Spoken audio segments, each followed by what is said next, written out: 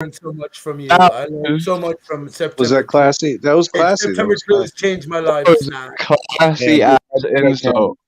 You changed my life, Snack. I already I told you before. I didn't know who you I do what I were. can, Pete, for you. That was like a very classy insult by Snack there, if you didn't catch Thank you. it. Yeah, Thank you. but I don't know. You all know who you I, are. I don't know who you are. I To don't be or know. not to be. I don't rate it at the same level as calling someone a protoplasmic invertebrate jelly. Oh, bro, petrified. Remember that was it Boris Johnson that said that? Or Because no one else would say that shit. wait, where did you hear that? Because there's like clip of maybe I'm mixing it up. I don't know. I got banned from September Clues and Clues Forum, even though I was a loyal member for years. I got banned for pointing out that Simon Shack, well, of course, Simon Shack, who solved 9/11, and all the whole media fakery event. I can't even go into that if you don't know what I'm talking about. You do, anyone who does know what I'm talking about.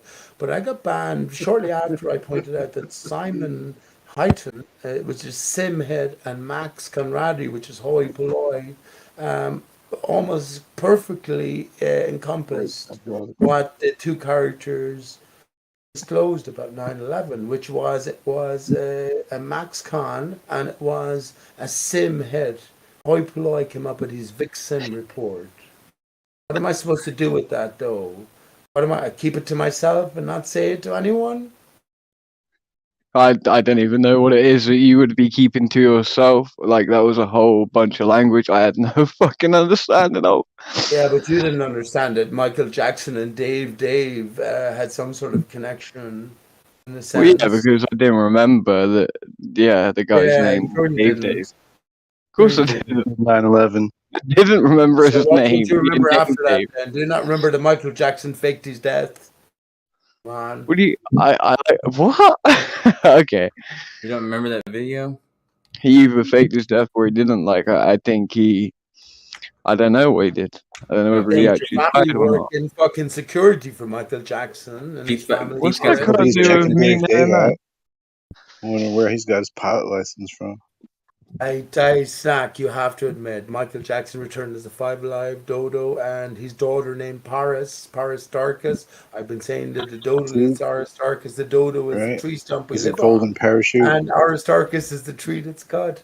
Come on, And Paristarchus. right, chainsaws, cut trees down, What does it mean chains. though? What does it We're in mean the though? chains. You know what I mean? This is What a does it mean though? I know you know more than cyclical. I do all We're in a along. cycle because there's Yeah, chain. but hang on. Can we break this fucking It's cycle? chains we can believe in. You Well, know, we're in a it's cycle. it's the ties that bind people.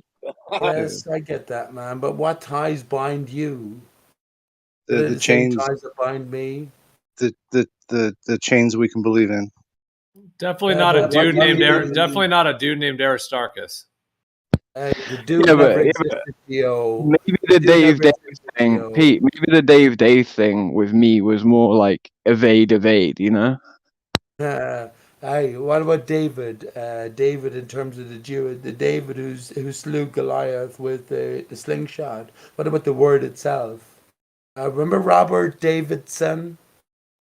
You got to break down the word though. D. What does the letter D mean? Has it any context without the letter I or the letter O?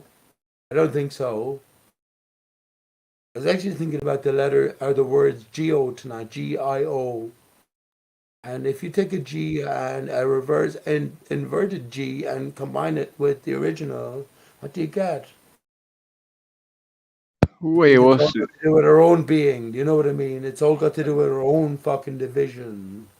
Wait, if you take a backward G and put it with the original so that they join up, do you No, get you like a take a love heart? backward G and inverted G. So you take a mirrored and inverted Like a G butterfly wing.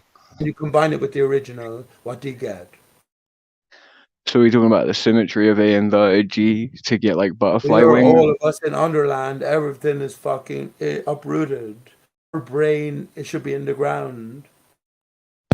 Wait, what? I'm trying to follow, but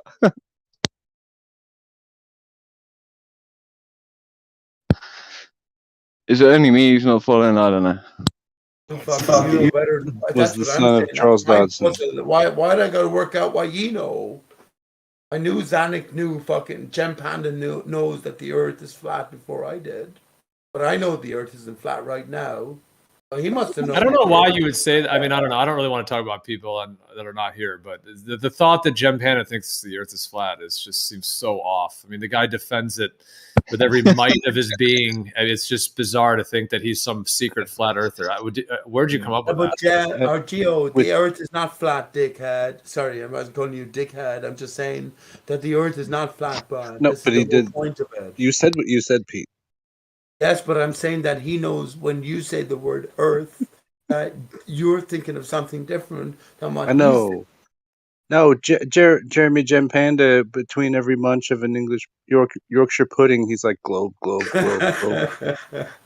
I lived in York, Snack. Would you believe it? I found out that there was a potential for 9/11 conspiracy when I was living in New York back in 2010. Would you believe that? I lived there for Could've. 6 months. Yeah, I believe that 100%. Yes, and would you think that there's a possibility that all our lives are we're the one player in all our lives, and everything leads us back to this greater miraculous story? Is that a possibility for all of us?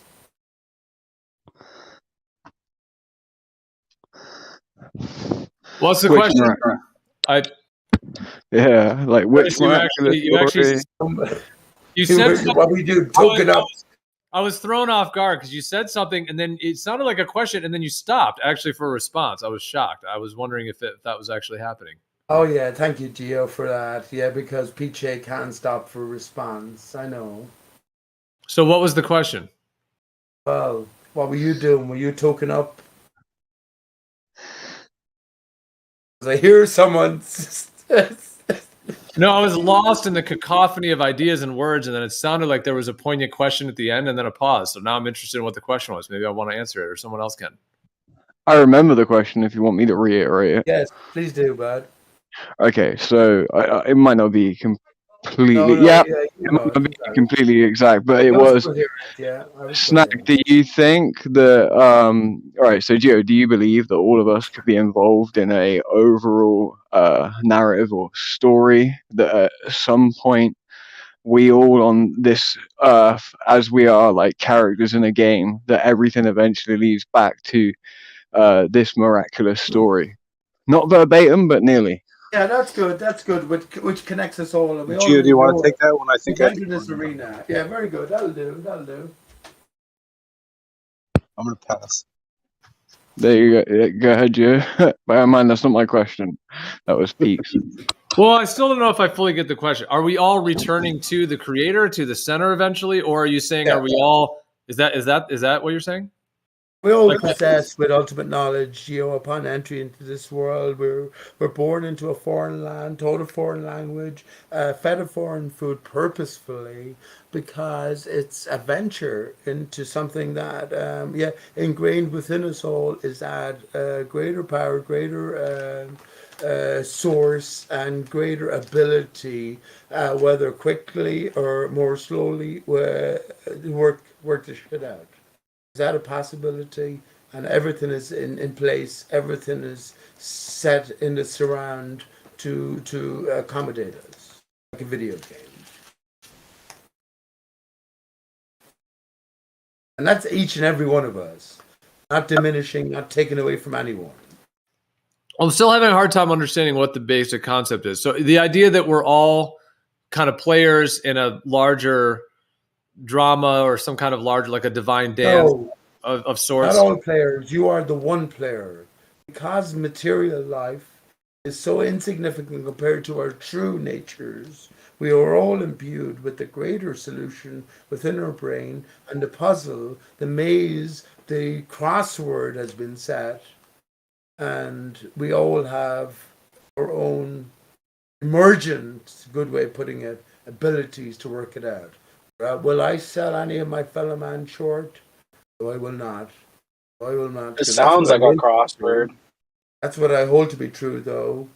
I just can't grasp onto what the topic even is at this point. I'm not able to follow it, Pete. You've been around 24/7 too long, Gio. You have your fingers in too many pies. What are you talking about? Now you're just making stuff up because you're not making sense. Oh well, that's what you would say with your. What does 24/7 have to do with anything? I haven't been on that server in a very long time. What does that even have to do with I'm anything? talking about your server here. Okay, well, this isn't that server. If you're talking about that other server. No, I'm not talking about that server. I'm talking about this server. All right, let's just get back to what your question was. Okay, I liked the idea of it. I was trying to understand it. So that we're all About your like, time that you put into your own server 24/7. That's what I'm talking this about. is that, but the words 24/7 are nowhere in this server. So I just But don't. fuck, they have no right over there where they don't entertain the word ether on 24/7. Fuck them. I wasn't thinking about them at all. All He right. means the effort you put in on a basis of time that is 24/7. I don't. Yeah, it's Yeah. just tricky language. Yeah, I get you, Gio. Ether. Okay. Oh, not ether. Got you. Yeah, but that's they're dickheads over there. Ether, excuse me, sorry, Gio. The question I'm ultimately asking is this just a mere venture into a holodeck that we consider life? But within all of us, because we know that we have the ability to work it out, it's just a brief venture into an adventure. Very good. A brief venture into an adventure. Yeah. Are we all bound for the same destination? I should think so. That's what my answer is. Question I of should free think will so. or choice, Pete. I should think so. A child is smarter than I am. I mean, I'm just trying to grasp onto. I just can't get the basis of it. Let me just try. Just without interrupting. Let me just try to say what the vibe or what I maybe thought originally you were saying or something, and then if this is useful, we could go on this, or you could rephrase it. I guess the kind of vibe I got from what you were saying is the idea that, okay, let's say we're all one creator. It's one consciousness. The whole thing is one consciousness. We are it. It is us in that perspective. And then out of the one becomes the many. So then this one thing has then divided it. Hold on. Try not to clip. Let me just say my thing. This one part has divided itself and has created this myriad of all these different beings and creatures and ideas and so on. And then there's a drama playing out. There's good and evil. There's all these factors, all these things playing out. And if it's all one, then the idea is, are we all, I thought what you were kind of saying is like, are we all like eventually returning to the one? Or is there some drama that kind of is playing out that's like cyclical and we're all part of this kind of, even though we're all one, but we're also part of it, playing it out, and somehow like that everything will come full circle? How about that? Is that the... Very good. Very good. Maybe this is the idea about reincarnation. I don't like the Hindu idea. I don't like that idea that you. I actually know someone very special to me. Jack is his name, and he is actually a guru. But I don't. I just meet him in passing. But his idea is that we just karma. We just live thousands of generations. That's no consolation at all. But he's not a flat earther. He ventures on it. He knows all about the rest of the stuff. He probably is a flat earther, but he is more focused on the spiritual aspect. The Bhagavad Gita. I can't. That's another word I can't say. Is it Bhagavad Gita? I don't know what it is, but I have a copy of it here. But I've read a few chapters of it on and off. But can't relate to it in a sense. But my point is that, when it comes to our own reckoning, according to the scenario you presented, it's all about our individual minds thinking at this particular point in time, Gio. How many flat earthers are there out there? How many people have the proper context, at least according to flat earth thinking, for their thinking? That's the pertinent question. And if everything is layered in a certain way, it's not because I learned how to fix a car quicker than you did that it makes me better than you. I just got there via my own pathway. I'm saying we all get to the same ultimatum. Is that a word? Ultimately. You know what I mean? Because it's so easy for us. But just what decides how we get there? I don't know. I don't think, though, I don't like this endless cycle of things. It's a terrible way of putting things. And I actually think this is what Flat Earth leads us to think, that our own history is much more brief and much more short term than we've ever thought. But then again, the greater question is, what is the percentage of your lifespan, let's say 70 years, in percentage terms of eternity, which every flat earther must have at least considered that they're now possibly eternal. They possibly have this ability to reach eternity. But yeah, what is the percentage there? So this is what I'm saying. So ultimately, there's a distinction between everyone, but we're all equally imbued. This is just a game. It's a fucking simple game. At the end of the day, love is the key. Right?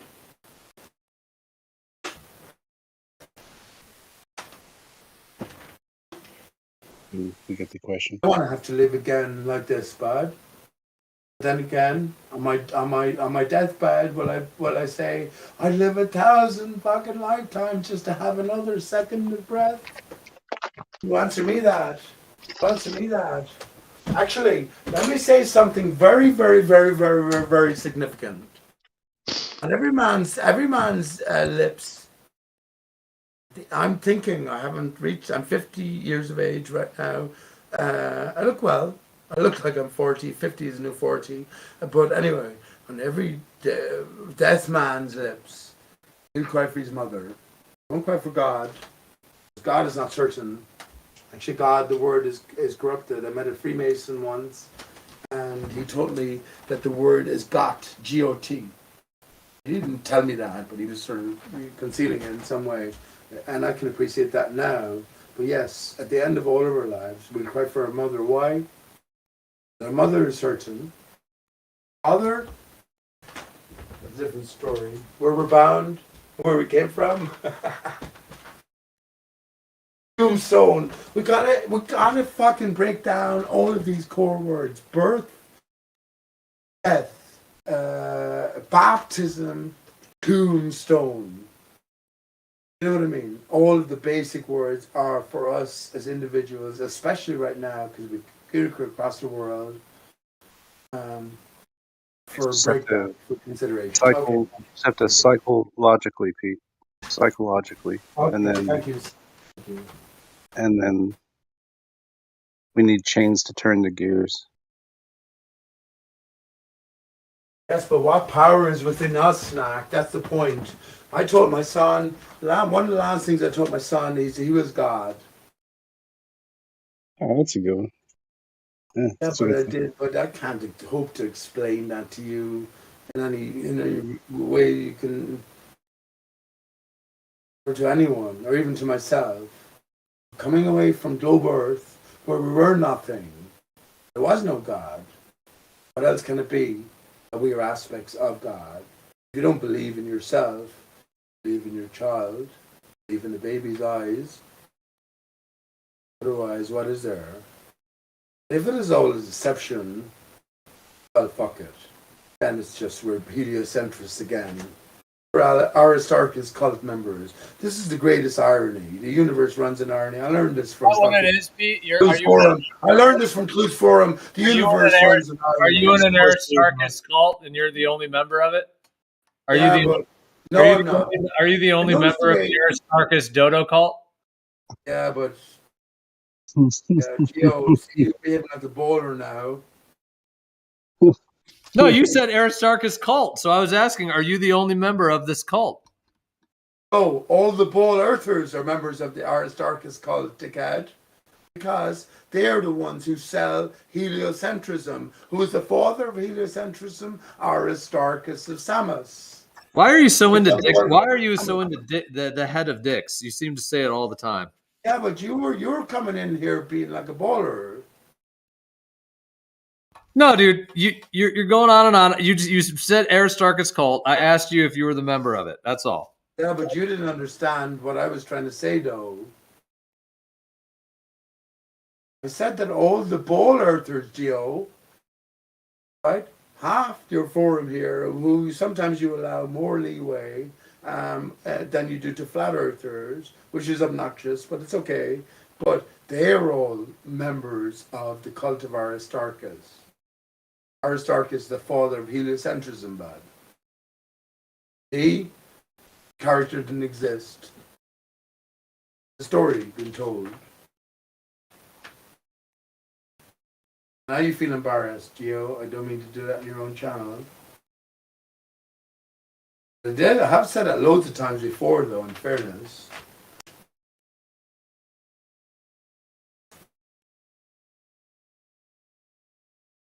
It's all concurrent, and we were talking about memory earlier on, and we were talking about imagination, about concurrent thinking.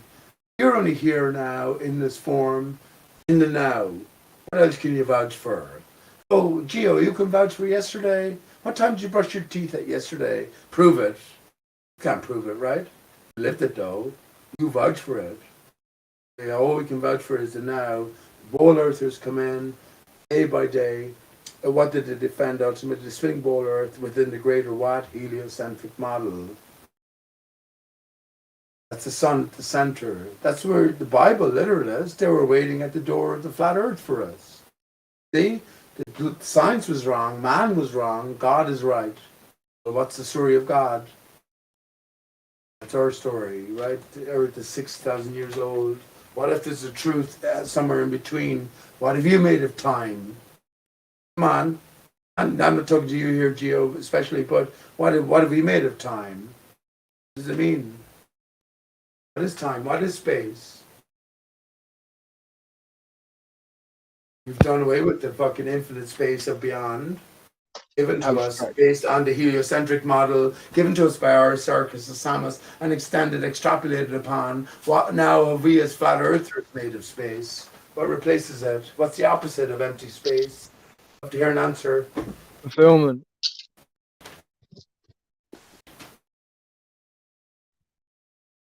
The opposite of empty space is fulfillment. Knowledge, depth, and understanding that's enriched and full. Circus. Yeah. So Aristarchus, I'm guessing this guy you referred to. In which way was he like? How did you end up coming to the idea that he's like the father of the heliocentric model, Pete? I'm maybe not researched up on the dude. I don't know. Yeah, but you're forcing me into a corner, bud, because when I mention Aristarchus, everyone gets pissed off. And if I was to try extrapolate upon it, takes too much time. But Aristarchus, Copernicus picked up. I'm your Copernicus, Travis. Yeah. Copernicus picked up 1,500 years after, or not maybe not 1,500 years, whatever. Yeah, maybe 1,500 years after the idea initially posited, as the historic story goes, which we don't trust in the slightest, given to us by Aristarchus the Samos. I'm not saying that. That's a historical tale. Oh, okay. So he was the initial man to propose that the Earth was traveling around the Sun along with the rest of the what do you call it, the globular planets around the central Sun axis. Copernicus, Kepler, all just expansions upon the original idea. But none of those characters existed for me, for fuck's sake. What am I supposed to say then beyond that? You know what I mean? None of those characters existed for me. It's all a game of clues. It has to be. Yeah, but you bring them up every day, so you must be really into it. Where are you trying to get, Gio? Well, what is Earth, Gio? Come on. What's beneath us, Gio? Tell us about quasi-luminous. Tell me about. No one talks about quasi-luminous, IPS. I tell you, people don't talk about. All the flat earthers who should be talking about nothing else. They'd rather talk to fucking Sanic, Rumpus, and the likes. Well, when you talk about quasi-luminous, Devon, Malgi, who else? Yeah, you know, there's so many other people. Flat Earth, flat water, brilliant as well. There's so many others as well. Tell us about quasi-luminous, though. Is he a crazy Satanist?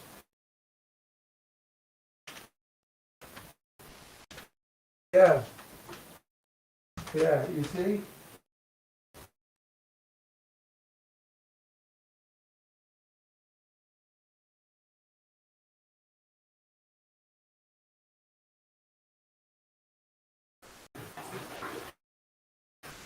I'd love to hear you tell me about Roxette Delacroix, who is now Faye. I'd love to hear all these stories, but apparently lots of stuff is taken away now. But Gio, what is Earth? I think this is the ultimate question here. For flat earthers, oh yeah, I'm a flat earther. What does that mean? What is Earth? We know what Earth isn't, which is a spinning ball, a blue marble. You just erased it, right? So paint your new picture. Come on, Gio. I'd love to hear it. I can paint you my picture. I'm not joking. But false is that. Listen. Like, are you sort of like then accustoming that to the same thing as the ballers? It's like, you can't replace gravity, therefore Earth cannot be flat. It's like falsification is independent of replacement, right? Like, No. for us to just start coming out and like asserting in some way some real concrete level of representation of what we believe the Earth to be, it wouldn't be based upon observation. It wouldn't be based upon truth. It would be based upon speculation or some utterance Imagination. of a fantasy of something that we would like the Earth to maybe even represent and resemble.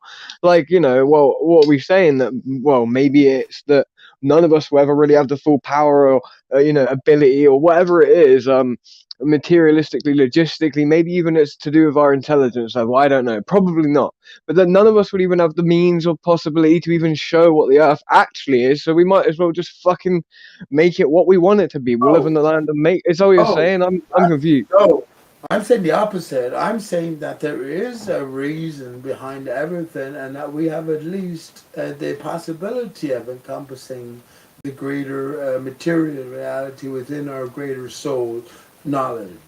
And if it's like a video game and you enter it, we're eternal, we enter into time, then if we follow the clues, we will be able to formulate a coherent picture within our own brain, bud. It's not about convincing anyone of anything else. Although I think these sort of forums facilitate a sort of amalgamation of ideas. And I also am not stupid enough to know or to think that I'm venturing into any new areas. The truth is already fucking known. I know you say that there. I'll finish by saying this. How can any of us make progress unless the fucking clues were laid down for us?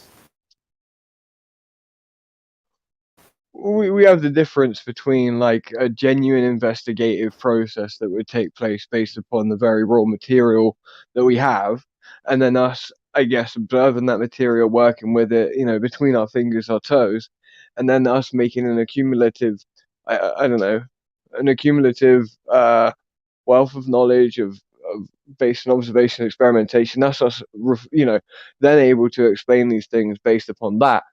Or you have what you're talking about, which is that there's the idea that there's another person or other people, groups, organizations out there that have the full wealth and knowledge and understanding, and they're esoteric in nature, occultic in nature. Because of that, they had to show a breadcrumb trail to what the world actually is. And then we could pick up the breadcrumbs and then actually figure out and find out exactly what this place is. It's a dichotomy between science and religion, bud, isn't it? But what? Yeah, but it sounds like to me that what you're saying is that. Which side do you come down on? I think science and religion are the same thing, man. I think it's exactly.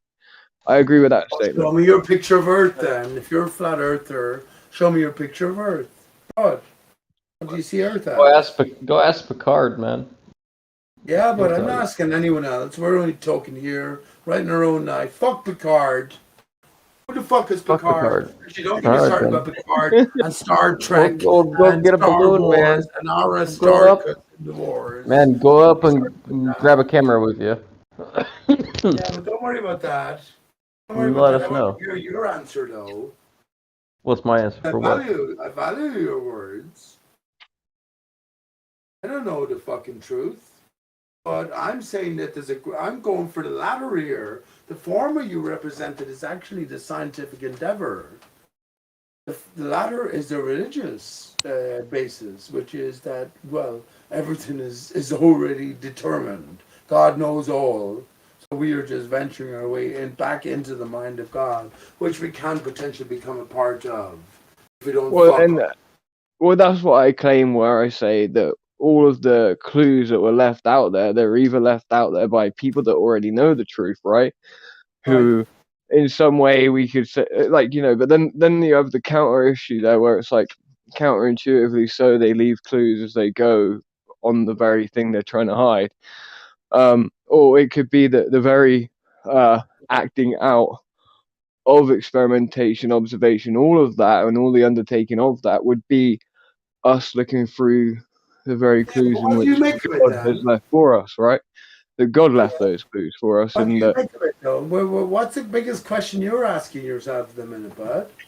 what I'm saying, that the dichotomy, that well, as you described it, that it's a blend of the two. That is, it's not one or the other. That. I absolutely agree with you there, and I've said this for the longest of times because a lie is built on the truth. But I'm asking you, as a man, as a tinker, what question are you working on at the minute?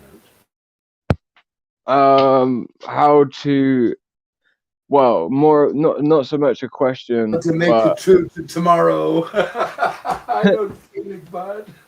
more of a, I would say for me right now, it's about how to resist all that which we don't want to. That's literally it. For me, my whole life's been about like a form of like resistance in some way. And I'm of the genuine opinion that no matter what, life will be difficult. It will always be. So how do I make it to where I enjoy what's difficult? How do I make it to where, if someone's like, literally beating me to death, that, my response always is to laugh. Like, I don't know. I don't know that, like, because fundamentally, I'm not, perspective is crucial and key to everything. I've come to this understanding a long time ago that the true meaning of success in life is the ability to perceive and feel joy. So, I don't know. I'm less concerned these days with the What is truth. joy though? What is joy? Can you achieve joy in dire circumstance? Yes, you can. That's been proven to me time and time again by my own existence and others. Yes. So therefore, do you wish for dire circumstance throughout your No. whole? No. I wish that if there is a dire circumstance, that I would respond in such a way that, well, the problem would be that if we adjust ourselves to dire circumstance, that in that the way that we perceive and we compute that, if that comes out as a form of joy, then we're sadistic in nature. Then we're enjoying the dark. The point would be that you are. It's morally reprehensible to you, the infliction of pain and tyranny and terrorism and all of its kinds, and you understand that it's wrong, but that in that moment you're unwilling to give in to the spirit of it, that you would renew your mind and you would focus on something different, that you would change what you're supposed to experience in that moment. Because obviously I understand the opposite would be that, well, then if joy is found in pain, then obviously what happens when you're not in pain? Is it just numbness, right? Of course, like there has to be clear distinctions, of course, and it has to be relative. But yeah, it's just simply that. Would you rather? Would you? Can I ask you back? Would you rather not have lived than live? No, I would prefer to have lived. But your life is not at the end yet, right? I mentioned dire circumstance. If you think about the word dire, D-I-R-E. So it's really like that. So D and E. When you D something, you sort of go against it, right? I was thinking in terms of death. I remember I asked you, would you rather not have lived than to live and find yourself where you are now? I didn't put it in those terms, but you got the message, right? But death, D-E-A-T-H. What does T-H mean? Or A, when you put an A before anything, you sort of anti it, right? So you oppose it. And I shouldn't be I shouldn't be getting into these considerations and asking you these, not because it's anything that I fucking know better, but I'm just saying it requires, a longer sort of explanation or lead up towards. But remember I mentioned earlier on about the TH being the philosopher's stone. We just got to understand our own constituency and our own makeup, because it all comes back to us.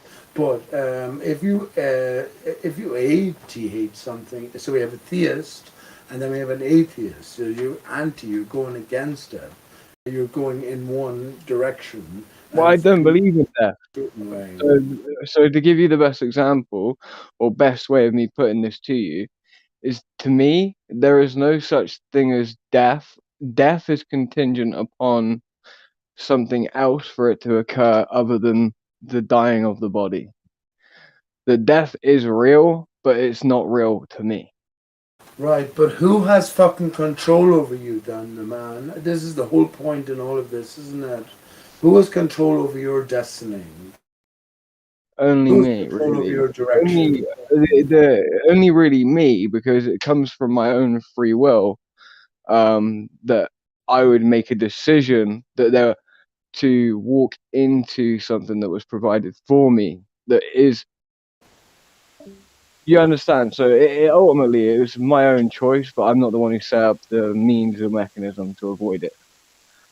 Yeah, but when you die, when you go to death, where do you find yourself? Actually, that's a great question for flat earthers. When you First go law to of thermodynamics. where do you find yourself then? I'm only asking this. Entropy would dictate. Can I say this, please? If anyone hasn't considered suicide, you're fucking a fake. I'm sorry about that.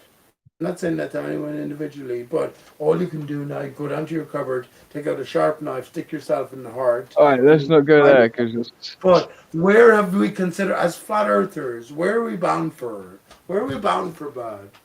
Well, we could let's take like the first law of thermodynamics, and energy will not be it cannot be destroyed, only transferred. And then that's a polar story. It happens to be in some way true though, right? Yeah. But it's true though, right? Would you not agree that the first law of thermodynamics is true? It's not true. It's not true. Give me an example. Yes. A black hole. That's a baller story altogether that doesn't exist. What are you on about? That's ridiculous. Because it's a good fucking answer. Because which side of the story you're going to stick with? The official side, the scientific side, leads us there. Where are you landing? What happens to you when you die, bud? What do you think? Are you in the arms of another? Oh, wait a minute. Like, black hole can't be, the rebuttal for the first law of thermodynamics, right? I put to you that I hold black holes to be in a fairy tale creation entirely, with no demonstration. No, please. I followed your line of thinking. Energy cannot be destroyed or created or destroyed, which is the basic foundational principle of science. And black holes are the evolution of the basic thinking. So yeah, you cannot deny me here, bud. Because I'm not saying that's true, but it is a necessary, logical sort of continuation that you must adhere to. No, I understand, but what you're making is wait there a sec. The problem is you've mixed it up, right?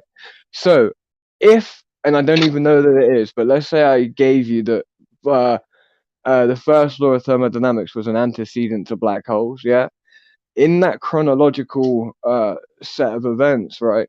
The problem is that black holes, therefore, are not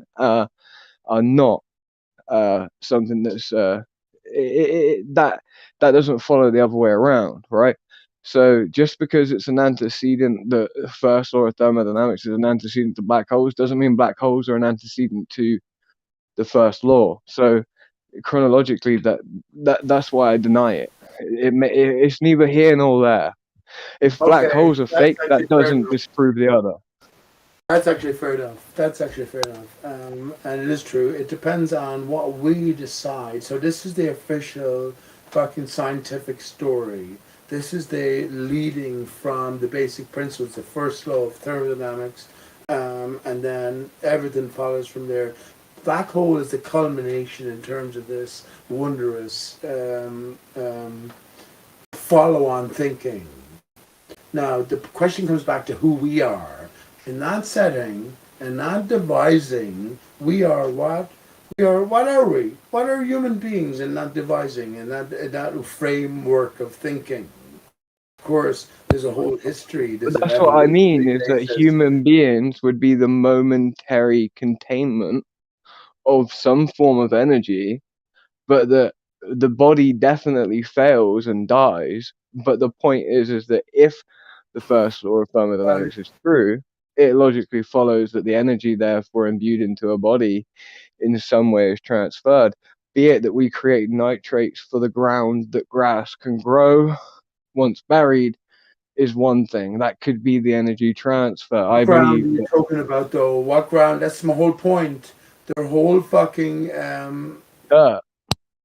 picture, their own universal picture is painted within these basic definitions. All I'm saying to you is maybe it's you that create all of the material universe. If you were an immaterial source, a soul, what's the material to you, man?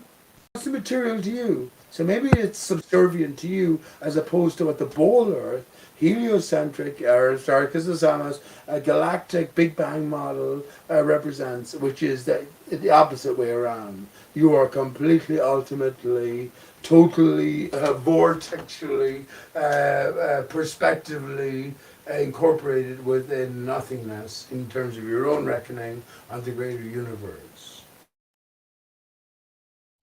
I'm not saying what's true or what isn't, but we already know the fucking story or the picture that's painted from the greater mind, the greater mind of the deceptive man. I don't know. It's difficult for me to. It's difficult for me to make. Please just hear me out on this. Please just let me make this statement. I am always about the fucking truth. I know I can talk some stuff.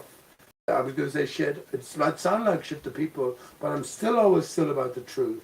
And I value every interaction I ever have, especially, I'm not saying especially now, but especially these days. But yeah, right now, absolutely value. Oh, I believe that to be true. What about with me, Pete? Do you value the conversation with me? Well, I do, of course, Lael. I told you that even though you accepted that you were a retard, that you're not a retard, you're brilliant at something. Have a place and don't sell yourself short. But you criticize me and yeah, come on, Lael. Yeah, you know that's the truth. Hey guys, I want to take a shot at the first law of thermodynamics and see if we can get somewhere with crypto on this. Hey, crypto, because something exists, does that mean it has to? Or sorry, not crypto. Yeah, you know, Craig Villain. Because something exists, does that mean it has to have been created? Like the existence of said thing, does that imply creation? Not always.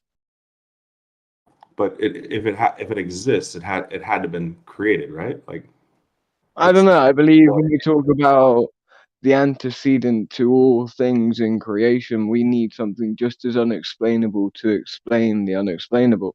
So then we have the seeming contradiction that something created everything, but we have no way to define what created the something that created everything. So is that what the first law is really addressing? Well, I don't. That's what I'm saying. Just because we don't know where energy came from, for it to be transferred, like, doesn't mean we can rule out its origin point whatsoever. For me, there's clearly a point of energy, but there's clearly some point of energy that's forever giving in some regard. Even in the heliocentric model, that seems to be clear to me, that there's some source of energy that seems infinite and on some level, right? But wouldn't you say that the first law is basically stating that there is no creator, because all of this energy didn't come from a creation or a creator? It always was, and always will be. It depends on how you look at it, right? Completely depends on how you look at it. Well, if I'm stating that energy cannot be created or destroyed, then I'm basically saying that I know how all this got here to begin with, and it wasn't. Let's look at the heliocentric narrative, right? The same requirement is there, right? Energy can only be transferred, right? Not destroyed. Can't be, so. I guess that's the point, though, right? Is that the first law becomes philosophy, not law, right? It's a philosophical idea, meaning all of this energy was not created, or was it? We don't know, but it's saying that the law itself says it does. Right. We know the law itself follows, right? That's one thing that we know on what's actually here right now, right?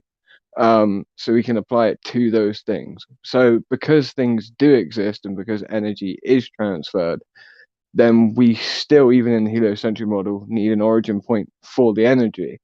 My point is that the amount of energy that there is overall, to me, or there's either a lack within the heliocentric model to describe how energy could have been transferred to what we have now, i.e. everything coming from hydrogen at some point to literally what we have now, seemingly is impossible. To me, the idea that it was a creator is the only plausible thing that would make sense. Yeah, because of the organization of it, right? Because because of its organization, right? Because it's obvious that it's not random by chance coming from nothing. Nothing comes from nothing, and nothing is by chance, right? We can rule those out logically. Yeah, and these are only logical points that I came to in my own walk, should I say, later on. Anyway, this isn't contingent upon my understanding of what I believe a creator to be, right? I didn't postulate, oh well, this thing. I didn't look at these basic fundamental things that we're talking about now. I didn't look at them and go, oh, therefore there must be a creator. That's why I believe in a god. No, I already did believe in a god, and there was a completely different origin story as to my relationship with that. Tell us your story, though. Hey, Thinmore. Yeah, Lael, you're hiding something, bud, and it's obvious you were hiding something. We want to get to the heart of matters here because our time is fucking precious. I don't care. How did you know that God? How did you know that God exists? A higher power exists, and how do you know that there's a separation between you and God? Come on.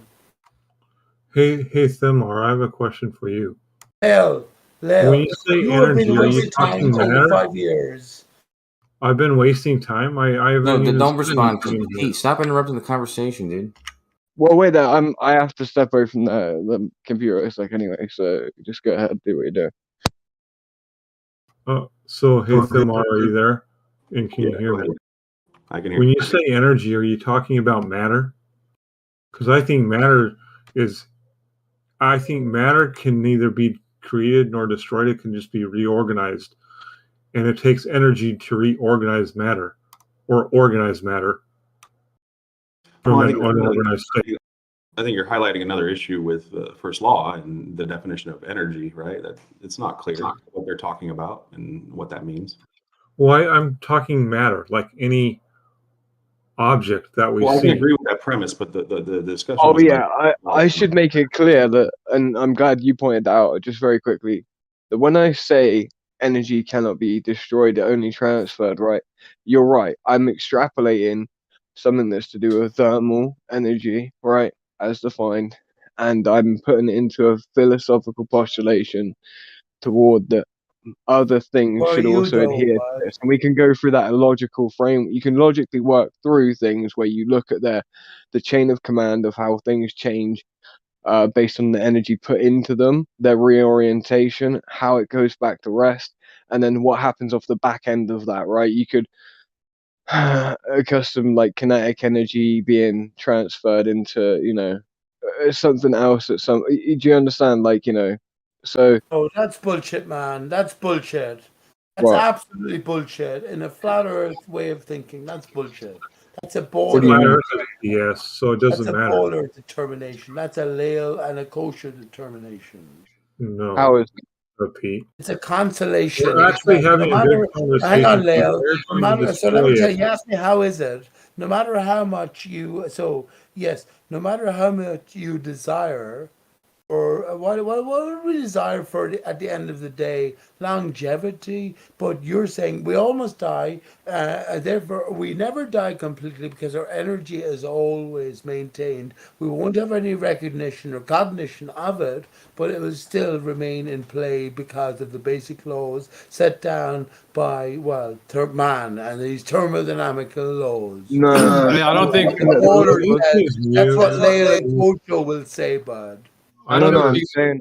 I don't think we can die. It's not possible. Yeah, that's what I was saying, Gio. Basically, that's what I said. Yeah, I but don't we think have no cognizance of it. That's what the fucking bowlers say. Our energy still maintains, but we're disintegrated. I accepted this fucking I 20 never years. I said brought my that. son up in this environment. I'm out. Well, why are you trying to destroy the conversation, Pete? Dale, shut the fuck up, man. No, You've been I was doing the actually same thing trying for to years on end. I could destroy understand. you in 5 minutes and Great. prove you I don't fucking. care. You're Why not are you listening to destroying the me. conversation, Pete?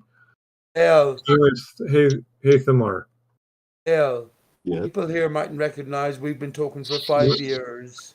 I You're can a care. ball earther. It's I ask cool. you basic questions It about the has ball no. earth. We gotta. Yeah, go ahead, Leo. Pete's just talking over. What shape the Earth is has no bearing on this question.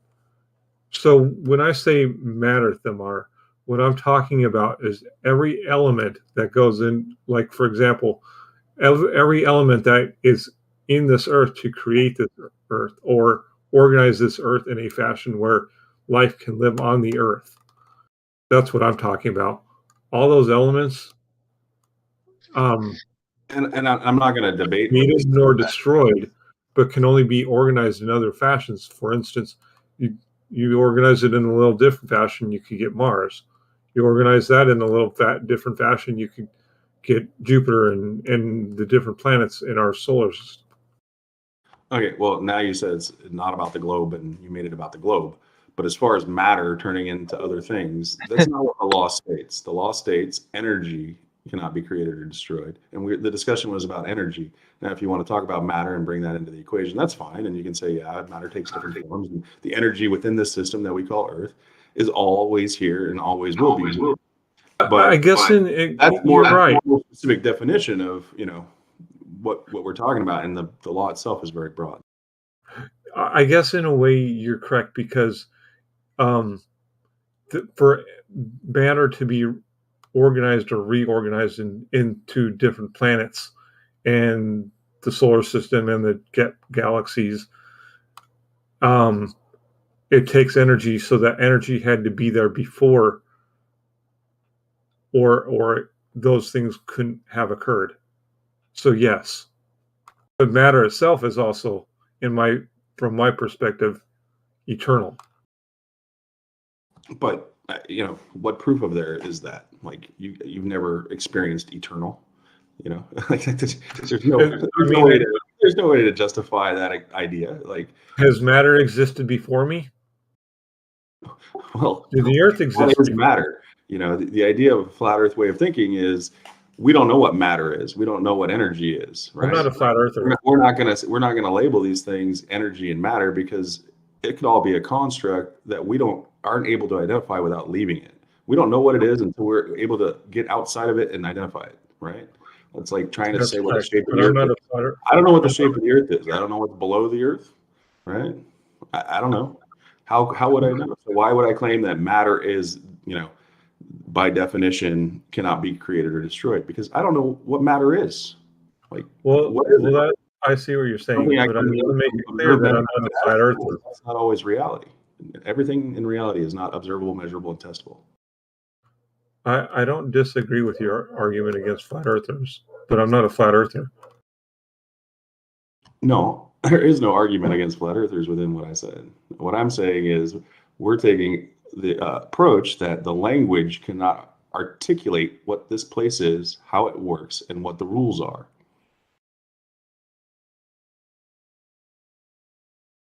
That language is not what we're exposed to. What we get are things like Newton's laws, which puts things in a box. And that box is defined not by reality necessarily, but by what they've chosen to define as such a thing. Like gravity. Okay, what is it? Well, it's whatever box they put it in, right? That's why I like to keep it very simple. And that's why flat earthers hate me a lot. What I say is if I take a ball onto my roof or an object onto my roof and drop it, and everyone is there to time it with a watch or a timer, they will relatively get the same amount of time on their stopwatch. And if you divide the distance by the time, you're going to get around 9.8 meters per second squared. Now, the label that we use for that acceleration is gravity. And that's why flat earthers hate you with an agreed upon average rate of fall. What? Doesn't really follow, does it? That's why flat earthers really hate you, because you can describe an agreed upon average rate of fall. Right, okay. Whatever. No, I'm giving an example how I make things very simple. Like, you go to the grocery store Well, you dropping and the register can has nothing to do with flat Earth. You know that, right? You going and dropping something has nothing to do with flat Earth. You're aware of this? Like, yeah, it is, because they deny gravity. What does that have to do with flat Earth? They deny gravity. What does that have to do with flat Earth? What does that have to do with it? We don't. That's why I stated the agreed upon average rate of fall of an object at 9.8 meters per second squared, meaning it's an agreed upon average rate of fall between you and I, someone who disbelieves the heliocentric model. I.e., meaning this is a fundamental and simplistic truth. It's not really something that is in any way controversial, right? This is just measurable objective reality. Exactly, but for flat earthers, they have to reject gravity, I'm a flat earther, which dude. is that rate of acceleration. That's No, what we call reject gravity. the notion of the other cacophony of multitude of things that you ascribe also in tandem to the word gravity, not the agreed upon average rate of fall of 9.8 meters per second squared. We don't have a problem with that part. That's why I never talk about all the other extraneous things. I talk about the rate of fall, and flat earthers always have to bring in, the bending of space-time, blah, blah, blah. I never say that. They always straw man my argument by adding in stuff I don't say on purpose to try to diffuse the fact that both Einstein and Newton would agree that things fall at 9.8 meters per second squared here on Earth. Well, Lael, let's have a conversation that exists in the now. I mean, if you've had these other experiences with people you're calling flat earthers and whatever that means, it's kind of hard for anyone to really respond to that. So I've had it on this server, and you guys have disagreed. That's fine, but it's like telling your tales about things that you've had with someone you're calling a flat earther is not really that relevant to. I'm just suggesting. I'm not trying to shut you down. I'm just saying, can we stick to the conversation that, like, have a conversation instead of having one about people that you think said something at some point in the past? Gio, I've had you argue against it. But Gio, he believes I just did that. But Gio, the problem is he thinks I just did that, right? You did do that. You're trying to add in stuff. Wait there. Okay, so that was just a quick question. So I'm going to show you how I didn't do that. And I agree, people may have done that in the past. I'm saying, and remember, what I said was there's an agreed upon average rate of 9.8 meters per second squared. No one has a problem with that. All I was explaining to you is that flat earthers may disagree with the word when you invoke gravity, because gravity also invokes other things that are connected to it in tandem. So it's not that I'm trying to force you into explaining warping and bending of space-time. It's that I'm pointing out why previously you may have had that experience, that you kept it very simplistic, but yet these other things came up. Yeah, because they're naturally inferred when we mention the word. That wasn't me doing what you just claimed that I did, though. I'm just pointing that out, that logical framework of what's going to happen to you when you bring that word up. That's what I did. I didn't do what you claimed that I did, though. Well, great. You are actually providing evidence of what I'm saying, because I said the measured, agreed upon measurement of 9.8 meters per second squared is the word we use to describe that rate of fall is gravity. Yeah, Now, does it you have can't extra agree. meaning? Does it have extra meaning above that, like the bending of space-time? Yes, but I keep it simplistic, and I'm saying that both Newton and Einstein would agree that if I drop that ball, they would measure the same rate of fall. They would agree on that. Yes, Einstein wouldn't say that that was because bent time and space, though, would he? He wouldn't say, yeah, that was a result of Oh, he said. time space. Well, Einstein would say that was a result of the emergent force of gravity based upon the pressing down of a object of mass on the fabric of space, creating the emergent force of gravity that causes the fall rate of a 9.8 meters per second squared. He would say that. I don't think anywhere in his writings did he talk about things falling, did he? I don't think he referenced that once. Well, I mean, No, if we were in no. conversation with him right now, that was the more But, white then. but my whole point here is that the word gravity, or the acceleration here on Earth of things falling to the ground, if Newton and Einstein were staying right next to me on my roof and I dropped something, they would measure the same rate and they would agree with that rate. There is no disagreement between those two. And here's what I'll tell you why. Because Einstein clearly states that mass is relative to the rate, right? More mass, the more it bends and warps time and space. So they could not be equal, because the more mass, the more it bend time and space. Period. But also more inertia. So yeah, it's still equal. But if you have the mass, whatever mass it may be, they would agree that the time it took to hit the ground is equal. Oh, you keep saying this, but like, so would I agree. I would agree that these things would fall at that rate too. I think every flat earther would agree that those things will fall at that rate. But you agree that Einstein and Newton would agree. Like, The when did I explanations they would give of the reasons why that acceleration happens here on Earth would be different, but that they would agree that the measurement of 9.8 meters per second squared is 9.8 meters per second squared. Right, okay, what argument are you actually making, and how did I strawman you then? Because, like, at this point, we're just saying the same thing over and over again. Well, you're strawmanning because you have to add in the explanations they give are different, so they're different. But the actual rate is the same. Object A, I pick it up and drop it. They measured the distance. They measured the time. They would come to the same conclusion of the rate of fall. Yeah, I agree. I agree with you. How am I strawmanning you then? So Newton and Einstein agree? What? I really don't understand, like, your original point. This is why flat earthers really hate you, because I keep it simple. I don't know how I strawman you. Newton and Einstein. Newton and Einstein are on the roof with me. Hypothetically, they measure the distance to the ground, and they measure the time that it takes for the object to hit the ground. Their times would be relatively exactly the same. I know. I agree with you.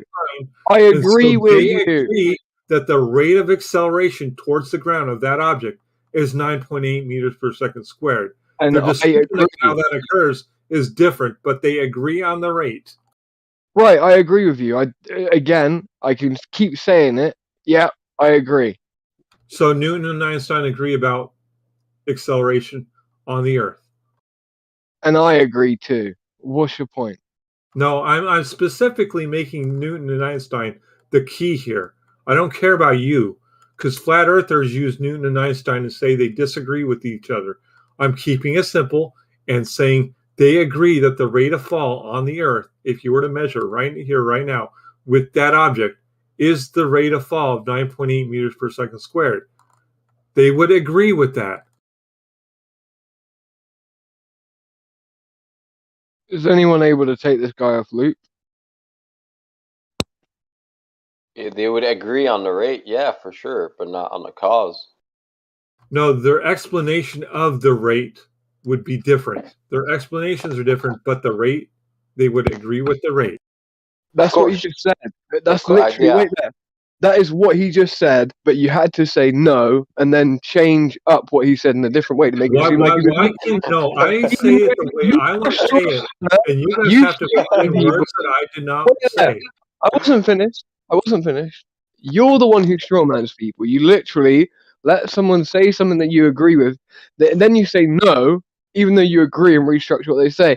You somehow make out No, I they strawman restructured you. what I said. I wasn't on finished, purpose. dude. I said it the way I wanted to say it, and he restructured it in a way I didn't say. He's not saying exactly what you're saying. That isn't the goal here. To exactly repeat verbatim what one another says. You get that, right? And it isn't a straw man if someone says the same thing as you in a different way. It doesn't make him wrong, so you don't get to say no, then say the same thing in a different manner. Right? He's saying it in a different manner than me. So what? He was still correct. You're the one strawmanning people, dude. You're the one. All good. Give him the straw. Yes, I agree to what you said. Now carry on. Where are my ears? Just give him yeses all days. That's how you deal with these trolls, bro. Now what? Where are you going? Things fall 9.81. That Newton and Einstein agree on the rate of fall in gravity. Awesome. Here on Earth. We agree too. So what? And? So the point here is that generally speaking, flat earthers say Newton and Einstein don't agree about gravity. What they need to clarify and speak more clearly and say the explanations Newton and Einstein seemingly don't agree, but the basis of what gravity is they would agree on. That's how it should be worded. No, what you're saying. Well, next time you catch somebody. No, I said what I'm saying. We'll correct them, all right? Yeah. I said what I'm saying, so don't say it any different. I said what I said. Sweet. And who claimed they were different in this convo?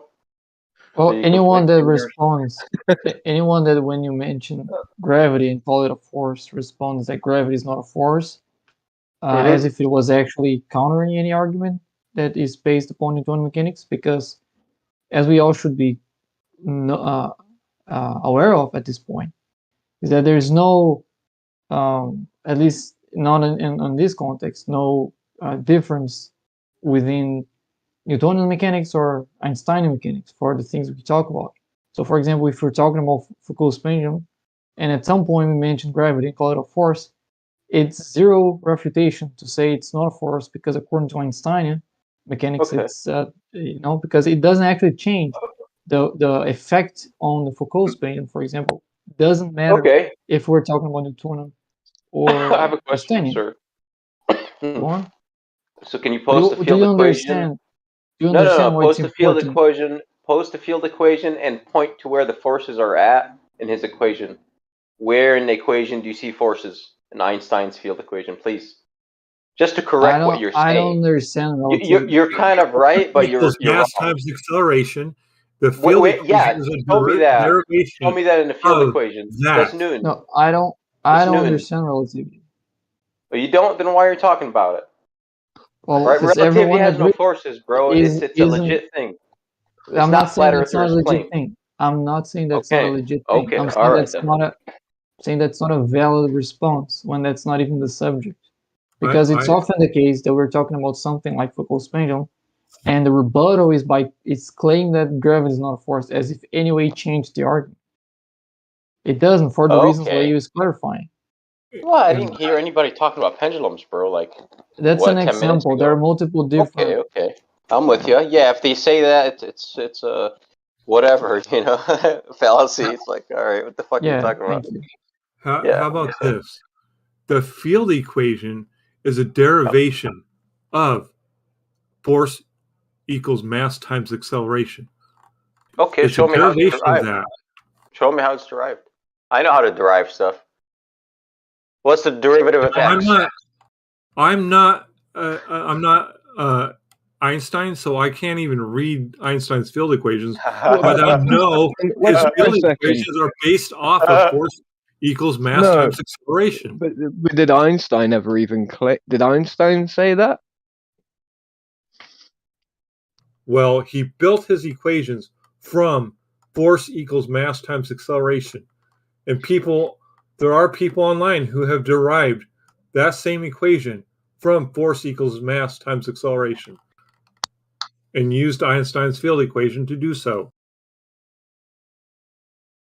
Yeah, we're also seeing people reducing Einstein's equations into Newton's equation. Oh, I can do it. I mean, I don't yeah, understand it. I don't know how to do it. Cheating. Yeah, I've seen people doing it. Yeah, it's cheating. Yes, you can, but it's absolutely cheating. How is it cheating? Okay, you guys said you tapped out on relativity, and now you're asking me how it's cheating. Okay, do you know what a Rickie I never tensor tapped is? out on relativity. Okay. I never What's a said Rickie one word about relativity. Okay. You're putting That words was in my Bacon. mouth I never said. Bacon tapped out. Well, what's the Rickie tensor? I have Explain no it to idea. me. And what's lambda in the equation? No Greek idea letter. too. Well, not you, Bacon. I know, bro. I'm not asking you. You said you don't know, so I'm not pressing you. The other guy, because he's going to walk me through the field equation. I'm going to walk you through it. I already told you I don't understand it, but I know Newton derived the field equation from force equals mass times acceleration. And then he went further and explained what the force is. If you think you can derive it from F equals ma, then show me mathematically, like the derivative. Like the acceleration is the what? The first derivative, right, Bacon? You can do that. I know you can. Right? Well, I don't think he's... second derivative, whatever the fuck.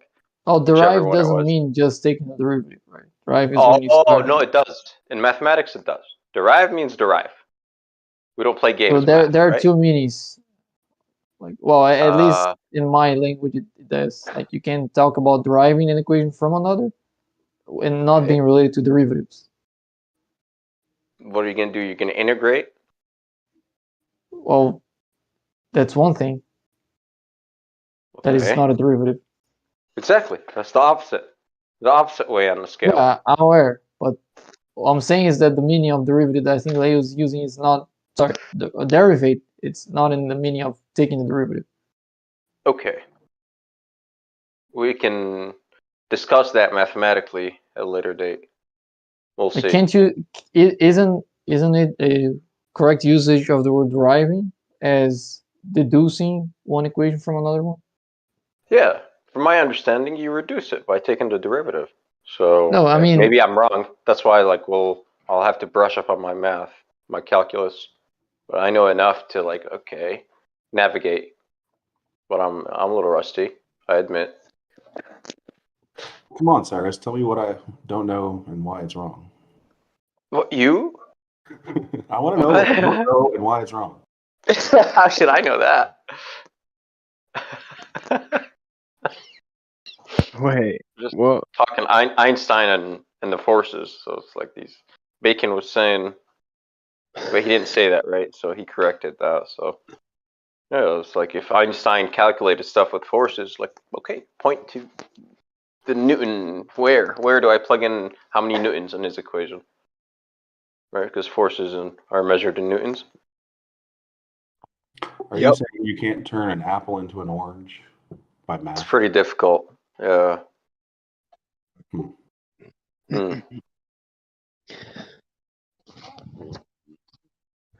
Yeah, this guy. Yeah, I think I'm correct. This is not just a language confusion for my part. You can't say derive without being related to derivatives. If you're deriving a form, where'd it come from? What is it?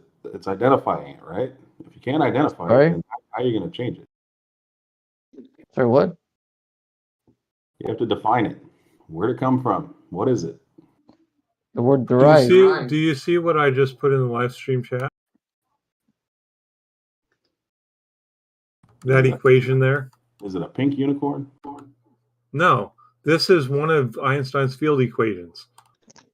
That big G, the 8 times the big G, that big G is Newtonian gravitation. Yes. That's the gravitational constant. Yes, Correct. Newtonian's Yeah. gravitational constant. That's not even Newton's, bro. But okay, Yeah, you can call it Newtonian. No, it's not. It's not. No, it's not. The guy that made it like precise, of course, was Cavendish. Then Boyce. Boyce gave us the Speednall number, by the way. So it's not even Newton's speed. Newton's equation was a proportion. He said it's directly proportional to the masses, and he never had the G in it. But later on, he got added. I love Newtonian mechanics, so okay, but I hate this big G because you can solve for it. So it's, Yeah, G. Yeah. That 8 times big G, 8 pi times big G over C times 4, or the speed of light times 4, and pi times G. The big G is Newtonian's constant of gravitation. Yeah, let me get you the better equation, bro. You can get me a better equation than Einstein's own gravitational constant. The full equation. There you go, sir. No, that is the full equation. No, that is Einstein's gravitational constant. Now you replace K. Equation. Yeah, what's K here? Can you explain to me K? What's K? K is... Yeah, C is the speed of light. G, we know what it is. We know pi. K is Einstein's gravitational constant. Which is? Now, which is what equal I posted. to what I posted. K is Einstein's gravitational constant equal to 8 times G, which G is the Newtonian constant of gravitation. Yeah. Okay. Cool. It is derived. How do you get this Einstein's K value? Gravitational constant is derived from Newtonian's constant of gravitation. Okay. And what does that equal to? Whatever it equals to. And by the way, big N is in that. Where do you plug that in? I'm with you. Where do you plug that in? N, the big N in there, guess what that is? Newtons. Yes, I know that. That's the unit. Yes, correct. So Newtons is in Einstein's gravitational constant. No, it's not. Yes, it is. No. Einstein's gravitational constant is K, which is said equal to 8 times the Newtonian constant of gravitation divided by the speed of light squared or cubed, equivalent to 2.7077 times 10 to the negative 43 times N, which is 1 Newton. Okay. Relax. Okay, I'll give you a better explanation of no, you don't need to. I have that explanation. Yes, I do, because K equals the G sub UV and G sub UV and alpha over there. So that's the cosmological constant. This is the full field equation. So the left-hand side, that's the spatial part. That's the space-time curvature in these tensors, these matrices. And the right-hand side what is big G? The M1, M2, and the radius is the speed of light. We're very familiar with that. Great. What is big G? What is big G in that equation? Oh, that big G on the left-hand side? That's not the big G. That's the Newtonian gravitational constant. Oh, no, that's the Einstein tensor, sir. I'm sorry. No.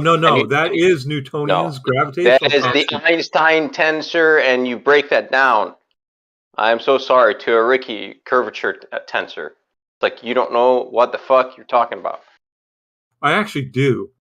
The G sub UV is a tensor equation of how many orders? Tell me, since you know what you're talking about. What is that? They're both tensors. The polynomial on the left, that's a tensor and that's a tensor. Of the which order, please? The big G is Newtonian constant of gravitation. Awesome. How come you can't agree on something that is a fact? It is. That big G on the left is called the Einstein tensor. Just Google that. Google the Einstein tensor. Big G on the right. The big G on the right is the gravitational constant. Yeah, Newtonian's gravitational constant. Okay. Which he means stole it for, not he stole it from Newton and he plugged it in his equation. Gravitational constant. The gravitational constant. Space-time curvature. He replaced the force with the space-time curvature on the left-hand side. We're Great, very familiar with what we're looking at. But All right, then. this That's fully it. field The equation force is is the derived space-time with curvature. the Newtonian constant of gravity. That's the point. And that equals the space-time curvature. Sweet. Yes, whatever. All right. It doesn't Okay. matter. What I'm saying is that Einstein's field equations derive their equation from the Newtonian gravitational constant. If Newton had no gravitational constant, then this equation wouldn't even exist. It's not Newton's. And he just took Newton's equation, right? If you're going to call that Newton's, and he replaced the F, right? F equals M1, M2, big G over R squared. Yeah, you know that one, right? Yeah. He took the F out and he put the tensors on the left, the Einstein tensor. Yes, and the large G represents Newtonian gravity, which is. And you know what the metric tensor is? Where is the metric tensor in the equation? Because this is what space time. Answer the G. What is the Newtonian constant of gravitation? You tell me. Who found that? Was Newton? Newton. Was it? Force okay, post it. It should be in what is it? The Principia, yeah. On which page do you find big G in Newton's formula? Go ahead. Newtonian constant of gravitation, which is F1 equals F2 equals G over mass 1 times mass 2 divided by the radius squared. The point is, it's not found in the Kipia. It's not found there at all. It was added later. Anyways, sure. Give it to him. But it's not Newton's, but stop calling it Newton's. It is proportionality, not an equal sign. So it requires a constant. He just didn't, decide a letter. Cavendish figured it out later. Okay, awesome. So it's not Newton's, right? It's Cavendish. Right? No, his equation does have a proportionality constant because that's implicit in the proportionality notation. But he never got the large constant. G on the right-hand side is Newtonian's gravitational constant, which is that's what you call force it. Yeah. equals that's not what it mass is. Times mass over radius squared, which is the center of those two masses and the distance between those two centers. It's attributed to Newton because it's his theory of gravity that uses the constant. So he didn't discover it or measure it. That's true, but that's kind of irrelevant. Okay. And I said that's the gravitational constant many times, the one on the right, but not the one on the left. I was talking about the one on the right. Cool. And the whole entire field equation, the whole section is on the right, derivative or a derivation of the Newtonian constant of gravity. It's not quite a derivation because the whole section on the right is the same as the M1, M2 over R squared. And what about the part on the left? Cool. The part on the left, that replaces the F, the force, with the space-time curvature. So the left-hand side is the space-time curvature. Okay, and it has the Einstein tensor, that's the big G. It's got the metric tensor, that's the little g, and it's got the cosmological constant right there. Mm-hmm. And right. could he derive this field equation without the Newtonian constant of gravitation? Yes or no? No, that's not deriving. He's just put it there. That's not. You know what I'm saying? That's not mathematical derivation. He put it there because it existed. He replaced the force with space-time curvature. That's it. Yes, and the Newtonian constant of gravity was there. I agree that the force was changed. He expanded the meaning. But the gravitational constant, which is F equals ma, is boiled into this entire field equation. You understand that the K is in what you posted. The unit is in 1 over Newton, right? It's per Newton. N to the -1, right? That's in the denominator. Am I right or wrong? Mm-hmm. Math wizards. So what's a per Newton? That's space-time curve. That's K. So you got that number, sweet. Now you can you solve the right-hand side. You can get rid of that. Now you plug that into the field equation, and you keep going. You got to get the space-time. But without the Newtonian constant of gravity, without the Newtonian constant of gravitation, this whole equation wouldn't even be there. She wouldn't have derived this equation. Bro, that's not the like I said. He just replaced So what you're the trying to say is equation.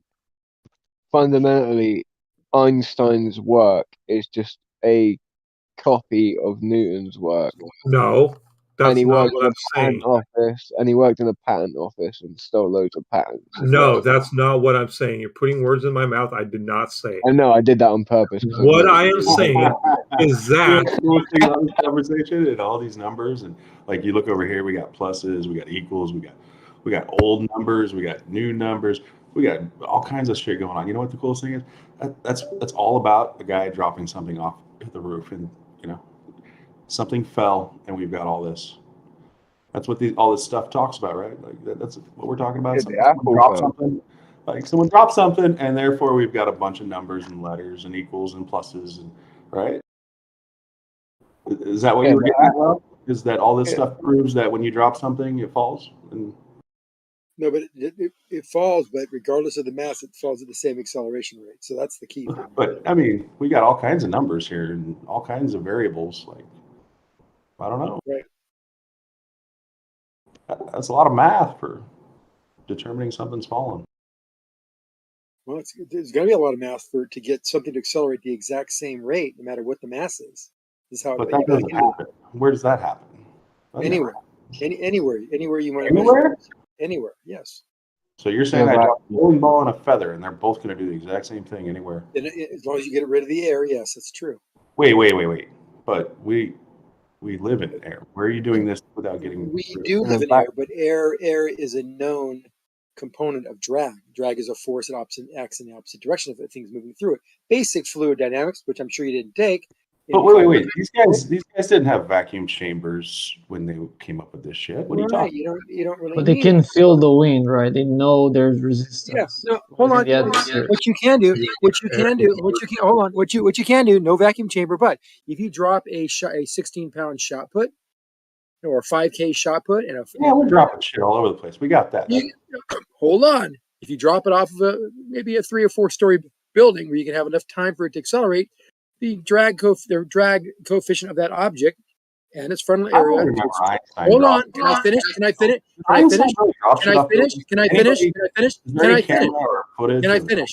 Is it possible to finish?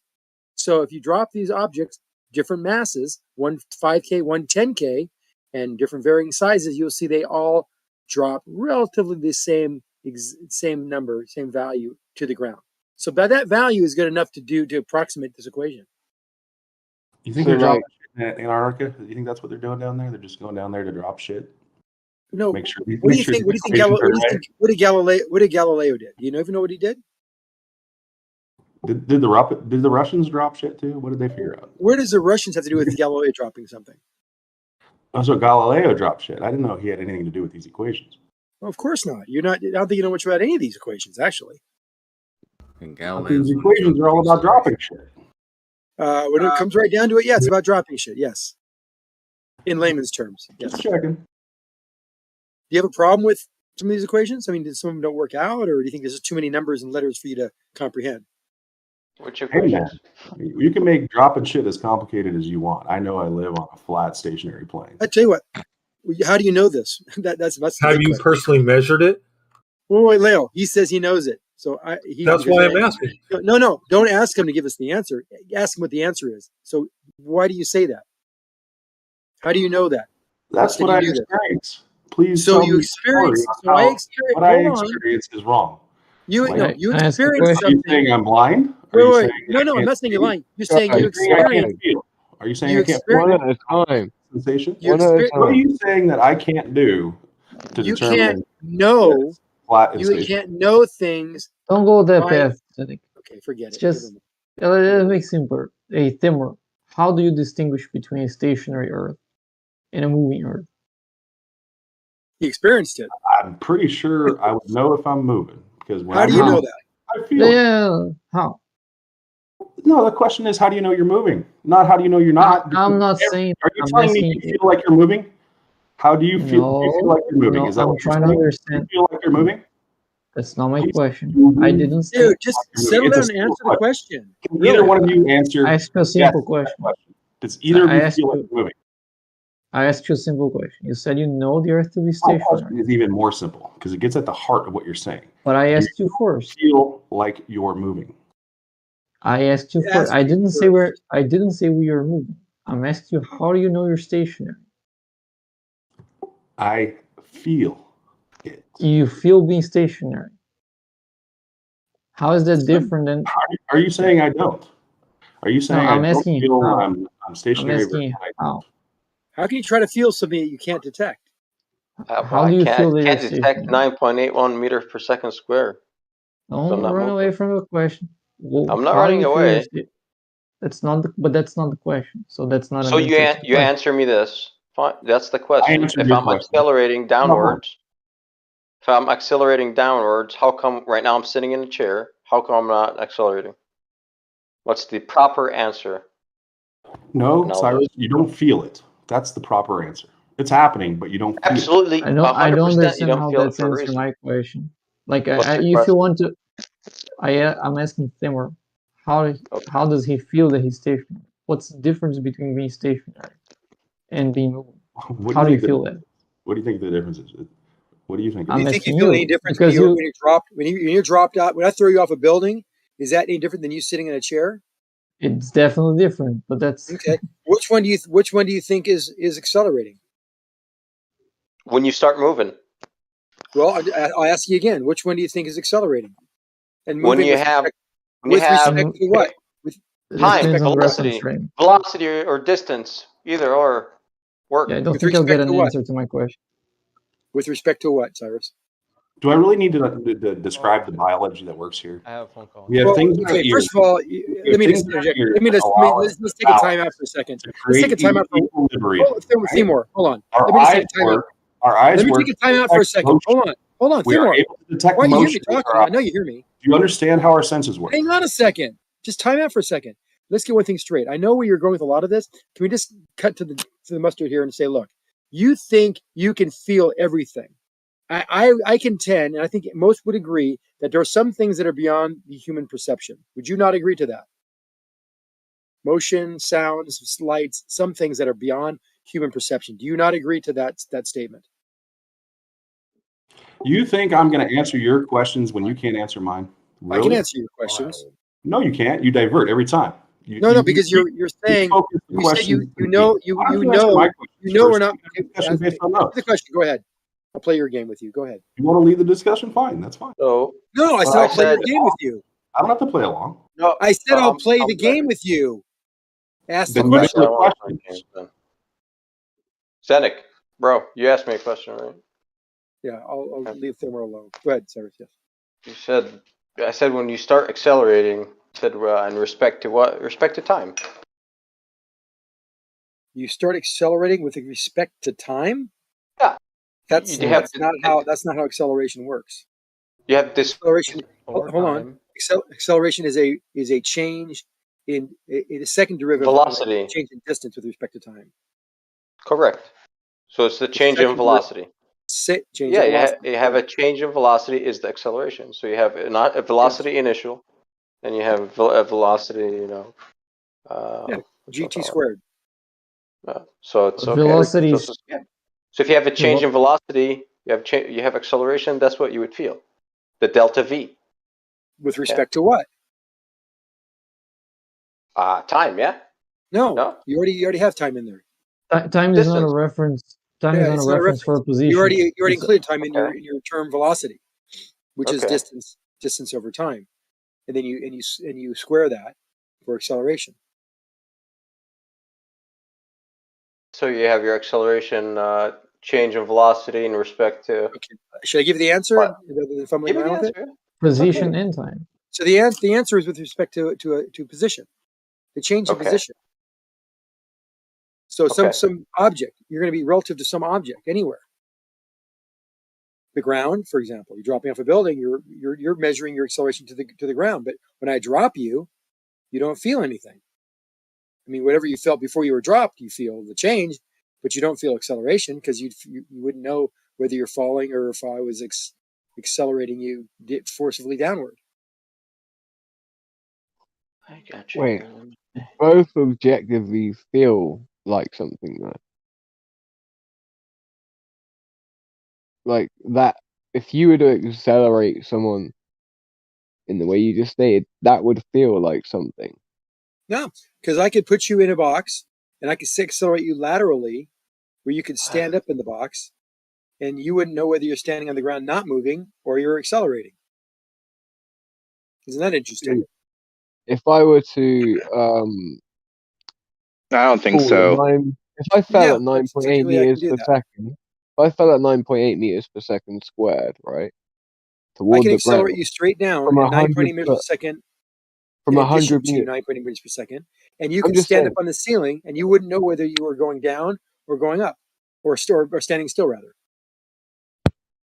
Well, I would say just because you have like sacks of liquid in your body, you'd be able to tell like a change of acceleration. Nope, not at all. If I accelerate you straight down at 18 or over 19.6 meters per second squared, you could stand on the ceiling. You wouldn't know whether you're accelerating or you were standing on the earth.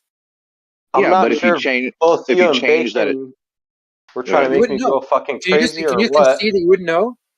Look, I posted an equation right here. It's delta V over what? Over T. Time.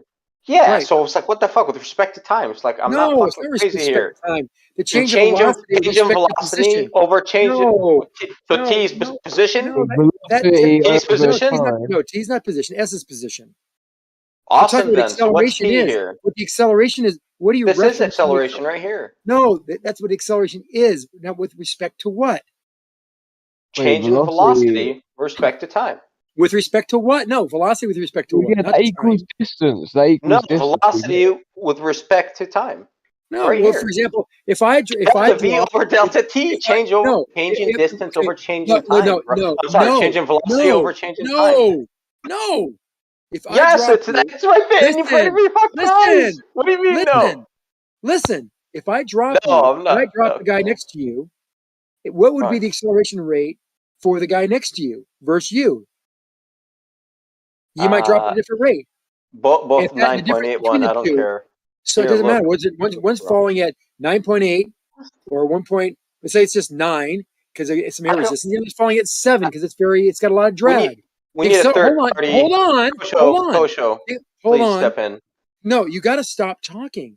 So the acceleration is the velocity is with respect to something. It has to do with a point in space, 2 points in space. Where are you moving to? That's what it's respect to, not time. No. Time is needed for the acceleration. But your velocity, not with relativity. Can not you work to the out reference frame. Relativity. What reference frame are you measuring it from? Reference. This is simple. This is nothing. It's not that difficult simple right here. Yes, it is. Absolutely. Look at the equation. I know Kosho, please, bro. very well. I'm sure you're not what's the equation saying? Through. What's T here? What do you mean I'm not thinking it through? Because the change in position is the velocity, right? Change in velocity with respect to time. Change in distance over time. Yes. That's your velocity. The rate of with the direction. The rate of acceleration with respect to time. Oh my God. Now you change that. Change in time. You vary that with respect to time again. No. Change with respect to time. Oh goodness. With respect to the change of time, not time. The change in time. That's not what I was asking. Yes, delta T right there. Velocity. Yes, How do you change in time? Go back to velocity. What is that with respect to? That's probably a better question for you because you're just being obstinate. Distance over time, yeah.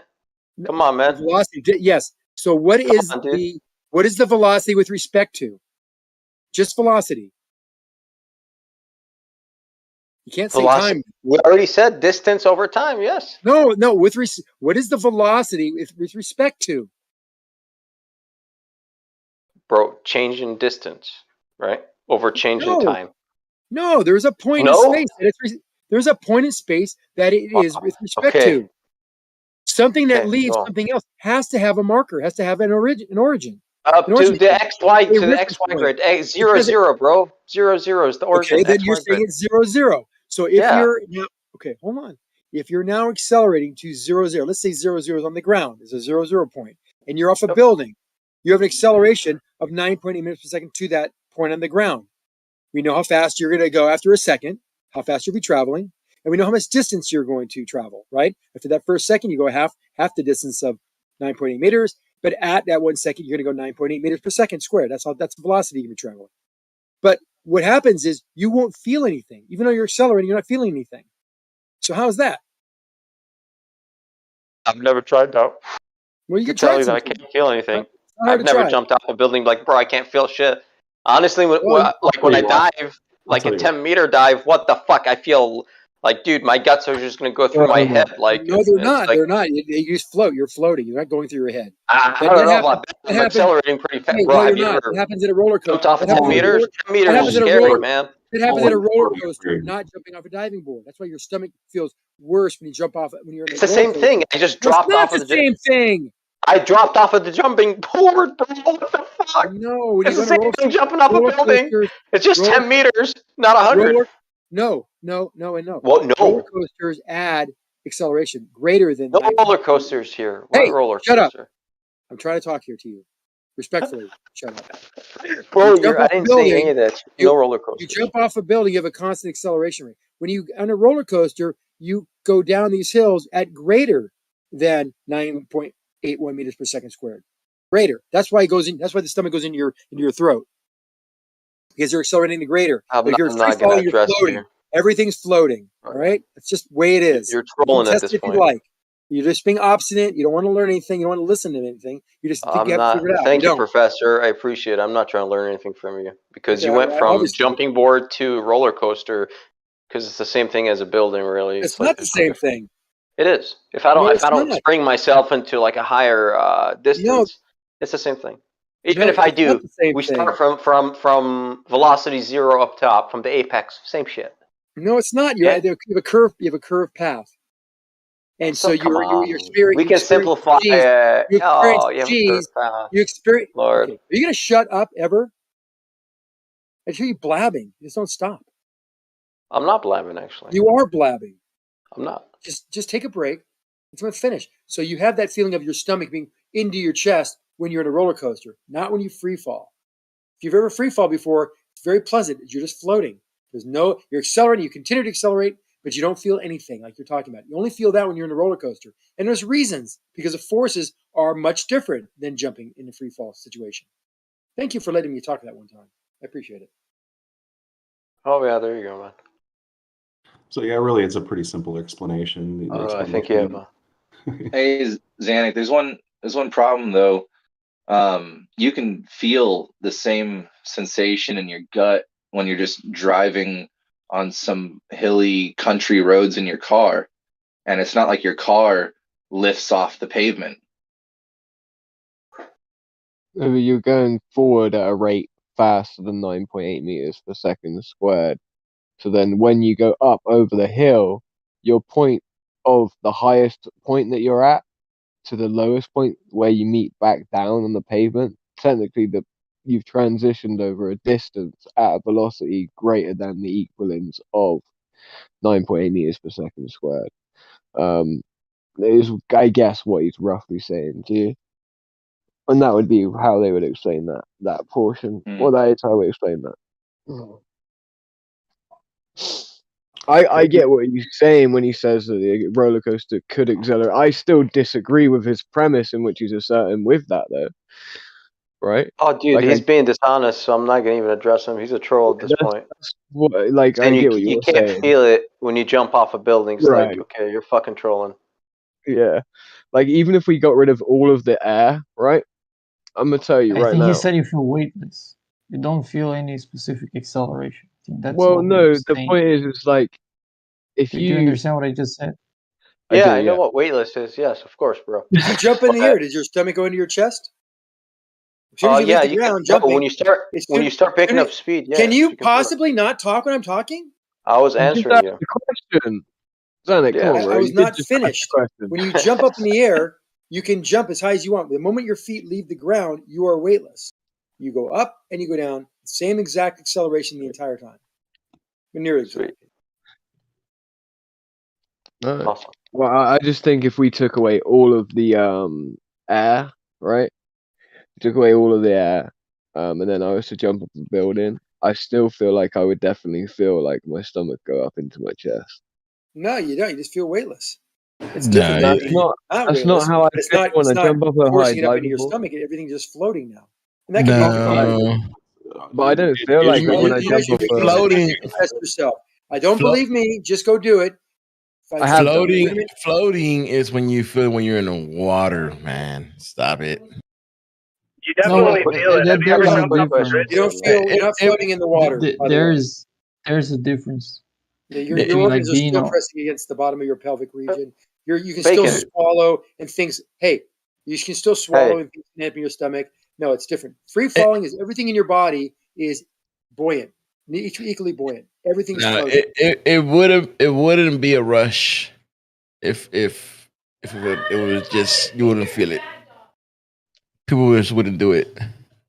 Have you ever jumped off a bridge?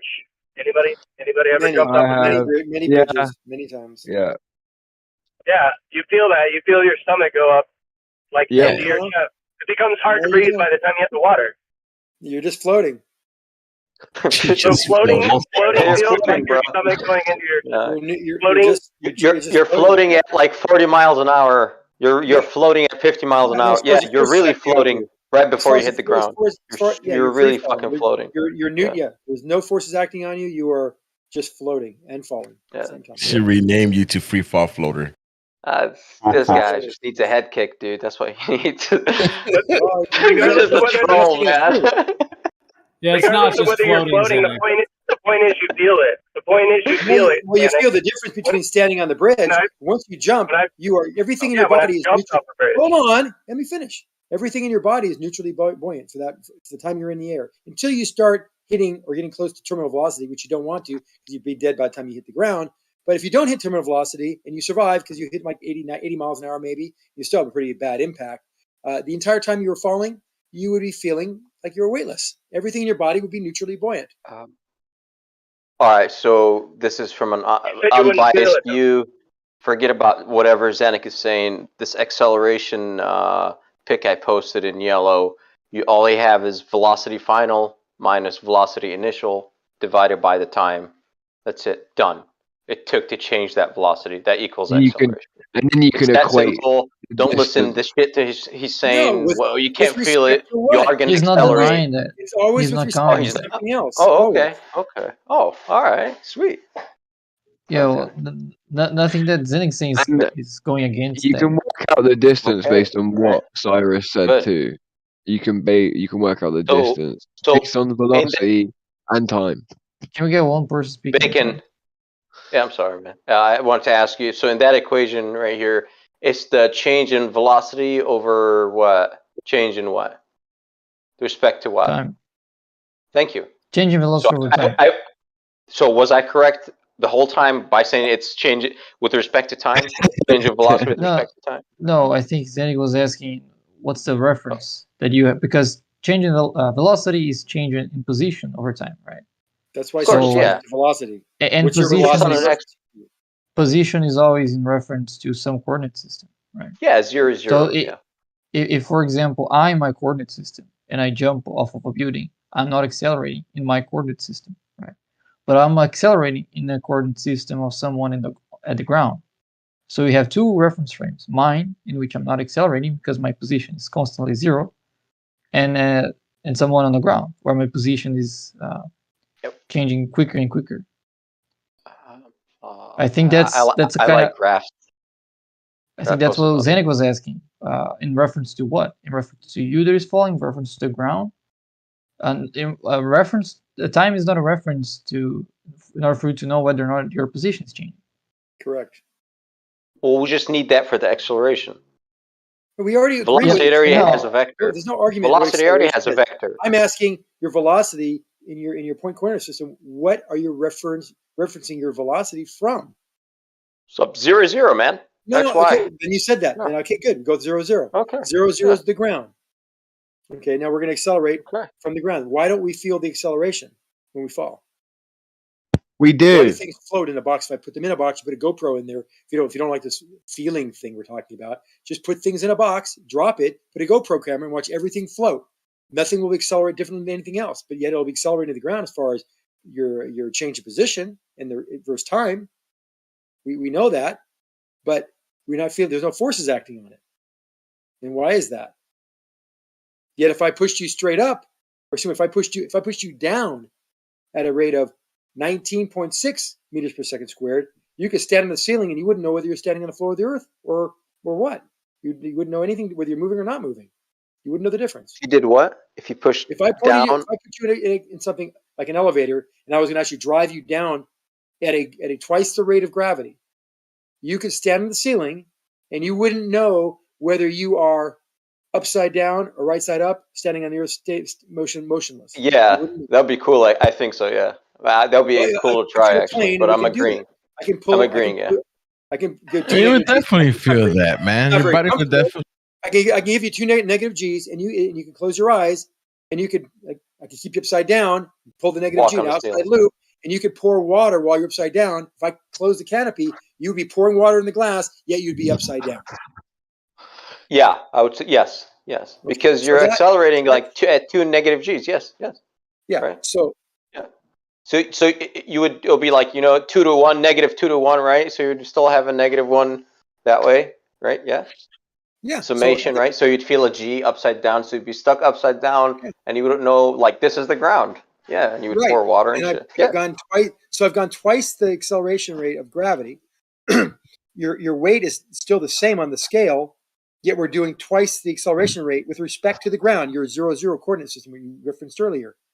So that tells me that one of the accelerations are not being counted because we know we're accelerating 2 G's at 19 meters per second, 19.5 meters per second squared. But you feel like you're standing on the ground right side up because you're pouring a glass of water as I watch you. Right. Dude, I'm agreeing to that. Yeah. Why is it? That means when you're jumping, or you jumped out of a plane for the first few seconds, you're weightless. You don't feel any acceleration. But yet, okay, I get what you're saying. Yeah. Maybe you don't. If you have no change in velocity on your body, you would feel no acceleration. You have a change of velocity, and you have double the change of velocity if I double the acceleration. Which I told you have the ceiling of the plane pushing back on your feet if we're standing upside down. That's the whole point. That's why when I asked, I'm in my seat, why aren't I accelerating? Because I'm not. Because the summation of forces equals 0. That's why I'm static. I'm not dynamic. When the summation of forces do not equal 0, we have dynamics, right? And that's why I asked you before. Did you study dynamics? That force because the ground is pushing back on my chair wheels. I'm 200 pounds. It's pushing back 200 pounds. Whatever. Yes, it's a pseudo. It's a pseudo force. Well, it's not because forces come in pairs. Actually, no, it's not a pseudo force. Gravity is a pseudo. Gravity. The force that is caused by gravity is by definition a pseudo force because it is reference frame dependent and it has no origin. Oh, okay. So which one is the pseudo? The W, my weight on a chair, or the ground resisting me? Which one is the pseudo? So I could come to terms with you on that. Because the ground pushing back on you, like we calculate that tensile strength of the material, the deflection, blah blah blah blah blah blah blah blah blah, and I could tell you, okay, this beam can hold this much based on the deflection and the tensile strength that's going to go. It's going to try to bend the bottom part of the beam, compress the top part, and all that shit. I love that shit. Like it's real. So I don't know, pseudo, whatever the fuck you're saying pseudo is, but it's putting stress on the material beneath me. You don't know what the word pseudo means, obviously. You said reference frame dependent. You said you were a mechanical engineer. Or was that not? Yeah, we don't study pseudo forces. We study real forces. Well, literally don't, Actually, you do, because centrifugal force is a pseudo force. You don't deal with centrifugal force? But centrifugal force is different. In regard to a material, in regard to centrifugal force, how fast is the thing spinning? What size is it? Like, come on, that's completely fucking different. Like, no, it's not different because the reason why we don't have an origin for that force, for gravity or centrifugal force. It's always posted like that in textbooks. It's never been like, pseudo force, centrifugal force. Never. It's like centrifugal Well, force. Boom. if we've got a propeller though, the propeller, like the centrifugal force would be equated based on the speed of. Wait, what the fuck are you talking? It'd be based on the speed of the turbine. It's the same thing. F equals ma, and you have v squared divided by r, the radius of the string right there. Boom. Yeah, it's the and same you get as the the or. centripetal. I'm sorry. Go ahead. Or the angular velocity squared. Yeah. Yeah, exactly. Radians per second, right there. You have that. Yeah, so you do study pseudo forces. Yeah, there it is. Yeah, we do, but it's not titled pseudo forces. You can call it a fucking It is titled pseudo force. Everybody knows in Whatever. engineering that that's a certain. No, when you're studying. No. The diagram of centrifugal force is basically gotcha. showing us that if the Earth was spinning, the path of inertia would throw us off the Earth and be greater than No, the it wouldn't. It gravitational force. just lessens your weight. Isn't that what this graphic is showing? No, Is it just that said if yeah. you spin Let him finish. It's a 30% differential. That speed, if you spin the more fast you enough, increase that speed, the more the path of inertia would be the force towards the path of inertia. yeah. The faster you Is that go, true, Cyrus? can I stop? Are you stopped? The I asked faster you Cyrus. go, I don't know why you're greater trying that to answer centrifugal this. force to the point Cyrus where it will posted the equal. image. I don't know why you're Are trying you to going to stop or I not? asked him the question. He's not asking you a question, there, Zanuck. Zanuck, he's So the asking it to faster you Cyrus. go, you will you could get to the point where the speed is fast enough where you will equal the centrifugal force with your weight, and then you will float. You will be called orbit. You are now in orbit if you're doing that. So your centripetal force equals your centripetal force. Yeah, but the guy was asking Cyrus a question, I think, Zanuck. That's why he was like, I don't know why you're talking. I think he was directing the question towards someone else. Yeah, sorry, Timur. I didn't hear much of what you said, bro. Your graphic there describing centrifugal force is showing us that if the Earth was rotating at x velocity, the path of inertia would throw us out into space. It would be greater than the so-called other pseudo thing holding us to the ground. That depends. One second. We put in there the equation. You know, I got you. Be a force. No. One second. I will. Second. Bacon. Check out my answer. Super honest. You have v squared divided by r. The r is quite large. Or the other one, you can use radians per second, and we have actually the angular velocity is quite low, right? It's 360 degrees per 24 hours. You divide that, whatever you get out of that, and you can get it in radians per second. There's 2 pi radians and 360 degrees. Use that to get your radians per second, and we that's know this it. value, right? Yeah. We know the value at the equator is going to be about 0.3%. Never mind. Basically, what you're saying is it might not be enough to throw us off the Earth, but it would be equatable. No. One second. It makes you weigh Can about I answer you? less. Can I answer in one direction or the other. It make you weigh about a half a pound less. Plug in the numbers, bro. See what see what you get for F. Instead of weighing 200 pounds, you weigh 199 and a half. Does it equal 0? Can I answer? Are you not listening to me? I give you the answer. Can I answer? It's a half a pound less at the equator for you, Timur. On that drawing, what is keeping the rotating object from following the path of inertia? What is keeping it rotating on a circle? The string. Oh, okay.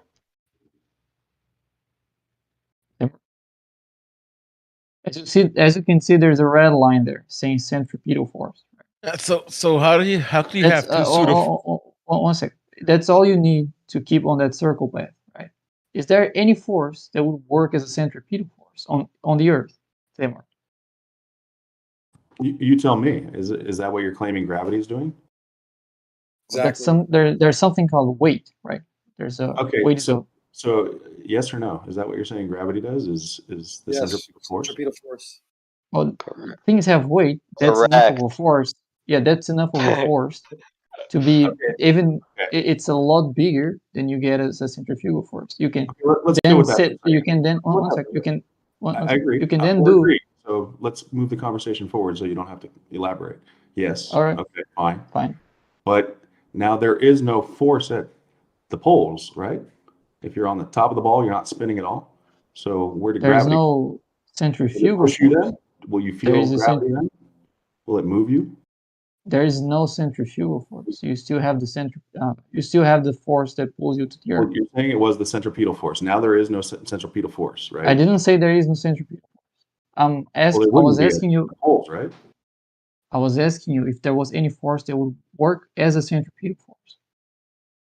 Any force that is pulling you towards the Earth. That was gravity, and you said I'm trying to finish my sentences. Can you stop interrupting?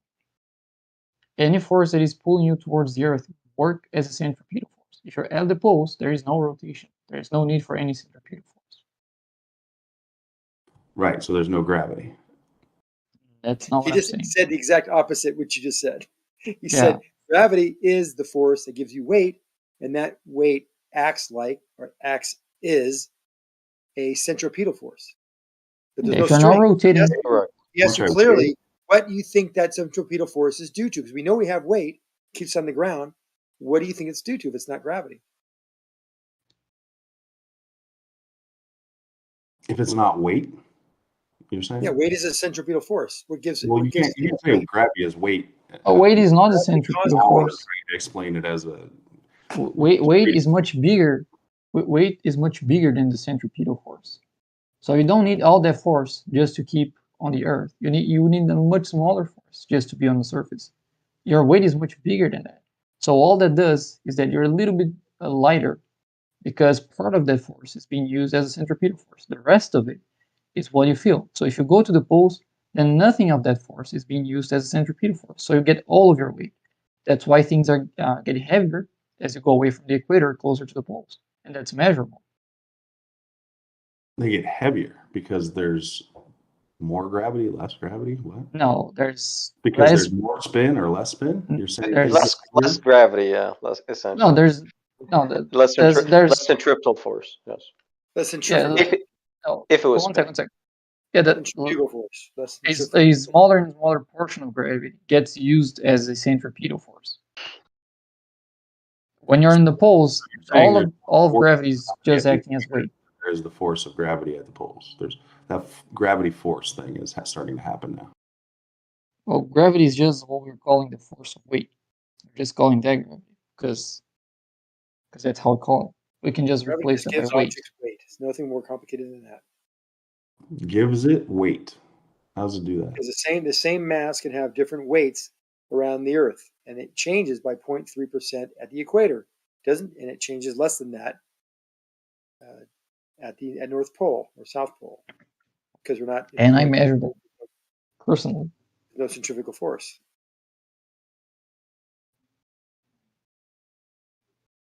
So basically, to sum this up, we're saying the Earth moves because we can't feel it, we can't measure it, and no matter where it's stronger or less spinning, faster or slower, it doesn't matter. Just told you how to measure it. We didn't say any of that. Yeah. Not only that, but I just told you how to measure it. Like, you tried to convince me that we're moving because I couldn't feel it. Is that what happened? And I wasn't trying to convince you. No one's trying to. Right? You can't be convinced. I got it. Okay, you can't. Maybe that has something to do with biology and the equilibrium within the ears that allows us to feel. When we do you want answers to the questions you're asking? Works, right? Like, do you want the answers to the questions you're asking? No, I don't think he wants any answers. Any questions? Was there any questions? He has all the answers. You're asking many questions. A question. Both of you can just talk right through you. You're asking many questions. You don't get to answer none of them. What was the question? Bacon and Zanuck. Hey, if he asks you a question but continues to speak, just let him speak for a second. All three of you guys are talking over. He asked a question, paused, and then when we try to answer, he is asking like different questions, and then wait until he ask the second question and then try to answer it, and then he's suddenly speaking again, just like he's doing now. I like it. Yeah, Thermore, you can't just speak over him, Thermore. You got everybody give each other space. If you want questions answered, ask specific pointed questions and give them space to answer it. Yeah, no one was trying to convince you that we're moving. You made the claim that you know to be stationary, and we were asking you how can you know that, and all you said was you feel like you're stationary. But that's the thing. How do you distinguish between moving and non-moving? That was the initial conversation. And every example we bring up a force, there's an element in which says, yes, you'll feel it, right? No. Why? Why would you say that? Why would you say that? Because, you fall and you don't feel it? Really? Is that what we're going with? Or at some point, when you fall, you feel that you're falling. You no longer feel it. When you get shot upwards, you feel it in the beginning, but then you don't feel it. There's always an element of feeling force. Unless there's no other way to measure it, right? No, if you throw your cell phone up, for example, and take the logs of the accelerometer, as soon as you release from your hands, they all measure 0 until it hits the ground again. So when it's going up and when it's going down, it measures 0 acceleration. There are many apps that can allow you to do that. It's quite simple. We went over this yesterday in great, painful detail. I don't know if we have to do it again with you, Thermore, or. Oh no, I'm well beyond this. We can So talk. once you get shot out of a cannon upward or in a trampoline going upward, once your feet leave the fabric of that trampoline, you are in free fall. If you have a phone on you that can measure G forces acting on you, it's going to register 0 as you go up and as you go down. I got it. Equations. And the way up and the way down, and when you're stopped. So it knows no difference between you're stopped at the peak of this trajectory, or whether you're traveling upward or changing direction going downward. You don't feel that change of direction either, because it's a free fall. And technically, there's no forces acting on you. So you're claiming that every position on Earth is experiencing free fall at the same time. Who said that? That's what you're saying. You're saying that's why we don't feel things. Because no, if you're in a free fall, if you're jumping, or being shot out of a cannon or jumped out of an airplane, you're in free fall. And that's why we don't. So by definition, everything around you is not in free fall. So you're wrong again. It's like you're just trying to challenge for the sake of challenging. Why don't you just think about your questions before you ask them? Understand what you're trying to explain before you try to explain. I'm not trying to explain anything. You're trying to explain to me the point of the conversation, why I don't feel the movement of the Earth. That's not what we're talking about right there. You don't feel the movement not because we're in free fall, because that doesn't have anything to do with the fact that we're spinning. Well, then why'd you bring it up? That's how you started. We have 3 conversations at the same time going. So let me just answer this last thing, and I'll be quiet. You don't feel the acceleration of the centrifugal force by our spin because, as even Cyrus said, we are spinning at such a slow rate. The rate is 1 revolution every 24 hours. Not every hour, not every minute, but 1 revolution every 24 hours. That is such a slow change in velocity, because that's what defines the circular path that we supposedly are taking. Now, whether they're round or flat, but that's just by the theory or the idea. It's so slight that you would never be able to feel that. In fact, I used to visit this restaurant in Seattle that rotates. I think it's twice an hour. Twice an hour is different than once every 24 hours, right? Order of magnitude more. Yet everyone ate dinner, everyone had glasses of water, and you didn't know you were rotating. You had no idea. Yet the whole entire Space Needle restaurant was rotating. So there's an example where how you can't feel the rotation.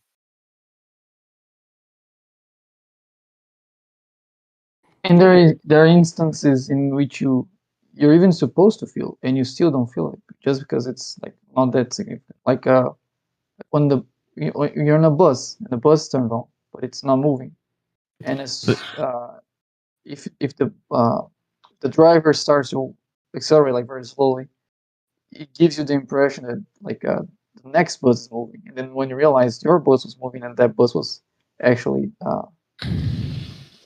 parked there. But you're saying you won't if you jump out of a I'm sorry, I thought you were done. Go on.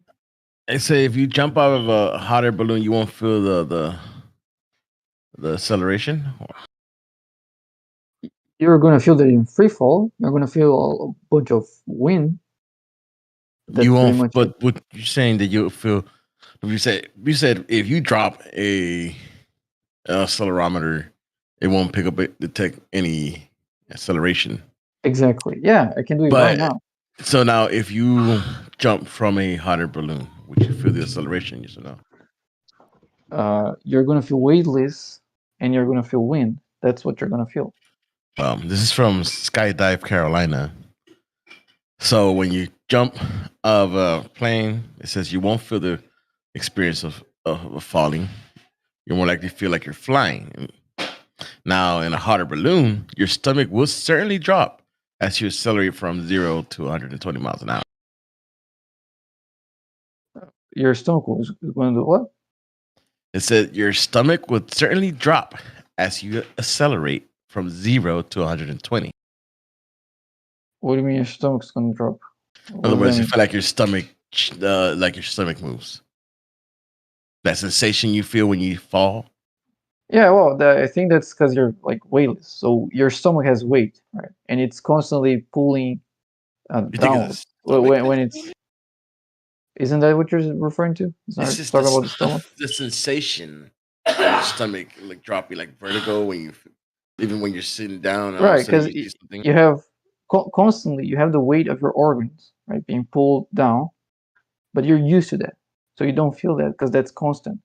When you're in free fall, all of your body is falling together, so you don't have that difference anymore. Your organs are not being pulled differently than your body, so that pull that you used to feel, you don't feel that anymore because the rest of your body is accelerating together. But you said there'll be no feeling of acceleration, though. It'll be just in free fall. Yeah, you feel like you're in free fall. But this thing is definitely says that you'll feel it until from 0 to 120 miles an hour. It's saying that you feel that sensation. And I think that sensation that this is talking about is what I'm describing to you. Can you even demonstrate something moving without something on top of it feeling the movement? Can that even be demonstrated other than just the globe claim? Yeah, as I said, you can. Well, one example, you know that air bubbles, they go up inside of a water bottle, right? But they don't when the water bottle is falling. If you drop a water bottle and there are bubbles inside, the bubbles just stop. They just fall together with the water bottle. Another example would be just like take the accelerometer of the phone. It's very sensible. You have three different axes that it reads from. You drop your phone. At the moment you drop, all those accelerometers, all those axes measure 0 instantly. It seems like the examples that you're giving us all require things and movements and actual objects. But when it comes to the Earth, it doesn't really correlate. So in the examples, it sounds like it makes sense. But when you compare it to the Earth and you can't, and you realize that you can't grab the Earth, you can't shake it, you can't put it somewhere and place it. You know what I'm saying? They're not the same thing. So while your example works, right, for the example alone, it doesn't work for the Earth. Well, we weren't trying to justify anything about the Earth. We're just talking about how we feel acceleration and how we feel motion.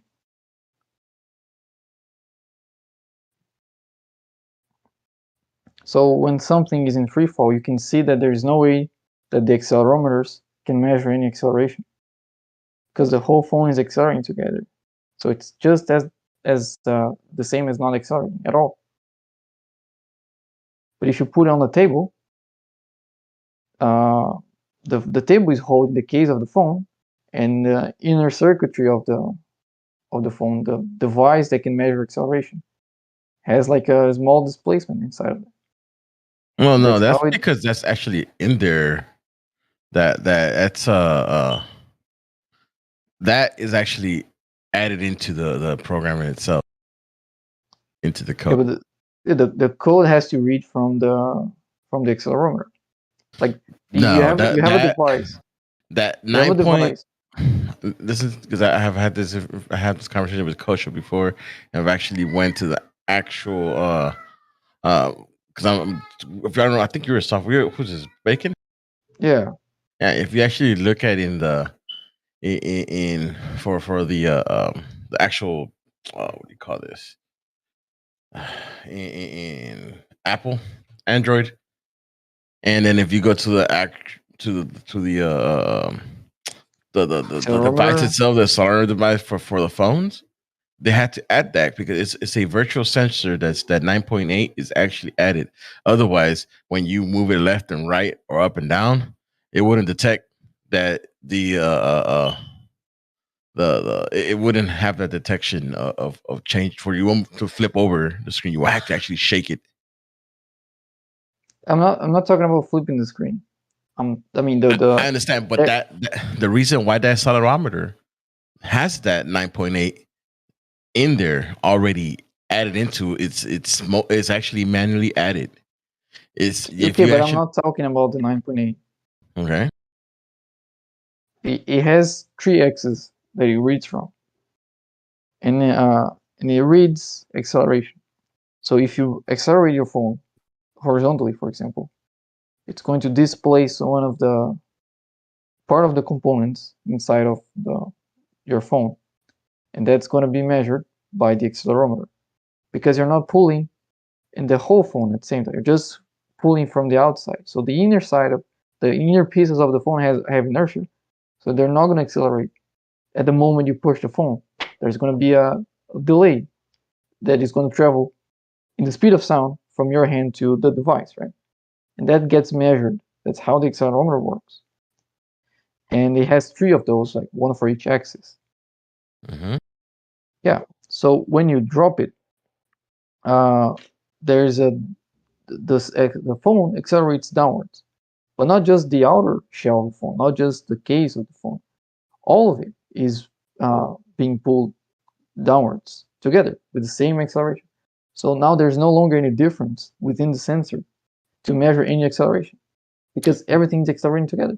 But it actually does measure. The whole thing is that it has a negative 98 already added to there. So once you let it go, it goes back to the 0. Yeah, but once you, for example, depending on the orientation of your phone, a different axis measures the acceleration. Yeah. Again, well, mine doesn't show 9.8. It shows like from 0 to 1. So if my phone is horizontal or if it's vertical, then there's a different axis measuring it. But if I drop it, all of them read 0. Right, because it already has that increased value in there. Dude, I've read this. I've actually gone in there and I had to actually co-show this information. I don't think it's related to what I'm saying, but yeah, let me take a look at that, because I took a read on how accelerometers work before, but not that deep. I mean, yeah, the accelerometer, the way the actual accelerometer works. If there's a drop, if you were actually let an actual accelerometer go, it will definitely read the acceleration.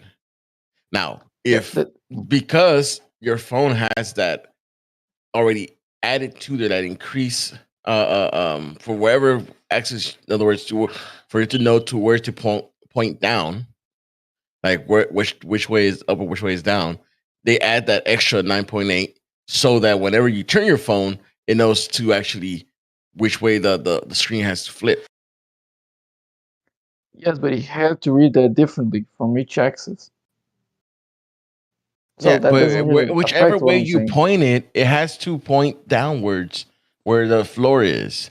Yeah, so how if does you it know where downwards? because that is the actual, because it has also a north and south compass. I've read it has like 3 things in the phone that makes that detection. But the detection uses those data separately. The accelerometer doesn't use this is a virtual. One second. When you're detecting when the screen is flipping, you're using both the acceleration and the gyroscope, right? I'm not sure if you're using the compass, the magnetic gyroscope. compass too. It says the gyroscope, the magnetic compass, and the right. accelerometer. They're used in tangent for this sensor, this virtual sensor. But I'm not talking about the virtual sensor that detects when you flip the screen. I'm talking about the accelerations alone. But it's built. If it's built for the look, this is the thing. It's built. Can you cite that? I'm gonna have to look for it because it's been probably 2 years and a half or something that I actually showed this to Coach. Okay. I'll respond to you once I can read that, because I've read how accelerometers work before, and I don't think. But for the phone, it had to be different. That's why it was clunky back in the days. This is the reason why, and even though yes, it has an accelerometer, this is it's the I mean, even though it does have an accelerometer, the accelerometer is for the actual phone device. And it's not there for you can detect the acceleration. It's there for the phone device itself, for the actual window of the screen of your smartphone. This adding you're talking about is in this virtual device you're talking about, right? Not the accelerometer itself. It's called the gravimeter, which is called it's a virtual gravimeter or whatever. Oh, not Right, gravimeter. It's a virtual gravity. What I'm getting from what you're saying is that uses the accelerometer. That's not in the accelerometer. The accelerometer still has the X, Y, Z values read separately. Yeah, but there's nothing being added to it doesn't use the accelerometer by itself. They work in tangent, and that virtue that but I'm not talking about that. I understand I'm not talking about that. So why are you talking about that if that's irrelevant? But you're trying to say, oh, but this is using the accelerometer and that's it. Doesn't need anything else. No, I understand that you think that, oh, this is the way accelerometer works. That's why it should work this way, but it doesn't. Well, I have an app here that shows the raw data of the accelerometer, not the gyroscope, not the magnetic compass, just the accelerometers. And it reads 0 every time I throw my phone up. It's a lie. Not right when it's at rest. What does it read? That depends on the orientation. It reads. What does it read? It reads 1 in one of the 3 axes. One of the axes, exactly. That one. If it was the accelerometer had no data into it, it wouldn't read 1 because the accelerometer when it's at rest, it reads 0 whatsoever. No, because if that was the case, the phone wouldn't know its orientation because it would be That's a why 0. I'm telling you. 1 second. If that was the case, it would read a 0 in all the axes. It wouldn't know its orientation. Right. The way to know its orientation, it would have to keep track based on gyroscope, which is not what the app is doing. The app that I'm using shows the individual values of the sensors on my phone. It's not a virtual one. It's the raw data of the accelerometers. Apps can use that together with the gyroscope. But the accelerometer itself is its own sensor, and you can see what's the output of that. As most Android powered devices have an accelerometer, and many now include a gyroscope. The availability of the software-based sensor is more variable because they often rely on one or more hardware sensors to derive their data. Depending on the device, this software-based sensor can derive their data either from accelerometer or magnetometer or from the gyroscope. Yeah, you can. Give me a second. Yeah. I'm trying to look for the 9.8. Yeah, the gyroscope can help a lot of depending on what you're doing, but it's still separate reading. It's still in the accelerometer and the gyroscope are independent from each other. You can use both them together to get more accuracy or to solve some ambiguities depending on what you're doing. But it doesn't change what I'm saying. It has nothing to do with what I'm saying.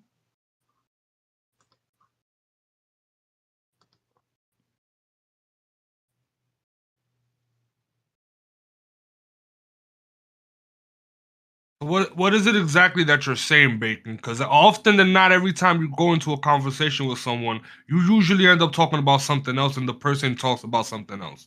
So in this exact moment, what are you saying? That when you drop a phone, you have a 0 reading in all the axes of the accelerometer. I think what Elboy is saying that they have like a presetting. Like a presetting, which is, and they have that presetting there all the time. And every time you move the phone, it goes out of that presetting, and then when the phone is static, it goes right into that presetting. That's what I think that he's saying. Am I right or am I wrong there? Yep, that's correct. It's not in the accelerometer. Understand that, and you don't understand this. I understand that that's wrong because if that was the case, one second. If that was the case in the accelerometer, then it would matter if you drop the phone horizontally or vertically, because that would affect different axes. No, the accelerometer. Oh my gosh, are you serious? It's even a debate here. What Elbow is saying is that this is just how they claim it works. You disagreeing with it is kind of a you problem. And I don't mean it to be disrespectful, but he's giving you like a document, something that somebody wrote and created, and you just simply don't like it. So I don't even understand No. So why do you think Elbow's explanation of how accelerometers work is correct? Because he's saying there's something added there, and I'm pointing out the problem that would happen and how easily it would be to detect if that was the case. And you're saying that I'm just saying I don't like it, then you're not listening to what I'm saying at all. I'm not just saying that I don't like it. I'm saying why that's not the case and how can you test it. But this is a situation where he said that he has documents, right? You say you had some sort of documentation. Yeah. I'm looking for others. So okay, so I'm more too inclined to believe him, right? Even though it could be as soon as he posted. Oh, okay, but regardless of that, we could use the hypothetical that he is correct, so the conversation can at least move on, and then later on, when you inform yourself, you can make the correction. But we don't need this cold stop the conversation because you don't understand something. No. Don't say I don't understand because I'm not confused. I'm explaining. You said, well, let's say he's correct. Yeah, if he's correct, then there's this inconsistency here, and I'm asking him how to solve this inconsistency. If that was the case, you detect that being different on different axes, and if we're not seeing that, then there's a problem. I'm not confused. I'm not understanding something. I'm pointing out a problem on his claim, right? And you're just saying like I'm confused and just hand waving it? No, you're just not listening. I don't even think he's claiming it, right? Because he didn't write the article, he didn't put out the product. He's just simply relaying a message, right? He just relaying that message. It isn't his claim. He's not the one claiming anything. He's just relaying the document and believing the document. Now, it's up to you to believe it or understand it or not.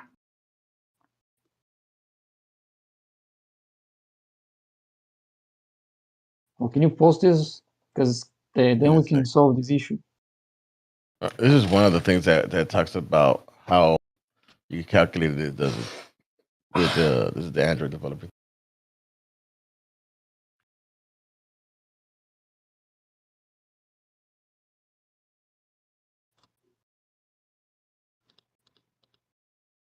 And I'm gonna look for the actual sensor, what the sheet was usually, which came with more explanation about the sensor and how it had to work and what was the reason for it. They adding that.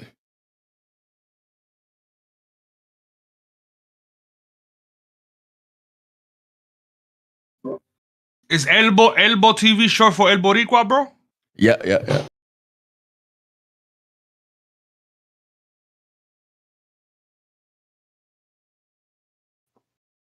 What part of Borinquen you from? If you don't mind saying. Yeah, I'm half Dominican, half Puerto Rican. Oh shit, my nigga, you're exactly like me. Oh, for real? Yeah, bro. Yeah, bro. Very difficult thing to be half and half because they both hate each other. Yeah. Well, not all of them hate each other apparently, because you guys exist, right? Well, my parents are divorced. Okay, so they don't hate each other 100% of the time, at least. Yeah, they learn to live together for a little bit, and then they get tired of each other. Right.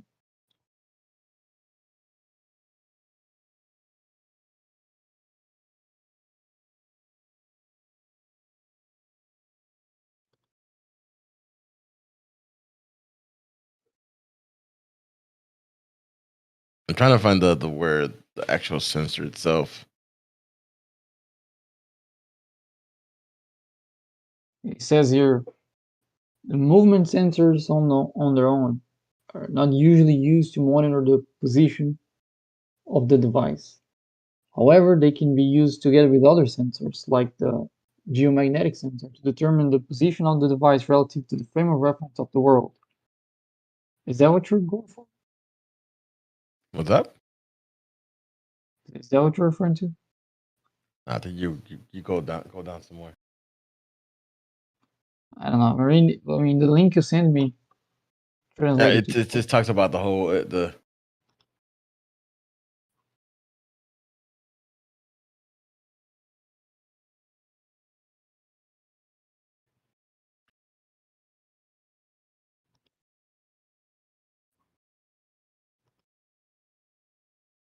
trying to look for the other actual page where it talks about.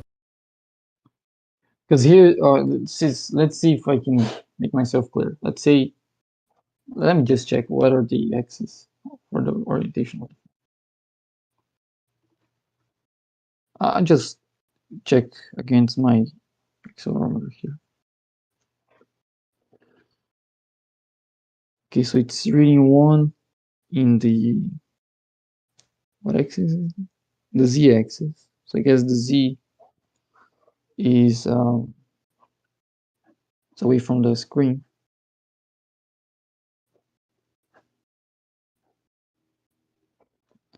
If I put it vertical, and it reads 1 in the y-axis. So I guess y is up. Right. So, and the way that it does that is it calculates x, y, and z. Man, that tells you how to actually get that. You can write that some code. There's some actual code down here. As you calculate the angle, to calculate the angular speed, you use the square root of axis x times axis y plus this. So there's some things for the rotation.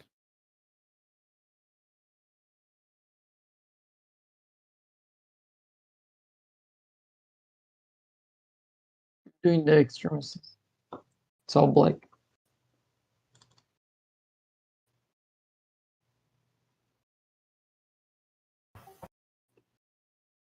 Do what? It's all black. Yeah, I know. I'm trying to fix it. I was gonna actually put my phone on my camera and show it in the different axis, but the phone is too bright. It's kind of whiting everything out.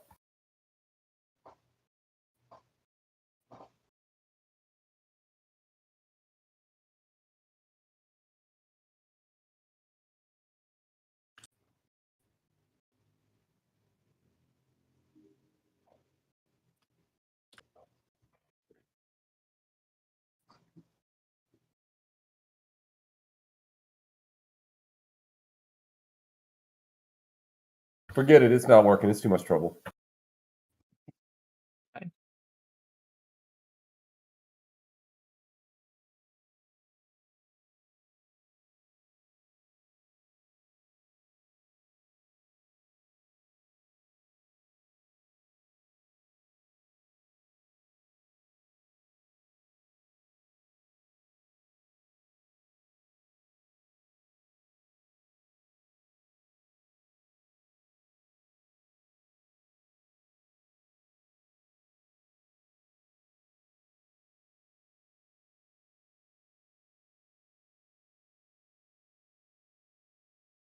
Is it cold there?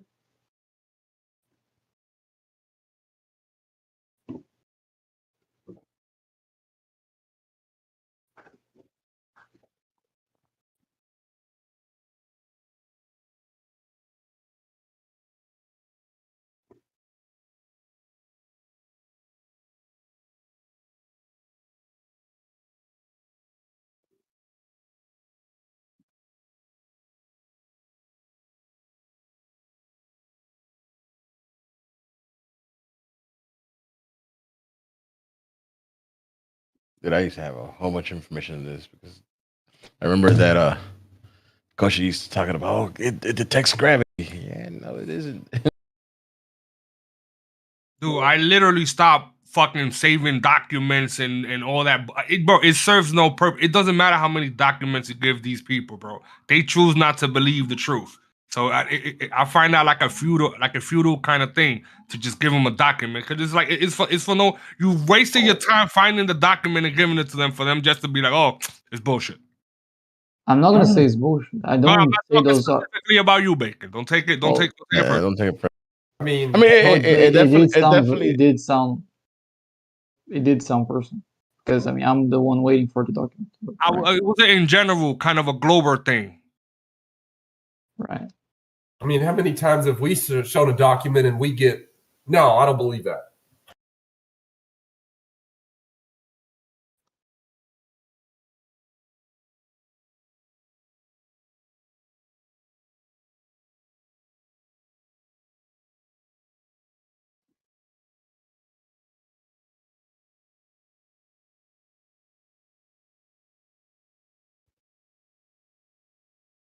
I was in the Nathan Oakley hub. This one's in the not in the very beginning, like in the 500 shows or something like that.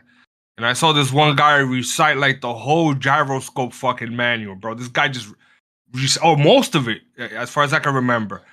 And after he recited the fucking manual, bro, some fucking Glober just said, you don't understand it. It was at that moment that I realized, bro, it don't really matter what information you give them or how much you learn it or be able to repeat it, bro. They just simply don't want to, they don't want the truth from you. That's it. Y'all don't want the truth from us because we're regular people. You know what I'm saying? It's much more sexier to say that you got the truth from Einstein or any Greek character that you never really know that if he ever really exists. The regular people telling you the truth, it doesn't sound as sexy as, you know, everything else.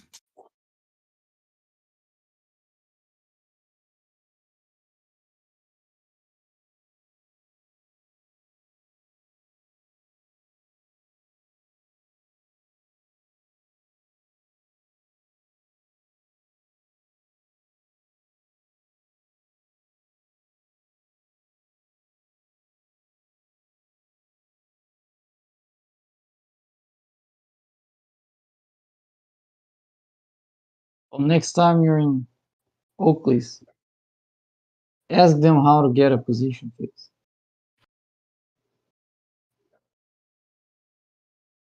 He has an open panel, bro. You can just stop by anytime and have a conversation. No, you can't. I tried. No, we can't. Yeah, don't say like it's just go there and have a. It might start out as a conversation. It doesn't end as a conversation. Yeah. Well, I mean, if you're trying to invoke some sort of fallacious reasoning and asserting that's truth, I mean, he's, you know, anyone. That's the thing, Matrix. That's the thing, Matrix. Everything we say, they're gonna say it's fallacious. I mean, well, I can have a conversation with you, and I can talk about any subject with you. Conversation. Let's have a neutral conversation. When I say neutral, I mean you don't live on a globe and I don't live on a flat plane, right? We don't know where we live, right? Sure. Let's say we come from that point of view, hypothetically, right? I'm pretty sure we will both come up with the conclusion that we can't find out where we are, right? I'm pretty sure. So how is it that if we take that as a hypothetical, now all of a sudden you have a claim about globe Earth, right? You guys say that you got this claim, but we can't find the origin of this claim, right? We can't find the process of how they came up with the hypothesis, right? Nobody's willing to say I came up with the claim. It's just a claim that was put out there. Somebody took it upon himself to promote it, but there's no origins, no documentation. Just some guy created a story of Big Bang, right? Which created a whole narrative, and you guys have come up with 1,000 calculations and beautiful mathematical formulas and a lot of charismatic scientists that are telling us these stories. But if you take out all of that, if you take out all the visual mindfuck, right? If you just take that out, there is nothing. There is no logic and reason behind it. It's just a fancy show, numbers, very, very, very fancy. And it's been like that because you guys have had years to prepare for this shit, right? Years to prepare this bullshit story. As opposed from the flat earth, we just have like what, 5-6 years? More or less? That doesn't sound neutral to me. Well, a neutral person will tell you, I don't know where I live. I don't know the ultimate shape of it. I don't even know what would be considered Earth. Is the stars Earth? Is the cloud Earth? Is the sea? You're not doing that. Is it Earth? A neutral person will tell you they don't know because you really can't know. We are limited by information. Right. But that's, I mean, you started off as saying, well, let's have a neutral conversation. Yes. Just a couple seconds, you're already like making this bunch of claims about our side. No, but that doesn't sound. So check this out. I posted the link in a little citation. It says, for this reason, when a device is sitting on a table and not accelerating, the accelerometer reads a magnitude of G equals 9.81 ms. Right. I'll read what it says before. Similar when the device is in free fall, therefore rapidly accelerating towards the ground at 9.81 meter per second, its acceleration reads a magnitude of 0. Right? Mm-hmm. Therefore, to measure the real acceleration of the device, the contribution of the force of gravity must be removed from the accelerometer data. This can be achieved by applying a high-pass filter. Conversely, a low-pass filter can be used to isolate the force of gravity following the example show how you can do that. So in other words, you got to I remove think whatever's already added in there. So you I have to think that. form of One second. artificial gravity is what you're saying. So every time you move the phone, it will simulate the Matrix. more or less of gravity. Right. Matrix. It says right here that when the phone is dropping, it reads 0 meters per second squared. In order for you to tell what's the when it says real acceleration, I think it's referring to in respect to the ground. So when the phone is dropping, then we know it's accelerating at 20 meters per second squared, right? And that's why you have to add it. So it's completely in accordance to what I was saying. It's not at all an answer to what I was saying. What? This says exactly what I was saying. You're saying that it reads 0, not 1, and depending on the axis you regardless of whatever axis you throw it in, right? You let it go, you drop it, and let it go. So the reason why one sec. It doesn't tell here how to find what direction it's falling. So while the phone is falling, there's no mechanism there to know the orientation of the phone. Well, because all the axes there is mechanism on the floor. That's the whole thing. That's what you don't understand. It has a mechanism to find the X, Y, and Z axis. Not while it's falling. No, it's falling. Isn't the mechanism what's being talked about right now? Isn't what we're discussing the actual mechanism? Yeah. So while it's falling, there's no way to know the orientation based on the accelerometer because they all read the same. It's when it's on the table, it's when it's no longer free falling that you can know the orientation because now you have an accelerator. No, dude. Wow.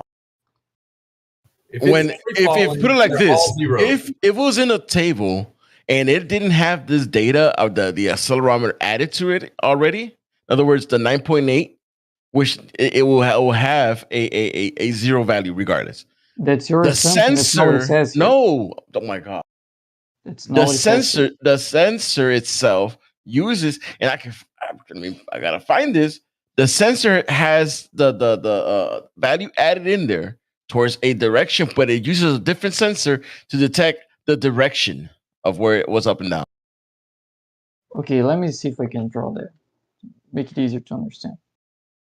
If I share my screen, can you take a look at it? If they don't add that 9.8 towards the ground while it's flat and not accelerating, it wouldn't know which direction to go. It does the opposite. That's why it has that. Because that's why it has it. So it can know its orientation. Dude, it just read the paragraph. It's literally what was telling you since this beginning of the conversation. Let me draw that. I think I can make myself understood if I can make some drawings, right? Can you take a look at my screen if I share it?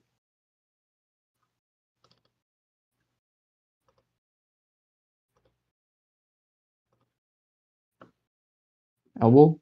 Oh, give me a sec. Right.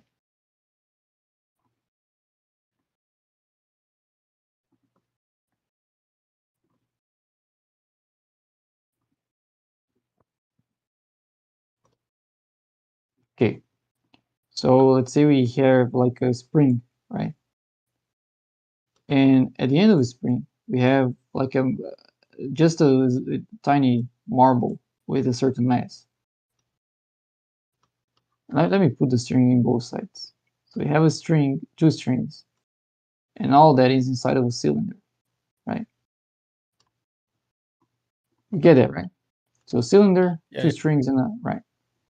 If I accelerate, so let's say this is inside of my phone. If I accelerate this towards that direction, the marble, after I start accelerating, the whole thing is going to move right, and it's going to stretch this string, and it's going to compress the other one, right? When it's accelerating in that direction, right? Does that make sense? Yeah. I don't understand. Okay. Yes. So I'm not interjecting because I'm definitely hearing you, dude. Right. I just don't want to be like, yeah. Yeah.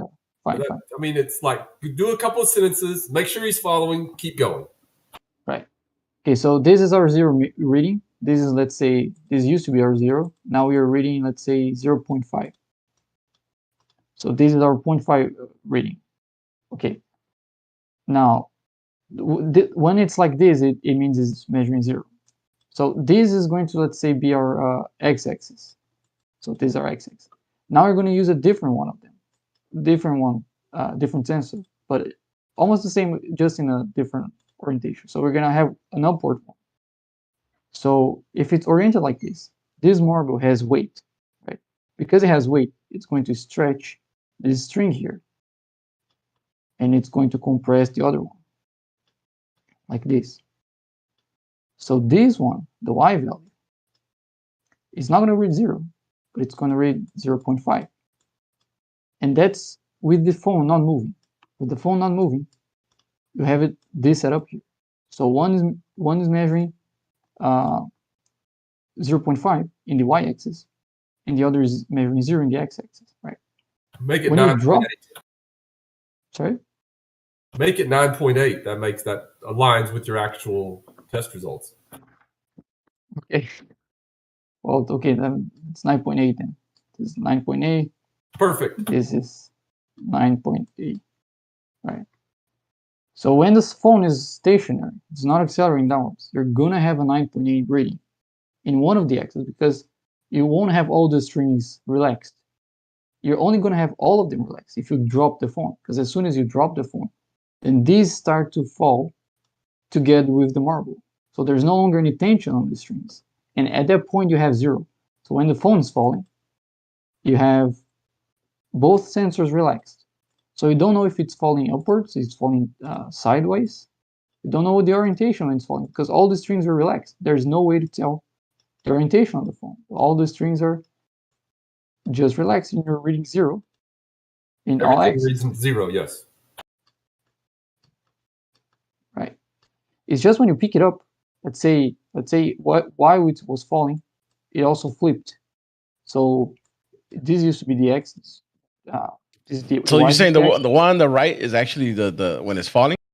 Yes. Yes. That's incorrect. Because when it's not falling, the marble is displaced towards That's incorrect. If you don't believe us, drop your phone. No, that's incorrect. That's not the way it works, though. That's not the way it's actually written. So the one on the right is actually when it's sitting down, but they have a virtual sensor. When it equals 0, it equals 9.8. 1 second. This just doesn't make any physical sense, because here in this example, if I rotate, let's say like this, so that's how a accelerometer works, bro. Like, what the hell? It is. The accelerometer, when they're in neutral space, they're in no tension. When it's falling, when it accelerates, that's when the tension happens. That's what I'm telling you. That doesn't make any physical sense. So let's say now the phone's flipped, so the y is here, the x is here. What happens with the weight of the marble here? It's not the weight. There's a X, Y, and Z coordinate system in your freaking phone, dude. Like, hold on, dude. Like you making this assumption because it reads 9.8. When it's 0, they act. Give me a sec. This is how they work. Nah, dude. Look it up. Dude, this is not how it works, because I actually looked it up. Dude, that's what I'm telling you. I did look it up too. No, that's what I'm telling you. I actually gone to where the actual sensor, the creator of the sensor, explains it. And the reason why, and the reason why they had to add the 9.8 into the 0.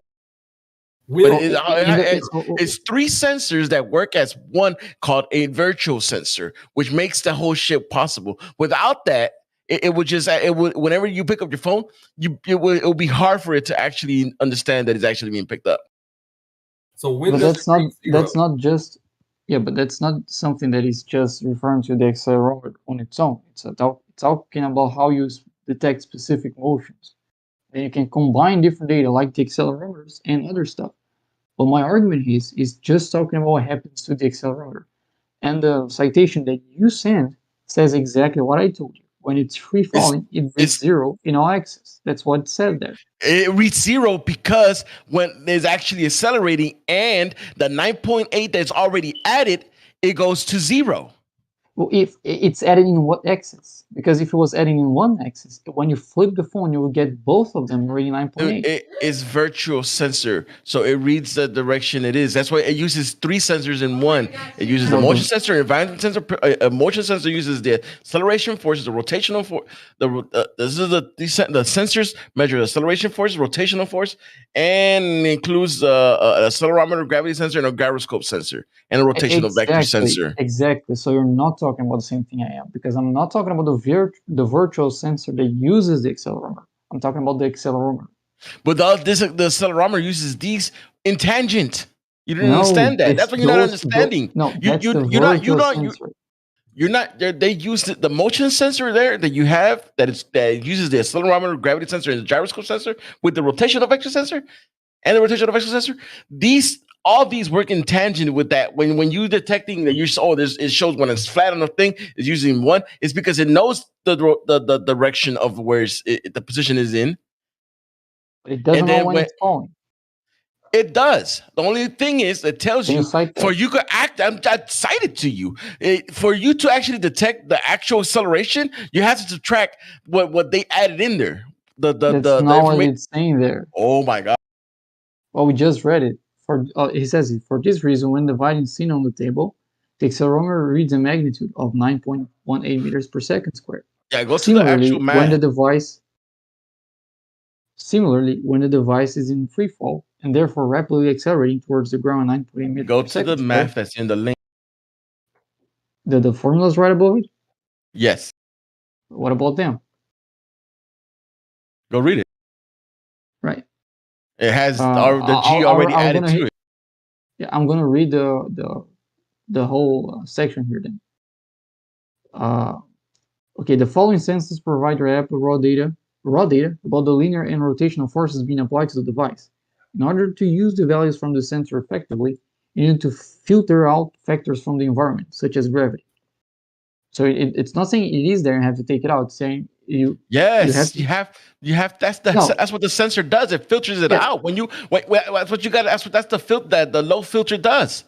Because it's not in the accelerometer. It's being measured. Yes, it is. And you want to remove it if you don't want to, let's say, read 0 when the device is accelerating towards the ground.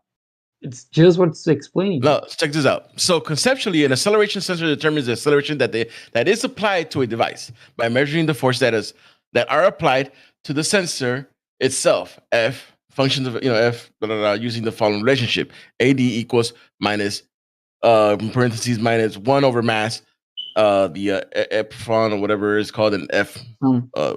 However, the force of gravity is always influenced in the measure of acceleration according to the following relationship, because they added, this is the formula, AD equals minus G minus da da da da da.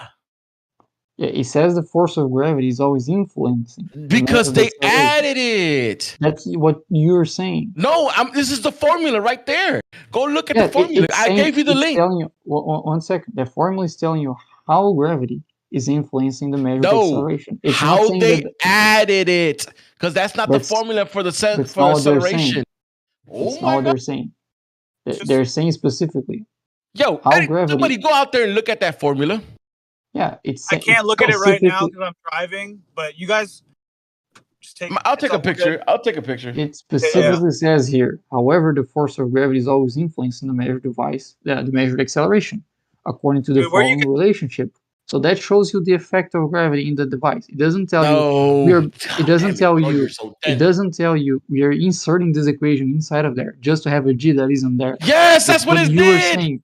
No, that's what it did. That's what it's telling you right there. Fuck, bro. That's holy fuck. You think it? No, that's what you're saying. It's that's what the fucking paper's saying.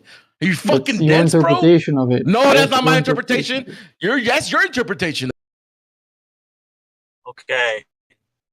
We don't have to yell. Yeah, I mean, you guys were doing really well.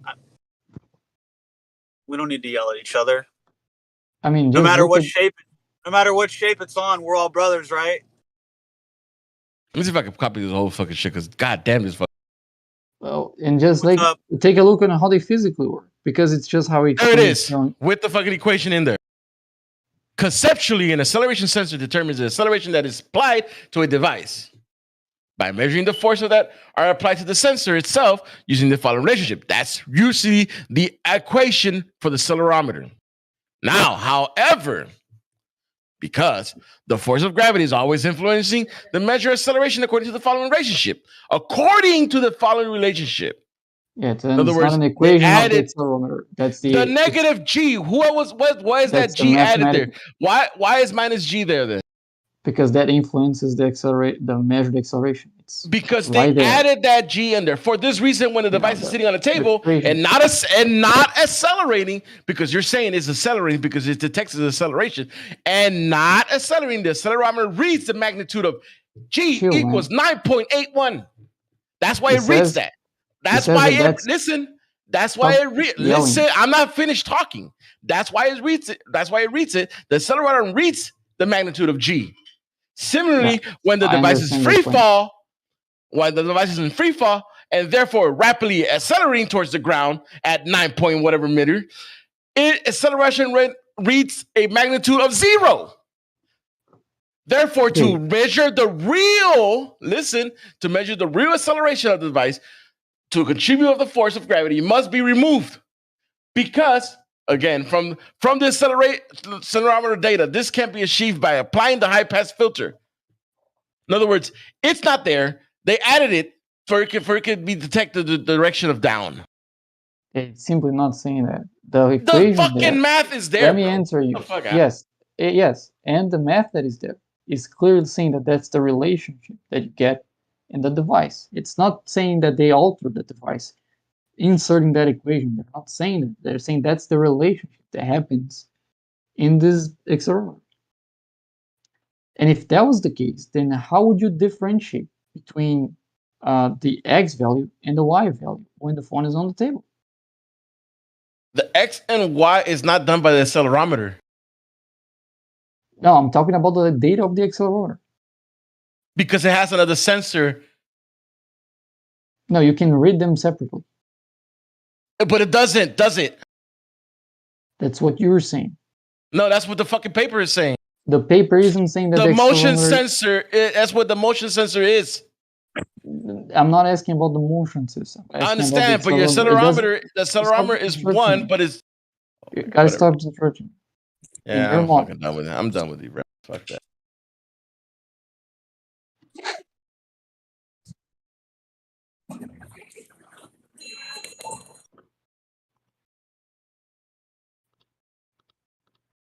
Or if you just Google how accelerometers I don't give a fuck anymore, bro. I've already gone through this shit with Kosher, and Kosher fucking had to bow. I know the fucking paper. I've read this shit, and I've actually know the whole fucking crap, bro. Whatever, bro. I don't fucking have to give it to you anymore.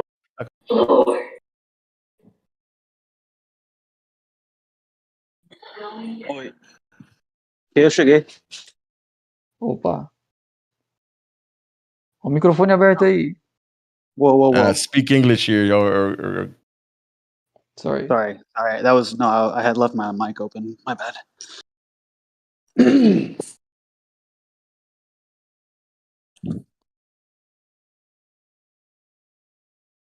What's up, guys? So I have my phone in my hand. It shows 9.8 down, and it's oriented sideways. I drop it. On the way down, it rotates to lying flat. It shows all zeros. Yes.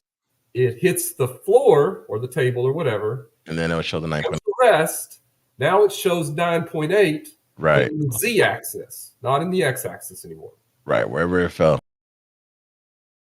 So how did it change? How did it go from 9.8 in the X to 0 in all to 9.8 in the Z? So I have to deal with the sensors that it has inside, bro.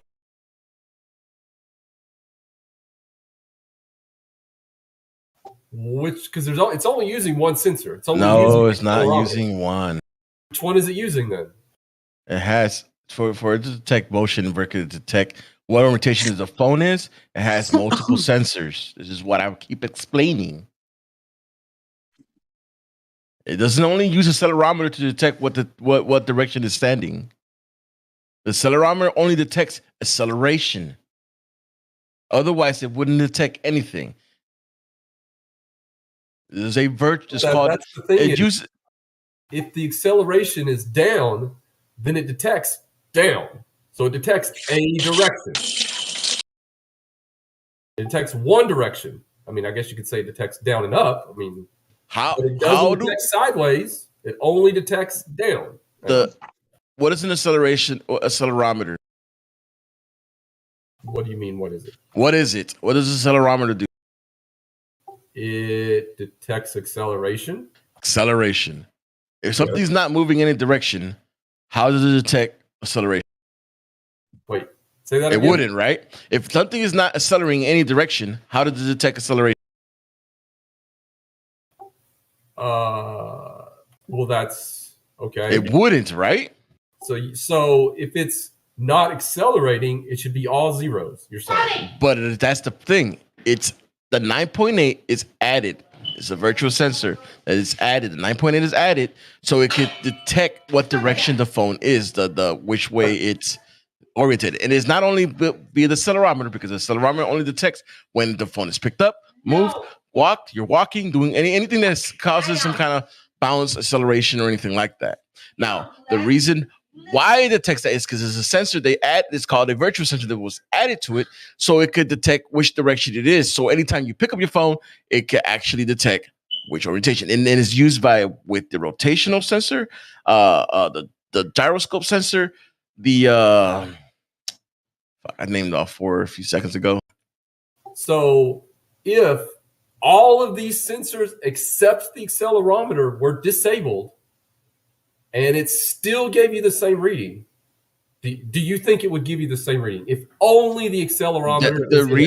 The only way you get that is by putting the filter, the sensor, passing that filter, which takes away the negative point, the minus 9.8, whatever it has on there, 9.8 meter per second squared. Without it, it would be all equal 0. And when you let it fall, then it will detect acceleration in whatever direction it's falling.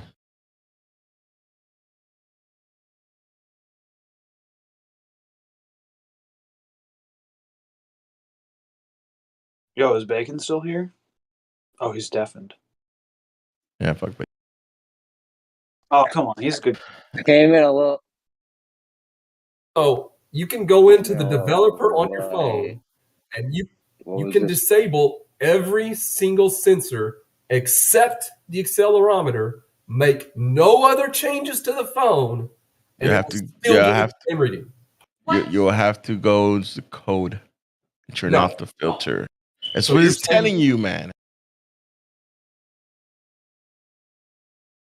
So if I do this same thing, I have to make another change to the phone. I do or don't? Give me a second.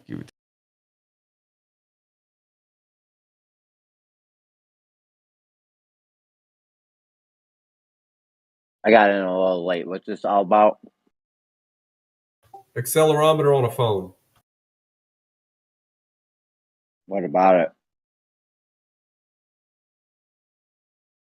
They think, the Bacon think that when you let it go, it goes into it doesn't detect anything. So therefore, when you free fall, you don't feel you feel weightlessness, or you don't feel anything. Pretty much, you feel like you're floating. I mean, that's incorrect. True. No, that's incorrect. That is. I mean, you can experience it. Oh yeah, they were going through this. That's the whole point of those roller coasters and the giant tower fall. Roller coasters are, when you go through a roller coaster, you're already accelerating. Now, if you jump off a hot air balloon, you definitely have the feeling that you're accelerating and you have that sensation. Ah, okay. Yeah, Zanuck dragged me through this the other day. Tried to say if I jumped off a cliff, you wouldn't feel it. Look at the question I've added. Right. Stupid. You see see, conceptually, this is what it says. Conceptually, an acceleration sensor determines the acceleration that is applied to a device, and this is the equation it uses: AD equals minus whatever .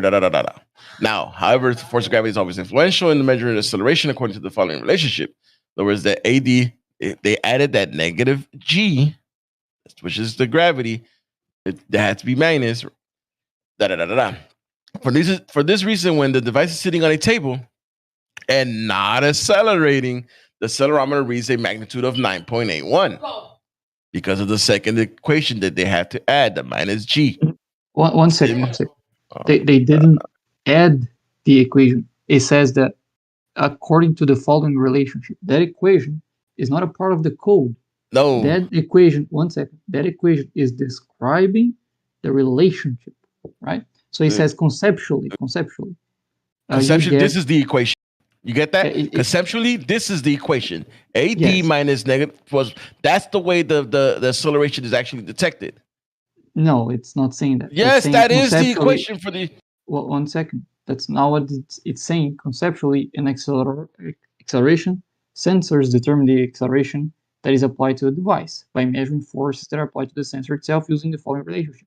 So conceptually, that would be the acceleration, right? Exactly. But it says, however, the force of gravity is always influencing the measured acceleration according to the following relationship. So it describes what's the actual relationship because the gravity is always influencing it. That's why I have the minus g there. It's not saying that the device itself has the equation built in. It's saying that that's how it that's the relationship because of the influence of gravity. It's not saying that's the algorithm, that's the code. It's not saying that this is inserted there in any way. That's just your misinterpretation of what's saying. This is my interpretation of what it's saying. Usually the equation is this, but now the equation has to be this. It's not saying the equation has to be so this. when it tells you that. When it's just, however, is what does it mean?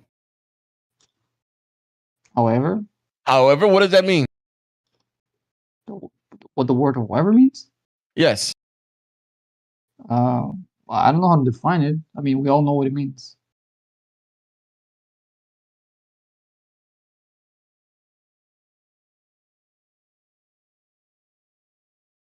It means but. Are these guys trying to say if you jumped off a cliff, you wouldn't feel it? Yes. No. But no, that's not. No, I not didn't the say. I moment. never said no, that. That's not. The conversation led into that because of the phone. I never said that. The combination was that, and then it led into the phone having his phone having one when it's sitting, but when you drop it, it's 0. But this is telling you that. Hold on. This is telling you when the device is in free fall, therefore rapidly accelerating towards the ground at 9 point when it's actually in free fall and it's actually accelerating towards the ground at 9.8 meters per second squared. Its accelerometer reads a magnitude of 0. Therefore, to measure the real, listen to that, to measure the real acceleration of the device, the contribution force of gravity must be removed. Bacon. Are you saying that if you jumped off a cliff, you would feel it? You're gonna feel different than when you're not falling from a cliff. So yeah, you're gonna feel. So you would definitely feel it if you push you off a cliff, the acceleration. So, or you're gonna feel weight. Would you hold on, Bacon? Would you feel the acceleration if we pushed you off a cliff? I'm not sure what that means. You would feel weightless. Would you know if we pushed you off a cliff? Let's say we had you in a box. We put you in a box. Would you know we pushed you off a cliff? Yeah. You couldn't see anything. You couldn't touch anything. All you had was your feelings to go off of. Yep. Yeah, because suddenly I would be weightless inside of the box. Yeah, because suddenly I would be weightless. Yeah, you definitely feel that. See, but you definitely feel that, right? Yeah, in the sense that I would be weightless suddenly in the box. So I wouldn't be able to distinguish between falling from a cliff and Earth just disappearing. I wouldn't be able to tell the difference, but I would say, well, probably I'm just falling off of a cliff because I don't think Earth would ever disappear. You would definitely know that at one point you weren't moving and then you were moving, right? I'm not saying I'm moving. I would feel weightless, and I would deduce that I'm falling from the cliff. So you don't think you'd be able to feel the movement of you falling off a cliff? Just from the I would movement feel of weightless. it? I would infer the movement. You would infer the movement? Yeah, feeling movement doesn't mean it's making sense to me. You ever fall off something high? Yeah, many times. Yeah, you feel it in your stomach? Yeah, because there's definitely a yeah. feeling. So you would definitely feel it. You would definitely feel it if we pushed you off a cliff, right? I already said that, yeah. Yeah. But when you ask me if I'm feeling the movement, but if you ask me if I'm feeling the movement, that doesn't make sense. That question doesn't make sense. Yeah. Well, you would feel something, and you would know that that would be the acceleration, right? Yeah, I could infer that. Yeah. You would infer that. I mean, yeah, you would know. You would definitely know that at one point you weren't moving, and now you are moving, right? No, maybe I was moving all the time. I was just not falling in the first time. I can't distinguish between moving and not moving. But that's not what we're talking about. We're talking about falling and not free falling and not free falling. That's different than. Well, how many G's? How many G's can the human body feel? I don't know. It can withstand about acceleration. 8 or 9. More than that, you'll pass out. Yeah, but how? I'm saying, what's the lowest amount you can feel? The lowest? 0. Yeah. I mean, then it becomes negative, and you're going in the other direction. You can feel 0 G's. I mean, if you start off at a number and then go to 0, yes, you can tell the difference. Now, if you're at 0 and you stay at 0, you don't know the difference. So, do you think we would feel if we fell off a cliff extremistically? So, the way I would describe what I just said is, if I fall off a cliff and I'm at 0 G, and then the earth disappears beneath me, and I keep at 0 G, I will not know the difference. Yeah, but at one point you're going to be not moving on the edge of a cliff, and then in the next moment you're going to be falling down to the ground. So you're definitely going to be like, "Oh, something happened." Would you feel the movement? Change, yes. No, not because you're moving. Not just because you're just moving. The change the change from you not moving to now you're moving. You would know that you're moving, right? Well, that's a little bit. I mean, the thing is, if I am when you say you're not moving, I'm standing still on a cliff. Am I moving or am I stationary? You're stationary, not moving on the side of a cliff. Now I jump off the cliff. Am I moving or am I stationary? You're falling. What do you think? But I'm at 0 G. Do you think you're moving or not moving while you're falling? You are. It depends. That's the trick, is you got to kind of tell what you're falling in reference to. The ground. Usually you are falling. You are moving in reference to the ground. What would you use to tell if you're falling or not? If you're in a giant box, or like on those 0 G airplanes, and you're in one of those airplanes and you're in 0 G, then you're not moving with reference to the airplane. You are moving with reference to the ground. So even in your thing, you're going to use the ground to reference the fact that you're moving, well, right? He used both, the airplane and the ground, and to show you the difference. Well, how do we know if we're falling? We don't use this stuff. That's the thing. You wouldn't be inside of a plane and be like, "Oh, all this stuff's moving with me. We're not crashing to our death right now." But what's the difference between being in a plane in 0 G and being in space in 0 G? How do you tell the difference? If I don't think you guys are in space. In the plane with no windows outside, and you can't see anything outside, no stars, no nothing. You're in the 0 G plane. You're at 0 G versus you're in a box with no windows. You're free floating in space. How do you tell the difference? So we're flying in the plane. We're flying in the plane, right? And then all of a sudden it does the 0 G move, and you would feel something. No, don't people get sick from that? They get sick. Why do you think they call it the vomit comet? I'm just curious. That's true. Yeah, because they feel it. Right? They get sick from the change, though, not from the actual 0 G. It's the change. From the change in them not dropping to dropping. Okay. They definitely feel it, right? Because sometimes it makes them vomit. It's so weird. As Zanuck was trying to argue this with me, I feel like you are too. So this has to do with all the whole forces thing. If I am standing on the cliff, there is a 9.8 meter per second downward acceleration, but I'm on the cliff, so I feel it. If I stand on a scale, I register a weight on this cliff's edge. If I jump off the cliff, but I keep the scale at my feet, the scale no longer registers a weight. So you're saying you're weightless? If I jump off if I jump off the cliff, yes. Now it might take a couple of seconds, or How much does a balloon weigh when it's going up? Is that weightless? Well, why did we change topics all of a sudden? I'm just curious because this plays into something else I've been arguing with you guys for years about. Is how much does the balloon weigh when it's going up? Is that weightless? I don't know. It depends on what's in the balloon. Is it just a balloon with no gas, no air in it, no gas? There's a helium balloon. It's going up. How much does the balloon weigh? Yeah, how much does the balloon weigh? I don't know. You can calculate its weight. Can we calculate your weight while you're falling off the cliff? Well, the question is, would your calculate? No, actually, no, you can't. No, because you're no while you're falling. You have no weight while you're falling. You feel weightless, and if you, if you have a scale with you, the scale is also going to be falling. The only way that's how we get generate, weight, and that's how we get weight with the scale. I mean, there's multiple ways, but that's not one dropping way. it. Is that a good way to get weight? I mean, is it accurate? Falling with the scale? Of course not. We're just saying you can't. If we're just saying you can't do that, why are you asking if that's a good way to measure weight? If we're just saying you can't do that.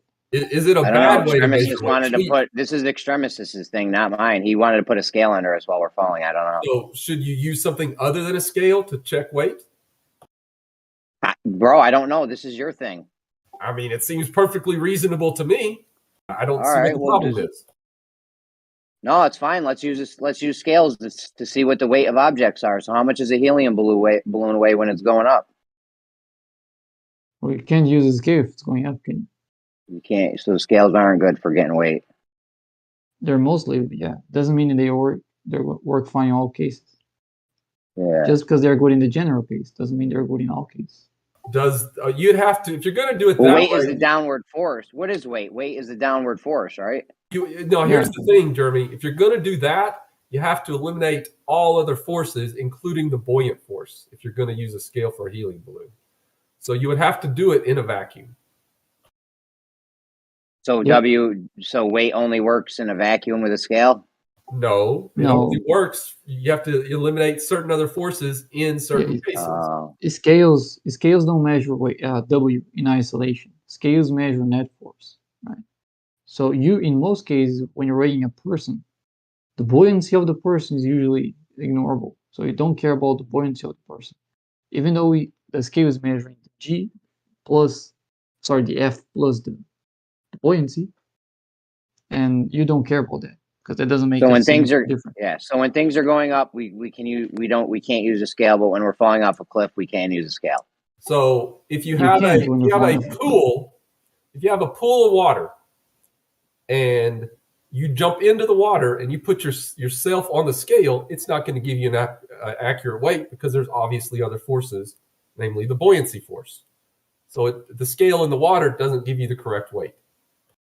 But we do get the correct weight. But we do get the correct weight if we put a scale under us and we're falling off a cliff. I did not say that, and that's not true. If we're falling, I don't know. You wanted to put a weight. You said we're weightless, and we wanted to put a scale under us when we were falling off a cliff. I don't know. It's your thing. I said that, and I said it would read 0. Yeah, so it's weightless. It doesn't register a weight. Correct. If you're falling off the cliff. I wouldn't say you're weightless. I would say you feel weightless. You wouldn't be able to measure that. The scale doesn't show a weight. Yeah, but you are accelerating towards the ground, and that acceleration is coming from your weight. So you're not weightless because that weight is what's accelerating towards the ground. But you feel weightless because everything's accelerating together, including all the atoms in your vestibular system, including the marble and the springs inside of the accelerometer. I mean, if that was how they are designed. So in conclusion,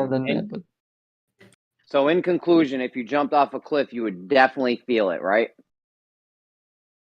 Feel what? The drop. You're accelerating to the ground at 9.8 meters a second. Would you feel it?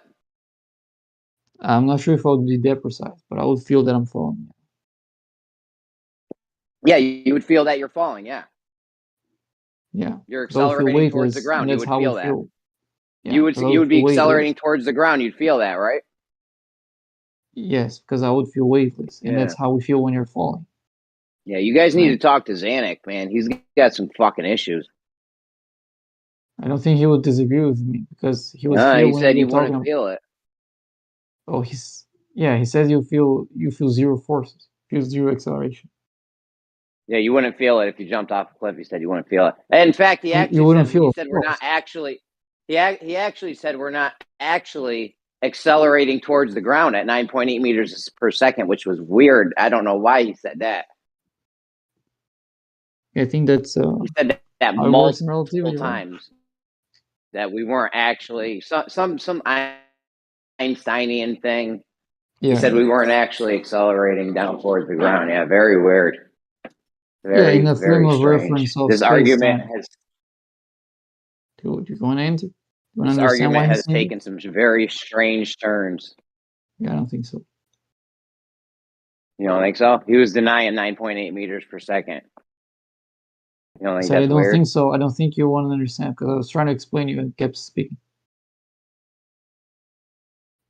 Oh, okay. Explain why we're not actually accelerating towards the ground I'm at not saying 9.8 that that's meters per happening. I'm second saying when we that's. jump off a cliff. I'm not saying that that's happening. I'm saying what I think what Zennik's saying is that in the reference to this to space-time, you're not accelerating. In reference to space-time? Yes. How If you so? have, yeah, because like Because what? because well in relativity, when you have the band of space-time causing acceleration, what's happening is that things are just moving straight line in the band space-time, right? So in that geometry Things that don't is move now in straight bent, lines. you're just inertial. Space-time doesn't make things go in straight lines. It has things bending. Yeah, no, within that geometry, it's a straight line. They follow the straight lines of the geometry. Yeah. Follow the shortest path. So it's straight and curving. So straight and curving. In different geometries, just like moving and not moving, just like moving and not moving in How different about frames in of reference. reality? Just forget. Yeah, they're both reality. The name for They're that both valid. has been established to be it's stirving. It's straight and curved. It's a stirve. Straight and curved. Yeah. No, that checks out. They're both reality. They're just different frames of reference. One, it's not just because you have two Yeah, I reference don't know frames about that because. Go ahead, Bacon. Tell us how it can be straight and curving at the same time. Right. Just because, for example, we have two reference frames, and in one the object's moving, and the other object's not moving, and just one is the real one. No, they're just different reference frames, just like you have different geometries. And within the geometry of space-time, it's a straight line. But if you look from, let's say, like a universal Euclidean geometry that the space-time is inside, then yeah, that would be a curve. So it depends on the geometry.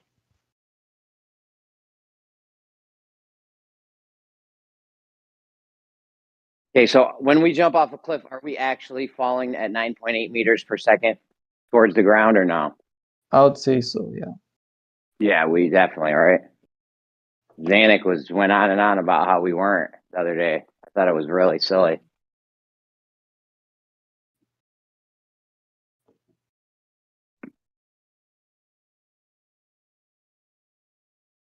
I don't know. This argument has taken some very weird turns over the years. Very weird. Yeah, depending on the context, things can be counterintuitive. So in the context of relativity, it's different than in the context of Newtonian mechanics, for example, even though both of them work the same way for our experience. So in the context of relativity, we're not actually falling down at 9.8 meters per second squared? Is that what you're saying? Yeah, you're not accelerating for relativity. Like, according to relativity, you're just moving in a straight line in the geometry of space-time. So is Earth. In a straight line down at 9.8 meters per second, right? Not down. I mean, no, not 9.8 meters per second square. Actually, no. Oh, That's how how close. fast are we falling in the? How fast are we falling? Go ahead. Yeah, that's how close you and Earth are getting towards each other. The distance between you and the Earth is getting smaller and smaller by 9.8 meters per second square. Yeah. And so in relativity, it's not us falling down, it's the Earth coming up towards us, or what's going on in relativity? No, it's the space between you and Earth getting smaller because it's being bent, right? Yeah, in relativity, that's what's happening. We're falling down towards the ground at 9.8 meters per second. Or does relativity think the ground's moving up? No. Again, I didn't say according to relativity you're not getting closer to the ground. You definitely are closer to the ground, but you're not accelerating in space-time. You're following an inertial path in space-time for relativity. That's what the difference is. And the not path whether or would not be they're getting closer. And the path would be down at 9.8 meters per second. No, right? no, that's the three-dimensional No. path that we see. No. It's So what do we do? It's the Okay, four-dimensional I path. jump off a cliff. According to space-time, what's happening? Right, there is the four-dimensional path, right, that you're taking in. Yeah. So what's happening? What's relativity. happening in space-time? I'm not sure how to describe a motion in four-dimensional path that is also in a bent geometry. Yeah. I mean, if understand space-time more or doesn't less know that we're what the concept is. if space-time doesn't know that we are falling towards the ground at 9.8 meters per second, we should probably scrap that shit because that's fucking stupid. But it's not what it's saying. It doesn't say it doesn't know you're getting closer towards the Earth. I already acknowledged that, like twice, that even according to relativity, you'd still be getting closer to the ground at a rate of 9.8 meters per second. The only difference relativity doesn't know that we're falling towards the ground at 9.8 meters per second squared. It does know. Oh, it does know. So even in relativity, we are falling towards the ground at 9.8 meters per second squared. Yeah, I didn't say you're not. I said you're not accelerating in Well, I could have swore you just space-time. said it depends. I could have swore it just said it depends on if you're using Newtonian or Einsteinian, and so in all Yeah, these I'm being things, more we're always specific now. falling towards. Okay, so in all these things, we're always falling towards the ground at 9.8 meters per second squared. Yes. Really? Because it sounded like you were just trying to argue against that in relativity. Very weird. That's why I clarified. Very weird. That's why I clarified. I don't think you're going for a clarification. Yeah, Doesn't we're all, sound like we're it. all clear. No matter which way. Whenever I try to clarify, you try to pick the specific sentences that are least clarified and least contextualized. No, I think we're all clear that now I think we're all clear that in relativity and Newtonian mechanics, we're in both of those, we're falling towards the ground at 9.8 meters per second squared. I got it. Perfect.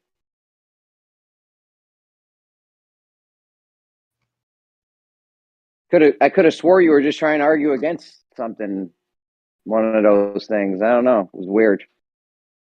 Well, I explained what I was trying to explain. I already tried to clarify. I don't think you're trying to understand what I tried to clarify. No, it's clear. In both Einsteinian and Newtonian mechanics, we're falling at the ground at 9.8 This is not what I was meters per trying to second. I clarify. got it. Yeah, but that's Is that what's happening? You know that that's not what I'm talking about. Well, what are you talking about, Bacon? About the acceleration within the space-time. That's what's different. So when, for example, someone says, well, according to relativity, you're not actually falling, it means that you're not moving in that reference frame. Because in that reference frame, you're not moving. But there's just less and less space between you and Earth without you having to move across the reference frame. So if I'm not moving, then the ground must be coming up towards me at 9.8 meters per second. No, I mean, both of them are moving. So the ground and me, if I jump off a cliff, I swear I was in the middle of a sentence. I'm just trying to figure this out. We're trying to clarify this. If I jump off a cliff, the ground and me are moving at the same rate towards each other, or what's up? The distance between you and the ground is getting smaller. That's not what's in contention. Okay. Right. And you're moving in the direction of time at all moments, right? there's a there's a 4-dimensional space in relativity, and time work is a dimension, right? So in relativity, I am not falling towards the ground at 9.8 meters per second squared. That's not what I'm saying. Well, so I am falling towards. Oh so my in fucking relativity, God. I mean, I am falling towards. when you want to have Bro, I'm honest trying to clarify conversation. this shit, Bacon. No, you're not. Trying to You're not. You I am want trying to just clarify this. you just want to go for yes or no answers to questions that you know to be ambiguous on this It's a dichotomy. Either I am or I'm not falling towards the ground at 9.8 meters per second squared. No, because there's more context to this question. They're not very clear what actually you're asking. It would be a Well, we know the dichotomy if there was ground's no. It would be a dichotomy if there was no ambiguity in your question. But you know there is, and you just want your yes or no question, so it can point to contradictions that don't actually exist because they only exist when you forget about context. Okay, so in relativity, yeah, I'm not interested in that. I'm getting. What's up? I'm not sure. Did you hear anything I said? Yeah, I heard what you said. I'm trying to get this clear so I understand what's going on here. Dude. Is that cool, or do you not want to? I don't think you heard what I said. I don't know. Maybe it's your connection or mine. But I said a bunch of stuff that I'm not interested on doing that. You're not interested? All right, that's fine. I'm really not that interested either, honestly. It's a giant waste of time. If there's any kind of science out there or theories that thinks that the ground's moving up towards us or we're not falling down at the ground at 9.8 meters per second squared, you just toss that shit. Fucking garbage.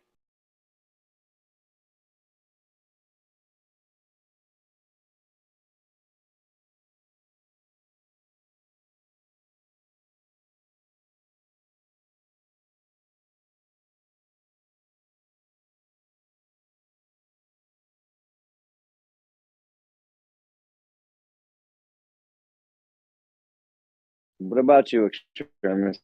What's going? Oh, he deafened.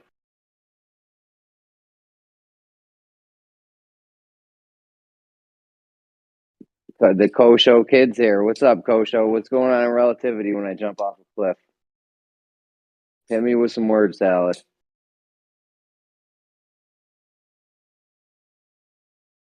Lael here. Oh, Lael's on deafened too.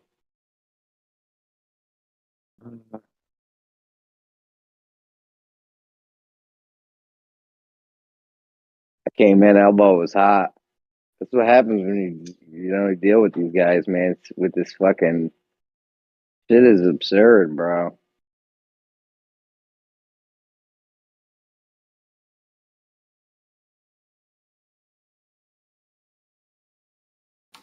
Whitsett and Brian Leakey are on Modern Day Debate right now, debating conspiracy cats and Mr. Sensible. Yeah, Whitsett wanted to go 1-on-1 with them dude, or 2v1. So I told him, I was like, yo, just bring someone that's just not gonna say anything.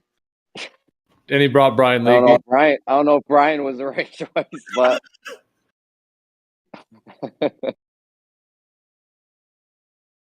Whitsett's had to tell Brian to stop talking a couple times, but he seems to be doing all right.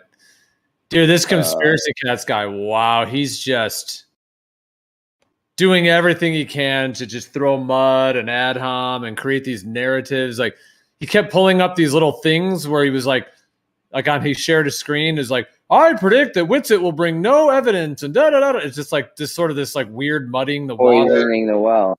Oof. Poisoning the well, yeah. Dirty. Really dirty. Yeah. They're totally fallacious. The sensible guy, the sensible guy he's at least trying to make points, the Mr. Sensible guy. You ever hear when Brummy debated conspiracy cats? Oh Lord. No, Brummy asked conspiracy cats, how do we have gas pressure without a container? And conspiracy cats was like, no. He's like, you want to ask, how do we have pressurized gas without a container? This shit's getting weird, bro. Very weird, this argument. I don't know.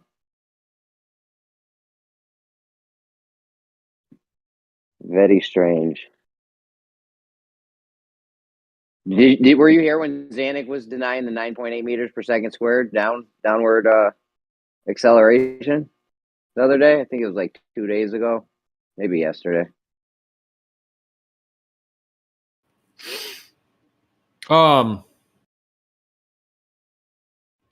He was denying that it existed at all. Well, he was saying Yeah, today. he was saying today, if you jump off a cliff, it's the same as floating, and there's not an acceleration. Him and Cyrus were going back and forth for quite a while on that. Yeah, that's what we were doing the other day. He was telling me that we're not. If I jump off a cliff, I'm not actually accelerating towards the ground at 9.8 meters per second squared, which is weird. That's very bizarre. For what? Bezos? That's what he's worth?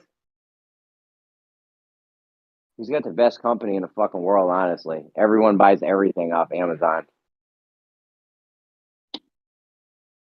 People that got that much loot, though, they don't even know how much money they got. You know what I'm saying? You know how much change is in your little coin jar at home right now? That's what that shit's like to them. I assume you're hot miking. No, my bad.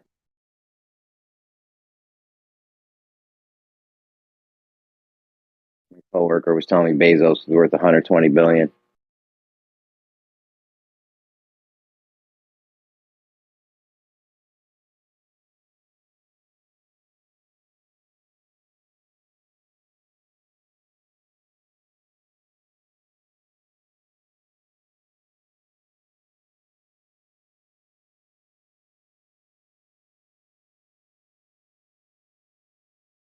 Yeah, I made him repeat it. Zanuck, I made him repeat it because I was like, "Huh?" I'm like, "Wait, what did you?" I'm like, "Did you just say we're not actually accelerating down towards the ground at 9.8 meters per second squared?" And he said, "Yeah," because I wasn't sure. Maybe it was unclear or something. I just wanted him to clarify it. And yeah, I don't know what Bacon was trying to do just now. If you were listening to that, but.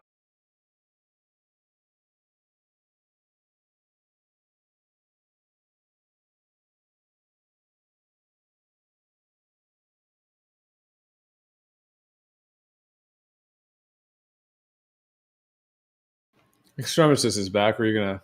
Is there something you're gonna ask him? No, I'm not going to ask Extremistus anything. No, I thought Jeremy was gonna ask you something, but you were on deafened for a second. Yeah. When we jump off a cliff, are we accelerating towards the ground at 9.8 meters per second squared? What did Zanuck say? I agree with Zanuck. Don't worry about Zanuck. Don't worry about whatever Zanuck. he said. That's my answer too. No, don't worry about Zanuck. He's fucking a crazy person. I stand by my answer. My answer is You whatever. stand by Zanuck the said. crazy person? All right. Yeah, exactly. Yes.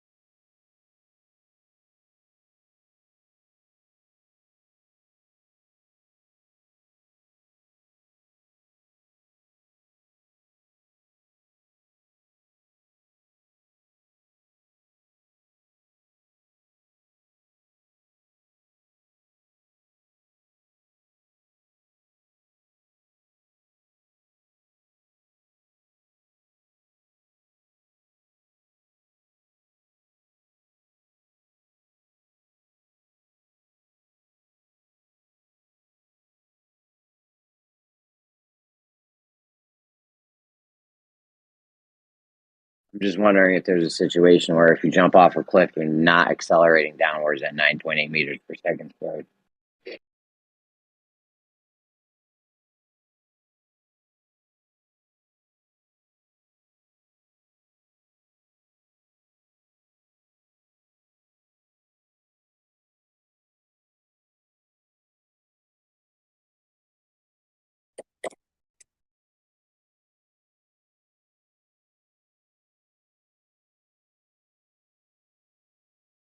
But you guys ain't doing OT?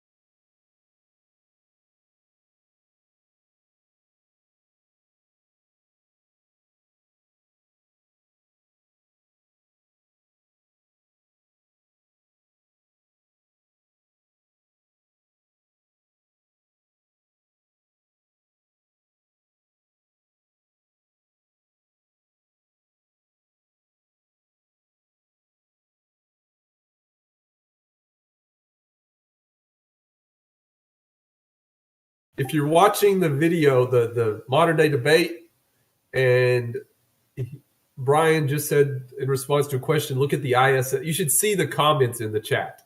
They all are literally, what the fuck?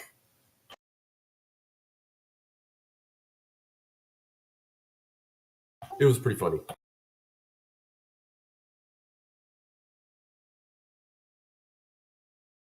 The plan was Brian was supposed to shut the fuck up and let Witsa do the talking. See, even you know that Brian is a bad person to have on Witsit's team. Like, all you got to do is not say anything. That's literally all Brian has to do is just don't talk. But my question is, why would Witsit let him be on the team? I told Witsit like a month ago or something, I'm like, bro, if you ever need a second person for a debate, let me know. Like, I would have just sat there and shut the fuck up if that's what he wanted. He actually should have said, you can come on, Brian, but just mute yourself permanently. I think Witsit had to have like a mute button for him. That'd be okay. You can come on, Brian, but I need the ability to mute you.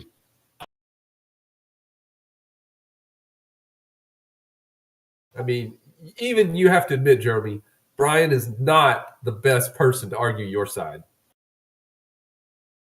Dude, he had one job to just not talk. That was like his job. Like, just don't talk. Witsit was trying to do a 2v1. The guy who runs the shit wouldn't let him.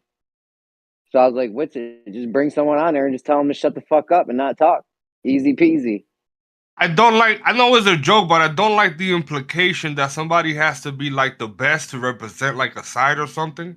Like, isn't that the same mentality that leaves up to the Globers? Like, isn't that how you guys think?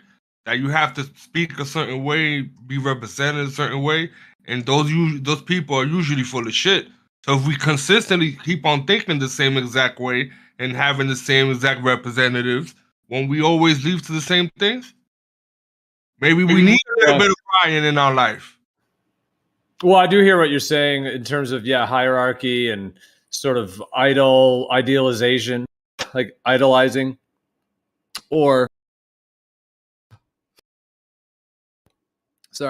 like idolizing or idealizing someone in a way that then it like uses some kind of hierarchy or like suppression process. Because it seems like with the Globe, you have like celebrities, some people that are considered upper class, some that are lower class.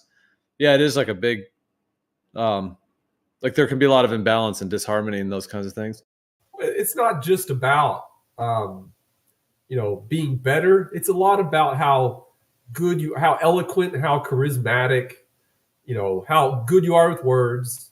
Your knowledge of the subject actually obviously helps, but you got to kind of come across as sincere and know what you're talking about. And I really don't think Brian comes across that way. But that's the thing. We know he know what he's talking about. You described like a character, like all those things that you say don't quite describe a real person. It describes a character playing a role, right? And especially the first things that you say, charismatic. In my opinion, all a person needs to be is charismatic. Doesn't really need to know what he's talking about, and that's it. That's the debate right there. Well, Matrix, then how about this? Let me think about this. What if there was one person presenting that the Earth is a stationary plane and another person that's presenting the Earth as a globe, just 1 versus 1, and it was in front of, let's say, 100 million people? At that point, Matrix, like, would, whether or not you're on one of the two kind of sides or ideas, like, do you not think at the same time that there could be someone that would represent that, I get you, bro. a different way compared to someone else? Don't force your mind too much. I understand where you're coming from, and in that sense, I would kind of bend, but I wouldn't like it. Oh, you cut out. You might have muted. My check. Yeah, you're good now. So in that sense, I would bend, right? I would bend, but I wouldn't like it. I wouldn't like it because in a way, it would feel like I'm bending to the same authoritarianism that I'm trying to fight, right? So, but I understand the implications. Well, what if you were the one to pick that one person? Then what? Oh shit, though. I wouldn't even take that responsibility, bro.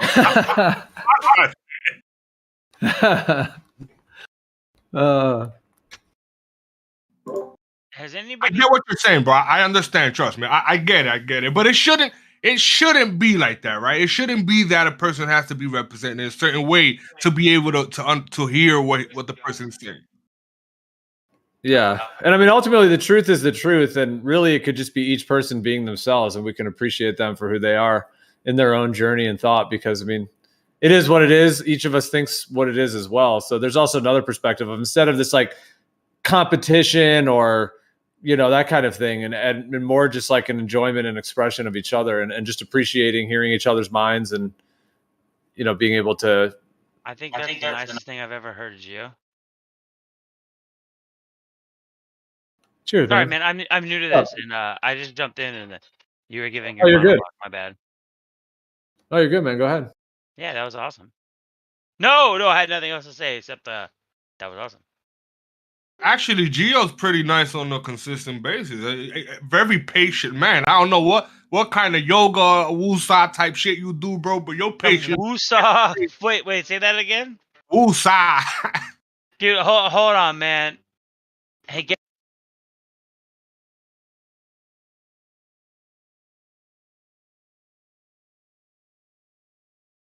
Hey, that was some straight up Pootie Tang sounding shit, dude. Do it again. That's from Bad Boys. Yeah. Bad Boys. Oh, You didn't see fuck. Bad Boys? Nah. The first one? Bad Boys 2. Oh, see, I didn't see either. My mom wouldn't let me. No, I'm just kidding. No, yeah, I just don't remember the line. I think maybe my Well, mic. I think. Did you mean? Were you saying ayahuasca? No, Woosah from the Bad Boys too. Remember what Martin was doing to deal with the other one's bullshit. He kept having to go like Woosah, and I was describing you like you have that patience, like you just for some reason you just have the patience to deal with all those crazy motherfuckers. Yeah, man, you have the Wadate for the Wadase, motherfucker. Sarate.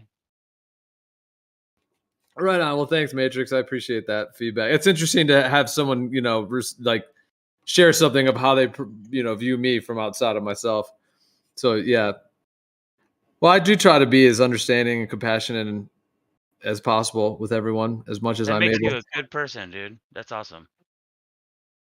Oh, dude, mission accomplished. You definitely, if that's what you try to be, you're definitely accomplishing that mission, bro. Because even when you get upset, I see you trying to moderate yourself to try not to be as offensive. And when you do get offensive, you take a little bit of time, right? Not long. You come back and you try to commend the situation, right? I peeped that, bro. Pretty cool. I like that about you. Right on, man. Thanks. Gio's, Yeah. I mean, Gio's you a guys good are a lot cop. I'm the cooler than bad that cop. Flat Earth server I came from. Jim Panda sent me over here, so I don't know. I'm new. All right, man. Yeah, welcome. Nice to meet you guys. Are you a flat earther or a glober or what? No. You know, I Got a fence? actually did a lot of goddamn research and tried to be a flat earther, just for argument's sakes, because I thought some of these, like, you know, some of these rooms were getting a little dull, and I think they needed some spice. But you know, it's really hard to find any information on the flat Earth. I except for YouTube, I found out there's like 2 guys on YouTube you can follow who just spit fucking nonsense. It's really hard to find like somewhere to get some solid fact about the flat Earth. Go figure. Well, hang out here because we be kicking it all day. Yeah. I came from the flat Earth one. You guys know the debate flat Earth one? Yeah, that's the Glober server though, bro. Yeah. Those are Is hardcore this the flat Glober Earth server? fucking. Well, those guys that's run by a whole globe team. Yeah, that's not. It's a fucking echo chamber, by the way, and it's got the name Flat Earth in the title, I guess, but it's not Flat Earth. Well, I mean, they still talk about it there, but it's just No, they don't talk about it. They yell at people who come in there, and it's a bully Yeah. system of just fucking like pick on everybody, pile on the person who wants to say something. And then it becomes like, all right, we're all gonna fucking. And then when that person says something back, they're like muted. No, I'm not talking shit. I like them too. I don't know. You guys are probably best friends, huh? Do you know Gem Panda or Waz or anybody? Check. I do know them guys, but Okay. I mean, they do what they do, and we do what we do over What do here. you We're guys trying do? to Yeah, take. I want to know what you guys do. What is this about? We're trying to get down to the fucking bottom of this shit. All right. Bottom of We're what? looking for the truth. The truth Truth of what? of our reality. Truth of our reality. Oh man, that's a fucking hard question, huh? It's tough, man. It's not easy. It's not easy stuff here. Hey, and you guys let me know. That's my my friend playing the guitar in my background. If it gets annoying, I will mute it. We can't even hear it. Your echo, your noise suppression is doing well. Oh, good. I got a good mic. Okay, so if you guys want to get down to the get down of knowing about what the knowing is. I don't know what you even said. Just what? No, I don't know Say what it I again? said either there. But yeah, you just want to figure out what is this? Hey, I like this idea that's going around about the simulation theory. You ever fuck around with that? I kind of lean towards we're in a simulation. Yeah, not all of us do, but I mean, I do. We all have differing opinions here. Like, we're not just some people that say, we don't stick to the mainstream here. Like, you're not going to go on Google and find out what I think. So Whereas like Geo's not gonna. anyone over in Gems, I don't need to even hear what they're going to say. I could just go to Google and know what they already think. So Nice. So you heard this whole theory about how in 2012 when the Hadron Collider turned on for the first time, supposedly, which the Mayans supposedly predicted was the end of the world. There's this new theory going around, supposedly, that the Earth did end. The Earth did end in 2012, and we are living in a goddamn simulation. From that day, when we turned it on, we created a simulation that is spiraling on itself, and it is slowly, it's all chaos and slowly fucking speeding up, or slowly speeding up doesn't make any sense. It is, it's speeding up on itself, and that's why it feels like the days are getting shorter, and all these Mandela effects, these different Mandela effects keep showing up, and all these different things you can't explain, and how the world is just going to shit. What do you think? Jesus, Garrett, that shit is loud, bro. I think like the phrase at the end of the world that it's more of an end of the world as we know it is usually as it like was, right? Like a paradigm shift, right? It isn't right like I don't think it's like a destruction kind of thing, which is how they paint it as. Well, we're still alive, so I mean, obviously, it wasn't like a like a fucking like an asteroid hit us or something. But I think we were hit by some goddamn truth, and something changed. Yeah, well, you know how there was that December 21st, 2012 date with the Mayan calendar correlating with it as well? Remember That's what that? I'm saying. That's literally that's literally what I was talking about. Yeah. That's when it started. Yeah, so it does seem like that was perhaps like the end of an era and the beginning of like the end of an old cycle and the beginning of a new one. And it is interesting. That would have been like, December 2012, which is pretty much like the beginning of 2013. And then people talking about the Earth not being a globe, being flat, being a stationary plane and all that started happening around like 2000. Did it really? 14 into 15. Yeah. So pretty much like just after that, like it wasn't right after, it wasn't like right in 2013 as much. It really was kind of more like 14, 15. But if you look at it more as like a bullet point on a huge time scale, it had like a reverberation effect. So yeah, so I think like that December 21st, 2012, it was the end of an old cycle. It was. And the old cycle is current. It's the globe cycle that we're currently in, and the fake science and the whole fake empire that these people in control have built. And the question is, whoa, that's loaded. The question is, are they going to raise their fake empire to the next level, or are they going to lose it and we're going to get our sovereignty back? Whoa, that was loaded. Hold on, that was really loaded at the end. So who are the? Yeah, sorry, I mean, probably said too much in one no, run. it's okay. No. I mean, I was with you until you started saying they and the. What did you say? You said they and the fake empire. Yeah, that they've built a fake empire. Yeah, they stole the old. They stole the old world from the Who did? people. The people that are currently in control. The group. All right. So that's a I'll say loaded. it. That's a loaded statement too. But go ahead. Sorry, I didn't mean to interrupt anybody. Yeah. Well, this is coming from the perspective that there is a group of entities. Let's call them. You believe that there's a group of entities that are controlling the world? Absolutely, yeah. Now it depends on what your definition of control is or what we're talking about. But we're talking about finances. I don't know. Like big oil, big media, big oil, big pharma. See what just happened in China and Russia? Nobody's talking about it. It's only released in China and Russia. Did you see what they just released? The news? So they've been stockpiling gold for like the last 5 years. Okay? They've been buying up gold like whatever, just from everywhere. Buying up gold. And the other day before the G12 summit, or the G whatever, I think it's G12.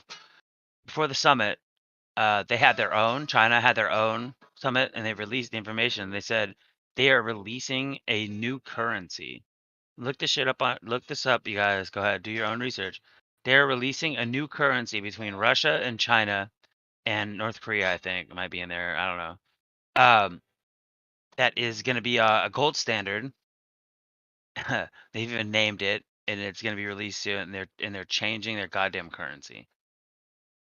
And it's gonna destroy. Supposedly, the goal is to destroy our dollar, because we don't have a gold back. We don't have a back on our dollar.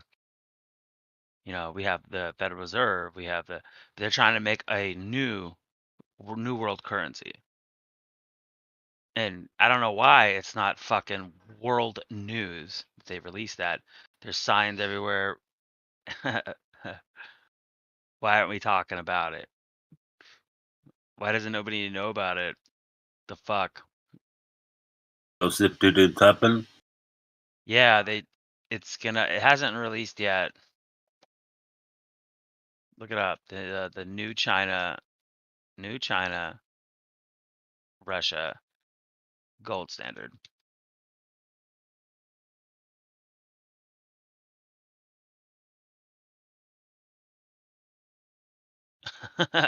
And it's gonna fucking change the world, dude. And it is. I don't know why. I think our government is scared to fucking bring it up yet. It hasn't been in our news yet. I haven't seen anything on any kind of one of those ABC or NBC or CBS or CNN, or nobody's talking about it yet. But it's extreme. I'll tell you what is going to hurt if it didn't already. If they stop trading the oil with the U.S. dollar, that's going to fuck us up big time. It's already started, man. So what? Saudi Arabia already backed out, right? Saudi Arabia's already like, fuck America. It's called OPEC. Yeah, they're already backing out. They're backing out. Everybody's backing out. Dude, shit's gonna fucking flip soon. Shit's gonna get weird. But I don't know how they're gonna even introduce this to the populace. Like, it's not even being talked. It's not in the news yet here in America. And this just happened 3 days ago. What day is it? It's Thursday or Friday? Thursday night. Oh yeah, it happened. So it happened 3 days ago. Yeah, and they announced it to the world. Well, kind of. And they've been planning it for a long time. You know, so Russia and China literally have been stockpiling gold. They're literally going to bring back the gold currency. So they're gonna gold back their money. And it's just going to make our dollar plummet if it works. We can't back. Well, actually, we have a lot of gold in reserve supposedly. And what's that? What's everybody talk about that? What's that fort we have that nobody can get into? We have all the gold in there, right? Anybody here? Yeah, Fort Knox. Thank you. Yeah, thank you, sir. So definitely, I guess we have Fort Knox, which has a bunch of gold in it. But I don't think we're gonna be able to keep up with this. So just keep an eye, guys. Okay. Anyways, the world is I don't think wars are fought the same way they used to be. and I'm pretty sure we are at war, and we're not fighting these wars with bullets and people anymore. We're fighting a war of currency, and it's getting a little ridiculous. That's why. Have you noticed how everything? I don't know where you guys live in America. I don't know if everybody guys are Americans, but at least here where I live, I mean, gas here where I live is almost $8 a gallon, and a gallon of milk here where I live is $5 for a gallon of milk. Block of cheese is like $8 almost for the fucking good cheddar. It's getting ridiculous, and it's gonna slowly keep going up.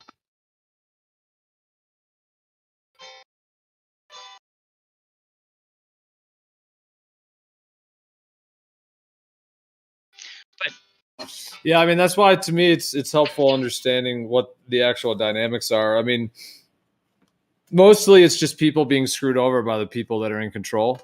Oh, so that's okay. So I was wondering. I was trying to gauge. Oh, sorry. Am I echoing? Sorry. That's what I was trying to gauge what you guys are about in here. So you guys are about the. All right. So you're about the New World Order. You think that the government is in control and they are changing things and fuck the people and it's all about the money, right? I mean, we're talking about a couple different topics. I didn't really say those things exactly, but I mean, when you keep saying, well, just real quick, when you were saying what you guys are about, I mean, I wouldn't really say that there's any one way that everyone's about, as it were. Like, I mean, on this server in particular, on this platform, I mean, there's all kinds of people that have all kinds of different viewpoints. So yeah, but I mean, we discuss. Tell me your viewpoints. I like it. Yeah, go ahead. Tell me your viewpoints. What do you guys think? I mean, we discuss the earth, we discuss philosophy, spirituality, health, nutrition. Did anybody do some research about what I just talked about? Did anybody look it up? Physics and science. Physics? Ooh, I'm not a physicist by any means. But if anybody wants to talk that, I like to learn. What do you? Yeah, no, I was just saying that. I was just saying that when you're trying to say what you guys are all about. Like, oh yeah. I was just trying to feel you out. So I didn't know if you guys are about hearing about what I talked about the whole Russia-China preparing for the gold-backed currency and their new. Dude, there's actually billboards all across Russia and China that are backing this new fucking currency. It's literally gonna like I don't know why it's not news in America yet. I think we're hiding it from us. I really think we're hiding it from Americans. Have you guys heard of it yet? No. You guys live in America? Anybody here? Americans? Yeah, I mean, I guess for me, man, like I feel like I was saying before about there being a group that's running things. I mean, they run all these countries, all these big ones, all the ones in the United Nations. So, like at minimum, NATO. Yes, they control all of those. So they're doing a lot of different things with currencies for sure, and that's going to be a major series of events, I think, in the coming years. Major financial. It's going to be a war, dude. No, go ahead. Sorry, I didn't mean to interrupt you. My bad, dude. I apologize.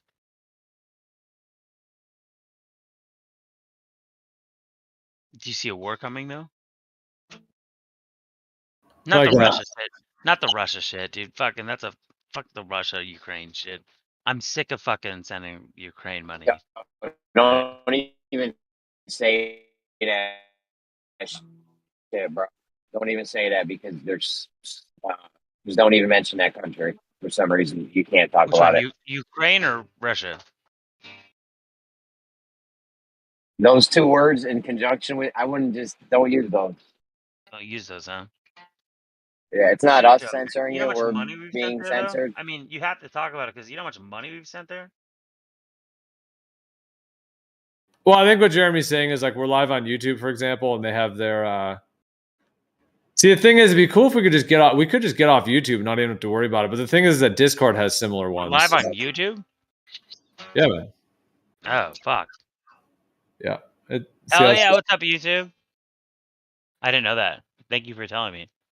I will stop talking about the gold-backed currency. And, you and RAR, you know what I mean?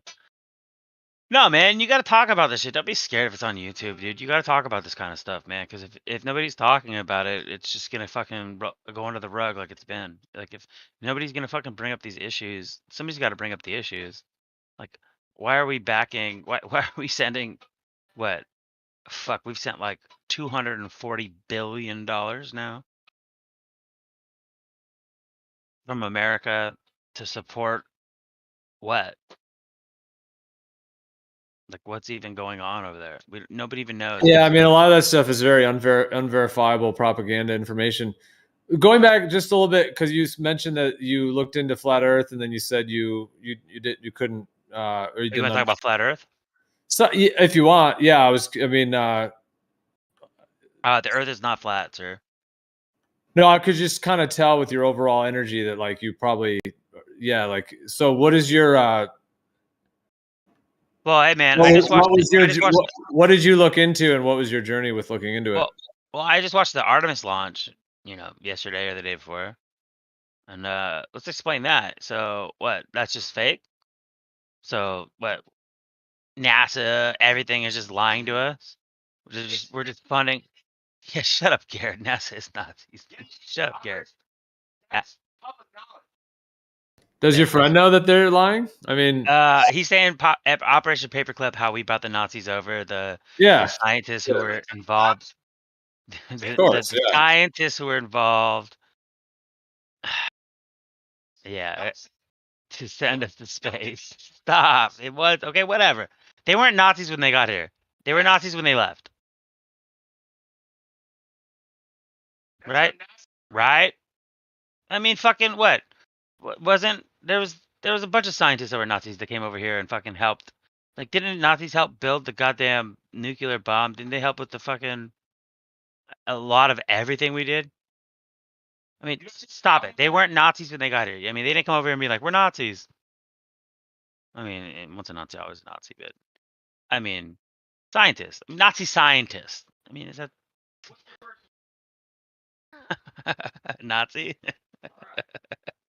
Alright, fuck you, dude. Okay. Yeah, so he's saying Nazi scientists are the ones who created NASA, and it's all a lie. It's a firmament. It's all a lie. No, I don't believe that though. Like, did anybody here a flat earther?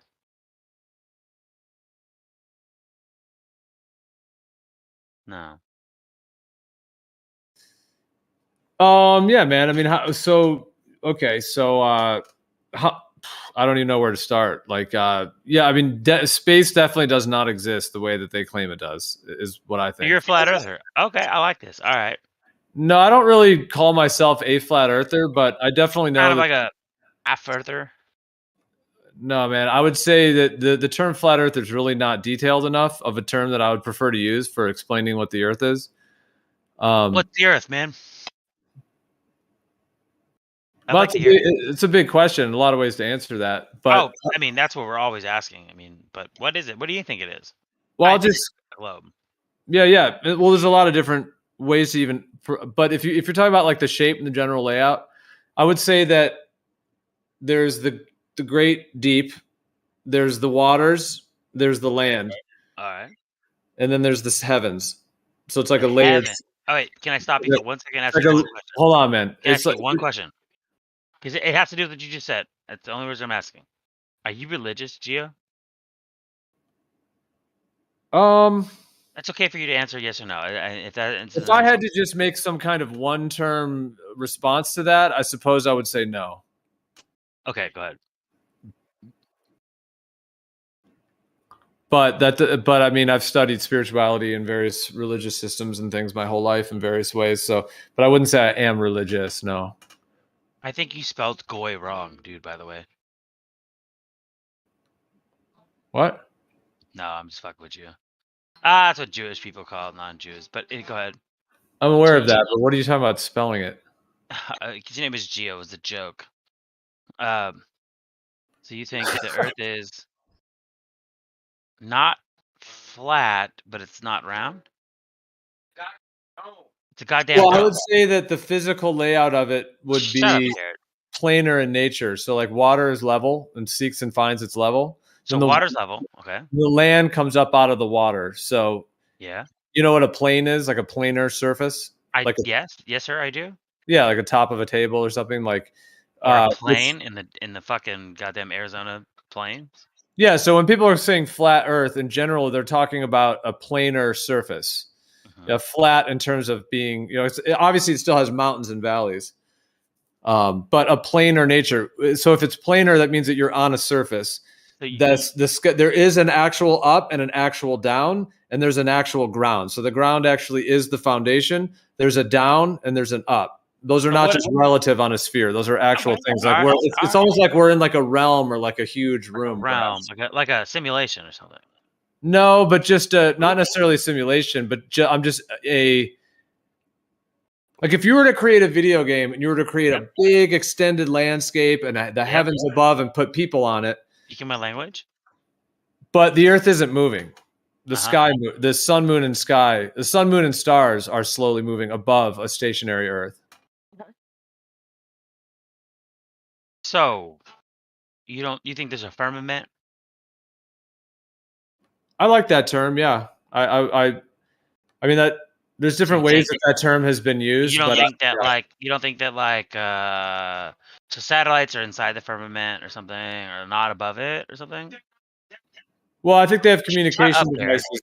There's no satellites in outer space, but there are communication devices at high altitudes. So there's no satellites in outer space. Why can we track them? Correct. Well, because I don't think outer space exists the way that they claim it does. There is an outer space. It's an inner space. There is, but you can't get past it. What's past it? Shut up, Garrett. You can't get past the firmament. Shut up, Garrett. Yeah, your friend's right. Yeah, there's a limit. Yeah. God damn it, this guy is a troll. There's a ceiling. There's a limitation. He's just fucking telling you guys what you want to hear. No, your friend, whoever that is, sounds like he knows something. Oh, his name is Garrett. Go ahead, Garrett. They want to hear you over me. Go ahead.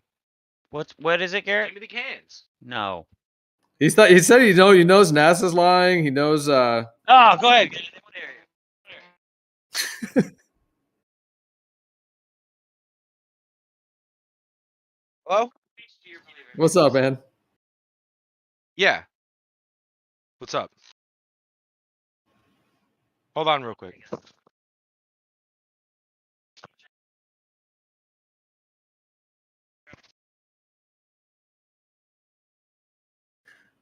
What'd he do?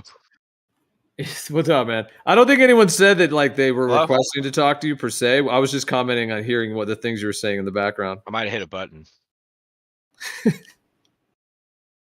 Hello? You guys are funny. Oh. Spin that thing. Keep talking. Hold on. You can't hear you guys yet. Hold on. Now? You talking? I don't hear anything. Yes. Ask me. I hear a very small voice.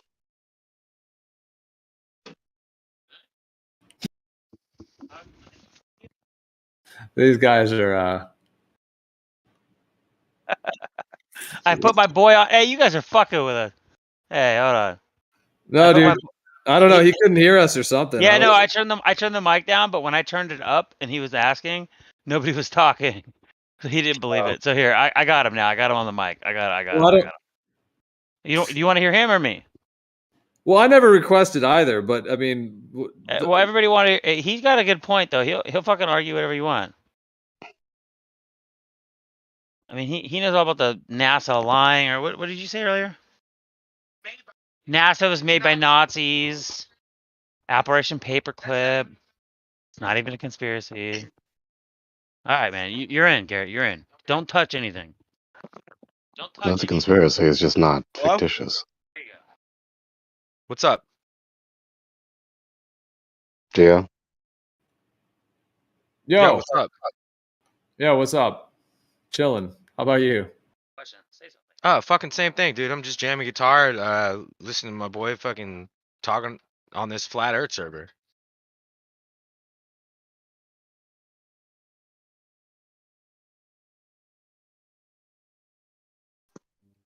So what's up? I don't know. He wanted me on the cans. Garrett, who made NASA? Where would NASA come from? Do you guys have anything to say? No. I mean, I don't know why Geo is silent. I don't know what happened. No, I'm still here.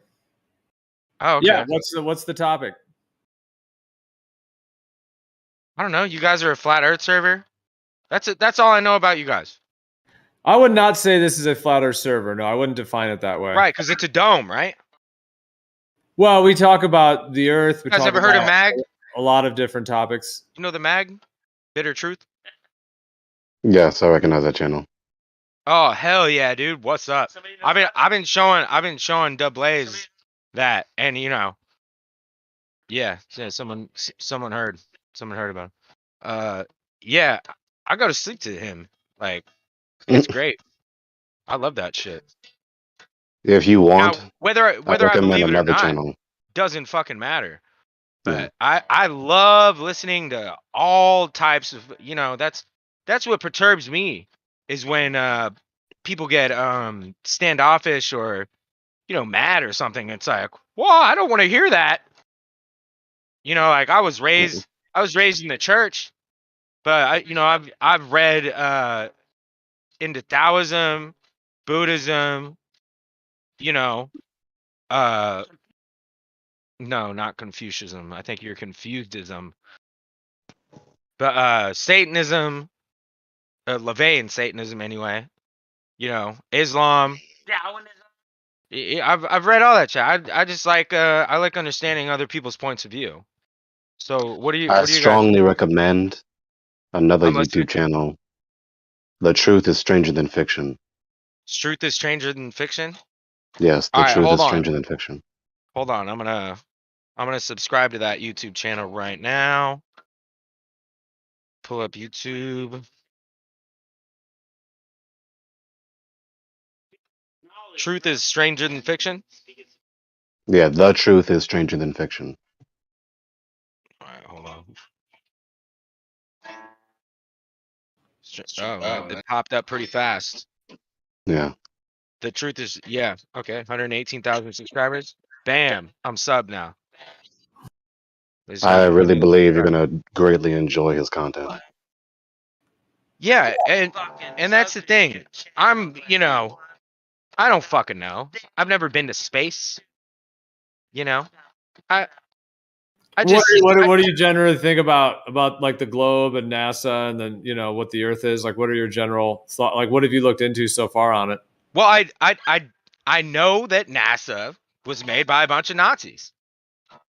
Yeah, and I don't know if that's your starting off point, and that's who you're gonna trust. I think that's a little fucky. Right. I know. Wouldn't it seem like everyone should see that? Doesn't it seem like it? Like, yeah, I don't understand that. I don't understand. Everyone's like, "Yup, well, NASA says it." It's like, well, I thought we don't like Nazis, so why are we trusting them?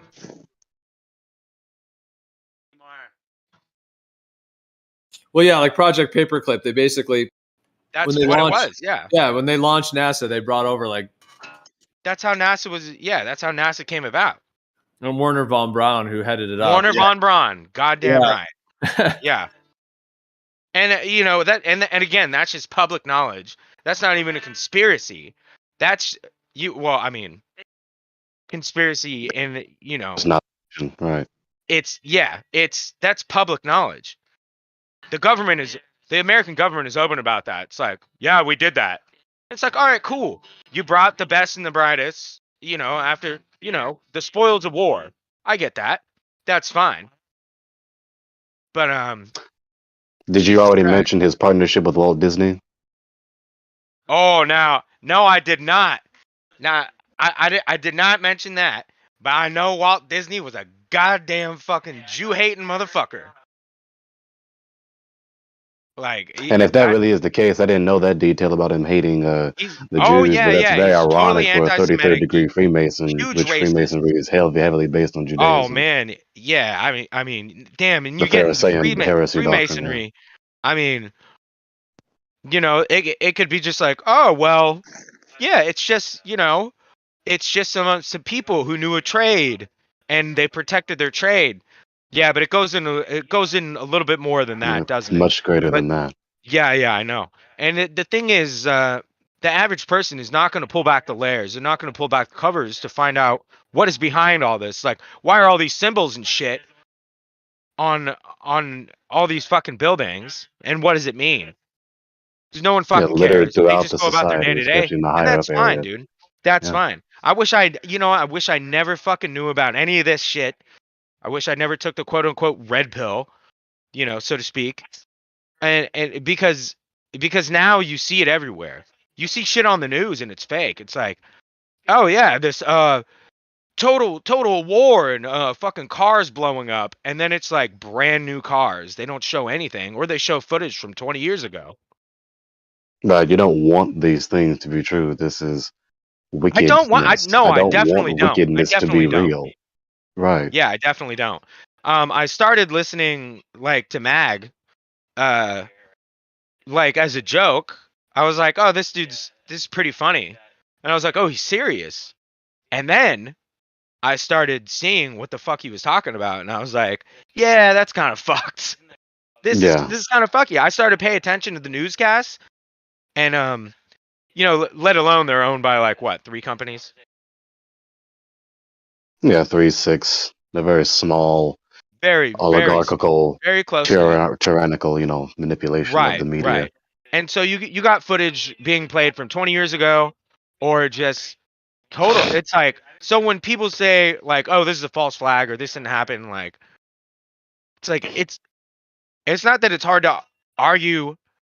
It's just that, like, when you're lied to so many fucking times in your face and they laugh at you, it's hard to trust, what was supposed to be your news source. It's literally called the news, and it's not. It's just entertainment.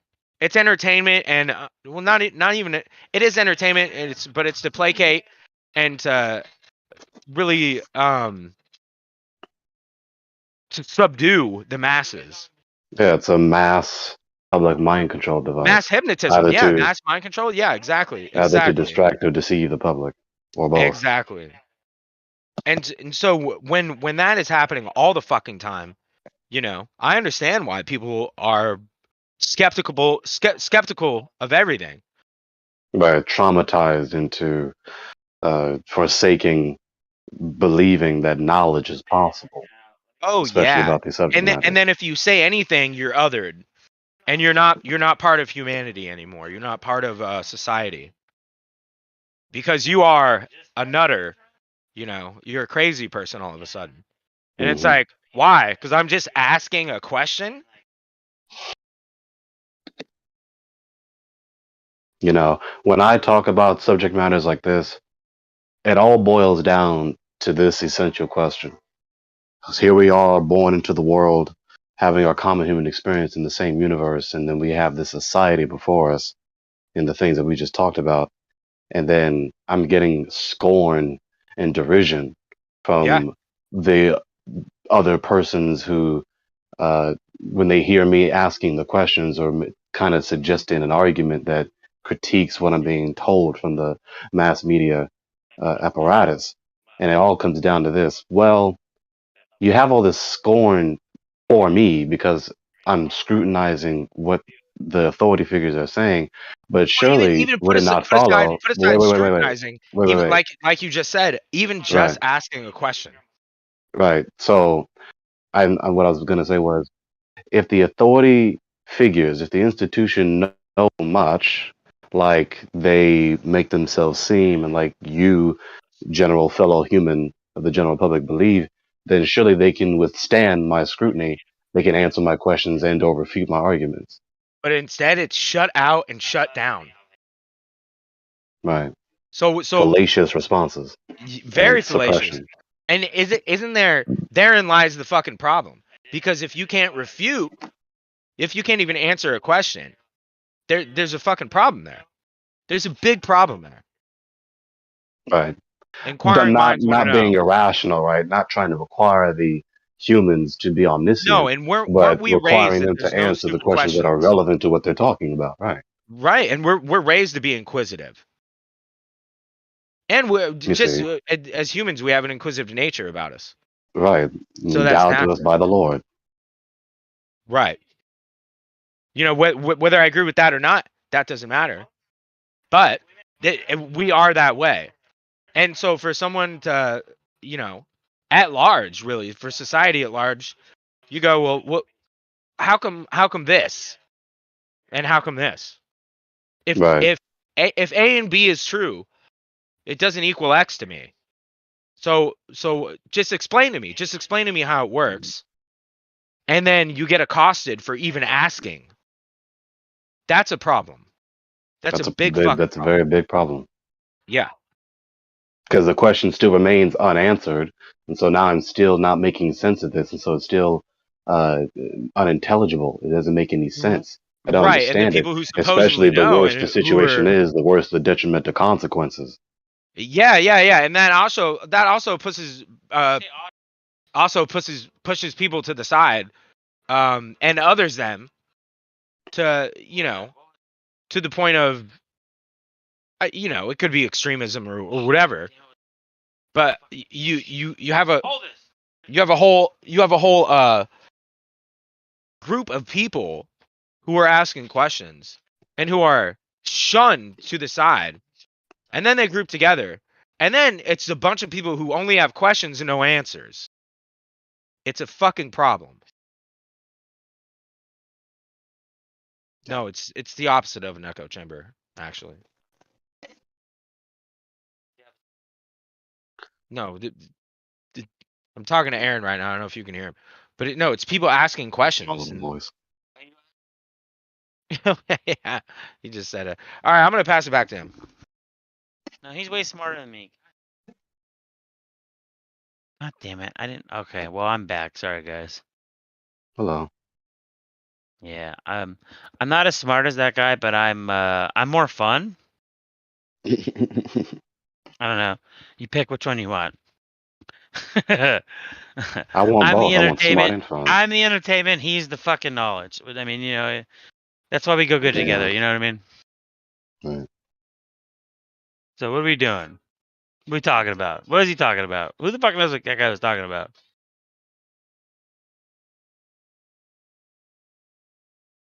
Garrett, what the fuck were we talking about? The last thing you left on? What the fuck were we talking about? Well, the last thing. Are you talking about the last thing he left on? Well, I'm asking him. Yeah, what he was asking. Left. Yeah. Okay, what's the last thing he left off on? I'll pick up where he left off. Yeah, the last thing he left on was talking about the severity of the situation where we're being told various things from the authority institutions, and there are some persons in the society who have questions and or have the audacity to say an argument, a critique of what is being said from the authority institutions, and the response from the authority institutions is to give fallacy and or suppression.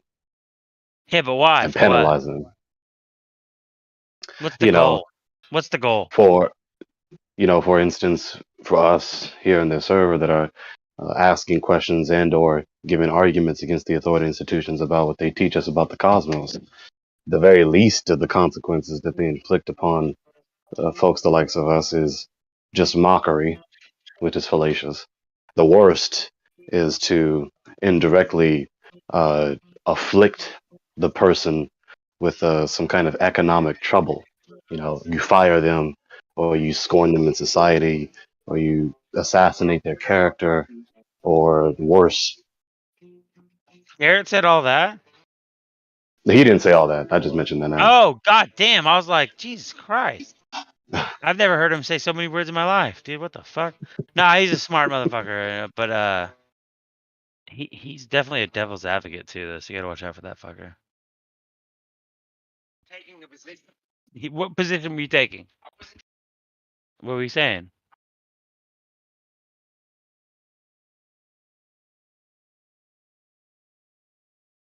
Breeds extremism. That's actually true. Yeah, I'm not that smart, so you guys aren't gonna get that from me, so. God damn it. Learn. Yeah, I try. I got it in my hand here. I mean, like him and like I and like us, we didn't get here overnight. We weren't born this way. We developed to this level of knowledge, and Yeah. still learning, always learning. Yeah, that's my superpower. His superpower is being smart. My superpower is I want to learn and I have the thirst for knowledge. So like, I'm here to learn and hear. I don't listen to that fucker though. So you guys got to teach me.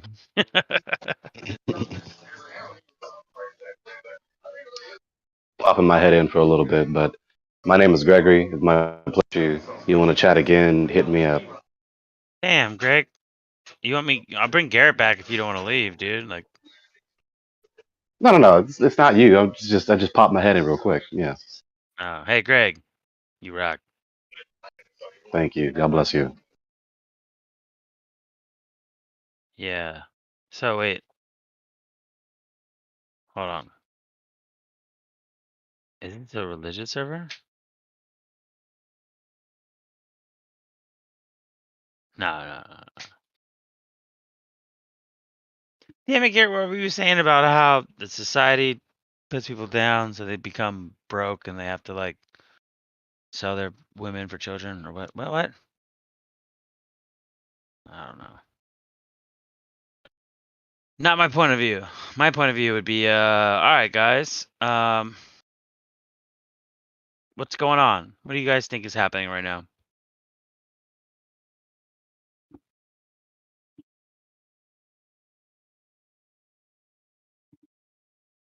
Not all at once, please. I can't hear.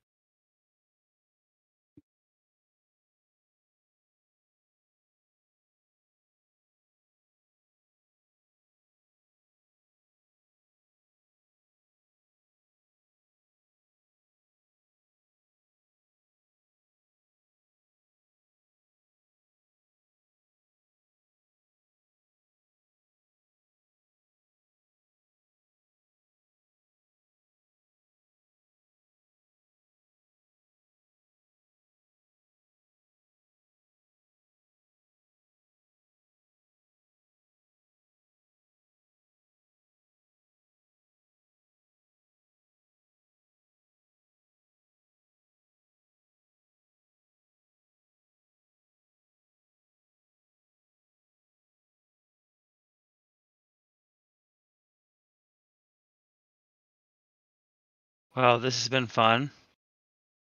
I hope you guys enjoy your night. Gio, you still there?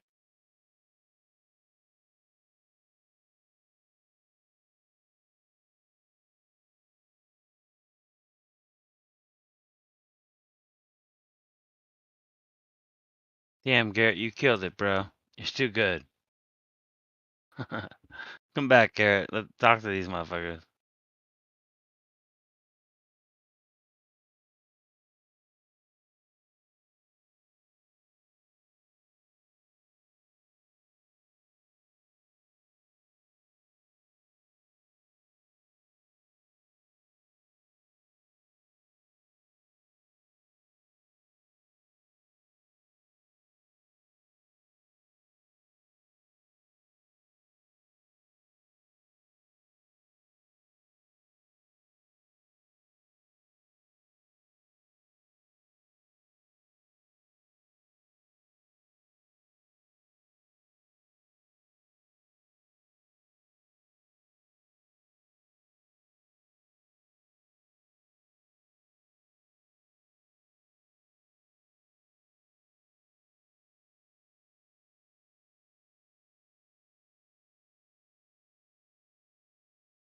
No, it's good, guys. You guys there?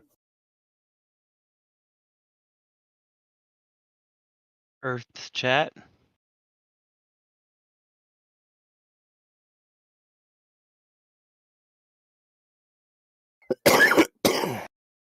Say Earth chat? Yeah. You guys talk about the Earth? Probably not. Do you guys know about the horse thing, that the Earth looks like a horse? I haven't heard that. Yeah, I'll show you real quick. So if you go to Google Maps, I got a question, man. Has anybody in here been following the whole Russia, China, new gold-backed currency. I heard about it when it was first being formed. Why do you have more information on it? Yeah, it just dropped. China, Xi Jinping released it before the G summit or whatever, and he announced it as an official currency that China. I guess they've been like stockpiling gold for, and China and Russia has too. Well, the real conspiracy here, I think, is important. Is the giant wall, or it's called the line. It's being developed in Saudi Arabia, and it's a giant path that's 256 miles long that's being created for a quote-unquote new urban living. So it'd be like non-carbon based is what they say it is. But the first thing that has to be put down is a giant road, basically. That's 256 miles that goes from the east side of Saudi Arabia to the west side of Saudi Arabia. Now, what that looks like to me is a giant road. Biblically, it says that 200 million troops are going to pass through the Euphrates River for some reason to invade the West. That's what it says. And that's part of Revelations. It's going to be the reasons why we fall, I guess. One of the reasons. So is that the reason behind it? Well, here I'll show you. So the line project is this. This is, and it's by Neum, which is a what's the word that it means? Like if you change the words around or the letters around, it makes another word. Can't think of the word. Anagram. So this company is by Neum, which is an anagram for Omen. But it's called the Line. And this is the project that's being built right now. There's literally a giant path that's being built dug out by construction workers and whoever's funding it. But that's happening right now. And then I'll show you the whole the horse thing, which makes sense to me with Revelations. So in Revelations, it says that all these 4 horsemen show up, and they're all riding the horse. And the first one's like white purity, the red one's conqueror, division, a war. The third one's like corrupted, like society, like the balances are tilted. And then the fourth is the horseman, which brings death. God commands death upon the earth and finish everything off, right? But it says all that, and they're all riding the horse. But what does that mean? Why are they all riding the horse? But if you go to maps, Google Map real quick. Here, I'll stream it. Oh wait, I can't stream in here. But if you go to Google Maps and zoom out, normally they want you to see America on the left side, and Europe, Africa, and Asia on the right side. But if you flip that, instead of looking at it like that, look at it the other way. So America on the front, and then Europe, Africa, and Asia in the back. What you'll find is that Greenland's like the head of the horse. The islands leading down is the neck. Canada is like the shoulder. America is like the chest. The front leg is South America. The back is Russia. The back end of it is, unfortunately, UK. The back legs is Africa. The stomach is China, which has a huge reference to fertility. And then like either Australia is like a baby that's coming from it, or I think it's another leg, to be honest, another back leg. But it looks like this horse is literally running on top of Antarctica, or at least like maybe jumping or leaping. So it looks like a fucking horse, dude. And once you see it, you never unsee it. Like it's like, oh wow, it's actually the shape of like a horse. But that's that. And I think what I'm saying is that I think in the 4 Horsemen story is that all these people ruling the world or running the world or the state of the world is all on the world or the earth or the horse in this case. The horse is the earth. And if you look at the map like that, bro, like totally makes sense why that would be a reference.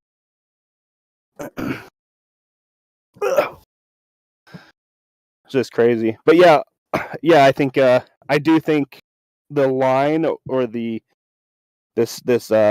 living prison Ratopia society that they want for like man is just a ploy to build a road, and then that road they're probably gonna transport troops through and like vehicles or whatever they need. I think it's part of their operation.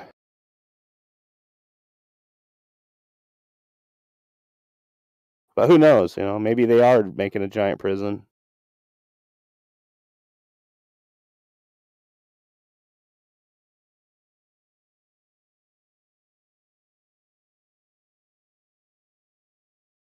Are you referring to like that big, ugly mirror? Yeah. Yeah, they're saying that it's going to be like a non-carbon, like like economic thing or economic thing, but I think it's a ploy just to build a road so that the troops can use.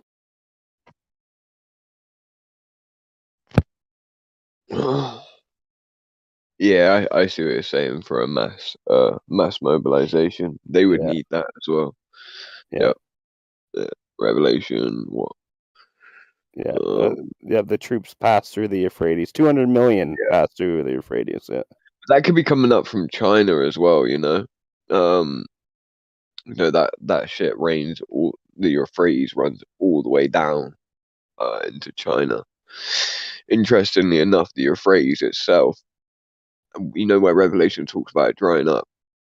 I previously hypothesized an idea that maybe the Euphrates would be the very road, like the starting of the road, like that would be pretty cool. Like the like the idea that like that would be the beginning of the road almost, Yeah, I mean, it's dry.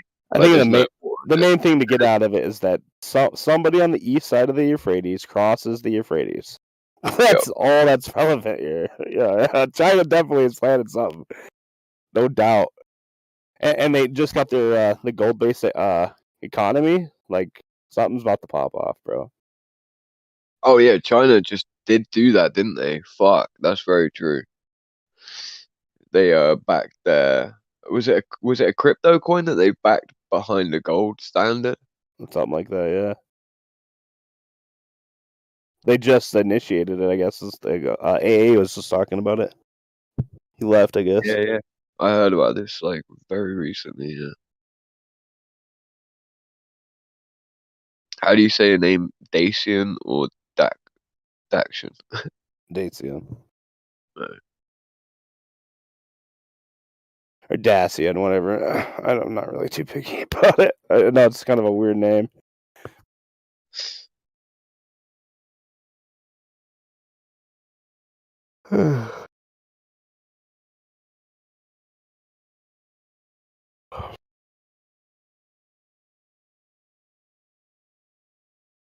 Or Dacian, I don't know.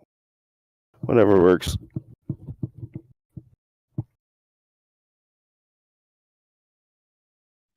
All right.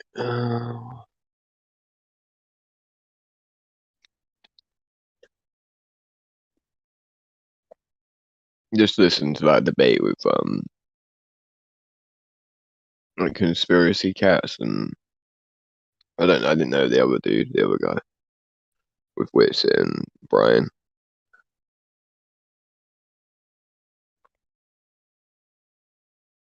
But that conspiracy cats guy is just so annoying.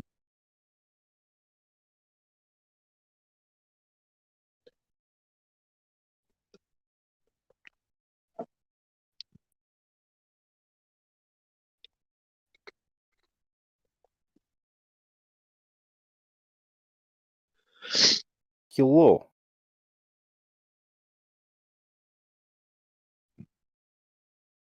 But yeah, literally, like that conspiracy cats guy is just unbelievable, man. God, he's a dick. He's just weird, bro. Like, he's clearly like a massive cokehead as well. He just sat there with his like red fucking nose. Trust me, I would know. I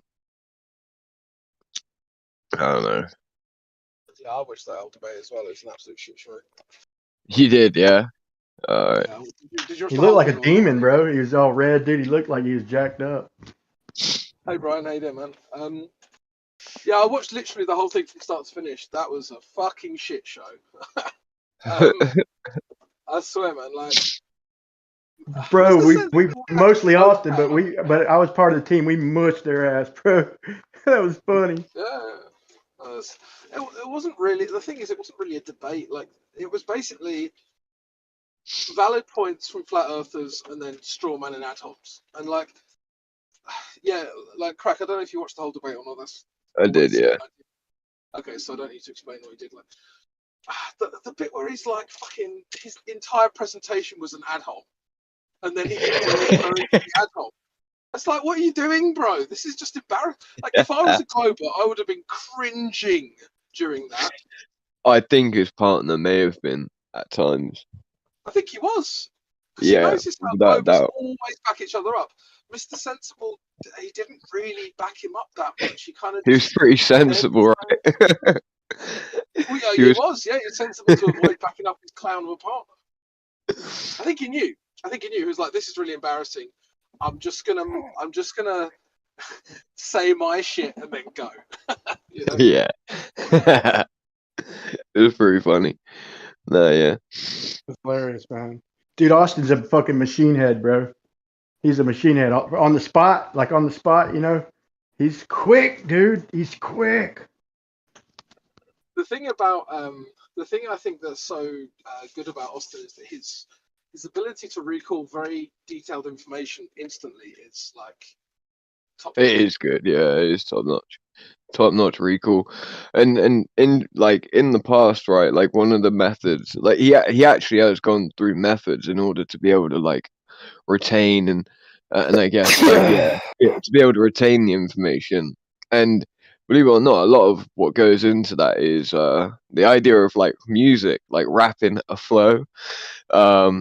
And yeah, like once you get on that flow with speaking something, and if you add like I say, like an undertone to what you're saying that is a flow, the information as it's spoken, if it's the same every time or in the same structure, you effectively can start to remember what you say next based on the flow of what you started to say, you know? Yeah. So it's created a really cool mechanism there. Yeah, with like flow of speech, that you know, where that helps with the recall, you know. Yeah, well, I mean, a lot of guys when you know, you get these like memory champions, and they know how to memorize like 5 million things or whatever. Not obviously literally 5 million. But I was able to slip in what Crack Bill had said. Oh, sorry, I didn't hear you. I go.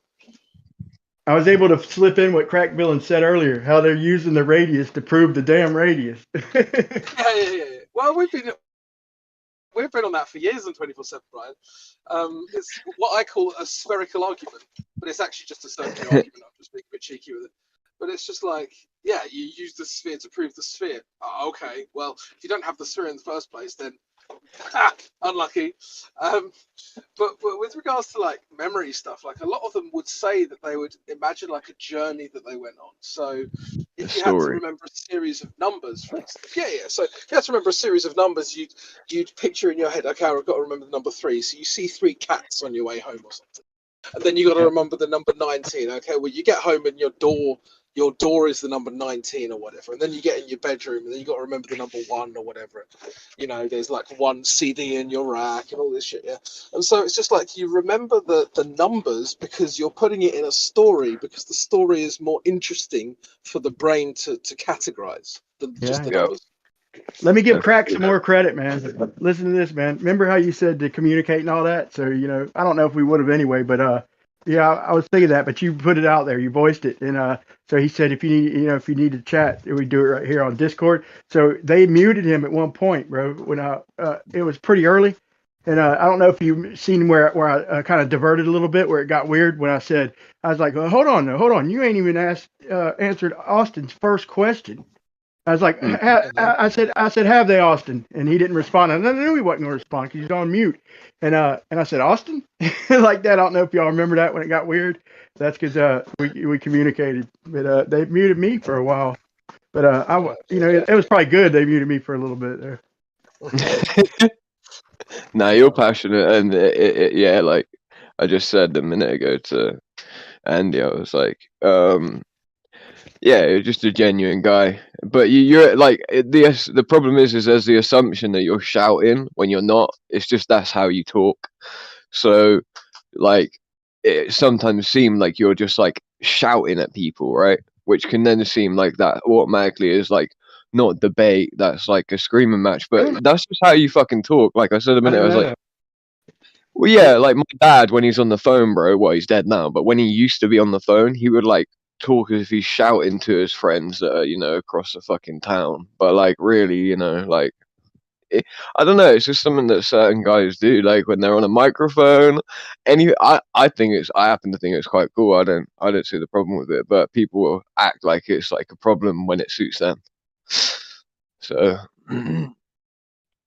And then they can try and use that shit to like mute you, like James was trying to shut you up at different points because of your volume or whatever. But it was like, there's not really a problem if there's not really a problem if what you're saying has actual meaning to it. You know what I mean? Like if you're not actually calling someone a cunt, then you're not really doing something cuntish, Yeah, it could have been worse. It could have definitely been worse. But plus Austin was was feeding into it a little bit. So man, hopefully my distraction, maybe might have kept him worried about keeping me calm. So kept him calm. Hopefully it helped. But I want to say, like my prediction, here's where I helped a little bit, But he's a fucking machine head. But I said right off the bat, I said I'm gonna get this right out of the way. I'm gonna show a whole handful of flat Earth evidence, because of what he's going to do is just claim, no matter what we show him, he's going to claim we didn't bring evidence. So here's your evidence, and with the 16.8 7-inch, 16.8 mile horizon, the laser experiments with the laser hitting dead in the center of the camera, and the Nicobine, the VHS waves, just a stack, the mirror flash. And I said he's still going to claim that we didn't bring no evidence. And what did he do? All debate. Say, He did, well, yeah. they didn't bring no evidence. So, I predicted that one.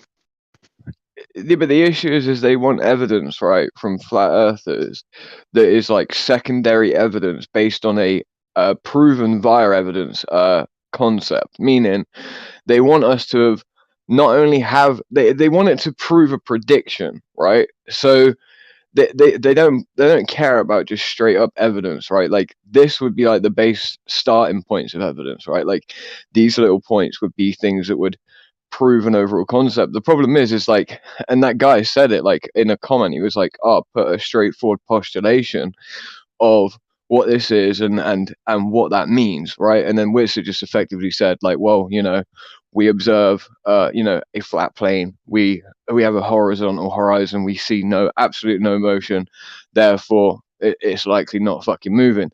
But the point is that they want us to have a literal body of evidence that's already been confirmed by a previous body of evidence, but they don't have that themselves. What they have themselves is the illusion of distance over a space of time that's filled up with lots of different evidences, and they see everything in reality as a form of evidence toward the globe, because that's the paradigm that they look at everything through. This is just like proving when they say stuff like, "Oh, can you bring some flat Earth technology?" Like assuming that for some reason, when John Moses Browning was, designing the fucking action for a Marduce, that he literally was saying it, and as he did it, it was like, this is for the globe. Like my ability to create a feed tray that's able to flip a belt from one side to the other for utilization from different people, that is because of my ability to understand that the Earth is a globe. Without the globe and my ability to understand that the Earth was a globe, I would never have been able to build a reversible feed tray from left to right. Like, come off it.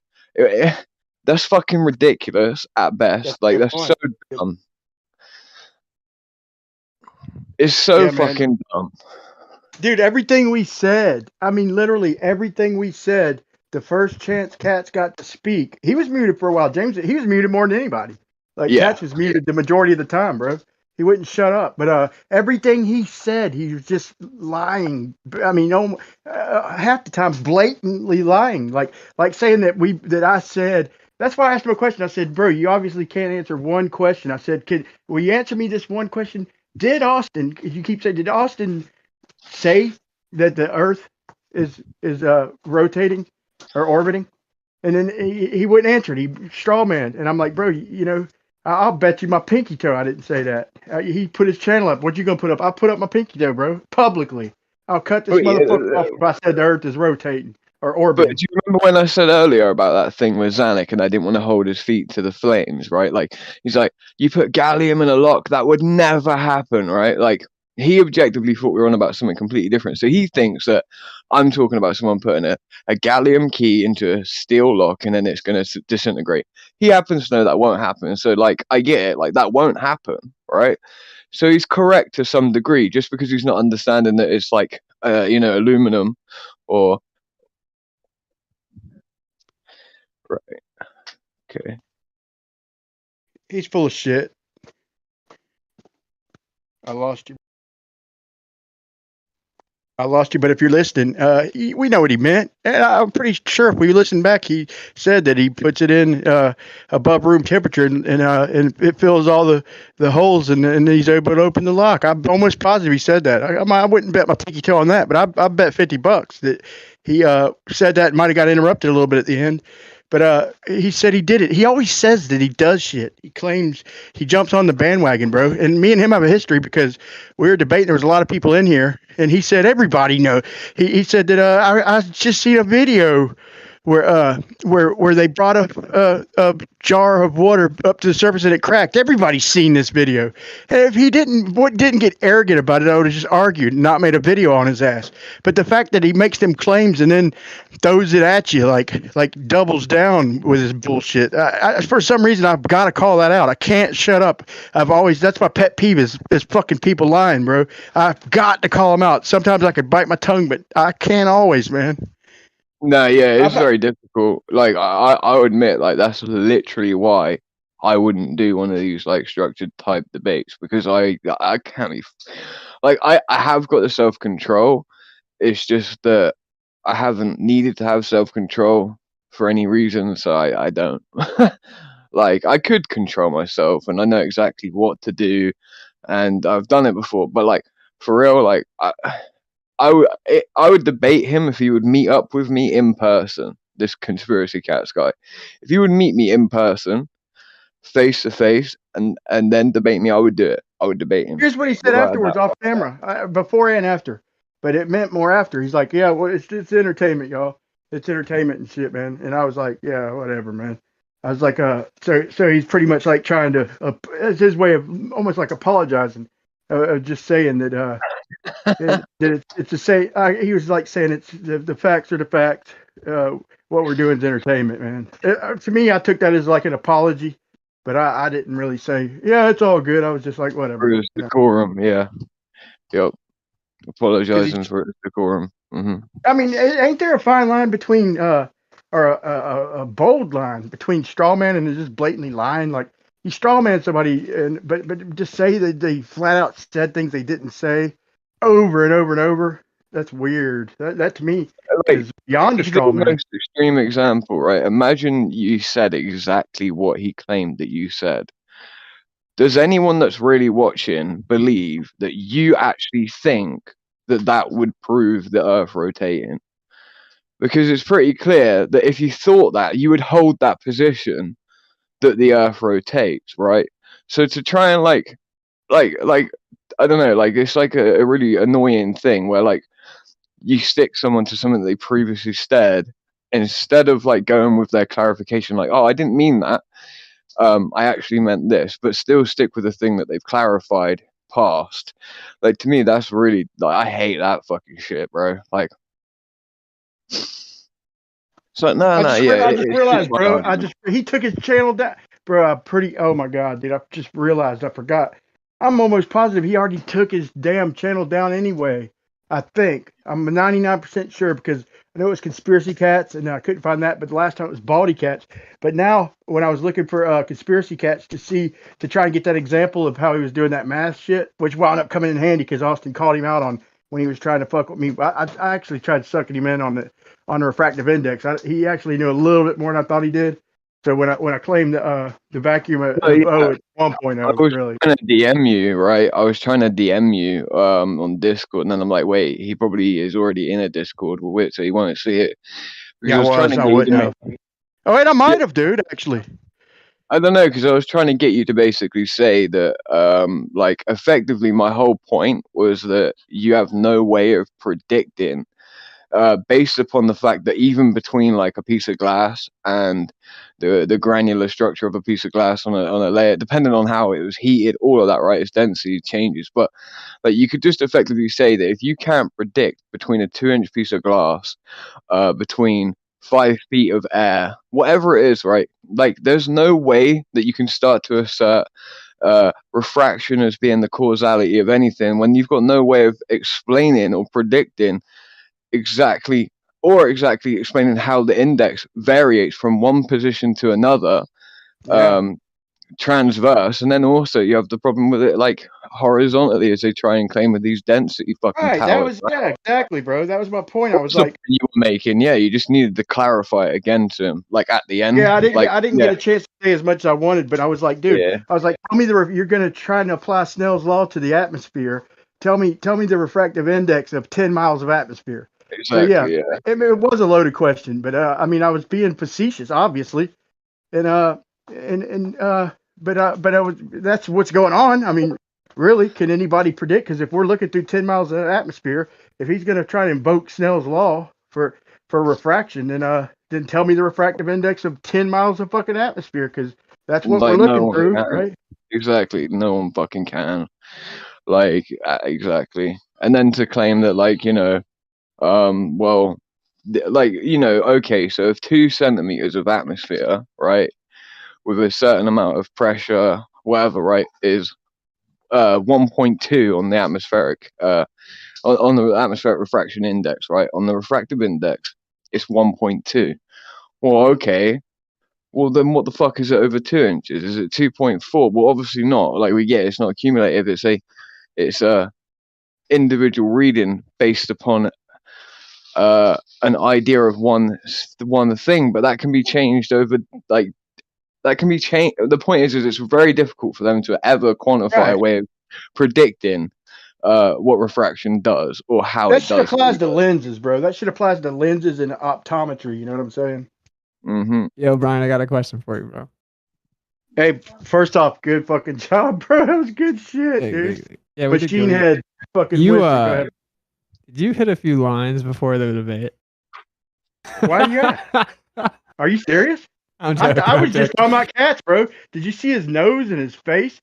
Like he looked like Yeah. a demon, bro. He was jacked up, man. All right, I look, don't I know, love man. you, bro. I appreciate you stepped in. I think that you brought good evidence. You were right about that they're going to see have positive evidence. I'm glad you brought. I'm just saying, you got to admit that at the beginning I had them on the ropes, and then you followed their diversions. You followed their I didn't mean to. diversions. They were so desperate for the diversions, and you followed Yeah, it, but and dude, you did get a were little you- antsy. I was that still love you, before or but like after they as a muted you? brother, I gotta tell you that you got Yeah, a little good. antsy. I'll take it. But let me ask you, when was it? Was it before? Was it after they muted you?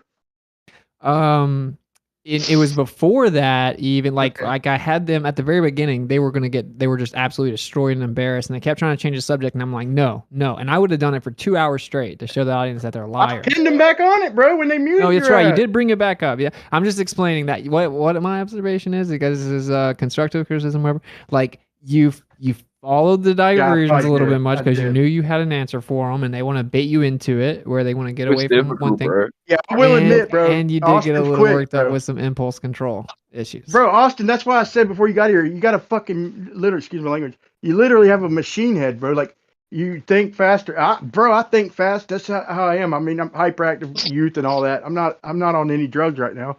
But I'm saying, I mean, ask Travis, bro. He's met me in person. I was He said the joking, same thing. He literally said the same thing. But I was excited. But dude, you got a machine head. You think faster than everybody, man. I thought fast and talked fast. Well, that's Bro, why I you just want to literally moot shut it as a down, bro. partner. But I might have got distracted a little bit. It's all good. did- It's all good. It's difficult, over bro. now. It's I mean, we very won for difficult. sure, but Listen, like, I'm it's not saying very, you did very terrible. Like you did good with the point. Definitely. I'm just saying, like, even James was, James was like, Brian, you know what I'm saying? Because like you were interrupting. You're not the best timing with you. And then what happened was I felt like, damn, Brian's so fast at being able to jump in that I have to like beat him. So that, and I know I feel bad, like, because I talked the whole time, but that's why when you came to me offering it, right? Officially, I wanted Kai to do it because Kai would just sit here and not talk. And I'm like, I don't care. I don't want to be in these debates unless I can talk the whole time. Because I feel like they get the straw man me unless I get at least I got to be at least I got to be that guy a little bit, because I know deep down your brain is fast enough to think about what I'm going to say and I already know what the fuck you're going to say. Excuse my language, I keep cursing. But so maybe that helped you stay on your game because I mean Katz he was literally lying through his teeth on us. And that's hard, man. Like I said, I've kept my cool. And you could watch any structured debate, but bro, it's hard when somebody's literally lying in your. Well, I warned you though. I said that's what they're gonna do. I knew that was what they were gonna do. But it's all good. It's all good. Like I said, you're still my brother and all that. But it's like I don't agree to those debates for reasons most of the time. And I really wanted Kai to do it, and she flaked on me. But I didn't give her much heads up or whatever. She did. She flaked on me. But like, cause like I wanted Kai to just sit there and calmly be like, "Wait, why are you lying?" And then be like, do you know what a straw man is? And define it and like just be really chill because like I can debate them both at the same time, in my opinion. But it's all good. Like I think we crushed them. I don't dispute that. And like it's all good. We did. Yeah. Tell Kai thank you again. Tell her I said thank you. That was fun. A lot of fun.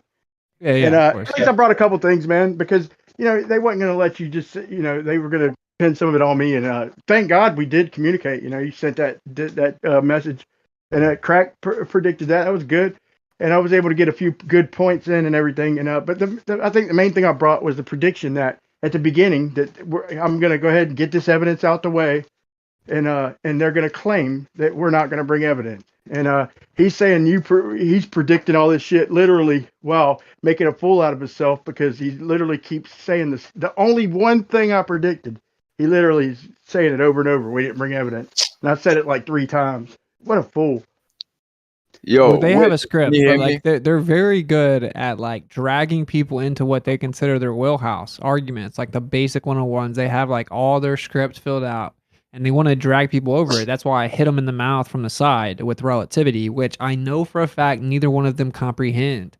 And so it's like, and Mr. Sensible ends up admitting like, oh, I'm not an expert, because like the whole audience now gets to see like they don't even know what they're talking about, and like I think that that's important. And I think they were desperately trying to change the subject. They're like, "Oh, well, what about the balloon? What about the?" Go ahead, dude. Yo, can I get a mic check? You get it. Mic check. Yeah, you cut out earlier, but I hear you now. Yeah, I know. I switched. What's it? So yeah, Brian, you did good. The problem is like that is the fucking problem with these people. They're very good at creating these things, and they look out directly for the thing that's like gonna like irritate you. They could instantly tell that like. If they strawmanned, they could tell that you would jump in and be like, what? And the thing is like, it's not that like you're an egregious like offender of this more than Witsit. He does it just as much as you. He just does it in a timing that's better. So like when it at the end with the questions, right? There's like a clear point where, they finish that answer, then you can just jump straight in and just say whatever you want, right?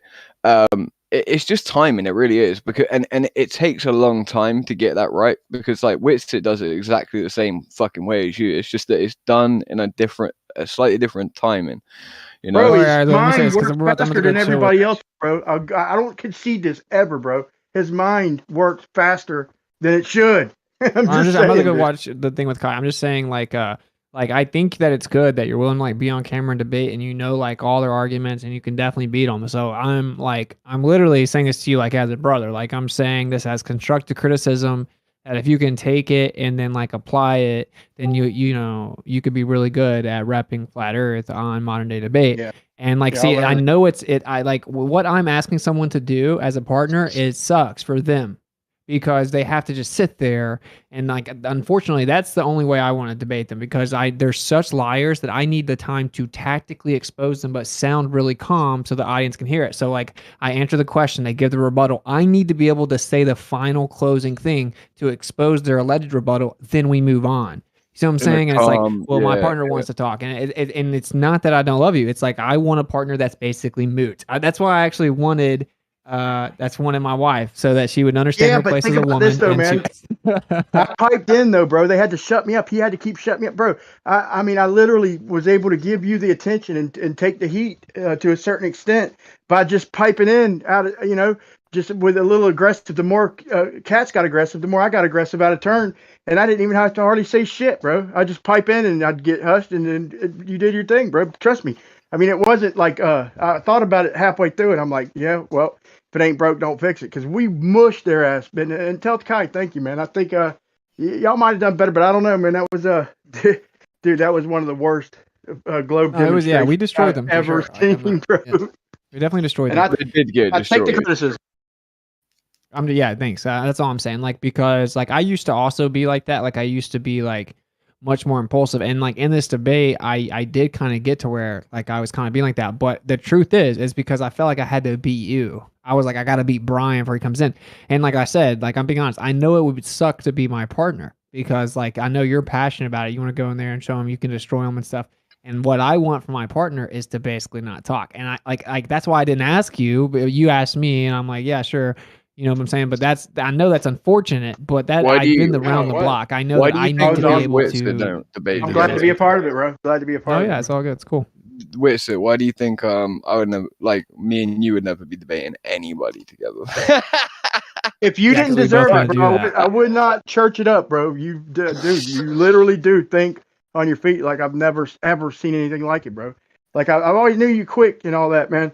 But dude, you got a machine head, literal. I know what they mean with machine head, bro. You literally got a machine head. You've never heard me say this about anybody, bro.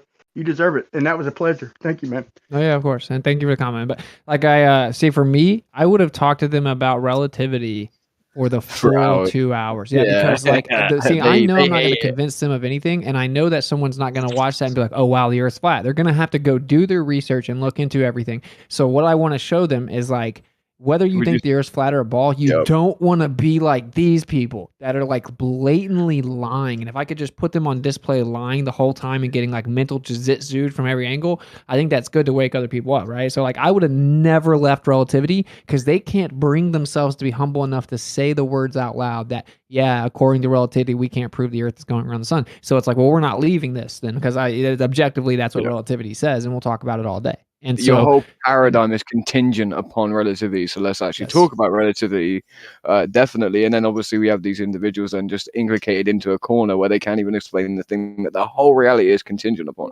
It is literally one of the best strats at the moment. And unfortunately, one second. Unfortunately, this is a level that we have to go to in order to debate these people. Well, not to debate these people, but in order to actually get a fair ear to the argument that we are presenting. And it's unfortunate that it becomes a posturing of actually images in terms of like trying to convince people that you're actually that what comes out of your mouth is quality enough to go forward and go and listen to in a over a greater time, right? Like for real, like to go to the YouTube and actually watch this shit. It's basically convincing these people that you're someone that's credible to present information for them to actually engorge themselves on. That's what who you really looks do. more professional, Mr. Sensible or Conspiracy Mr. Cat? Sensible. Now, All day. why did Yeah, Mr. Sensible by the look end of more it, dude, professional? Mr. Sensible didn't want nothing to do with Cats. Okay, but so why did Mr. concede a Sensible little bit, bro? why did he look more professional?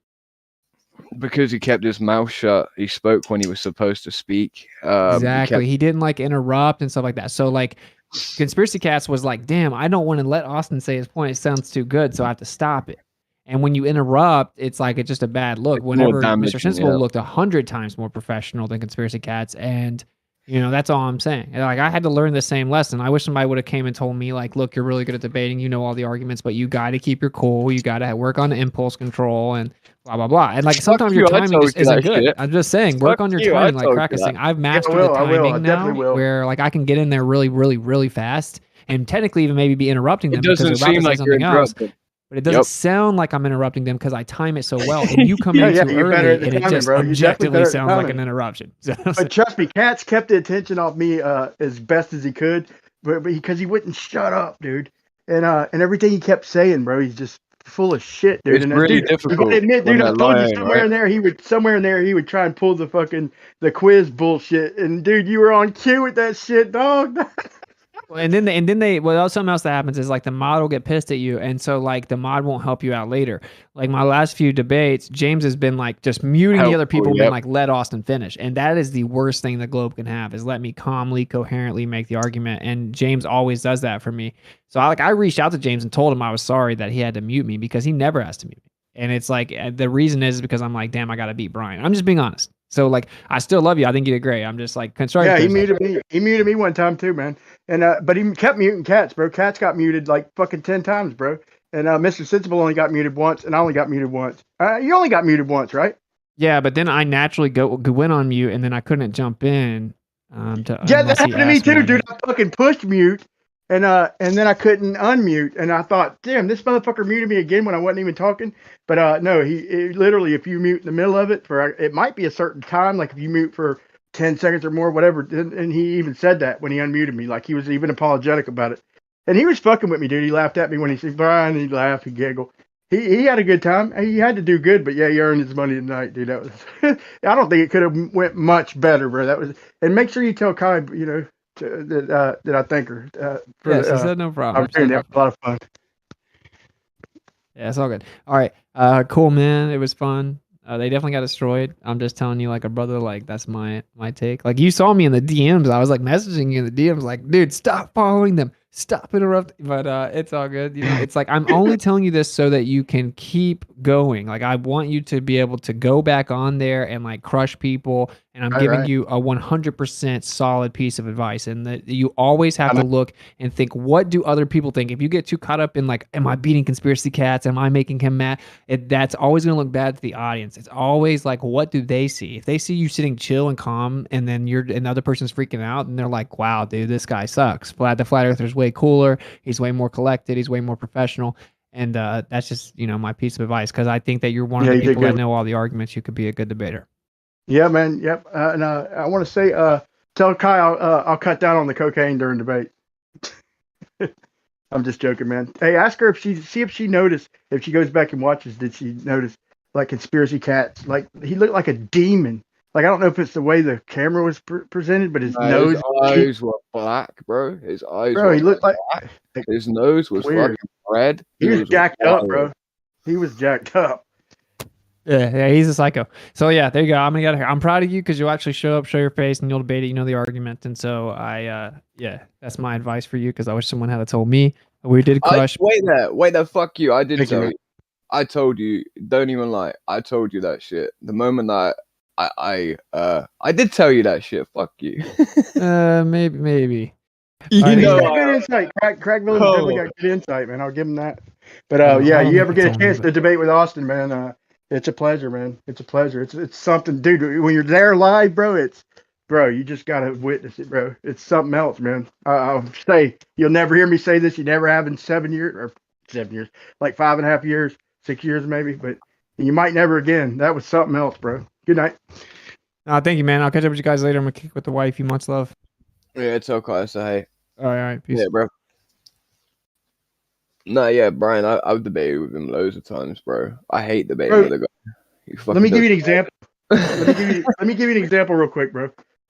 Like when he even made the comment, like and I'm sure Brian was about to say this, like, dude, any one of us was probably about to say that because we all know it's big news, that the guy who just broke the world record for the longest shot, when he was interviewed, he didn't put in Earth curve, and it's like, dude, I went to pipe in right when dude was done, and it's like Austin just boom spitfired over, and he even knew what I was about to say, dude. It's like, dude, he's keeping track of what these fuckers are about to say, and what I'm about to say, and what James is doing. It was crazy, man. You just got to be there, bro. But y'all seen it, and yeah, your advice did help, Crack. Really, that's the first thing I said when I got in here, man. Like, I've debated whether we'd have done it or not. That was sound advice, man. You were on cue, and I was even able to. Put that one in there. With him before. It's because I've debated with Whitset as my partner before, like loads of times. So I already know what he's like. That's why I was like, then I'm like, shut up! I fucking told you. Like me and him debating is like even worse, and like I don't know. You can imagine because like again, it's like the thing of like feeling that you need to beat your partner or whatever, right? You can't. I don't know. It's a difficult one. Which is more, that's a compliment, Brian. At the end of the day, you were the main competition in the debate, so that's thank you, man. That's a compliment. Like, at least you weren't just sat there like, oh, there's no point in me speaking. But I kind of got annoyed, to be honest, with James and the way he was being toward you. That, like, I don't know. I was kind of throwing that out there on purpose, man. I think I kind of tipped him off a little bit the way I asked Frost and kind of blatantly when he was muted. The one time he was muted, I was like double asked Austin something there. But I was kind of doing that, man. I mean, there's a method to my madness, man. It's all good. But that was, I guarantee there ain't a Glover around proud of that one. Definitely. Yeah. The Mr. Sensible guy, like, I feel like as well, like there were some comments, right? Like, I guarantee, like, this whole, like, I find it funny that the Globers are like pulling out all the British dudes. Like, I don't know. There's like a part of me that knows that, like, if me and Crypto were to debate all of the all of the basically the anti-flat earthers, that, like, we would do fucking really well, like, we would clean up, like, without a doubt, just because of the English accent. And that's another thing. It's sad because it's all about imagery, Who would clean up what? I'm just saying that when, like, people have an English accent, there's like, it's like a whole fallacy, bro. Like, I once had someone explain to me, right, that when people hear something from somebody's mouth that is English, that there's a higher regard for it in terms of either its actual truth or really. Yeah, it's like a whole fallacy, bro. It's like, I think it's been studied even. And let me have a little look. I think it depends. I think there's certain English accents people hear off the top and they think, it sounds a bit poshy, so this person must be intelligent. But then you get a few English accents where you listen to someone and you're like, no, this person ain't intelligent. Like a Scouse's accent or Yeah, that's completely different. Yeah. That's completely different. Like, so obviously, if you got someone coming in like, you know what I mean, mate, like, fucking, like, if you could tell me the radius of a fucking, you know what I mean, like, they talk like that, and they do use swearing as a way of, like, breaching the gaffer there. Because if they don't swear at a certain point, spit will actually come out of their mouth.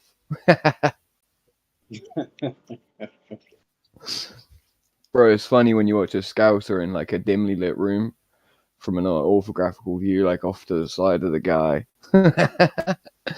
You see, like, a steam of, like, spit just produced out of their mouth as they traverse the F's and T's in the English language. It's quite funny. Yeah.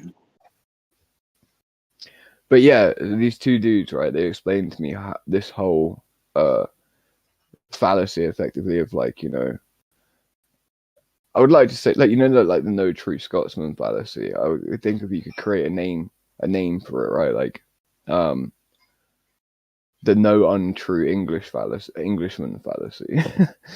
And then after they explained to me how this existed, this, like, bias toward, for Americans specifically, when they hear the English accent, that bias toward, the ear being like, oh, okay, this sounds more credible.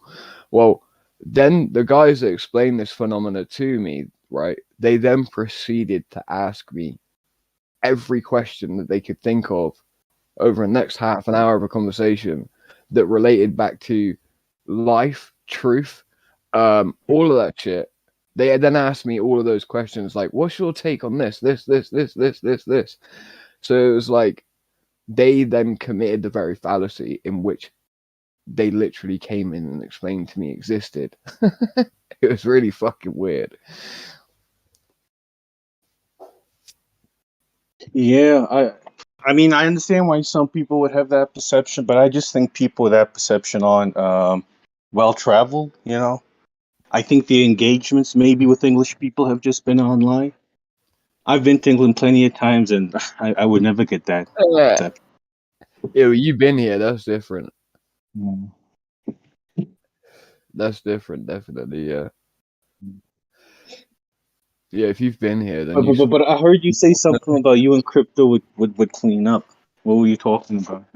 Well, we have done in the past, like in any like in a debate type setting, and it doesn't even to be like flat. I'm not on about necessarily flat Earth related. I'm just saying that I would say he's like a more measured version of me with a much better mouth, and you know, and he sort of balances me out. Like I don't know, he whenever he's around, I know how to keep myself measured. You know what I mean? Because I hear him as like an example of like how to be measured and not to get too excited or whatever. And yeah, I'm just saying conversations with other people when it's been me and him that have led that conversation or that debate. Whenever we've done it, and it's like ended up that we happen to be in the same fucking room at the same time debating a topic. It's just always easy. And then I was comparing that to like having to debate with someone like Witsit. I fucking hate to debate next to Witsit, bro. Like it's annoying. Why? Because we objectively both want the same thing from one another, which is just shut the fuck up. Do you and crypto know each other in real life? No, not at all. No, not at all. Yeah, not at all. We're not even like incredible good friends or anything. I was just mentioning that he's like, yeah. I'm just saying how much easier it is to debate with someone, you know, like that. Or a better fitting partner, you know. Yeah. I don't know if you were just watching the debate. That was like there was literally a debate a minute ago. Conspiracy cats, Mr. Sensible. Mr. Sensible. Yeah, I watched parts of it. It just felt like listening to a Discord call, really. And I don't see what the point of these debates are, except that they give the debaters, a better reach to a wide audience. That's all it does, bro. Yeah. Exactly. Yeah, that's all it is, really, dude. Yep. I think it's really more for those people that aren't in the Discord calls every day with Whitson and Brian and them. You know, if you only interact with flat earthers through YouTube, then these debates are beneficial for you, right? Bro, exactly. But bro, it's kind of like hard when you listen to these things on YouTube because things get said on both sides. Like now understood between Globers and FE. Like we understand that point, and we there's certain things that don't even need to be said. Like we're on the space level understanding, the space layer of understanding, and then it seems at least that we get to hear the rehashing out of certain things that we sort of like already grown accustomed to. You know what I mean? I don't know. It's like reversing back in time a little bit, you know, to the debate a year ago. Yeah. No, I hear you.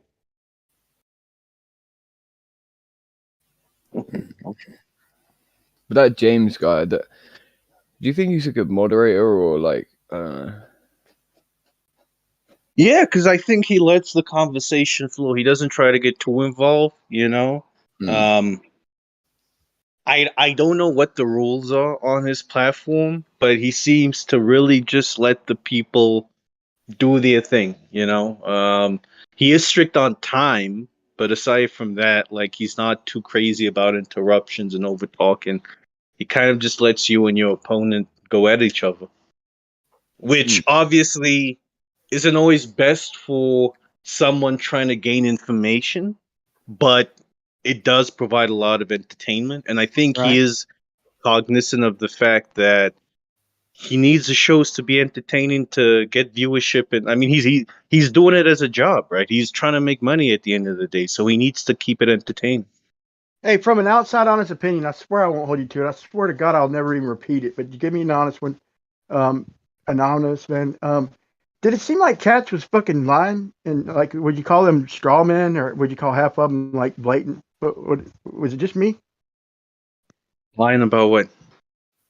About what we were saying. He kept putting words in our mouth, bro. It was dishonest, man. Did you notice that? I just noticed. I mean, I think the straw manning was happening on both sides, you know, like you were both going at each other, both making fun of each other. I don't think one party was doing something the other party wasn't doing, and I I think it was a good debate. I just feel though, as someone that talks to you every day, Brian, that it just felt like listening to a Discord call. That's all. Yeah, I know, man. But anyway, can you said it happened both ways? Can you give me an example where me or Austin strawman them? One. I can't, off the top of my head, Yeah, I I know can't you give you an can't. I know example you of can't. how I just you wanted to see. strawman It's them just an or honesty how test, they bro. It was strawman only you. an honesty test. You ain't got to keep talking. I was just testing your honesty, bro. Yeah, I don't remember I really don't remember much of what was said. You know, I can't even give you an example of how they strawman you. You know. Like without a doubt, though, like this is objective towards the end. There are people that were doing debate tactics that are like not underhanded, but like both people fed into a certain like spirit at one point. Without, I get what Chirality is saying. And like that's what I was saying to you, Brian. Like even Witsit fucking got involved into that group at one point. Like he actually acknowledged it, so I didn't have to tell him. You know. Yeah, that's what was worrying me, bro. When he was getting like that, bro. That's why I piped up a little more, man. I'm like, I can't have him fucking getting like that. Yeah. You noticed it too, bro. Yeah, no, he even said that too. I would have said it to him else. But yeah. I think you did all right though, to be fair. Like you came across as like really genuine. I know it's like very difficult when people are like seemingly like lying or strawman in a position and you know they are, or like misrepresenting it to the audience because they know that the audience doesn't see it in the same way that every one of us does because we're in the debate. We can see it for what it fucking is as it happens. Yeah, you're here every Other day. people That's don't right. have a view. Yep. We don't have other people don't have that view. But see, I'm not able to say everything I want to say, and for him to put words in my mouth, like, dude, I'm already, trying to lay back, and he's sitting here saying that I literally claimed that the globe that it proved the globe rotates, the dirt rotates. Like, what a dick, dude! Why are you sitting there saying that me and Austin both claimed that the fucking ring laser gyro proves the Earth rotates, bro? We're in a debate, dude. We're literally saying the opposite of that. That's not a straw man. That's a bold-faced lie. And I said, okay, what you want to bet publicly, bro? He bet his channel, and I realized now he don't have a freaking channel. So now the joke's on me. But I get to keep my pinky toe. I get to keep my pinky toe. But bro, Brian, imagine you didn't have either pinky toe, right? You didn't have any of them. You'd already cut them off from previous debates or some shit. I don't know. That would have been funny. Like that would be hilarious, bro. Like you lose the bet. Like let's just say hypothetically, you lose the bet, and you point the camera to your feet. You take your Yeah, he's like, the joke's on you, bro. I don't got a channel. No, the joke's on you, motherfucker. I don't got no pinky toes. Yeah, like you get like a pair of like branch trimmers or whatever, right? Like you fucking get your feet on camera in your socks. You start taking them off. You're like, right, all right, I'll cut it. I lost. I'll cut them off. I'm like, oh shit, they ain't there. Bro, that's the funniest shit. That's the I don't like funniest that. shit I've heard in a long time. Bro, joke ain't on me. No, bro. No, the joke's on you. I don't have pinky toe. Fucking one up him with that. Right? That is so fucking funny. So, Shirley, bro, did you notice that Conspiracy Catch, did you think he looked like he was like wired at all? Like, bro, the guy's nose was so fucking red, his eyes were so black and big. And I was like, whoa, dude. Boy, you think he was on coke or something? That motherfucker had locked jaws, Fuck bro. me, bro. Yeah, man. Go look at him again. Go look now that you've heard that. Man, it's been probably 20. Dude, he was geeking, dude. I know. I don't know if that'd be my advice, but maybe I'm just saying that because he's my opponent. But bro, he was like, looked like he was locked up like a lawn chair, bro. I don't know how it's just. The only way he knew how to come was aggressive with bullshit, bro. He just made a fool of himself, bro. At least Mr. Sensible, kept his integrity. Austin kind of jumped on him a little bit, kind of misunderstood him when he was trying to find a little common ground there at the end, But it didn't carry on. But I think Mr. Sensible was no, that was funny. facing himself from Cats at the end, bro. Even Sensible was getting distant. Yeah, but I mean, I think those type of debates are more for entertainment. I think where the type of videos where audiences gain actual information is where you guys make those informative videos, where you make those videos of your observations, Brian, or Whitson makes his videos of Atlantis, where you're allowed to talk uninterrupted and you just given facts. I think those are the videos where audiences learn things. But where it's a debate of globe versus Earth, or young Earth creationists versus evolutionists, or atheists versus Christian, those Night are and just day. for entertainment. I Those, I would don't think. agree, bro. I think it's night and day, bro. I'd never debate religion. That's ridiculous. You can't prove religion. I'm just giving those What type we of live on, though, what we different live on is. scenarios as examples, Brian, to Oh to yeah, get the point across I that respect when your point of view. when these debates happen, it isn't for anyone to gain actual information. It's just for entertainment. Yeah, I respect your point of view, man. But I don't, as far as comparing it to religious debate, I don't know. This is what the world we live on, man.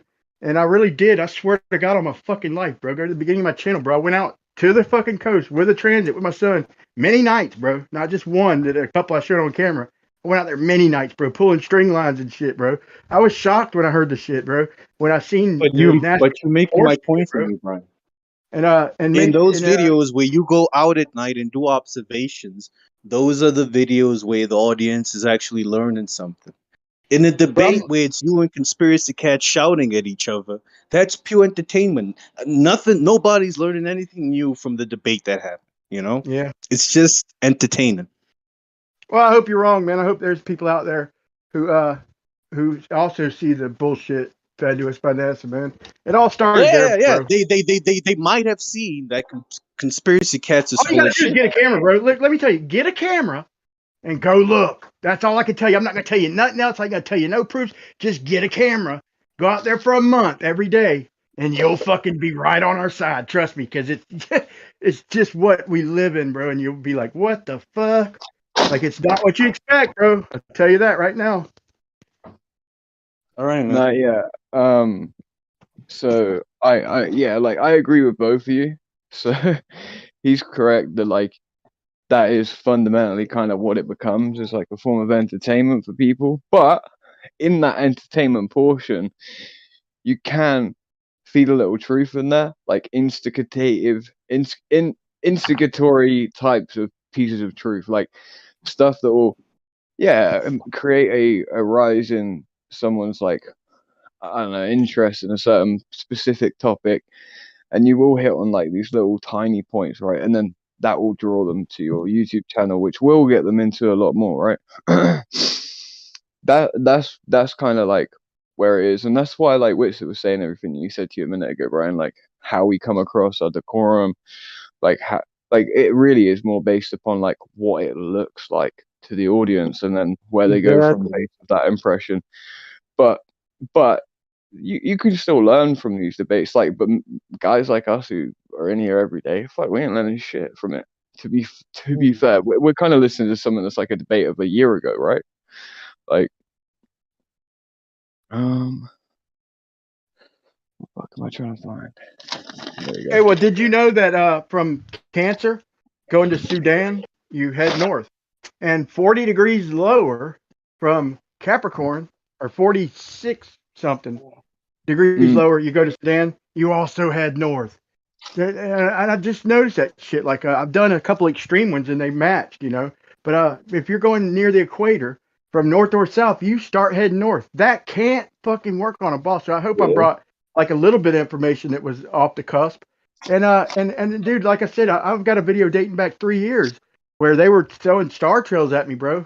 And I'm like, and I've had this argument to heart, bro. This is my baby. And I told him 3 years ago, scroll way down, way back in my list, when I said, dude, you can't be standing in one place looking at stars go 3 directions. If I'm the one moving, if the stars aren't moving and I'm the one moving, then I can't simultaneously watch them go in 3 different directions. And I didn't have enough time to hammer it home, but I'm working on it. It's spreading slowly but surely, man. People are understanding, dude. We were indoctrinated. Even flat earthers who think they're not indoctrinated, like the equatorial sunrise. They show us, all they do is tilt the globe and it fools everybody. But with the Australian sunrise, they say that it comes in from the south and it works on a globe. But they say, well, look at the tilt of the earth, bro. If you tilt the globe, you tilt east with it. The tilt of the globe ain't doing shit. You're literally tilting east. The sun stays within the fucking ecliptic, and the ecliptic is fucking 90 degrees east. Almost, it's like 89 degrees east from Sydney. So you can't simultaneously claim that a south sunrise works in Australia and equinox is parallel for everybody. Because if everybody's looking toward the equator, they said, well, your line of sight due east is looking toward the equator. And I got to thinking, wait a minute. The equinox is everybody's looking due east. So we can't be all looking toward the equator.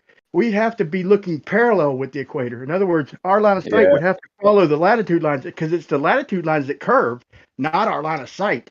And that's the trick.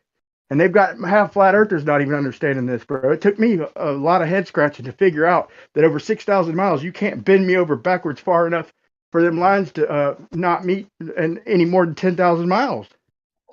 The math lines them up past Africa. I'll grant you that, but within 10,000 miles, not 93 million. They're fucked and they know it. Yep. Or they will. Yep. Definitely. If you could make that point into like a more concise package for other people, like, I can follow it without a doubt. I get told all the time I'm a fucking monologuer, whatever, right? I really don't care. There's other people who've got a problem if they can't follow things from start to finish. It's their problem. But yeah, like, and I've been told as well, like, you know, if you're saying something like, how do I respond to like the shit you said in the middle?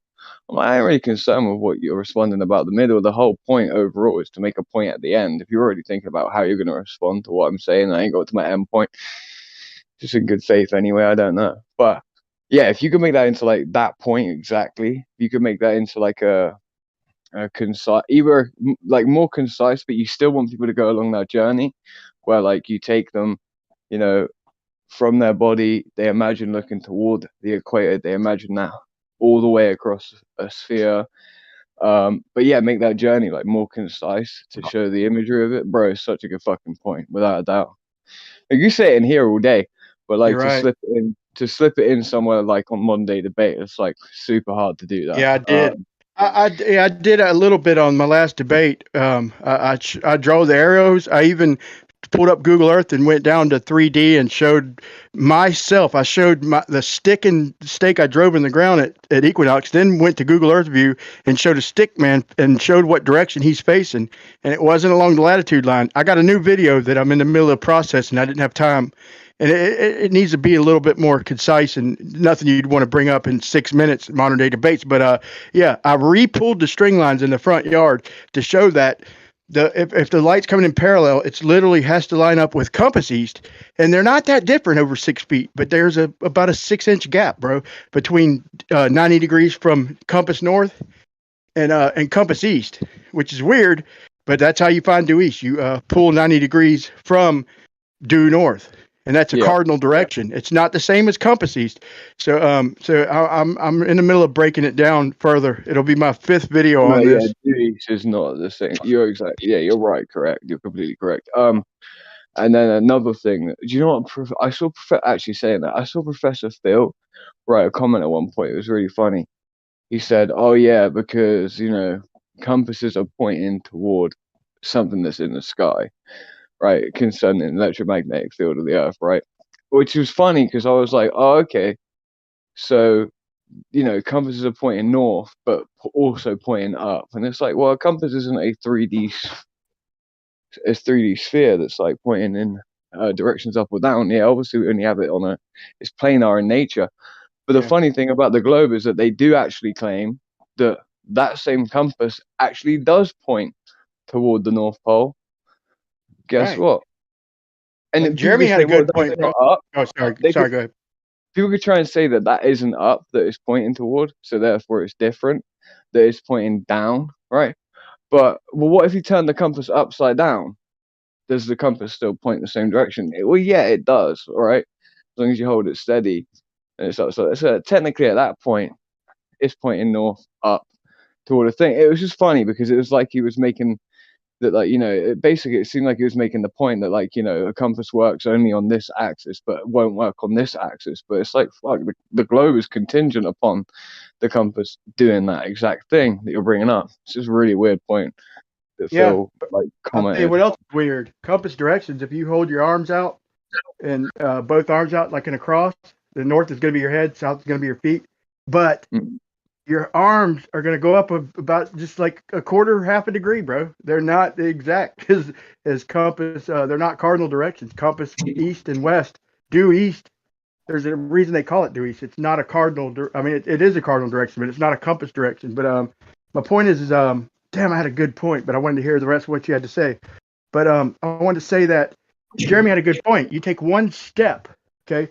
See, now if you keep the same orientation from the equinox, from the equator, then yeah, the light comes in parallel. That'd be great. They'd follow the latitude lines, and which are all parallel with the equator. But you don't. You turn, and by turning, so if you take one step toward due east, you're taking one step toward the equator. So yeah, you would be about 3,850 miles above Africa when you hit it. But it's like 80, it's like 89 and a half degrees, bro. You would converge in less than 10,000 miles. They can't get around the math, and that's what I'm gonna nail them with at the end, bro. It's all fun and dandy. You could bend me over backwards and act like but it's not 90 degrees, bro. It's fucking not quite 90 degrees mathematically. So they're pretty much stuck as soon as I finish this video. I think anyway. They'll come up with some horse shit. Well, you know, for well, they'll have a rebuttal in the hopper. I think it's a point actually that I think Flat Earth Data has made that exact point that you were talking about previously. I think Data is like super underrated, bro. Like that guy, like, yeah, he's smart. He's top notch, bro. Top notch. He's like calm. He's calm me, but I don't know. I would know when to stop before him, but I don't know how to stay calm like him. I guess apparently under fire. But yeah, I didn't realize I sounded like I'm yelling all the time. But thinking about it, yeah, probably fucking. I need somebody to tell me that sooner. No, but you sound like that always. Brian, you sound like that at all times. You're like my dad on the phone. Congratulations on your debate, Brian. Thank you, brother. I think you did great. I think you did good. I just think people want to pretend that you're shouting when if anyone with a bit of honesty would be like, right, okay, the guy just speaks that way. Like I said, my dad used to shout into the phone all the time. Like in this conversation right now, it kind of sounds like you're shouting the same way, but I don't take it that you're shouting at me. Good. I have the new headphones. He's just a big guy with I am passionate, bro. cheap mic. But I'll tell you what, bro, it was funny, bro. Conspiracy cats, bro. You can only handle so much of somebody just full of shit like that, man, right there, bro. Like, damn, dude, that's not a straw man. That's a lie, bro. And I at one point I had to say toward the end, like I had shut up for a while. I'm like, bro, you are the most dishonest person. Literally, and I mean that. And you've never heard me say this. I'd take Zanuck over him, bro. That is the most dishonest man I've literally ever debated. At the end, he said, "Well, it's just entertainment and shit," And I'm like, "Yeah, whatever." I wasn't gonna be a dick afterwards, but we were all talking before and after. And he's like, "Oh, I'm just it's entertainment." To me, it's more than that. But I think we exposed his ass. I think we did a good job. Austin's a freaking machine head.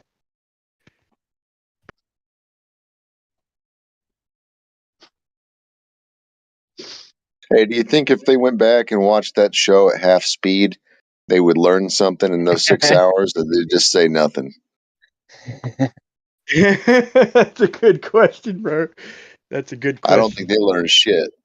It's funny because when they tried to call him out, he explained it a little bit better each time. Toward the end, it was just like middle school shit, bro, that he's having to explain to them in slow motion. And in slow motion for Austin is probably like regular speed for them, bro. That's funny shit. But do you guys really think there was a winner out of that debate? Bro, I think I reckon wouldn't be. so, Let me yeah. say this: I wouldn't be proud to be a Glober. That's all I'd say. I, I promise I, you, God, I've I watched got debates, but I wasn't screenshots. proud to be a flat earther. But I would not be proud to be a You guys Glober loving it. watching that debate. So who won? Put You it won, this way, I Brian. got You won screenshots. that. Wait, I got screenshots from the comment section where like The truth won, bro. The truth won known tonight. Globers, known literally, wait there, like known Globers, like people that we know are definitely Globers, were commenting saying that Brian and Whitsitt won. Like even in here, I come in here and Show me. in the live stream, Yeah. even Show me in these this live comments. stream, I got screenshots of them. Yeah, that's the first thing I heard when I came in here was what you call it, slamming on them. You're right. Even here, Eyebrow It made me Mango feel is a good. Glober. Wait there, Eyebrow Mango is a Glober, and he even said that Whitsitt That decimated actually them. made me feel good, bro. Ain't much he could say to make me feel good, but I don't think it's him. But when I first joined, that one Glober was. So you guys won, Brian. Well, if there's a All right. win, dude, I think the truth won tonight, bro. I think the truth won. Nobody knows what the fucking whole entire world is, and we showed what we see, what we measure at least. Go get a camera, bro. Your laugh you'll be laughing with me. I promise you. Just go buy a Yeah. fucking camera, Debates Nate. aren't about what's true. They're just Yeah. about who wins.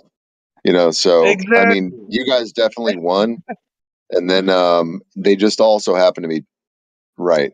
So. Definitely right.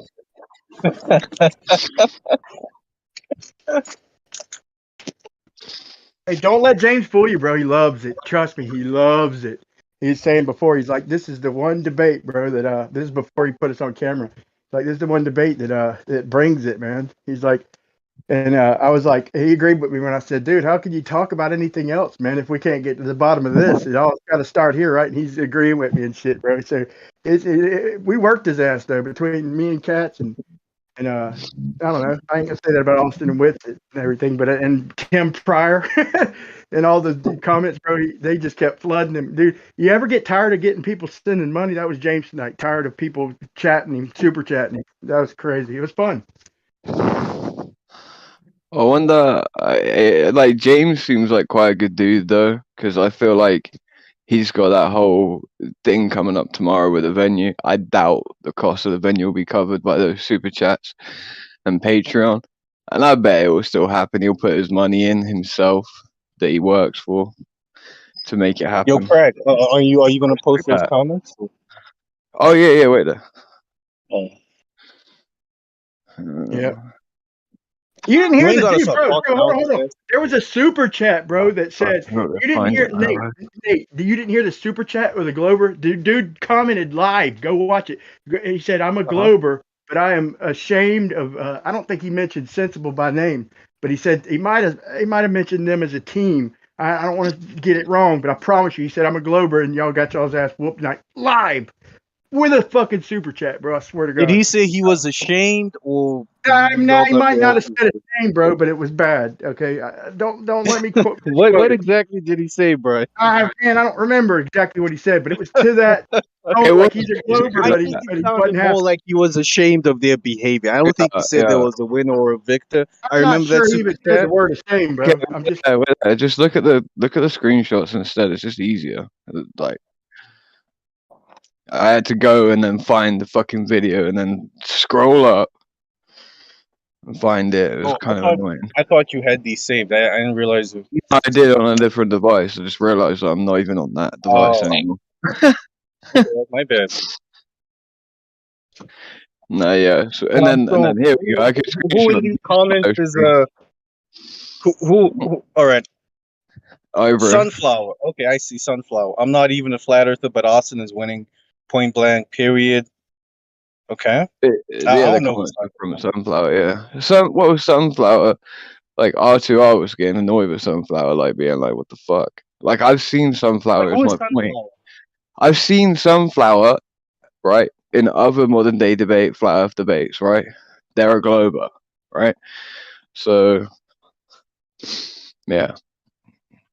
Yeah, so, like I said, somebody paid a super chat to All right. to really. There's someone, Kit Simmons. Yeah, I'll give kudos to Austin for being very polite. He comes across as a decent guy. The human race has built the ISS and been to space. The Earth has been deserved to be around. I don't know, man. I think it's more people were not impressed with the behavior of that conspiracy cats guy. You know, I don't think Well, it's I that people saw are quite saying a few Brian and comments. Austin won. Yeah. I think it's that conspiracy cats was, you know, he was coming across as a dick. Bro, y'all stories are fucking or it's like debating Google. It's not fair, bro. We know what y'all are gonna say, bro. I already knew what he was gonna say. I predicted it. I even admitted afterwards. First, I made a prediction, like, bro, I'm gonna show you this evidence, and you're gonna claim anyway. And you talked about being honest with Flatzoid. Let's see if you're honest, and let's see if you're still gonna claim we're not gonna bring evidence. And so I've wasted fucking 3 of my 6.5 minutes on just showing him bullshit evidence he's already seen, like 7 inches, bro. 7 inches. The water is lapping up on the camera, bro, with a 16.8 mile horizon. And that's just the farthest benchmark they had. Bro, if you see this in real life, it'll change your fucking brain. It'll scramble it like a Jeopardy board. The first time you see this shit in real life, you'll know that it ain't fucking light bending, bro. It's there. You got to get a camera, bro. You got to buy a camera. Do yourself a favor if you want to know what the fucking world is, and buy a fucking camera, Nate. But I own cameras. I own telescopes. You know, I own all of these devices, Brian, and they don't tell me the Earth is a You sphere. keep looking Number one. up. You're Number never two, gonna. I don't think just looking through a camera is the only way to go about determining what the Earth is. I think there are other things you could do. Bro, there's Don't something put going on with the those- stars, bro. They've modeled it great. They've done a good job modeling it, bro. But I'm telling the truth ain't up there. The Bro, truth ain't up there. the problem is this like assumes that all of the Germans that were shooting, you know, in World War II at tanks that were fucking 12 miles away, that they were actually shooting day and night at refracted images of tanks. That, you know, they never actually saw impact straight line of sight with these with their equipment. They, you know, they continuously observed tanks 12 to 13 miles away that actually were behind the curve, and they were shooting at refracted images, and they saw the thing hit and it exploded. And then even at nighttime, they created even a bigger. They created an even bigger spotlight, much bigger, in fact. You know, a half of the previous size again on top. So they created a whole bigger spotlight in order to use in tandem with the German 88, right? In order that they could illuminate tanks at nighttime that were 12 miles away, the same they did at day. But that was also a refracted image of a tank at nighttime, obviously. So in the 1940s, German tanks were hitting targets 12 miles away. Where's yeah. that, bro? They were using What are you on? Knickerbein VHF, bro. Could I see VHF. this?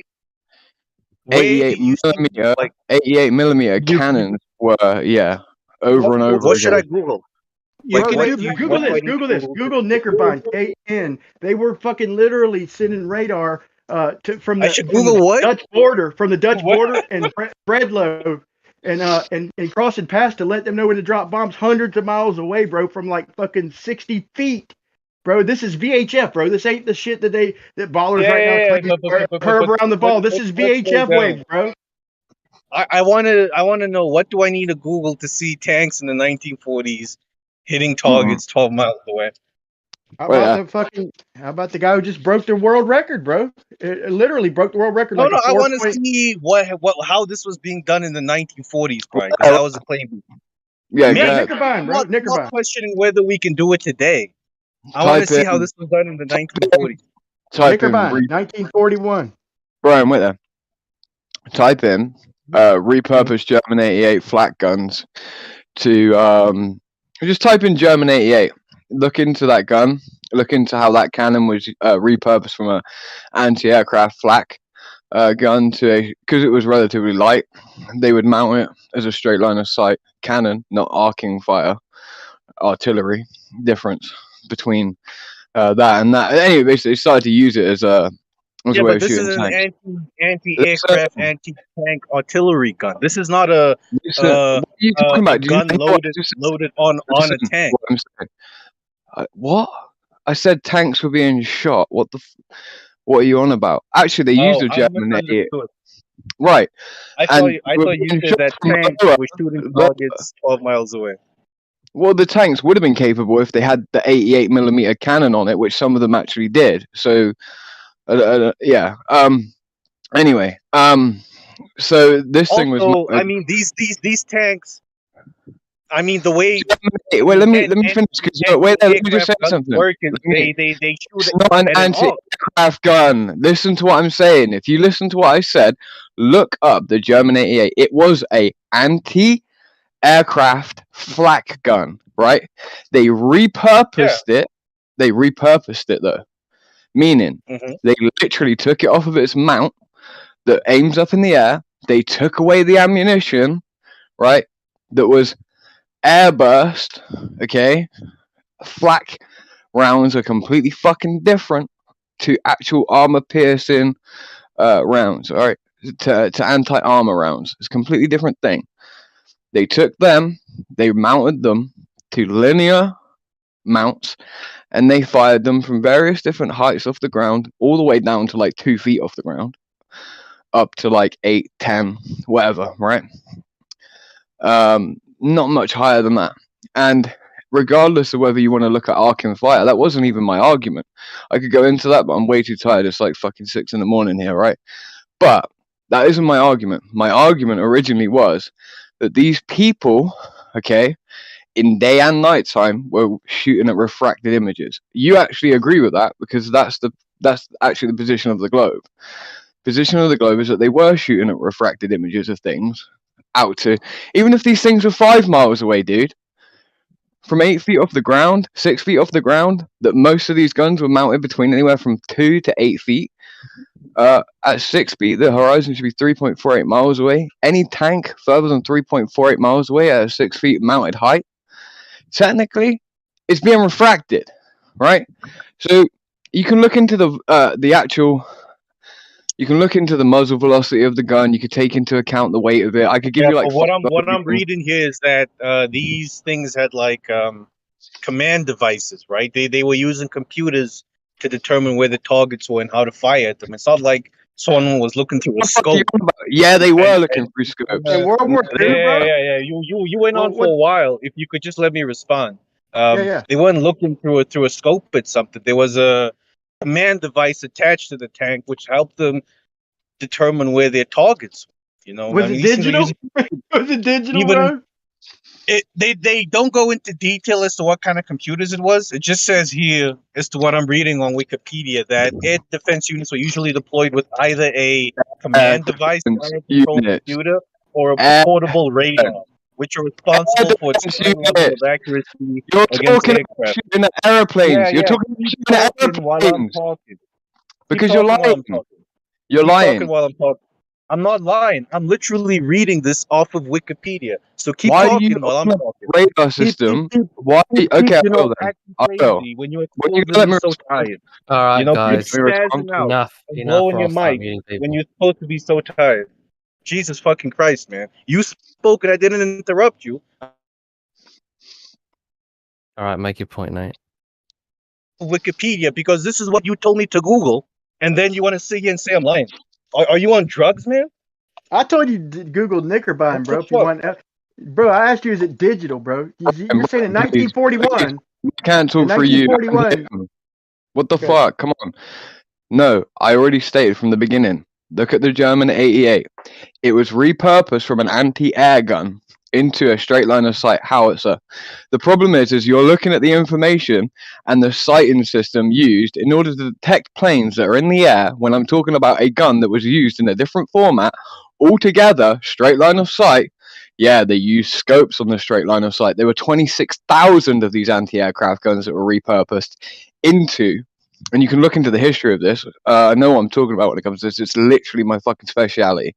They literally had crosshairs, bro. They had crosshairs at the end of the barrel. Then you refer to the anti-aircraft system that I told you was repurposed into something different. And you talk about their what? So now you're claiming they were using radar over 10 miles to aim cannons at tanks? Could you provide the citation that shows where radar was used to shoot at other tanks across the ground? I just posted the citation. Oh, what? The one that's aiming at aeroplanes in the sky. I posted the wiki for the whole gun. Read it. It's all there. Don't sit here and say I'm lying. You're on fucking drugs. You need to calm down. I'm not saying you're lying, bro. I said look up Nick Yeah, or Vine. no, not you, Brian. I have no issue with you, Brian. It's Crack that's talking out of his ass and sounding like a weirdo right now. Because I you Googled what Yo, he Nate. told me to Google. I'm reading off what he told me to Google, and then he's spazzing out calling me a liar. Control yourself, man. But I have no issue with bro. you, Brian. Don't worry. Yo, Nate, can I ask you a question? Well, yeah, because you've represented that I'm talking about guns that are being aimed with radar when I specifically told you they were repurposed away from that apparatus entirely. So it was a straw man. That's why I said, like, come on. I made sure the whole point was made upon the foundation that the German 88 was repurposed from an anti-aircraft flak gun, all right, 26,000 of them. They did this with, and then you're like, well, yeah, but they weren't even aiming at tanks line of sight with their eye, because my point is they were looking at refracted tanks according to the globe, 10 miles away, 5 miles away even. They were looking at refracted tanks and seemingly hitting them over and over again. Even at nighttime, they were looking at refracted tanks, but then you go, well, no, they weren't looking at any tanks for any scope on the German 88 because they were aiming at tanks using a anti-aircraft radar system. Okay. So now I've clicked on the link where they talk about what you were talking about now, how this gun was repurposed for tanks. I'm gonna post the link for this, and nowhere here does it say they were aiming at things 12 miles away. Do you have something specific I could find where they were hitting targets 12 miles away? Because here they're talking about let me see, we're talking about its performance. It hit 5 successive hits from 1,200 yards. You know, and another 5 rounds of fighter targets. Here's something here. Another 5 rounds of fighter targets moving at this is targets moving at 50 miles an hour. It's not targets 15 miles away. Okay, so I mean, do you have something I could look at, Crack, where they specifically talk about targets 12 miles away being hit? Yeah, you would have to go into the groups of men that did the guns, right? So you type it.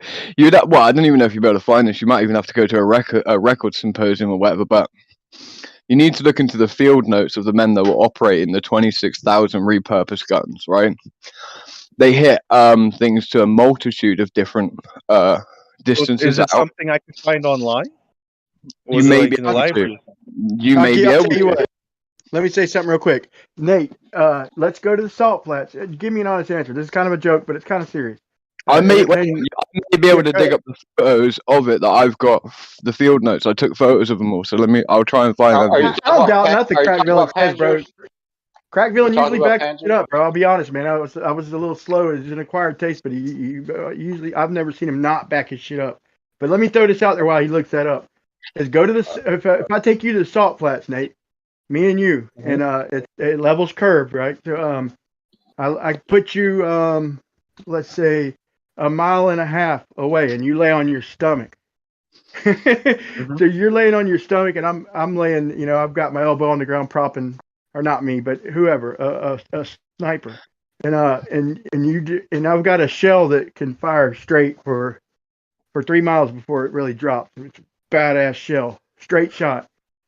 And he's got his scope right on your dumb ass laying on the salt flat. You think Earth Curve's gonna save you, bro? Would you be willing to take that? Well, no, let me say that. That was rude.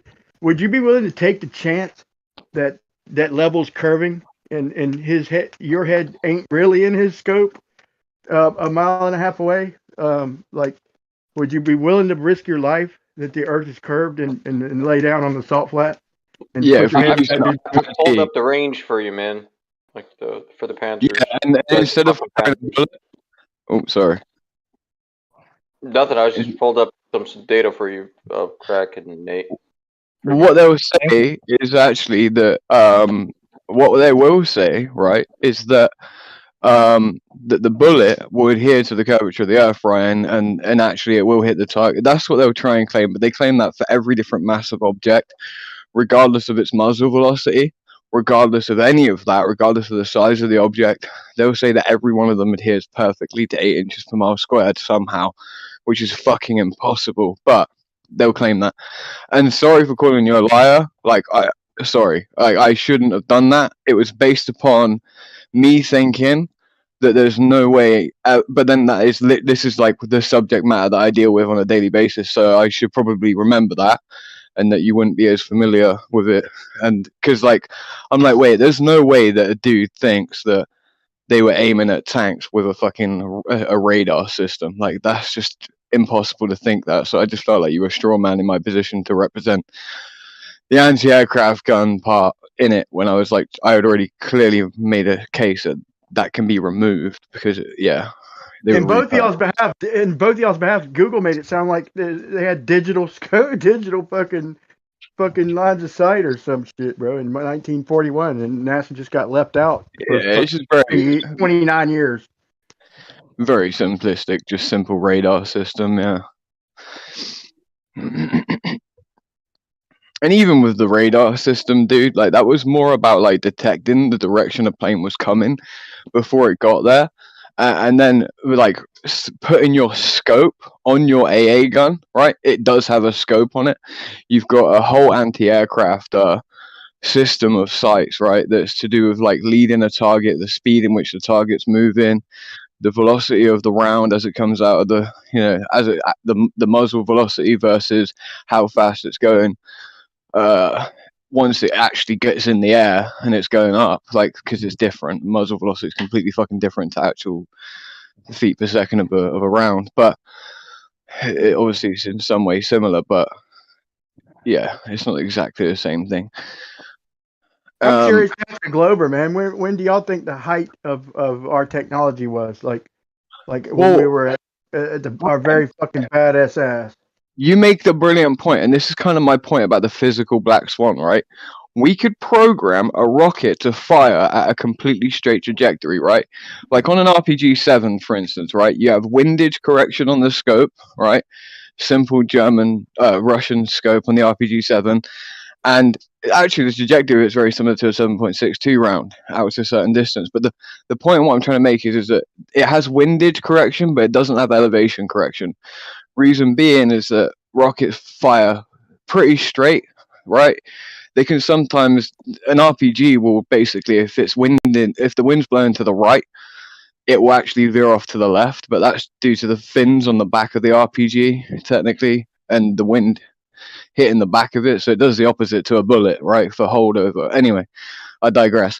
My point is that this has kind of been my point for a while, Brian, is that I want a black swan where someone claims the image in the black swan, the target, is not physical, but it's refracted, right? Okay, then I want to fire something a foot off the ground, flat trajectory. You can probably do it with a rocket or a tow wire-guided missile, but effectively change everything so that you've got no way of it pushing down or up. And then the idea is that if it's a refracted image, it will just fly straight past, and it will not hit the refracted image. It won't hit it. It will just keep going. You can't do it with a sniper bullet because they'll claim, it curves, it adheres to the curve of the Earth. But you could do it with a flat trajectory rocket. Yeah. In reality, though, on a clear day, bro, we'd see his dumbass laying on the ground fucking 40 miles away, bro, at the salt flats on any clear day, bro. I can literally on a regular basis see along a stretch of beach. Like I got to go past the pier, past South Ponte Vedra, but to hit the stretch before it hits St. Augustine, bro, I could see like 5 miles. I could see beach for 5 miles from just where I'm standing, bro. That's why like Bedford Canal. Like I said, Rumpus, you might as well buy a fucking gym swimsuit, bro, because you never know what the fuck you're gonna get at that distance, bro. Usually that low, and the lower you get, dude, it doesn't obstruct. On the days that obstruct, then yeah, the lower you get, shit starts compressing like crazy, and you can tell it's fucking atmospheric, bro. You just gotta get a camera and go see it, man. We show you the good shit on YouTube, but bro, even when you see the bad shit, you'll know it's atmospheric, bro. It's obvious because when you get lower, shit just compresses like it's artificial, bro. But when it's nice and clear, you could you just see for a ways, bro. Even on days like that, shit compresses at a certain distance. It's just you gotta see it, My whole point as well with the field notes, with like them trying to sight this fucking cannon in, right? Even if the things are only 3 miles away, 4 miles away, 5 miles away, nowhere near even the actual capable range of the 88, it can go all the way out to like 14 quite easily, right? I know this for sure because I've seen it done. Anyway, 88mm rounds can go a fucking hell of a way, right? Anyway, the point is that my point is more, you're going to have to claim on the globe that the Germans, the 10 Germans that are actually in the field with the 88, right? You got to claim that all 10 of them at day and night are looking at refracted tanks, day or night. That's just simply what you have to claim. You have to be on a globe. They're looking at a tank 5 miles away at night time. It's got to be refracted. They're doing it at daytime. It's got to be refracted. It has to be. So then they're adjusting their scope based upon a refracted image as well. Where's the refracted image? Is that actually the distance away that thing is? No, it's not. It's refracted to be closer.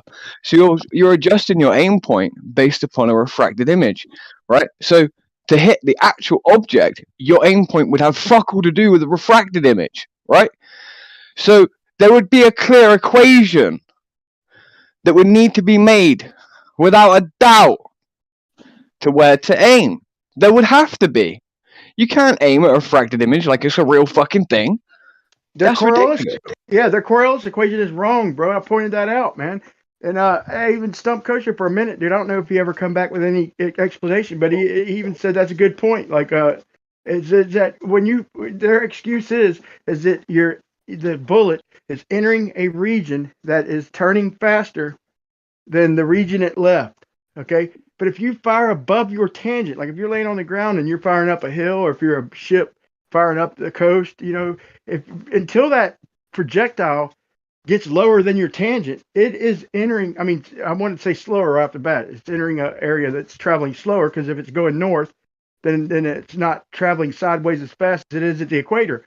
But in any case, if you're firing upwards in any direction, if the bullet above the tangent line is entering atmosphere, that's turning faster than where it left from. So it's going to be opposite of their firing tables, bro. It's no joke. It's no fucking duh that they don't use firing tables in reality, because it's opposite. The only way that would work is if you're firing down at somebody and you're firing under the tangent, because other than that, the bullet's going to be fucking doing opposite of what the Coriolis mathematically predicts until it reaches the tangent line and lower, because it's like a cylinder. Think about it.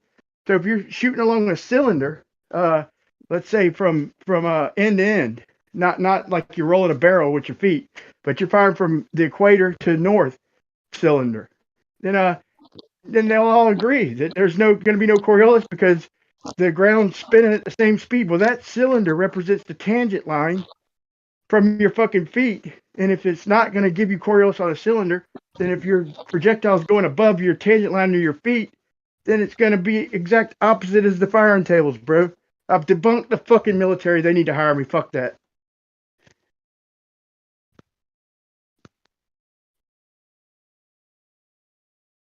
Just think about it.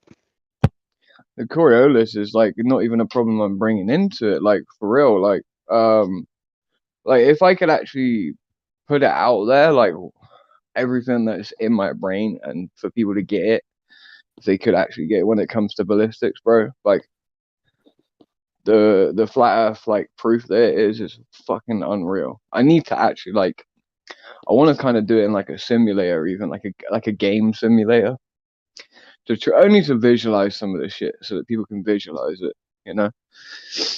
I made a video about it, bro. I made a video about it. So for the people who couldn't visualize it, because it is like a mouthful, but I know it's got people thinking right now. But think about this: if you just take half the globe, and you're at the equator and you're aiming north, and you take dirt and build it up for 20 miles as a cylinder. In other words, it could do whatever after that 20 miles, but just from the equator toward the North Pole, all the way where you're at, you build up the dirt as if it's a cylinder. So there's no curve from where you're laying on the ground. Okay, so they can't claim that there's Coriolis on a damn cylinder, because it's all turning at the same rate. So in other words, if you built up the dirt and there's no fucking, let's say, 66-foot drop over 10 miles, until your bullet gets lower than the flat dirt, that's just the same as firing on a damn cylinder. So if anything, if you aimed up a little bit, your bullet is going to not be going to a region of slower traveling Earth. It's going to be traveling faster than where it left, Well, mathematically. Bro. so even not just listen to this, right? So actually, so their main claim, right, with bullets, why the Earth or the deviation? Well, that guy said it earlier, kind of, right? But as well, the main claim is that the bullet is going fast enough to cut through the atmospheric rotation, also that it's able to separate itself entirely. When they talk about an equation for Coriolis, well, the equation would have to have so many data points put into it that it would make it untenable, right? And merely my point would be the moment that we get projectiles that supersede the previous powder that we used to have, we had smoke, we had black powder, right? Created smoke, we had smokeless. Then we had a propellant change altogether that created massive amounts of pressure in the chamber comparatively to previous powder. Point being, the moment you step toward higher velocity ballistic objects, right, you have a problem, because the moment that you do that, now the deviation is even worse. Yeah, there's a cut down time of travel, which may help. My main point is that, yeah, but now it's done over distances that are equal to far greater than just like twice the amount before. I mean, So, that's the obvious point, right? That's a good point. To me, that's all that ever needs to be said. Right, and then the round has a muzzle velocity, right? Then it objectively speeds up after it leaves the muzzle. Okay, this is just a fact. Muzzle velocity is different to the FPS, to the I didn't know actual. that. Right, so then the round then goes on its journey, and then it has to slow down. So at one point, at the beginning, right, the Earth effectively is able to rotate under it at a far greater rate. Then the round, as it gets to target, it slows down in the atmosphere. Technically, at what point would it need to slow down enough that now it would be kept back in lockstep with the Earth? Because this could occur if it slows down too much. There'd have to be a happy medium where that would actually happen, bro. That's a good fucking point, bro. How do you input the rounds feet per second, the whole fucking journey, every time into an equation? The fact of the matter is now you need the input of the directionality. Okay. Yeah, it just got more complicated. Like location as well, Brian. Your GPS location is important too, because the actual sphericity of the Earth, if it was an oblate spheroid, right? Actually, at this point, now it changes again. So now it would be a input that was based upon not just your direction, the degree of your direction. Okay, bro. You need a gun with a fucking gyro compass attached and a wind cock and look. You're talking about atmosphere, and that's the first thing that comes to mind, bro. That's the first thing that comes to mind. He's a fucking laser gyro, bro. Instead of I'm just joking, bro. I'm just joking, man. But look, that's check this out. That's how I hit my targets over 5 miles. I use a laser gyro right on the crosshairs, and that's great. Yeah, you don't do that? That is actually awesome, Bear. That sounded sarcastic. That is actually awesome if you really do that. But check this out. No, here's my point. No, let me make this point real quick, because even if the atmosphere, if the bullets cut through the atmosphere, that doesn't matter, bro. If you're laying on your belly with your elbow, propped on the ground, holding up your rifle, and you're firing up a hill, like a lot of situations where motherfuckers are firing upwards, there's very seldomly, or well, half the time you're firing downwards, or 33% of the time, whatever. But anyway, if you're firing up toward a hill like 3 miles away and it's more than 6 fucking feet, it doesn't matter if the atmosphere is fucking if the bullet leaves the atmosphere, whatever. The area it's entering is literally rotating faster. The area itself is what I'm saying. So if you built like I'm saying, by building the dirt up, of course it has to fucking break free of the atmosphere for there to be Coriolis. But the area above the ground, like if you had a pole, if you fired at the pole down range and it's beneath your tangent, yeah, use Coriolis. But that same pole up higher, up the pole is literally is not part of the atmosphere, but it's turning faster by fucking mathematical. It's not much, but it's still mathematics. If they have a firing table for every fucking inch or whatever, then the top of that pole is literally moving faster than the bottom of that pole. So if you never fire below your tangent, you're going to have reverse Coriolis. So it's going to not only be that little bit of inch and a half not going one way, but it's literally going to go the other way. So it's going to be double the error. So it's no wonder they don't use fucking firing tables. No wonder the guy who just broke the world record said verbally, publicly, that he didn't fucking account for earth curve, and we were able to state that on modern day debates tonight. I thank you.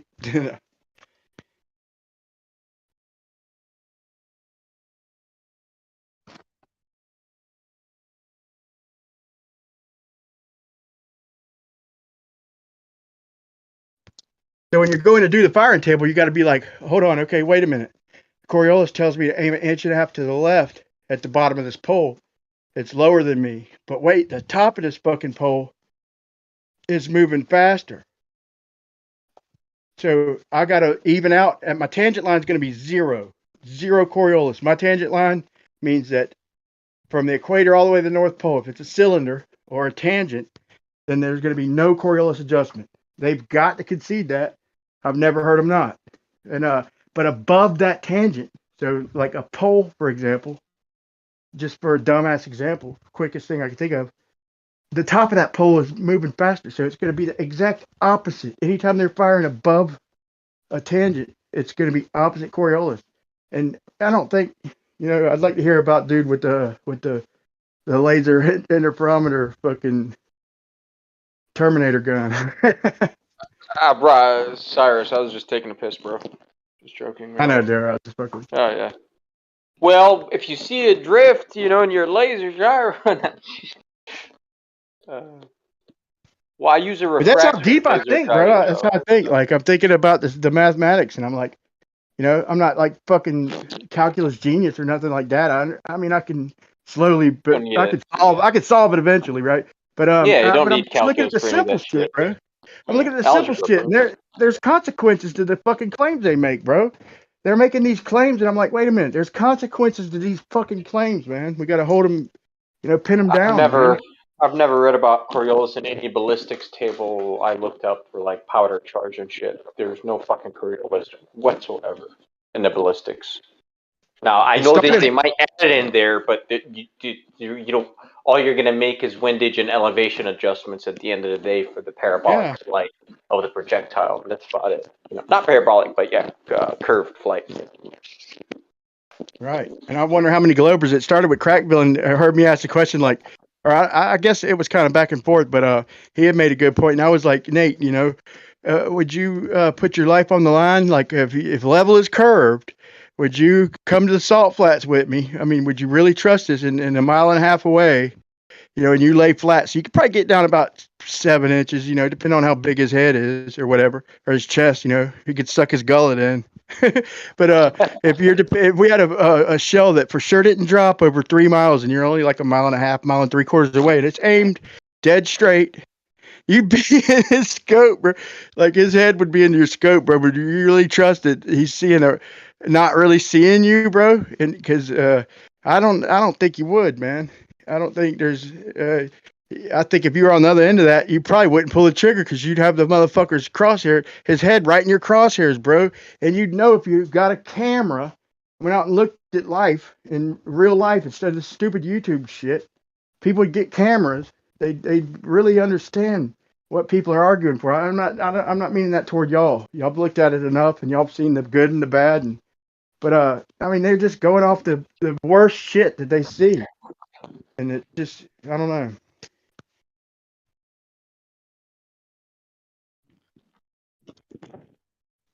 Like when you see days where there's boat missing at the bottom, it might be clear there, but dude, everything's distorted around you. You can just tell, bro. It's not natural.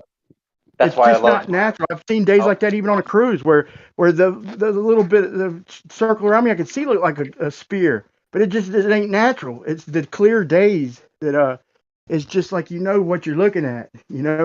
It's natural. You're seeing it, and then Skunk Bay, like when you see shit moving up and down a little bit, there's just a little bit of up and down. And you see the distortions, but when it's a clear line of sight, man. There's no mistaking it, man. For a crystal clear, crisp atmosphere, man. That crispness ain't refraction, bro. It ain't light curving around. It's line of sight. That's why I'm with Brian Mullen, man. Like, if we don't do like a rectilinear or force the line thing, look, this debate is going to go on forever. Like, it's never going to be settled. I really don't think so. Even if we build like the force line sort of thing, we get a concave result, then we're fucked again. You know, like they did in the 1800s. But I really think that's the only way. Yeah, they can't did it a think. couple times. Yeah, you're right. That's weird. Because Mother Nature's a light bitch. is curving. You know what I'm saying? Something is curving, like in the readings. Like something has to be curving, right? And it's not Right. Earth, right? It's just like, you know, Yeah, it's like something's changing angles at the very least. something. Something's changing angles. Yeah, there's shit there. So it's like I think the best method is that rectilineator. But they got a concave result, so I don't know what to do with that.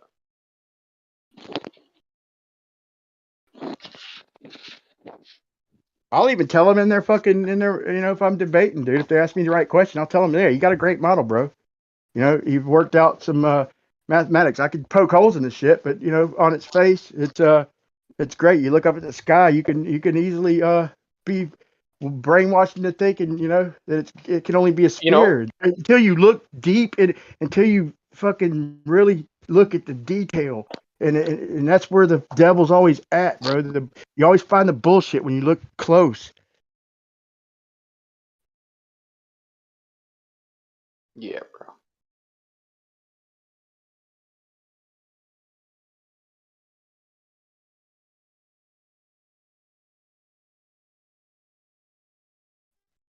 Like years ago, dude, I went to Jose's and shit, man. I was like, I gotta hear what they say. You know, I want to hear a fair argument. And they had a lot of good ones. I learned a lot. And but they're sitting there throwing this star shit at me. They keep throwing it at me. And they're showing this shit at the equator. And how can it be going this way and that way? And I just got to thinking about it. Wait, how the fuck can it be going that way and that way? Wait a minute. And I couldn't wait till the next show. I'm like, bro, so you bring up these star trails, and it can only work on a globe that it's going this way and that way, and then you want to talk about your equatorial mount, and I point it north. Yeah, dude. And I aim at a star. I aim at Cancer, and I do a smiley face. If I have back-to-back equatorial mounts, I've got a smiley face and an antipodal frown. And then the stars are doing the same fucking thing, dude. How can, if I'm just me in my one little location, how are these stationary stars? And they're like, oh, it's fucking Fish Islands and all this shit, dude. And I just, you know, just kept poking at them over the years and shit. It's finally catching on where from one location, you can't have 3 simultaneous fucking motions unless you want to invoke perspective, in which I will welcome you to Flat Earth.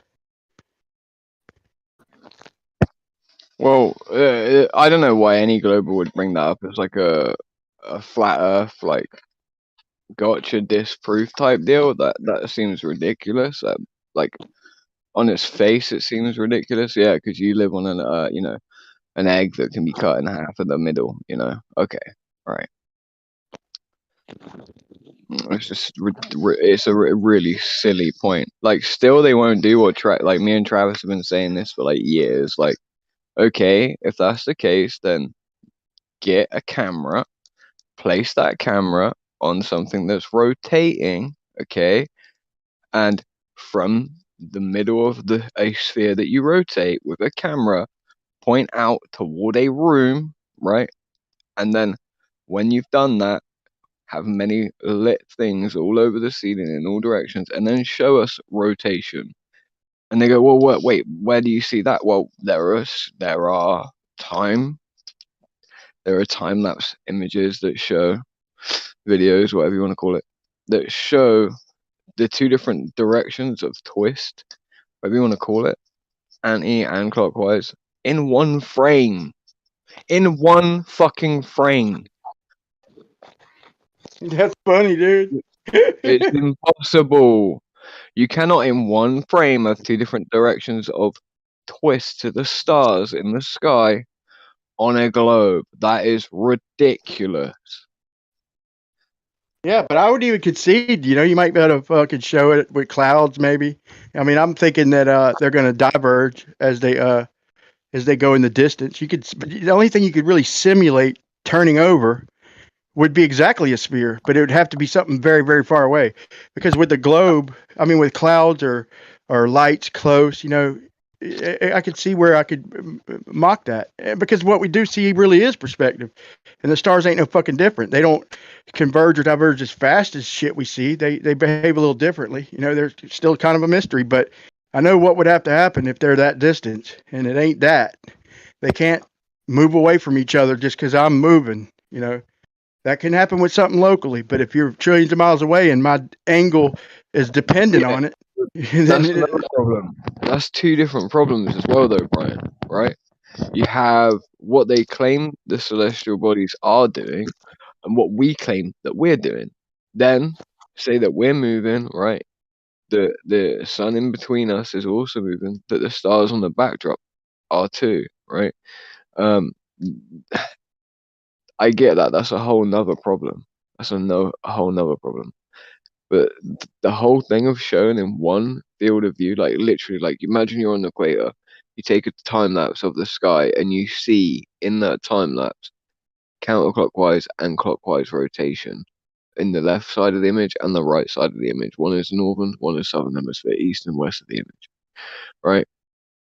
In that center point, you can clearly tell one's clockwise, one's anti-clockwise, right?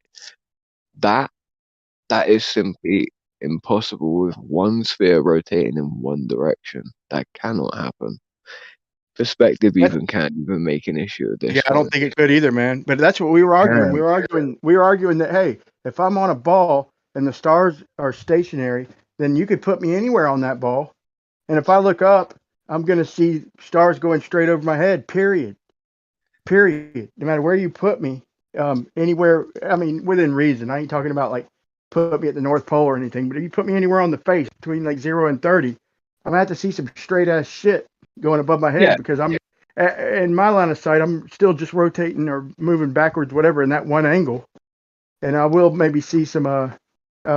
I will not at that distance. I still they'd have to pretty much all just span together. With that distance, bro, they can't just perspective fucking diverge or converge even. They have to fucking just sit there. They have to sit there, and I got to keep spinning. They can't fucking move away if I'm north of the equator looking kind of southwest.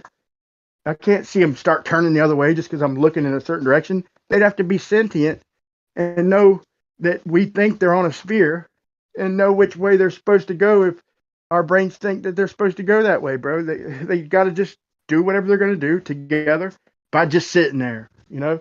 They can't simultaneously fucking do different shit. You know, when the claim that the directionality of them is due to your position on a sphere in the northern or southern hemisphere, right? That is all well and good. One thing would appear to go the other way based on the fact that you're on the underside of a sphere. That makes sense.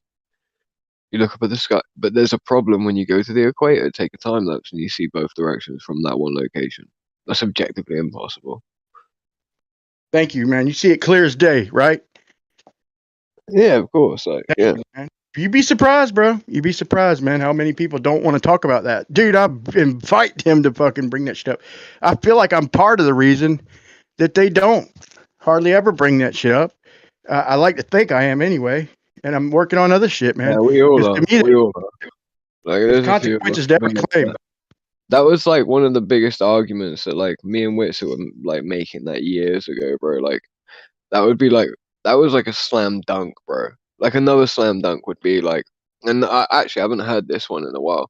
So we go to Newton, right? Newton hypothesized like the three main layers of the Earth, right? Like the mantle, the crust, and then the core, right? He did this just based on his idea that it was a sphere. He just hypothesized that it should be in layers, right? Like layers of density, effectively. And if it were a sphere, the shape of the thing in the center, it couldn't just be like layers that would compact into like straight lines with one another. That, you know, they would collapse on one another and something would get compressionized, or more dense things would seep to that point, and they would and it would be a sphere, a core, right? And then obviously, based off of that, if you look into seismology, dude, right, and look at like the shit that they actually say, what they claim, all of that, it's another reification, right? P waves, S waves, refraction. Have you heard of this, Brian? Shit wouldn't let me unmute, bro. But yeah, I'm screaming yes. They're like P waves and S waves. Yeah, like the angles they're showing me, like going around Antarctica and then going toward the Indian Ocean. I'm like, dude, it's just reverberating, dude. And right, so they show these lines, right? And the lines, even if you could correctly trace them, let's say they're actually recording all of that shit, right? Well, let's give them the directionality, it going left, right, whatever, right? Then the refraction bit at the end is like how they straighten this all out. So I put it to you that or anyone, that much like lightning, right, as it goes down, we see what it looks like. I think if you were to take all the points of where an earthquake happens, any seismic type of shift, then the reverberation oscillation of that in its wave back to the seismograph that's placed at different geographic locations all the way across the face of this earth, be it wherever it is, right? They take those points, right? Then those points are mapped around a sphere. They take the theoretical positions on that sphere in these different locations where these have their seismographic equipment that reads the oscillation, right? They take those points and then they take the points of depth and direction via triangulation of this equipment. Then they can see roughly the reverberation as it passes through the different mediums under the ground, how dense it is, whether it hits a vein of copper, all of a sudden it changes its angle, then shoots that way, then continues going up, further toward the surface. Not only that, yeah, you're right. I was looking if into you their place all of that, if you place it all onto a sphere, right, then they have this refraction bit. So you place all those points onto a sphere. The refraction part, I think, is where those lines don't line up with the locations properly. Like the equipment's right, bro. Just look at the data, bro. Look at the data, man. And if you remove the refraction part, right, then instead of emulating it on a spherical ball, make it a flat map. This shit looks like path of least resistance, lightning emanating up from underneath the ground, bro.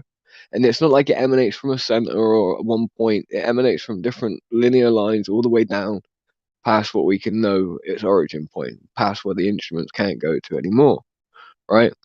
And it's like, okay, but they won't admit that they just reified the globe and put all those points onto a sphere, then had to explain the refraction or whatever it is, even whatever. Yeah. The point is if you apply those things to a flat earth, they also look very coherent also. All it is an assumption that those data points, where those things are at those geographic locations, is somewhere on the globe, not on do you know what I mean? It's just like you're emulating it onto a map of what you think the geometry is. The data can still be real. So they'll claim that we deny all of, but it's annoying because they claim that we deny all science. But then I could come forward and say, no, legit, I think that actually you're recording shit when it comes to that, right? Yeah. Globe science is their worst enemy.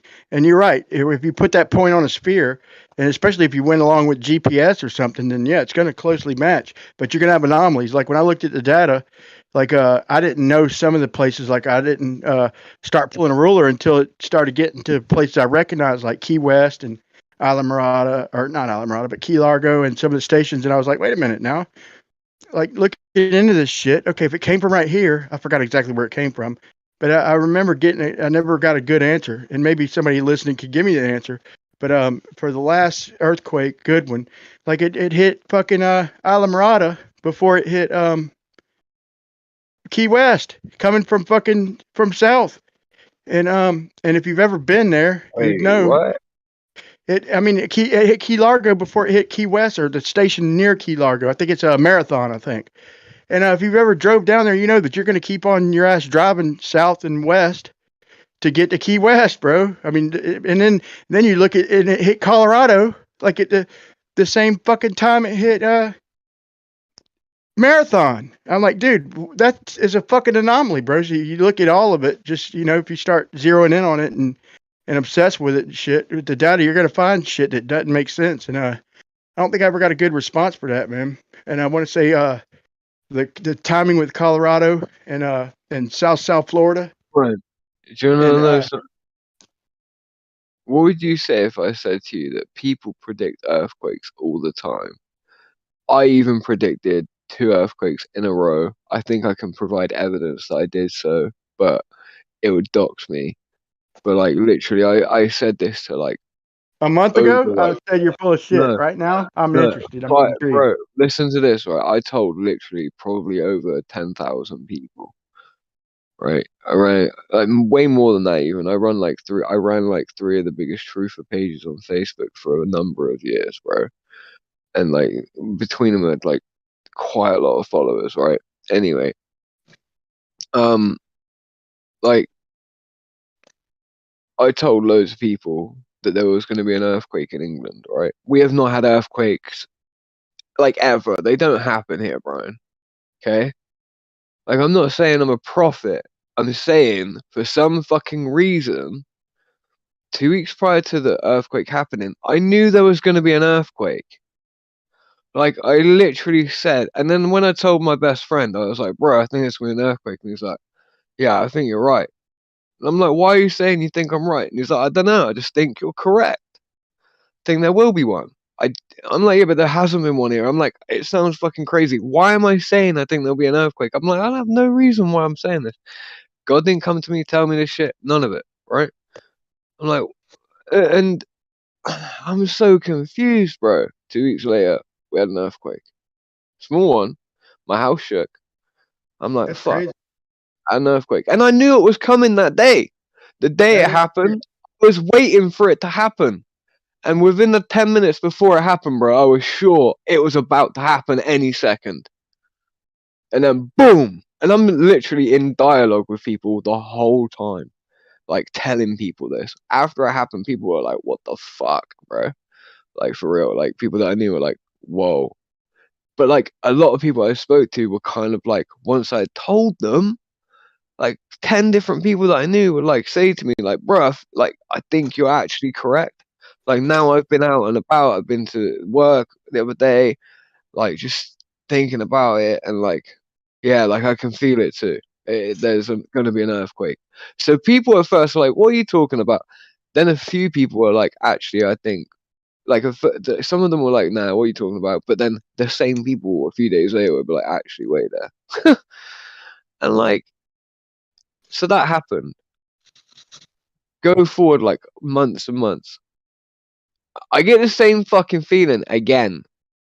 I'm like, there's going to be an earthquake again. And I knew there was going to be one. My best friend, I say to him, like, bro, you know what? It's a prediction time. He's like, I know there's going to be another earthquake. My friend's like, you know, very smart guy. He's a glober, don't get me wrong, but like, he's much better at debating this than any of these guys. Like for real, I wouldn't even want him to know about this place. Come and give us some hard to debate on it. Anyway, and yeah, like another earthquake occurred, and it was the same feeling as the time before.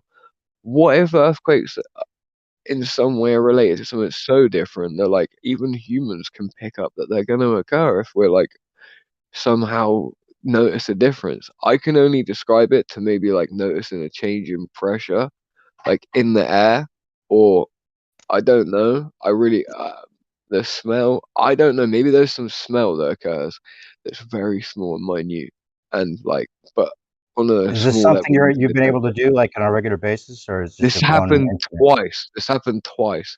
New perspective. Actually, I could maybe back it up to you. I would be willing. Like, I will try Oh, and I believe find it. you.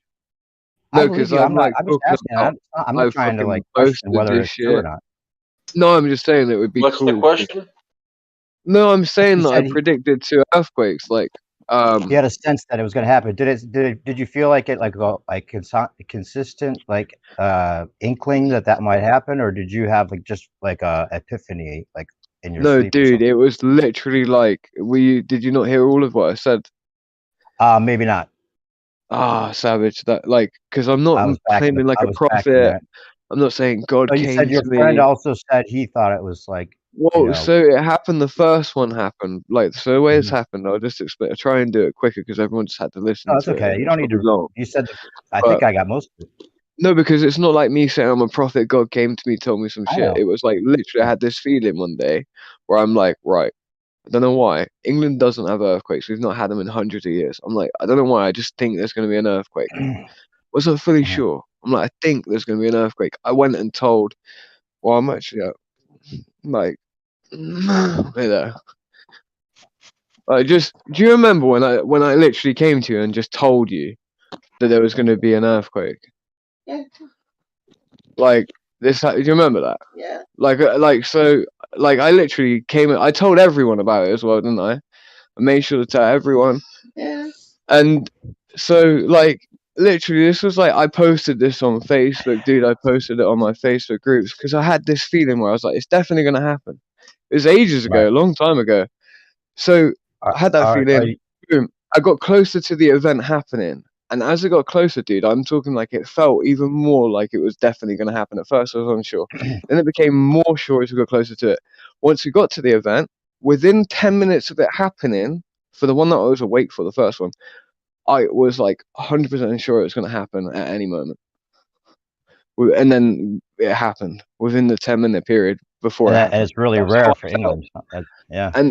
And I spoke to my You- best friend and I told him, and at first he was like, "What the fuck are you talking about?" Loads of people said that I knew. Then they came back to me a few days later and said, "I don't know why, but like, yeah, it doesn't sound unfeasible now. I sort of get what you mean." Like, not like they were saying like what I was saying was less ridiculous. It was more like I feel it too. My best friend was like, Right. "Yeah, I feel it too." The first one, it happened. Then by the second one, it's like I get that feeling. I ring on my best friend and I say it. I'm like, "Bro, guess what? Prediction time again." He's like, "I know. We're gonna have another earthquake." Bro, kid you not, same thing as last time. I was asleep this time when it actually happened, but the day before it happened, like I knew it was gonna happen any day. Like I knew. You know what I mean? You know. And I'm just saying, like, I'm not saying I predicted it. I'm not saying I worked No, anything no. out. I was going Doing to any say it equations. reminds me. I wonder what your if it has to do with your blood type or your heritage, because that reminds me of like the story of like the I watched a video and they were talking about the Lemurians, the lost continent of Mu or the Lemur, and That's those were like interesting. they said that that they knew that the flood was coming and they tried to warn people and no one would listen, so they went underground and they were surviving. They survived, and that's where they claim that's where the Native Americans come from, and that the reason that the Native Americans do a rain dance, it's not to make it rain, it's because they know it's gonna rain. Yeah. Mhm. Well, you can It's predict interesting. storms with pressure drops, right? So if somehow you can sensitize yourself, like to feel that, yeah, you'd be like, Right. oh, storm is coming, and it's just pressure drop. So, you know, so. If I tried to convince anyone that there's never been like a feeling, like no one's ever gotten an accurate feeling about the future, no one would believe it, because we've all had that to some degree, right? But I don't give a fuck. I just don't even. I just live. you ever gotten the feeling something's gonna I happen? did, And then it bro. I happens? seen the future, but it was so stupid. It was so stupid shit. I'm ashamed to even admit. I'm pretty psychic, but it's just like I don't fucking think about it. I just live my life. Like I don't go. But I nail things weirdly sometimes. But I it's seen the organic. future in a dream, bro, but it was dumb Yeah. shit, bro. Not worth Not repeating. Somehow it's predicting the unexplainable. It's not Yeah, like it's not you can predicting put it. future though. Yeah. No. It's just something about it. Like the ether has like a way of letting, I don't know, for things to That's happen. just it, bro. I didn't know it was the future until it happened, bro. Oh, So how could I distinguish it from another dream, bro? Because it was dumb shit. It ain't worth talking about, but it did happen while I was dreaming about a month previous. But I didn't know until it happened, and I was like, "Whoa!" And it was so stupid. I couldn't really talk about it. It's still not, but trust me, it did happen. But there's no way to distinguish it, bro, unless you really find a way to hone in on it and get good at it. But it only happened to me once. Well, having a feeling like something's going to happen with the Earth makes more sense in my mind than like someone's going to say something in particular, which we've had too. But like the idea that we're part of the Earth and the Earth is like a living organism and we're part of that living Well, I organism. said this Like today. you have like a sense you're going to have a heart attack. Like you can sense that coming on even before it happens, right? Next. Go ahead. Yeah, you know how someone would sense a heart attack coming on, they would know it beforehand. Yeah, and dogs do. They can smell right? it. Yeah. So a point was just made to me, right? As well, that like, so when you spoke about pressure, the sea's greatly involved in this in some way, right? And I feel like the time that this was going on, right, I had nothing to do. I wasn't working, right? I was just I wasn't doing anything at all, right? And I was spending a lot of time with my best friend at the time, who was on leave from university, right? And objectively, we were like the most level-headed we've been in years, both of us, and we were just like really talking through like everything about the Earth. He's a glober, right? And we come to like a weird understanding where we both get each other to a level where it's like, yeah, like, oh, you would love to debate him, like, but anyway, the point is that I was kind of looking at this stuff as this happened as well, intensively in a sense, right? Not how to predict this, how to predict that, how the Earth was working, and everything, and that's on the globe side too. I fully educated myself, but the point what I'm trying to make, and I'll be more concise. I'm sorry. The point I'm trying to make is that effectively, I'm ADD and like fuck, dude, it's horrible. It's like yeah. Storytelling. It's, so like I hard. can't focus. What the fuck was the point? It's like shit. Yeah, I know, dude. Like, I really struggle, bro, because all good. Like, I can convey a whole point by the end of it, but like if I'm tired, I can't do it. If I'm not tired, I can. Yeah, and I had an operation on my face recently, and like it's all strange, so it's even harder. But anyway, yeah, I'm good. But basically the point overall, yeah, is that so it was made to me a second ago when you brought up the storms and everything, and these like Native Americans, right? They were like, oh, what about the pressure points in the sea? And then the huge alleyways, like cracks in the sea that go down into the ground, right? Well, there are these like pressure points that occur from it, right? And we know the way pressure works. If it's in the air, we have like entropy, and regardless of what it says, there's something called a micro state of entropy as well, which is a lot to do why we've got dynamic weather systems, right? Which is like a volumeric buildup of gas that like gets highly energized via the sun, then it punches to different directions, and sometimes it punches all the way up to the gradient, right? To where the gradient starts to get less pressurized, and we end up with this like switching and shooting in different 45-degree, whatever angles everywhere, right? This is part of the dynamic system. But my point is that could be started by a huge pressure point. Something like that could be started by that huge pressure point. If someone, as the Earth is like, moving with weather, we have to assume that the atmosphere moves in a similar fashion sometimes across the face of the Earth, I believe, to do with the magnetic frequency of the Earth and what that's doing, the toroidal field that we're in. I believe that air, just like the clouds, is also bypassing through us where we stand on this ground right here, right? And as that happens, it's kind of like we may feel a chronological explanation of events that is happening. Maybe it'll be based on a pattern of what we previously read and there were similarities in it. But maybe we're innately reading pressure levels and energy that's in this based on how we're interacting with that thing that's moving, and if it was in some way interfered with to a great degree at some point by like a pressure point in the ocean because there's some motion going on, some seismographic motion starting to happen, some slight rumblings, then that gets put into that cycling of this now air that is intensified with that energy also, right? And then I have to assume that like maybe we pick up on this pattern and it slowly is building up over time. I really had to think about this, like, because I'm like, fuck, this really happened in my life. How am I supposed to like fathom how this happened? I could try and be like, yeah, it was God that told me, Yah that told me, but like, bro, I know what it's like when I have a conversation with Yah. This wasn't that. Right. Hey, Brian, let me ask you a question real quick. Are you still here? Yeah, I'm still here, Brian. Oh, yeah. Cool. What was that guy? He wanted to bet you his channel for something he claimed you said in that debate. Yeah, about but he ain't heard the joke. You ain't heard the joke, bro. So I think he's gonna be like after debate, because after in the room when nobody could hear, he's like, man, it's just entertainment, and I'm like, yeah, whatever. I wasn't a dick, but I wasn't gonna fucking be cool about him lying. But he's gonna be like, the joke's on you, motherfucker. I don't have a channel anymore. I don't think he does. I looked it up and I'm just remembering that, but I'm gonna be like, and Cracks told me to do this is a good idea, man. Great idea. He said, "No, motherfucker, the joke's on you. I ain't got no pinky toes." No, I was Is just that saying true? that, like, no, it's not true. It was just because, like, conspiracy cats is like, yeah, I'll bet my channel on it. He's like, I'll bet my pinky toe.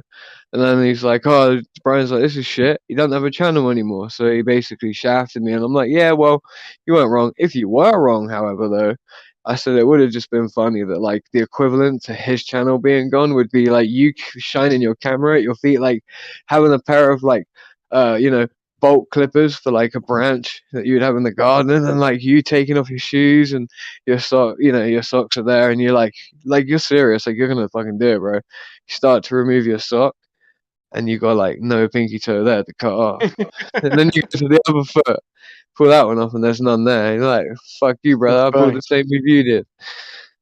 I got caught up in the moment, bro. I went to look up his channel to look up a couple of his old debates.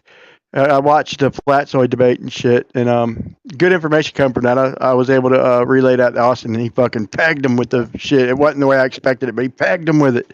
And but he did With great. what? But he With what? but let me say this real quick, and I'll be done.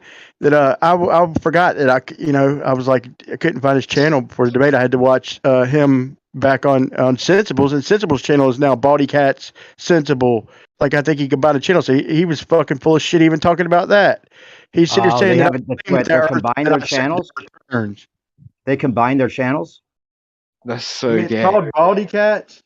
It's called Baldy Cat Sensible something. Oh, So that's the two maybe of they them. have that. Because Baldy Wait, Cats what? is the guy. That's the two of Yeah, them, it is. Mr. Sensible and Baldy Cats. So they combine their channels.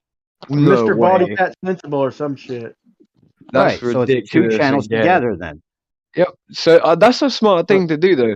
New perspective. Think about that. You find someone who's got a similar aptitude to you, someone that you agree and you like their content in the same flat earth community as you, and you go, right, bro, it's hard to filter the content and get it popular. So how about two of us dig in and do it together? We used to run truth movements on Facebook like that. We had multiple followers, but we would have like 12 people running the show. Go ahead. Well, rather than treat it Well, as if you're who gonna got disappear, you, donate hey, your channel, listen, man. Brian. That's yeah. Brian, listen, that's your advantage because if the fact that he was saying that he'll bet his channel means he's lying because he knows he doesn't have a channel, so there's no bet. So Bro, he knew he everybody was who's wrong. listening knows he's lying. I didn't claim that. Yeah, but fucking, what was it? Well, why would he think that? Why would he even say that? That I claimed that ring laser gyros proved that the Earth turned. What kind of horse shit is that? He said, "Go back and listen. You did say it proves the Earth turns." I'm like, dude, I'll publicly put up my fucking pinky toe, bro. Well, it doesn't You're matter lying. anyway because he was saying it as if that like you were claiming that almost. It was like you claimed the cause of the drift and the gyro is attributed to the Earth's rotation. That was what he was saying, right? Yeah, Even if saying you the were to have exact slipped up in a quick word saying, "Yeah, the degree drift, whatever," you could attribute that I to. didn't even say that. No, I I'm didn't not even say saying that, you did. bro. You could attribute it to the Earth's rotation, or you could attribute it to what it's actually measuring. I'm just saying he could try and clip out like a little bit like that. Maybe, I don't know if there was even a moment like that. Really, No, there I don't wasn't. know I mean, what. mine were pretty numbered, bro. And I never talked about that, man.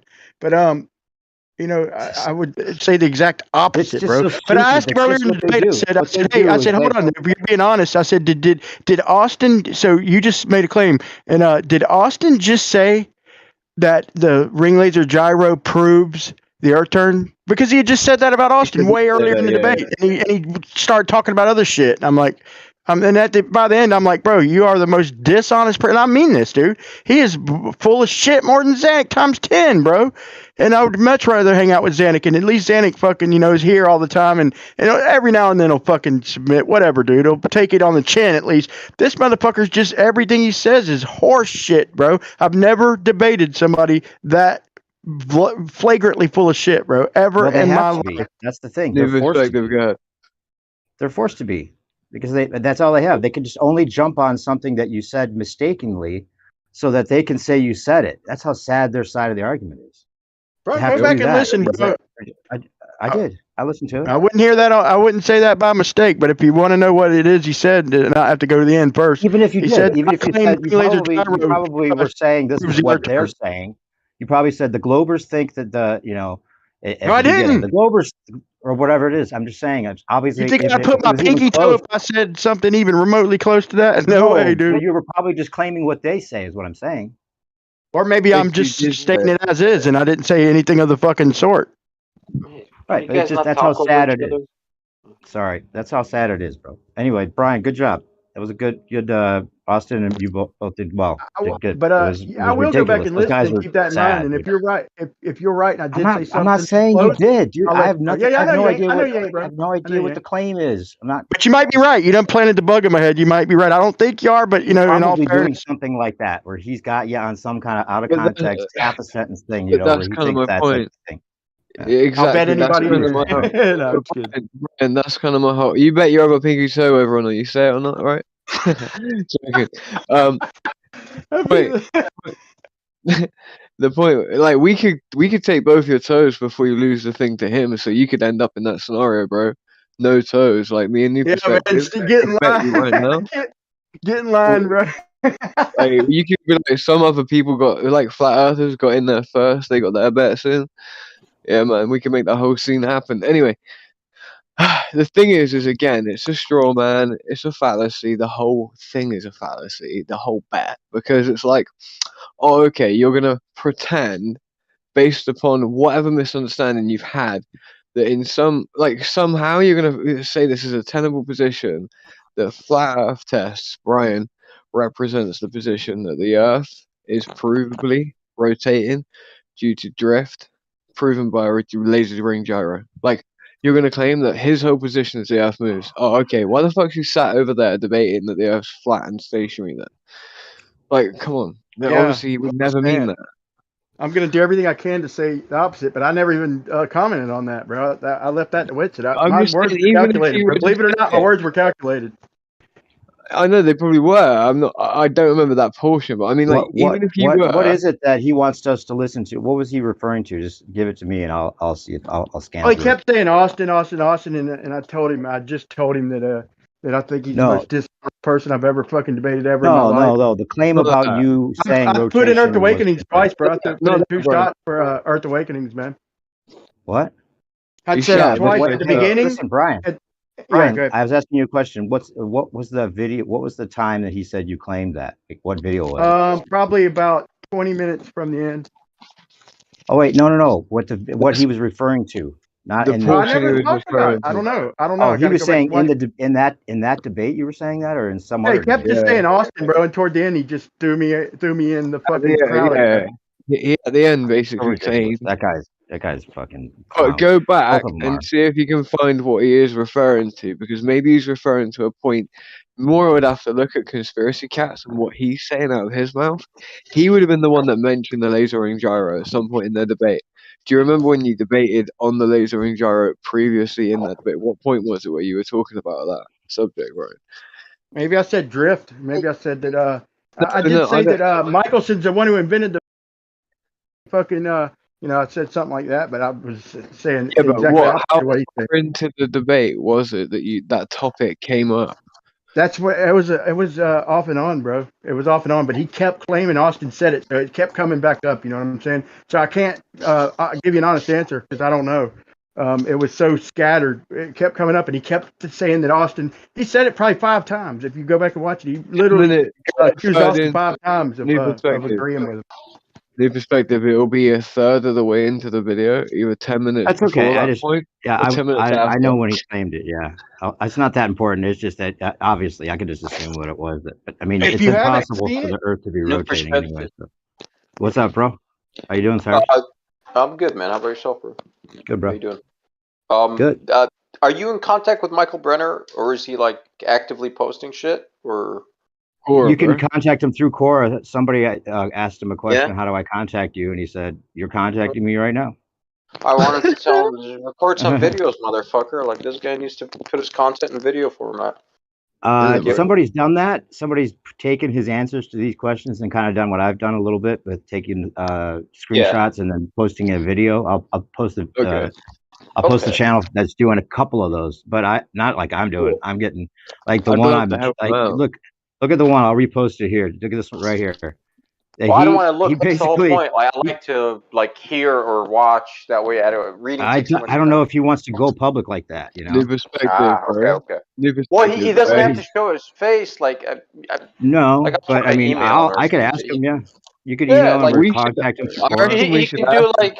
Oh, I was all thinking right. about Well, asking him if I give me a could do an ebook with with the stuff I tell him I'm making these comps up Right. and ask him if he'll let me put an ebook together. Can I, really quickly, just could you also ask him, is there any way, or do you have any need for? Have you ever thought about the construction of anything with the image, optically speaking, any form of image that could be something that would be an aid to explain a point? Could you describe an image, a rough sketch of an image that you would love to be portrayed, some form of a portrayal that you would love to have, right? Someone that explains something that you want done, and then have me and you new perspective please tell me who Michael Brenner those is, please. images. Please. One sec. Let me finish my point. I've been sending you the comps I've No, been no. making up of the screenshots, Brian. I've been Can you sending them not to hear you. me? Yep, go ahead. I was nearly finished, bro. I was 3 words off. All right, so, and then ask him if he needs help to make those images, right? Because you and I are pretty talented at that. So if we could make Right. very crisp and good diagrams for his work to go along with your ebook, that would be great. He Sure. would be, in essence, we would need from him either verbal explanation over the phone, in a call maybe, or even an email writing out exactly what he wants to transcribe, place into a diagram, data, whatever it is, and then for it to be done in the most attractive way possible and the most artistic, even. You know what I'm saying? Yep. Yeah, somebody contacted him and asked him if, like the guy I was talking about, I think his channel is called Tiny Ear. I'll post it. But the thing you were talking about with the Earth's atmosphere. I can't read turning that, it, bro. No, you have Open to download it original. to read it, bro. Open original. Okay, I can download it. Thank you. Yeah, click open original. Yeah, that last one. Just do the last one, Brian. I'm going to read that. I'm going to read part of that real quick because it has to do with what you were saying about the bullet. Yeah, that'd be great. And the way that the Coriolis is supposed to work. Well, the displacement that would happen, and he's given this same example in other ones You that need I've 10 made points concepts. of data input, bro. Bro, I couldn't But- believe I put it out there 5 times and nobody's fucking like jumping on it. I'm like, bro, this is just common sense. But So you're they saying got it would be so the fucking- opposite. You're It'd saying it have would be to the opposite of the. bro. It'd So have you're to be saying the that okay? They say because the Earth rotates, the bullet is then further to the like. Say you're going north, right? No, so you're going south, right? And the Earth's rotating west to east, right? So then you would land further west, is what they're saying, because the Earth rotated underneath the bullet. But you're saying you would actually go the other direction because the atmosphere would speed up the bullet. If the bullet never got lower, 0 is the tangent itself. In other words, 0 Coriolis would be just firing straight out on a cylinder. Okay, so in other words, if you drew a tangent from your feet, it would be rising, so it would be slowing down at the drop rate, the same as your elevation rate. So 0 would literally be a tangent from your feet or your bullet straight. So in other words, it'd be slowing down because it's spinning slower away from you toward the pole. But since you're getting higher off the ground, the tangent is that it's a 0 point, bro. So any shot above 0 is gonna go one way. Any shot below 0 is gonna go the way they describe it. And you got to figure there's a lot of percentages of shots that never get below your tangent, and a good percentage of them. And so you could never count on a firing have to table. make a There's video way to more explain it. variables. I was Well, also you could thinking when picture you a were saying cylinder, that. right? Yeah, I just don't know exactly. You'd have to. Yeah, okay. Brian, it's not. It's a clear hard. enough It's hard to image get. some It's hard to people. Let me. get exactly what you're saying. Well, But let me just another. say something else. When we talk about like the planes not being able to land, because the runway would be moving below it, right? Yeah. Right. Because if you moved into a new tangential speed, right, and you started like maybe at the North Pole is 0 degrees tangential speed, then you're flying up to the equator and you're having to fly into 1,000 miles sideways rotation of the wind. I mean, that it would be not only you would be able to detect that because you would not meet You would not have Yeah, that it's a same storm, conserved man. speed. So you would then it would feel like a wind all the It's a time, blow. increasing on you, Yeah. right? Because the atmosphere is moving with the Earth at a different pace than your reference frame was originally moving, right? So Yeah, it's they can't claim practically that. negligible, man. If I'm gonna But you be would never honest, be able to catch up. They would never be able to catch up to the place you're flying to, because if already moving 1,000 miles an hour, then you'd have to figure in every hour you have to it's going 1,000 miles an hour out of your range, right? So you would never be able to catch up to where you're going on the equator, right? You'd yeah, always but have to you're be using common sense, bro. accelerating, You can't do and you that. would always have to. But the point is, you'd always have to be accelerating to even possibly get to anywhere, right? And you don't. You have a cruising speed, right? They fly at one consistent cruising speed, which is not possible to catch up to an area that's moving faster than you originally moved, and the planes aren't designed to accelerate sideways, right? They could say banking is all it takes, and wind is the same thing as the Coriolis, but it doesn't matter because the numbers don't add up. Like in this example of the one I just put, he says flying from Frankfurt. And look at the little map there he's got, right? So you're flying from Frankfurt to Abuja, right? There will be a difference in angular parameters of the airports. Their tangential velocity as they sit and on the rim of a spinning sphere would be proportional to the cosine of the latitude. And then he's got the equation there, right? Right. Then right. for Frankfurt, can you see those equations? Does that make sense to you? No, but I V, see him in my head. right? And then Frankfurt at 50 degrees north is that is 64 WR, and Abuja at 9.07 north. Right. That would be 0.98 WR. That represents, maybe you could look at the thing and then you'll The be able time to in see how it makes sense. Okay, You have to so download the one I just. picture it like this. Let me try and make sense of this for y'all. Which one are you on? Maybe I'm confusing it for myself, or maybe I'm making sense of it The for y'all. last one. Wait, just look at the thing real quick instead Oh, of yeah, trying yeah, to good. It's re-explain it without blurry, looking bro, at it. but I'll pull it up. But No, it's you blurry. download it and then Not look at the blurry at original. all. Pretty big, Well, actually. Maybe The original my was, eyes are it blurry. was enormous. Okay. Yeah, I haven't downloaded. I'll be honest. I'll download it right now.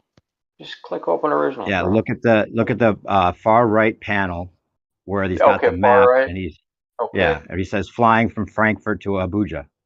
Oh, I can download this. Velocity equals forgot that Greek letter right, R click on cosine alpha. Where did I? Right, let me pull this off a quick sec. Okay.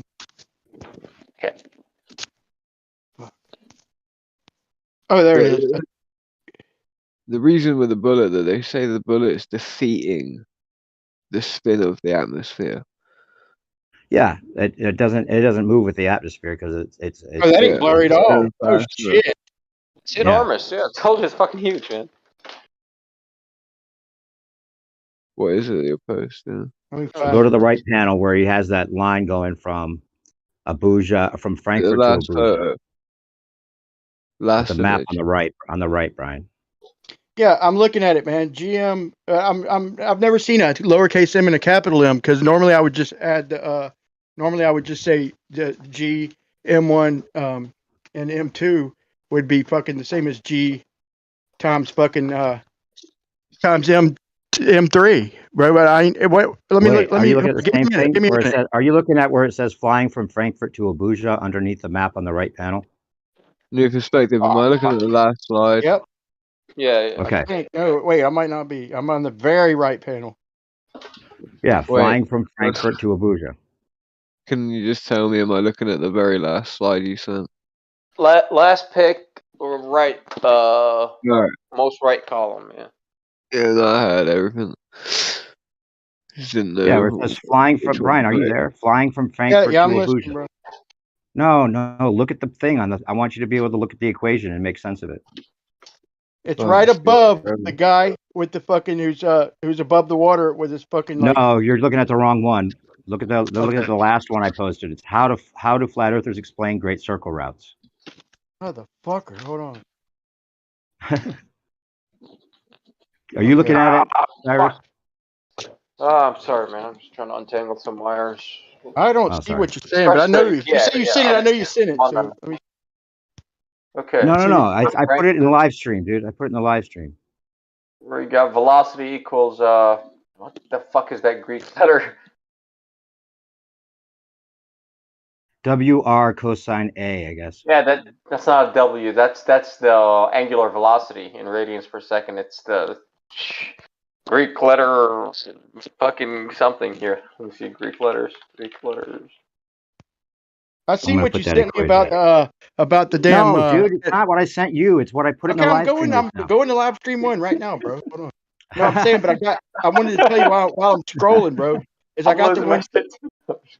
I got the one you sent me about the fucking gas pressure and all that. I was reading through it. I was like, fuck. I wish I'd have looked at this when I was talking Yeah, to what. dude. This guy's on it, man. He's got all the arguments. He's got it down, dude. He's dangerous, dude. He's dangerous I'm for gonna get any this fucking guy to reason. hop in here, bro. If I email him, if I can get his email. I don't know if you will. I don't know if He's he's like that. brilliant. He's Russian, you know. He's overseas. Yeah. We should get him over it, bro. He might not want to stay there right now. Be like, well, that's contingent upon you being next big flat earther, bro. Sorry. Who, me? We'll get you out. No, the Russian dude. I don't want to be there. Oh yeah. No, I'm saying we get him out of Russia. No, I but don't think he's doing. I don't think he's going for that though. Something about it makes me think he's not trying to be that. He's just trying to show these other scholars I know. on what's up. You know, he knows it's happening, but I don't think he wants to be that guy. Who Yeah, I knows? know, but maybe it's because he lives in Russia. Offer him his freedom, bring him to America, get him away from Soviet Russia. I don't even where know if they- he's in Russia. He just speaks Russian. I don't know if that's. Yeah, usually. He's got very that's good sense of humor.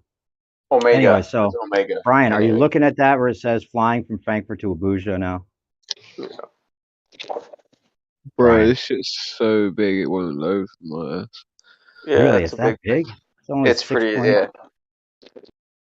Well, I don't know. It only loads pretty quick, but I 6 mean, like, 6 megabytes. okay. Weird. Yeah, it's No, nice. I though. mean It's like large. not the size of the file. I mean how big it is on when I load it up. It's like so zoomed in, I can't get to zoom out at all for some weird reason. Anyway, it's just one of those examples that shows what you're talking about with the bullet. Because I know the plane's got an engine and that's their excuse, but the plane has to catch up to the place it's going, right? And it would have to constantly accelerate to get there. It would be a lot longer trip, no matter where they're going. Like it would take a lot longer because they'd have to catch up to the 1,000 miles an hour at the equator, right? Well, they claim though that they're in lockstep with the Earth. That that the actual deviation That doesn't is work very with the minimal. different tangential Well, speeds. no, listen. They say that the plane corrects to stay on its course, so it automatically would correct for any deviation, so it would be unnoticeable. Hence, why in a projectile that's different. Because it's going over such a great distance and defeating the Yeah, but if atmosphere. cruising The altitude's atmosphere tries to only help keep it, but no, but cruising I'm saying altitude is it's 400 worse. miles per hour, and the place you're trying to get to is moving 1,000 miles per hour. How does that But work? that's what I'm saying. It's worse because you would have to claim that these things are moving in a forward direction if traveling north, right, against the spin, but they're also doing that. So they would be having to face into something that's moving at the floor at 400 meters a second. So they'd have to be going pretty quick for the deviation to not catch up, because they do claim it does deviate underneath it, but they correct for it, is what they say. But they'd have to be correcting. No, they don't have a pushing reason. They into that don't have an answer spin for this. They don't at have the a good answer. equator. It's 400 meters a second, bro. They should just keep it to it's kept in lockstep with the atmosphere. The Earth No, doesn't it doesn't rotate work though. underneath It at doesn't all. work. That's what they should say. That's what they should But say. they can't say it doesn't rotate. That's against their model. No, they should just say Can't the say that. atmosphere keeps it completely. It spins with the atmosphere and it keeps it completely relative to the ground at all times. It just They can't. magic works. That's what They they should can't. say then. And But then leave it at that. but why it doesn't work for them? It doesn't matter what they say. It doesn't No, work. it doesn't, because that's my whole point with ballistics, bro. That's my whole point. It's ridiculous. They cannot claim any of what they say. They need so many points to put in to account for this. They need directionality, not directionality in just one, I'm about in degrees, right? And then they need to put in for the muzzle velocity of the round, right? They need to understand how fast that round then goes once it gets to its full velocity, once it's left the muzzle, right? Now it speeds up even more. Now it's defeating the atmosphere, right? So effectively, at this point, the Earth is rotating faster underneath it. Then, as it goes on its trajectory and starts to slow down, sometime at one point, if you shot it far enough, it could slow down to the point where now the Earth doesn't rotate underneath it at all, apparently, Yeah, right? you would have to look way more ahead. Like you would have to So see you the would need target. to know, You'd have to like bro, aim the target. You'd have to know that the target's going to be way like way before. You can't just kind of then, like bro, you'd angle. have to have things rotate into bullets, right? On long Yeah, distances, exactly. 5 miles. You'd have to have it Right. rotate into your scope. But to do so, you would need about 5 points of input. It's muzzle velocity, then it's maximum velocity, then the drop off therein all the way to the target. Yeah. That changes dramatically. Now you have not just directionality, right? You have the directionality. Well, that means your longitude and latitude also matters because of the actual the shape and sphericity of the Earth, where you are relative to the surface. That matters also. So then Right. you also would have to equate for the speed and the drop off muzzle velocity Yeah, all it the way doesn't work. across. Like So many also, you points know, of hey, data. remember that? Remember when there was a one somebody made the video about how I think it was Flat Earth Asshole maybe about how if the craters on the moon are always like this perfect circles, why would it not be like a skid mark because it would be hitting a rotating moon, right? Like if they're coming, they would all have to hit straight at the moon to make the marks that we see as craters, right? We don't see them coming from the side and hitting off the moon the way that you would think they would all do, right?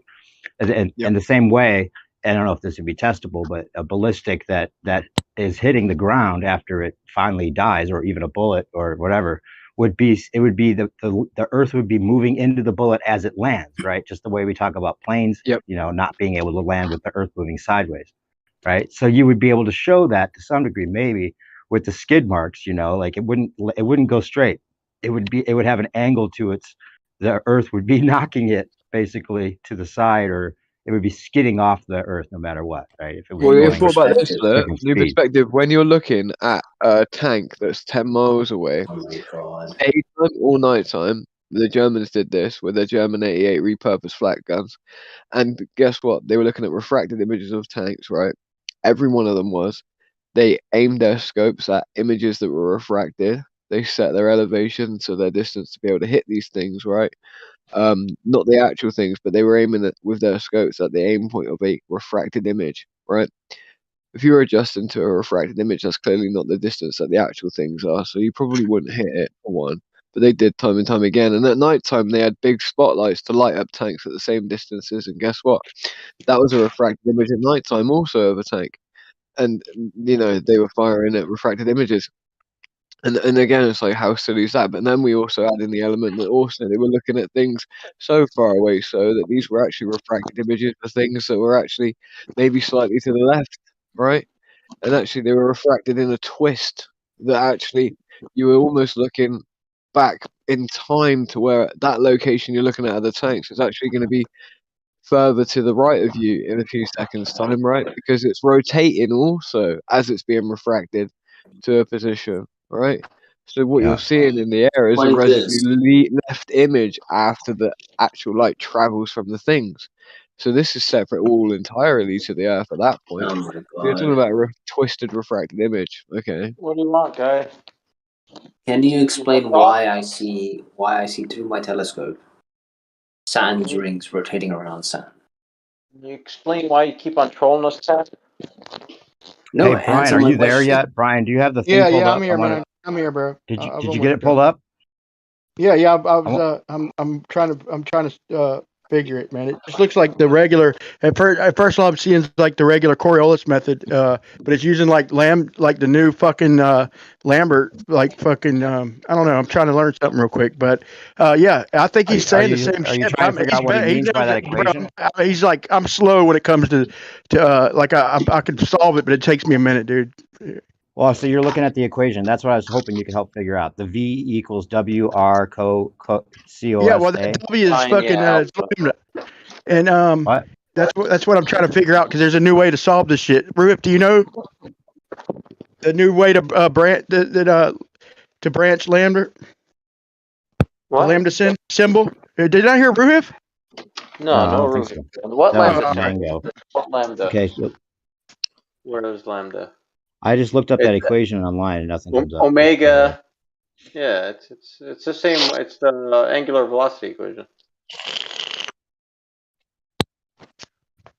Anyway, the point is, explain to me why Saturn's rings regardless, rotate we're around not Saturn. going there yet, Mango. That's a distraction from what. Let me just read the next part, Brian. It says for Frankfurt at 50 degrees north, that is 0.64 WR, whatever that means, and for Abuja 9.07 north, that would be a 0.98 WR. Right, they're both That WR. That's what's confusing me, man. But okay, I'm we'll have listening. to figure out what that is. So then, anyway, on the same quadrant, basically, the man. basic point though is that the flight takes 6 hours. During these 6 hours, Abuja moves 3,600 kilometers, right? So in order to Right. stay on the meridian, i.e., the GC, the geodetics center, a plane has actually to fly a hypotenuse, and he gives the hypotenuse of 7,263 kilometers, which would mean to fly at 1,210 kilometers an hour. Right now, they think they've got their math worked out that these plane flights would work still, but this looks like it debunks it. That if you can get through the math, you'll have a clear Yeah, debunk I think of what he's they're doing trying it to on the claim. same meridian. I think the numbers are I think it's the same because it's on the same meridian. I think, man. But you've looked into it more than me. Like I'm like actually learning something here. But give me a minute. But I think that's the yeah. I figured out They don't by include the working the dynamic. numbers, bro. The numbers that he gives me, I'll just literally work them like 10 different ways until I figure out. And I'm like, oh, there it is. You know, Okay. that's how I figured it out so far. It's just Cool. by That's what I wanted you. I figured trying you every would once single you saw fucking that. every possibility. Well, Witsit put this this challenge to any baller when he saw this. It was the same scenario and a different one that I posted. He said no baller has been able to explain exactly what that is. It's a hands down win. Yeah, well, you need to put it in fucking layman's terms, man, for us. Well, let's look up what WR. I thought, ain't Toon's name Brenner, bro? No, I don't think Am I so. not coming through? W's the angular velocity. Oh, In you do know that. In radians. Okay, yeah. It's okay, omega. That's what I said. It has to be radians, Omega. man. Yeah, it's Cyrus omega. is like the best person to talk to about math, by the way, new perspective. It depends on the math, but yeah. No, I know that. That's why I was hoping he was reading it too. He managed to measure his dick. So to does that make sense to you, the 3.5 whole inches, thing, bro. Cyrus? Does that whole thing make sense?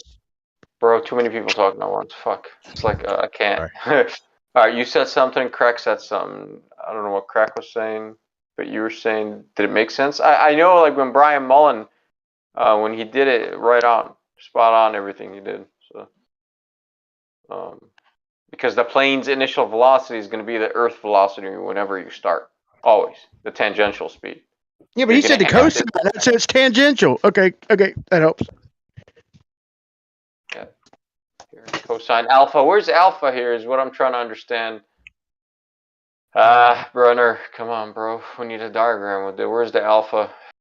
So let me do this. Basically in the same quadrant, right? Same meridian, basically.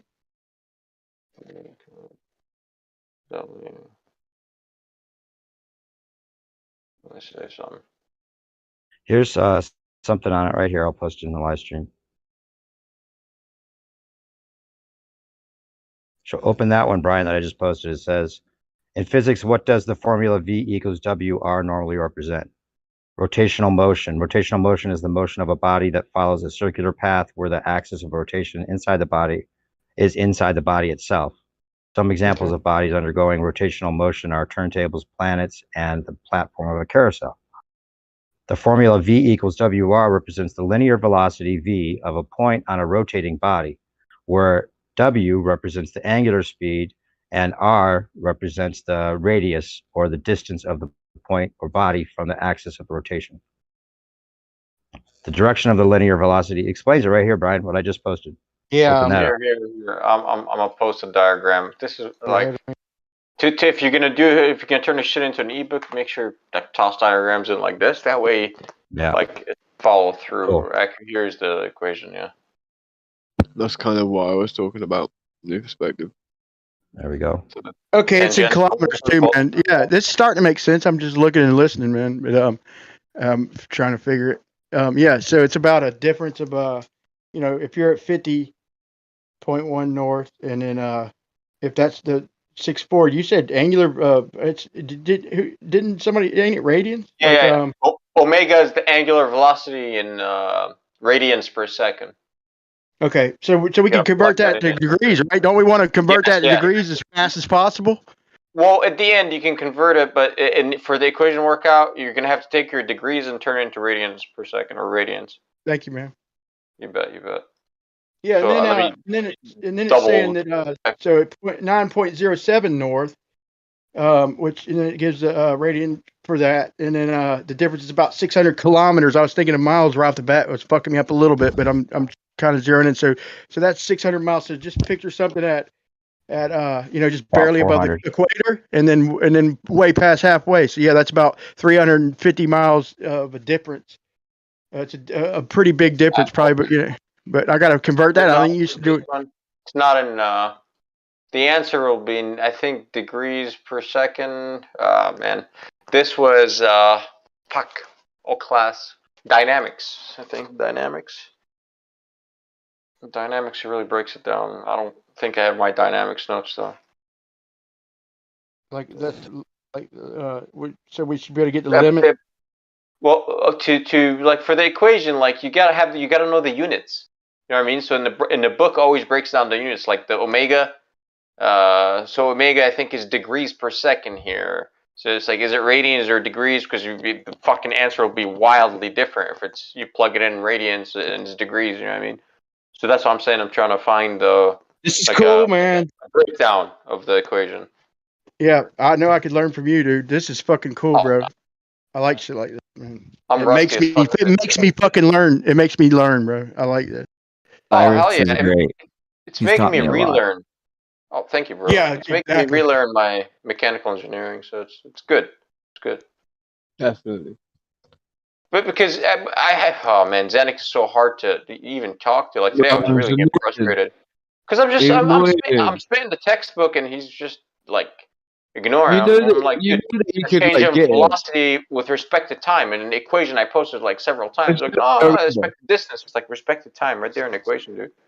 I did the same shit. I posted it, and he's sitting there fucking. He posts some wild ass shit, and I'm like, bro, that's bullshit, bro. It's this, and I posted the equation and everything, and I was driving. I couldn't never pin him down, but he just plays it off like he knows the equation and just threw some answer that did have no fucking tie with reality, bro. I'm like, what are you talking about, fucking such and such? I forgot what it was, but I remember it was like a velocity or some shit. And he just threw out a fucking number. Like, what are you even talking about, man? He wasn't even close, but I couldn't argue with him at the time. But I don't know, man. He's suspect. Are you talking about Ruhif? No, I'm talking about Xanac. Oh yeah, yeah. He'll fudge the numbers just to make it work. It seems like. Yeah, but he's not that egregious. I don't believe with it all though. I think he often sees it about as winning the argument for him, regardless if he's he'll right or not. continue to pretend that what you said. You can hear him smiling when he talks. Yeah, well, so at the end of that, you guys, while you're looking at those, trying to figure out the details of the equations, that he wraps it up by saying, "So never forget to have the dynamics of a spinning sphere incorporated in the discussion. This also will influence the east-west direction because the weight of the airplane is a net force resulting from gravity minus rotational acceleration caused by going around a circle. This is independent of the spin of the Earth because angular momentum relates to the dynamic origin and not to an arbitrary rate of a spinning globe. That means a flight taking off east from a spinning ground increases its angular velocity and thus gets lighter, whereas taking off west decreases its angular velocity and thus gets heavier.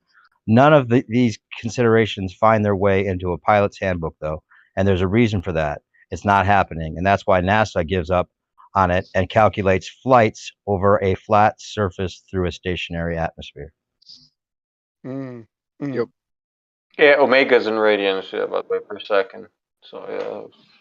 Yeah, but it doesn't look like he's well, you know what? Don't let me say nothing yet till I fucking get a better grip on this. Yeah, work it out. See if the numbers hold. I mean, I'm trusting his math if he is a mechanical engineer. But we all fucking make mistakes, dude. So you really do have to always Just double getting check. comfortable with the fucking unit circle, and now this shit. No, I'm just Oh, kidding. you mean uniform unit circle or uniform circular motion? I'm just joking, bro. Oh, okay. Well, because that's constant acceleration. So you can be like, hey, how come we're not feeling that we're moving in a uniform circle? Because we're good. Because we're always changing vector. Because acceleration is also changing vector. So if you change your vector, you get an acceleration. That's why uniform circular motion is called constant acceleration. Like, oh. Like, oh.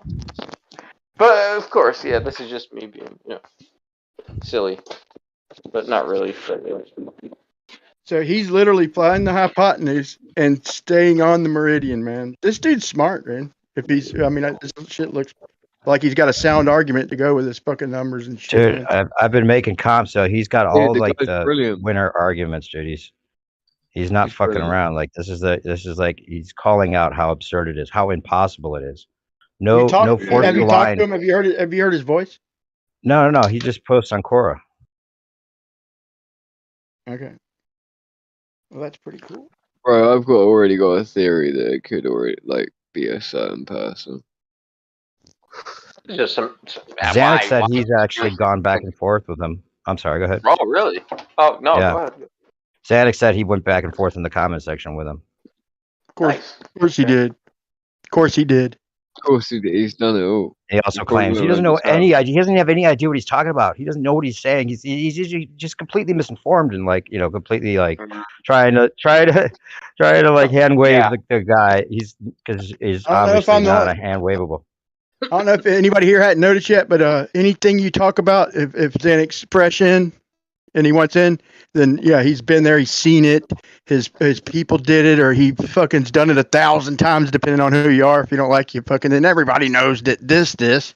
So he's obviously put the fucking rudium or the what you call it in the key lock, the shit. What is it? The shit that melts aluminum or evaporates aluminum and busts locks, oxidizes the padlocks. What do you call that shit?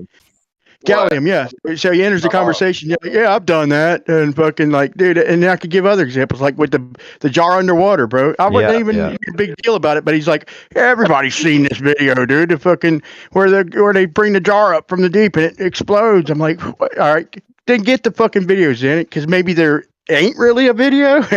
And it's just the way he put it. It was fucking trying to make me look stupid, like I'm like he's part of the gang and I'm just a dumbass because I've never seen the video. And since then, it's just snowballed. But he claims he's a part of everything. Just now that I've mentioned this, if you hadn't already, pay attention. He's gonna claim to be a part of every topic, or he knows about it, or he's done it, or it just gets old. You hear it, and maybe some of it he has, but there's no way all the things we're talking about he's been a fucking part of somehow. It's impossible. Yeah, he also says in this other one about Earth's rotation, he says, and on in this manner it goes. Everybody totally ignoring the laws of dynamics of massive bodies. Earth's rotation must be measurable directly, not deduced from motions of passing trains or stars. To the extent Coriolis and Foucault are presented, both evaporate as arguments on close inspection. Gunnery has not improved on 1 iota with the introduction of Coriolis effect, and gunners never employ it anyway. They take everything into consideration except the cardinal direction in which they are spinning, which they are aiming, which they would have to, would the effect be real. Today, gunners still feel their way to the target, calling it a success when the fourth round hits. Sniper manuals never even mention the name, and the Foucault pendulum is so unscientific in setup and results that it amounts to not more than a town fair showpiece. Historic pendulums have behaved notoriously erratic and unpredictable, disproving Right, dude. I could hang one right now 10 times in a row, bro. It's never gonna do the same shit, bro. Sometimes it starts fucking just going in a circle, bro.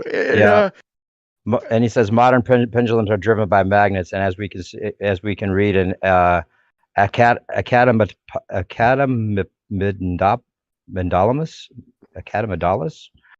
installation manual. That's for the Foucault pendulum. We need to spend days to adjust the setup until we get the correct precession. which according to the believers in this device should be a function of the Earth's rotation, not of adjustment. So it's a showpiece. That's all.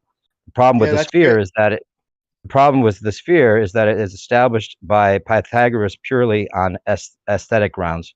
It had to Yeah. be perfection, and a sphere was considered perfect instead of a physical investigation, and all later proponents of the idea were dedicated to Pythagoras, like Eratosthenes, Copernicus, and Kepler, for instance. None of the bunch It's ever a was an, prorated globe, bro. It's prorated. yeah. None of the bunch ever was an engineer or even a physicist. They were all philosophers and theologians and had no idea about and no interest in dynamics.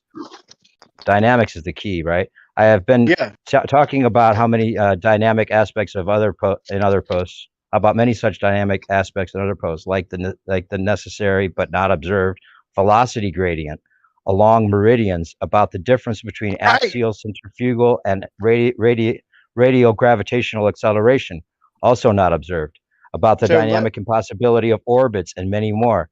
Here now, probably the most devastating aspect of the dynamics of rotating massive bodies, the fact that they will eventually rotate about their axis with the largest momentum of inertia, especially if they can dissipate energy, like by way of molten core, for instance.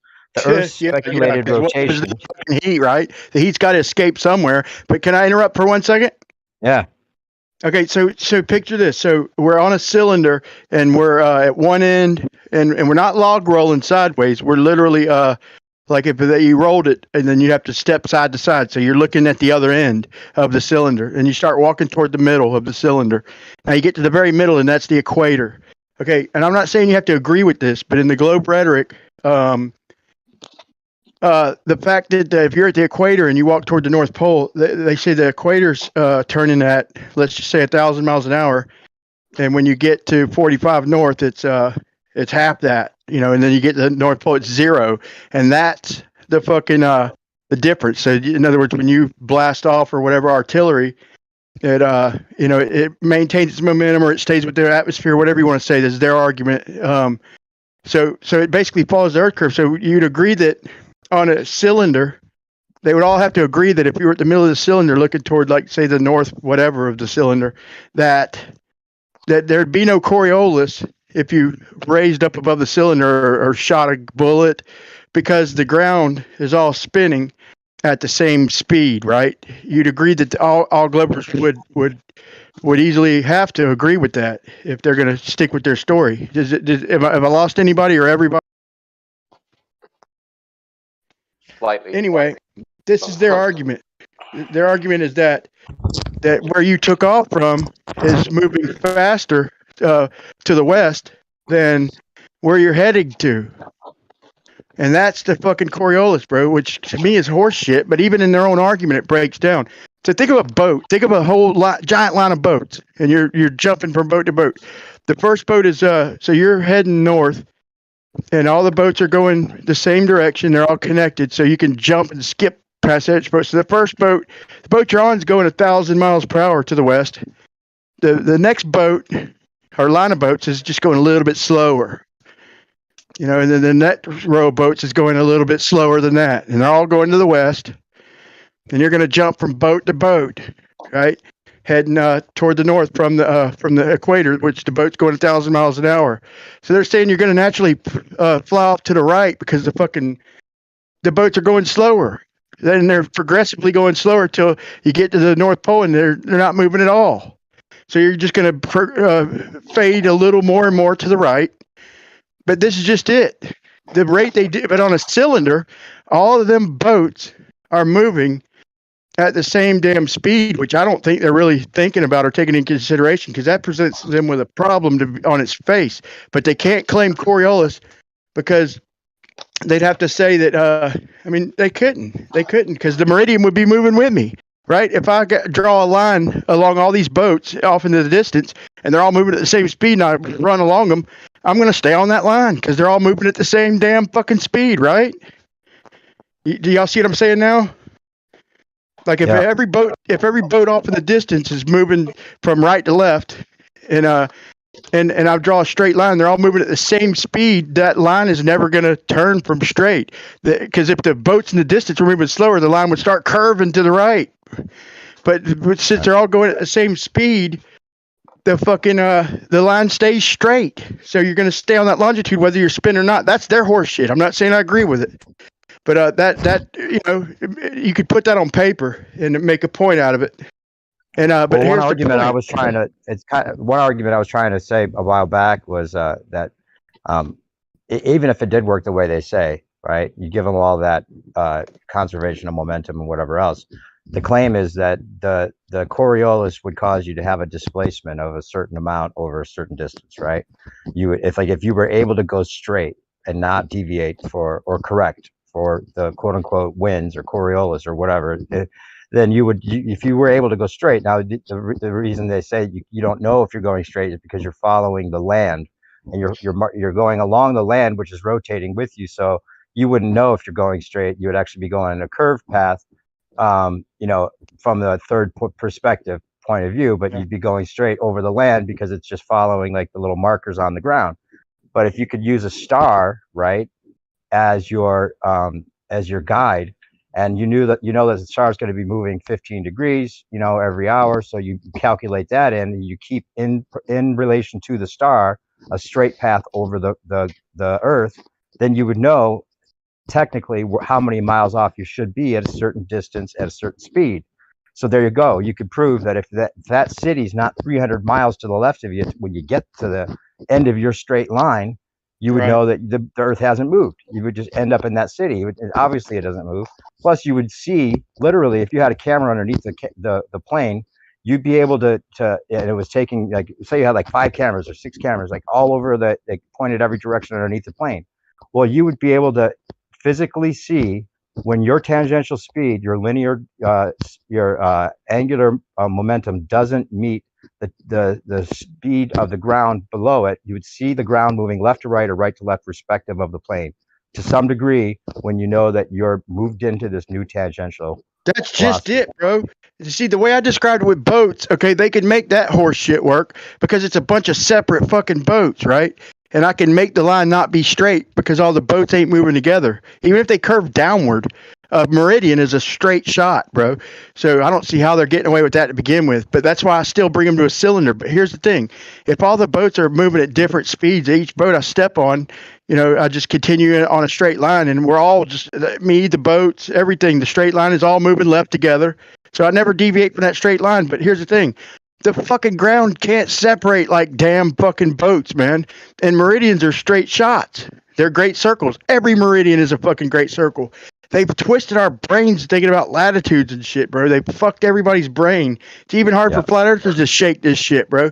But the thing is if in 3 miles away, if the ground's curving down, let's say the boats are curving down, and they have to deviate because they're different orientations. So it's the latitudes that deviate, not the people. The people deviate with the latitudes, not vice versa. So if the boats are literally going slower, just because they're doing a smaller circle, they're going to have to deviate from the fastest equator boats. And that line's going to turn. It's going to curve to the right because each boat that you step on is going a little bit slower. So you're going to start curving to the right. The line is moving with you, but it's not moving as fast, so you're going to curve to the right. So here's the thing. But in 3 miles, the fucking... Remember, on a cylinder, they're all going at the same speed. So the cylinder represents the tangent line. This is the last time I'm going to say it. So at 3 miles, your 0 point is 6 foot higher than the ground if it's a perfect sphere. So your tangent point in 3 miles would be 6 foot. So if you shoot a bullet and it doesn't never drop below 6 foot, then it's at 0. If it stays at 6 foot, it's exactly 0. There's no Coriolis left or right. But if you shoot up at a pole, like I was saying, then up higher in 3 miles is moving faster. If it never drops down below the tangent, you're never going to go to the right because you've stayed above the tangent. So it's going to be reverse Coriolis, period. There's no getting around it once you get your head around it. Right. You should make a video on that so it can be very, very clear for everybody. There's this other part in this guy under the Earth road. How would the atmosphere rotate with the Earth? How does that happen, right? Howdy. And in the beginning, he says, "Oh, hey, what's up, Jesse? Maybe you could help us with that equation that was posted in that one we were talking about. Have you worked on that yet, Brian? You figured out how to translate it?" Yeah, kind of, man. Let me see one more time, man. He's pretty much given the answer, Here, bro. Jesse, I'll repost it. I think the I'll answer's there. repost it. Look at the far right panel. This is a question I think you worked on once and said you thought it worked out, right? Yeah, but they're going to With claim. the Abuja, remember the Abuja problem that you were working out? Oh, it rings a bell. Oops, Was that that's the not one like somewhere at the equator, going from the North Pole to the equator or something? And then No, here, I'll repost the document we're trying to look at here. I think this guy's smart, but they're still going to. Globers are going to claim fucking conservation. Yeah, I wanted to hear Jesse. I think Jesse said he worked the math out for this and said it worked out. Yeah, so it does work. I'd like to see what if he realizes or if he can translate Brenner's math when he says WR and all that. Is that the kind of math you would use on the one I just posted, Jesse? The far right panel? I see two things you just posted. Yeah, the last one. Okay. By the way, while I'm looking at this, I actually have a question for Brian. I've been looking for an opportunity to catch up with him, but our schedules just didn't meet. Can you see my can you see my screen share, Brian? Yeah, Or one second. or I can drop it. It's just a picture. I could also drop it in the chat if that would be easier. Where is it? I can look at it. I just don't want to. I was looking back at this, man. But anybody who thinks like this, man, I'm a fan of. No matter what y'all say, anybody who thinks for themselves and shit, man, I'm a big fan of.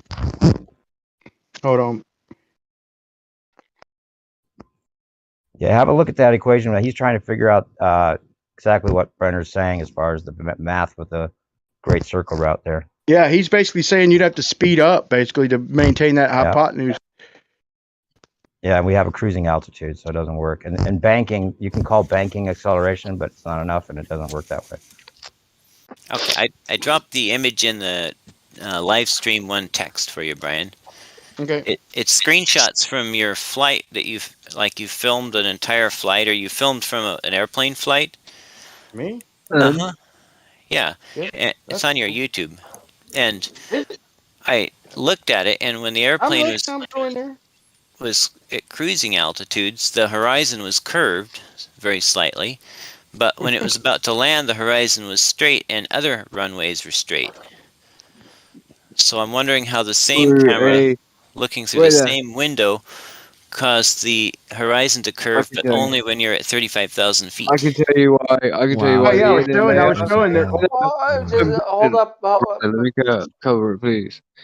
Just very quick. The inner window. So the way that aeroplane fuselages are constructed, they themselves have layers objectively anyway to them. But actually, the windows and the way that they're structured, you can look at the patterns for this, and it's very precise, and you exactly see what I'm talking about. It's not a lie. I think it's I the think change it's of relevant the to what window, Jesse's saying. but the pressure in the cabin, right, Jesse? That actually physically moves one of the inner layers of the window of an It doesn't matter, airplane. bro. That's only like a mile up, and it's also on the ground. So, Jesse, I'm just I saying, reckon. bro. The cabin gets pressurized. Pretty much, they Yeah. try and do this as quickly as they can. They try to do this. So I'm saying, not always on the runway, no. But the moment you start taking off, it starts to happen. But the window changes its sphericity, right? How curved it is gets greater. The greater the pressure is, the higher you are, the more curved that window is, which is what will create a deviation and look of a curve in an aeroplane. Maybe not on the ground always, but or the layers will just be simply curved, but there are layers that expand. Jesse, man, show the one at 60 miles, bro. I think that I was making a point with them photos to show that even down at the ground and a mile up and 5 miles up, there's curvature. Show the one at 60 miles. Or is the one at the top?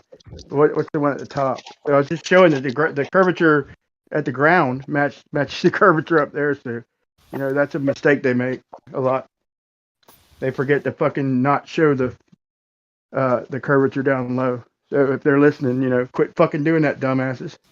What do you mean? If you're curving at the ground, then obviously you're going to curve anywhere you go.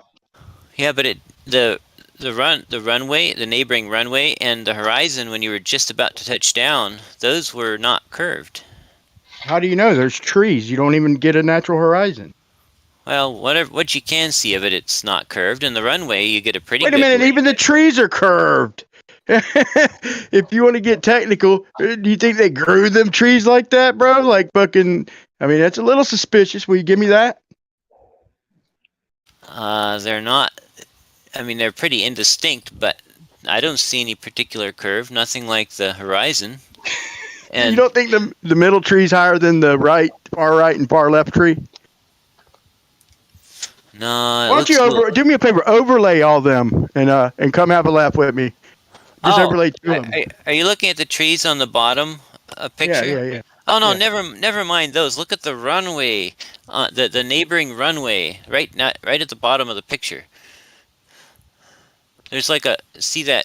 It's like a white strip that runs right to left. That's what that picture is for. That's why the title says other runway is straight. Bro, you can't be that simple, bro. You're a smart guy, bro. You can't be sold on something that fucking. I mean, come on, dude. Well, You really, I'm just asking because it was the same window, it was the same camera, it was the same airplane, the same day. Yeah, well, what if well, guess what? If I have something like halfway to each horizon, and I have like a straight line that's angled down and not toward the horizon, wouldn't they all match? Like, say if I had a big runway on the next picture up, and then an even bigger fucking straight runway halfway to the horizon on the highest one. Does that mean that the fucking horizon itself? You're not pointing out the horizon, bro. I'm just saying. Come on, man. You got to. What the top picture points out the horizon. Right. And so does the bottom one and the middle one. But you're pointing out something halfway to the horizon. No, the bottom one. The bottom one is just an irregular tree line. That's nothing. But the runway is there, and it looks pretty straight. You seriously think that's a fucking irregular row of trees, bro? Come on, man. Well, anyway, there's a ball, bro. I never even thought of that. I just thought I'd ask. Well, all right. Well, that's my opinion. He came. Finally a picture of curved horizon. We never saw that. I'm out Oh my of here, God, guys. I'm sorry, dude. Jeez, I'm I never sorry. knew that picture existed. It must be a ball. It was good to know you guys. Can I change my roles or something? Like, hey, Witsit, how's it Austin, going? nice job with the debate. By the way, hey, I was just getting these guys to look at that Brenner challenge that you were putting out to the ballers. I just here, let me post a screenshot of the actual thing with Frankfurt to Abuja. You know what I'm talking about. What's it? Yeah, I've seen it. I've seen it. And I was trying to challenge Jesse here to make sense of it because he said he did the math for it and it worked out. And I'd like to see why it is he thinks this works out. Here's a screenshot for you, Jesse. If you want to pull that up to your share screen, that would be great. I don't know if you want to, but we could look at it together if you want. I'm since looking you love at Brenner.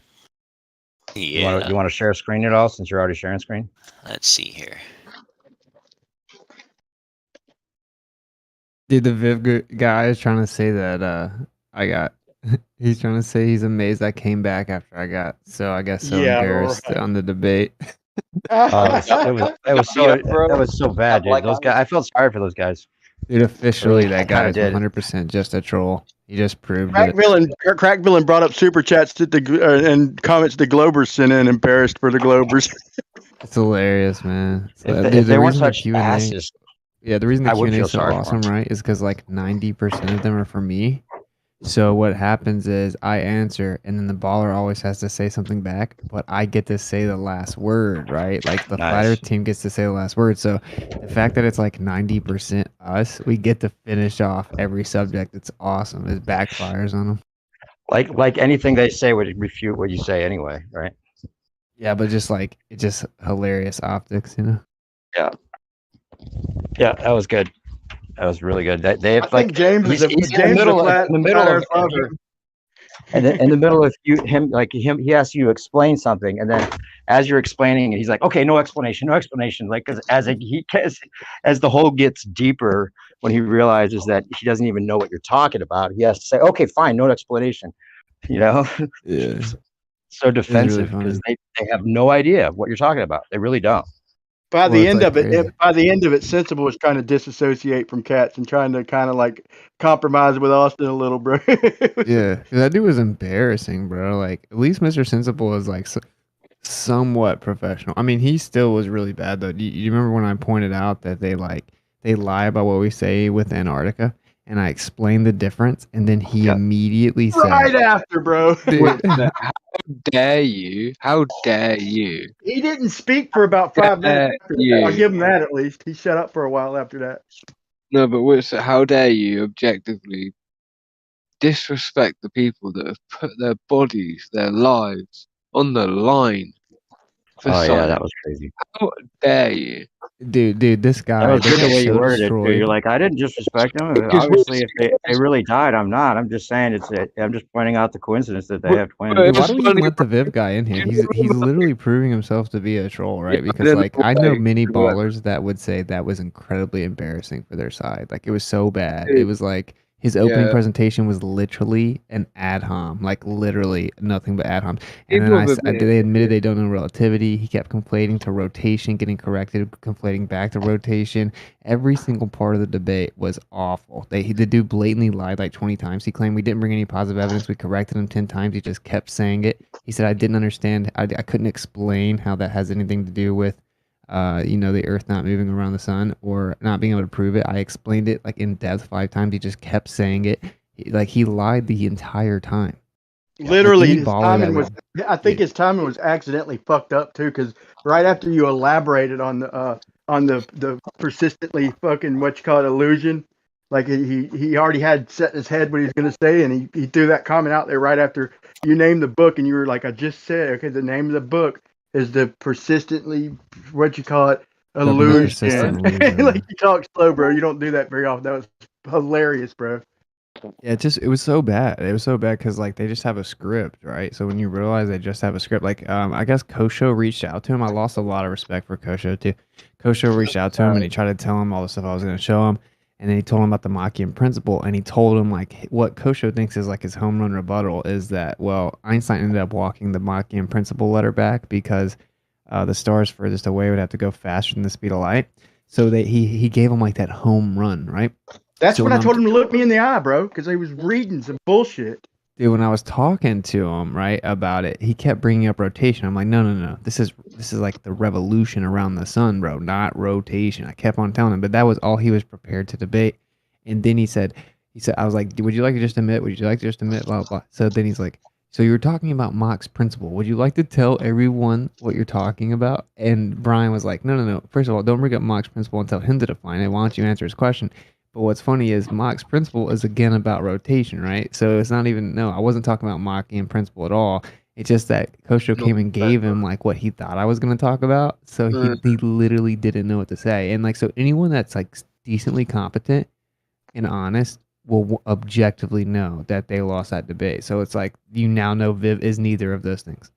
That's how deep they got to go, because Mach doesn't agree with Mach's more with ether and shit like that. Like Gleam, he's a Mac Earth or whatever he calls himself, bro. Just because he doesn't go at relativity, but that they had to dig that deep to try and find something against what Austin was saying, where they had to go to Mach, bro. That's hilarious. Well, it's man. because I do bring up the letter from Einstein, how he explains the Machian principle in a letter he wrote to Ernst Mach, right? So it's like Kosho went and told him that's one of the things I talk about. And so he was so lost, he didn't know what I was saying. So he just like, dude, if you just go watch the first few minutes, I literally open up by saying, wow, that was, I was like, that was exhilarating. His entire opener was literally ad hominem fallacy. So I guess we'll just skate past that since that's inadmissible in intellectual forum. So as for you, and I like refuted his presentation real fast. And I said, but before we get started, I'm hoping you guys can help me out here, because what I've discovered is that no Glovers actually understand relativity. And I'm almost positive that neither one of you do either. So can you kind of, would you like to admit blah, blah, blah? And then they proceed to show the audience that they literally don't understand relativity. So it's hilarious to me. Like, I think it was super funny. I don't know. Oh, I thought that's it was funny. These are two like OGs, right? These are like the OGs. Yeah. It's funny when you're like incoming virtue signal. Yeah. That was so funny, bro. And like this is another thing too. So like just like Viv is saying, see, Katz is smart because he's playing to the anti-flat earthers. So this is what Viv is doing, right? Like his presentation was perfect because he, no matter what I did in the debate, he was gonna say that he predicted the debate exactly right. Like no matter what I did. So as every time he asked me to explain something, I went in detail and explained it like objectively. He knew he would still claim I didn't understand it. I tried to talk fast. I don't actually understand. He would just keep saying it over and over. And he knows if he just lies, that people will actually say what he said. And just like Viv is doing right now, Kat's presentation predicted your modus operandi. It's like, it's crazy. They know they can just blatantly lie and it doesn't actually matter. It's really a crazy phenomenon, bro. Like, I think it's recruiting so many flat earthers personally. Yeah, it's got to be, bro, because that's why I predicted that. I said I predict because I've seen him debate, and no matter what you show him, then I showed him shit I didn't really want to spend my time on, but just to say, and I predicted. I said I predict that I'm going to go ahead and show you all this evidence and whether he accepts it or not, I'm gonna pile it on, and you're still going to say like you always do that we didn't bring any evidence. So I'm gonna waste I'm gonna waste a few minutes just for flat Earth evidence. Like 7 inches, 16.8 miles, bro. You see that in real life, bro. You'll never look at the world the same. He don't know shit. You mudded his ass. Do you want to look at this? Jesse's sharing screen, by the way, for that Abuja problem. I don't know if you want to work on that. Jesse's just going to say that the Earth is magic and you don't have to account for it. When you account for wind, it magically accounts for it. I can be a better baller than him. Jesse, isn't that right? That actually, when you account for wind and different factors, that's so much stronger than the small amount that Coriolis would require you to account for. You don't have to worry about it. Well, I don't even know what argument you're presuming me to address here. So why don't you on a great circle route north to south, if you fly south over the course of 5.5-hour flight, you would have to account for over 3,171 kilometers based on how much the Earth is moving underneath you. Let's say that instead of flying, you were walking. All right, let's not do that. Let's just look at the Frankfurt to Abuja problem that's right in front of your face on the screen that we're all looking at, right? You said you worked out the math for this and it worked out before, right? This is the one that which it gave you a while back. Remember you said it worked out? Sorry for the hot mic. Yeah, let's stick to the air. Why would we go to the ground? Yeah, let's not do that. Well, if the airplane is in the air and the air is moving with the Earth, like Witzer said, why wouldn't the ground be the same? No, you guys don't claim that. Different tangential speeds. Yeah, you guys don't claim that the air moves like in literal lockstep with the Earth. Even if it did, it doesn't matter because you're moving from a tangential speed of, let's say, 0 at the North Pole to 1,000 miles per hour at the equator, right? Or in this case, Frankfurt to Abuja, you're not going to have the same conserved speed. So you have to accelerate to meet that new tangential speed is the point. This guy's smart, man. He's literally walking us through it. He stays on the meridian. So he's saying everything that has to happen for you to just maintain that meridian for every mile you go or every kilometer you go. But we have a cruising altitude. We don't accelerate. That's the problem. And even if you did accelerate, you'd never be able to catch up to it. Accelerate with relative to what? Relative to the ground speed. So if we're referencing the ground speed, then why can't we talk about a guy walking or in a canoe? Because once something is in flight, it's in its own reference frame, right? Inertial, non-inertial reference frame. You heard about this, right? Science guy would say that the left side of your sneakers or the right edge of your sneakers would wear out, or your right tire would wear down quicker. Yeah, I pinned him down with that a few times. But you want to talk about the air and how it's a different reference frame, Jesse. Yeah. Okay. Pick the hottest one of you guys. I can only talk to one guy at a time. I can't talk to 3 people. Go ahead with it. I don't care who it is. I don't care. I'm just looking at this one problem you have on screen. Look at the math that you figured out for this one problem. How would you figure the math out differently than he did? That's all I was asking. So he's showing specific latitude. He's showing a specific speed. He's showing a specific difference in the what it would have to make up for the 600 kilometers, right? And then he's showing that it wouldn't work out with that equation. So is that something that you disagree with, or is there another equation you came up with that refutes this? I thought you said this was a problem you came up with an answer for. There's two problems and there's two answers. Which problem are you after? And I'll address that answer. Frankfurt to Abuja. No, I mean, there's two questions here. One is, what would his sideways acceleration be due to his changing circumferential area? And the other question is, how much would the length of his journey change due to the Pythagorean, the hypotenuse length? Right? That's two separate issues. Where do you see a question though? Where? Well, yeah, both of those things are contribute to the final answer if this works out or not. Correct? They both work out. Which one would you like to address first? Oh, whichever one you decide you'd like to address that deals with the whole problem that you said you worked out, so we can see if Brenner is wrong or you're wrong. Let's address the cosine of the 50.11 north, and figure it out with the 0.64 radians and convert it to degrees. Just do them one at a time. Is it okay with you guys if I just work in degrees? Yeah. That's Cyrus. He said he's a lot better than me at math. He said to do it all. It's better to do it all at the end. Radian. If the equation, well, yeah, he knows what he's doing. But yeah, if the equation requires radians and you plug in degrees, your numbers are going to be off, way off. Yeah. Yeah, but look at the fucking Haversine on Google, bro. The one they have for Haversines, they do the same shit somehow, bro. Does that math make sense to you that he's using? But Jesse, is that math you're used to using, or is that not? Are you not able to work with the radians? Oh, I can work with anything, but I'm just more used to degrees because, there's.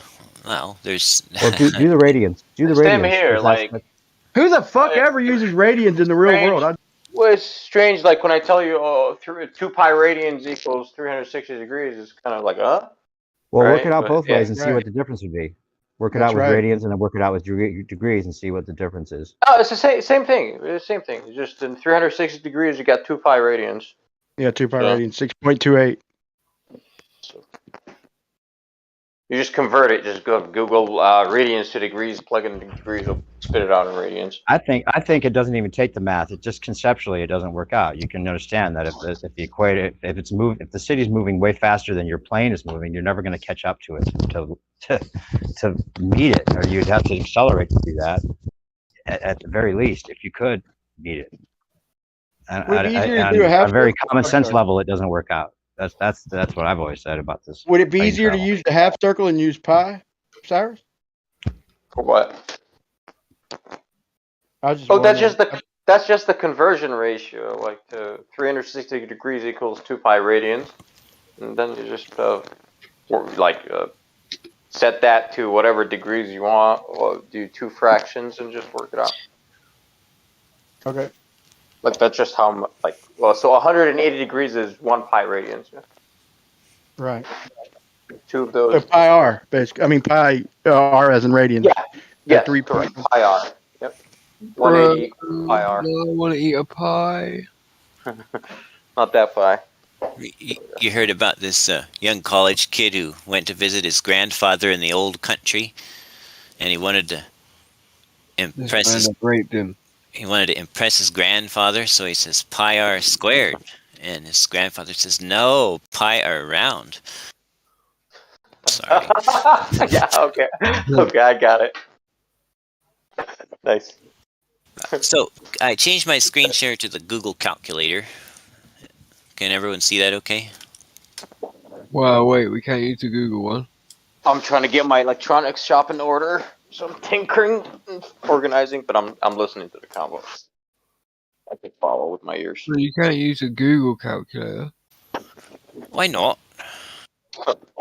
Well, right, a Google calculator effectively has what you would call a triple pinned algorithmic chode in it, right? Oof.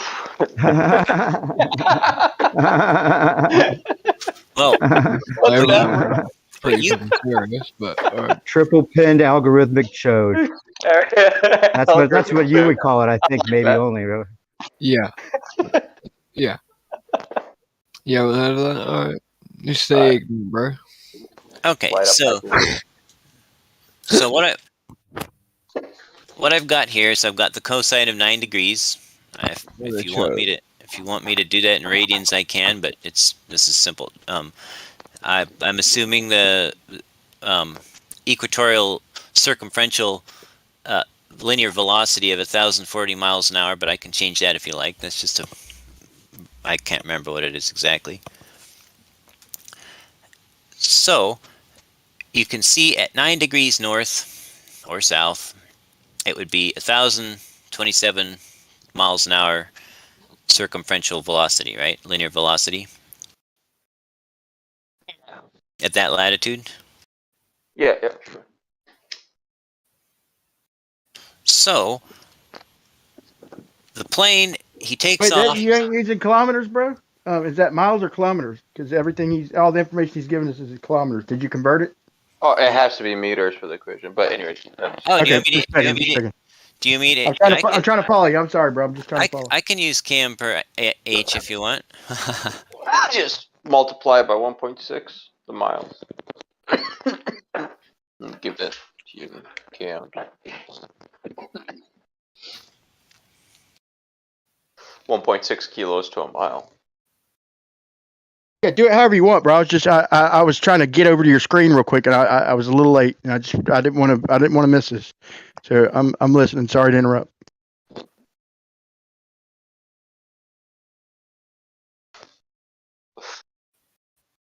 There, I'm using km per h now. If that makes you feel better. It's gonna have to be meters per second, bro, for the equation. I'm sorry. For SI, if you're gonna use the SI units. There. I'm not even looking. I'm just being a dick, but kind okay. of like a point. Yeah. I don't know what you're gonna use formulas, but yeah. Okay, so at 9 degrees north, is this north? Yeah, this is north, right? Yeah. Okay. At 9 degrees north, the east-west, west-east, whatever, linear velocity will be 652 kilometers an hour. You got the ratio. What's that? Said you figured the ratio? That's the cosine of 9 degrees. I was trying to do ratios, man. That's fucking how'd you do it? You just did the cosine of 9. So the difference is 600 kilometers per hour, right? And so the one at 9 degrees is would there have been a way to do a ratio between the 9 degrees and the 50 degrees north latitude? It's not really it's not a linear relationship because it's going around a curve. No, he's not. He's going along a meridian, bro. Is that curved though? Is the radius of the latitude line I see what you're saying. Linearly reducing? Because it's reducing gently at first, and it gradually reduces faster and faster and faster. No, it don't. Because you fucking you know what y'all say. Change the nose so it's only 8 inches per mile. Remember? So stick with the script. I'm just joking, bro. I'm just joking. I don't know why my brain always tries to make shit complicated, dude. Like I'm trying to figure out the ratio. I almost got it. And there's easier ways to always do it. It takes me like 10 times as long, dude. But then when I figure it out, dude, I've got all the numbers memorized, shit. And, like I have a good understanding, but I always do everything the long way, dude.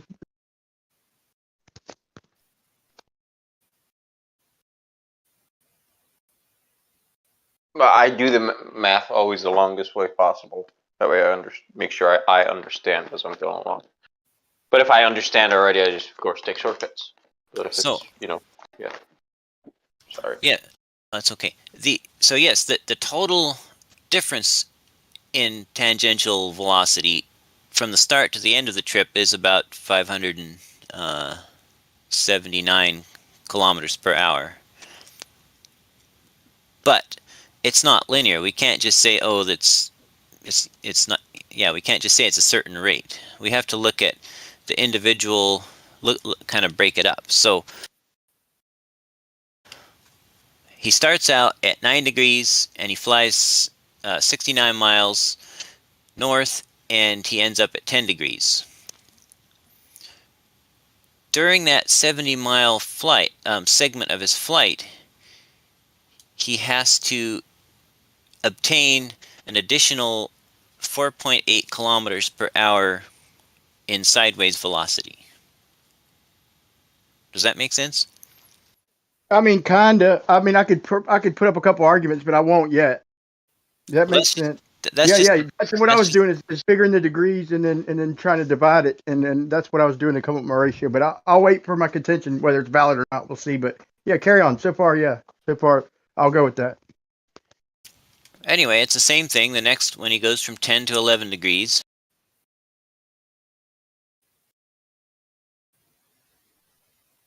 Now it's 5 kilometers per second.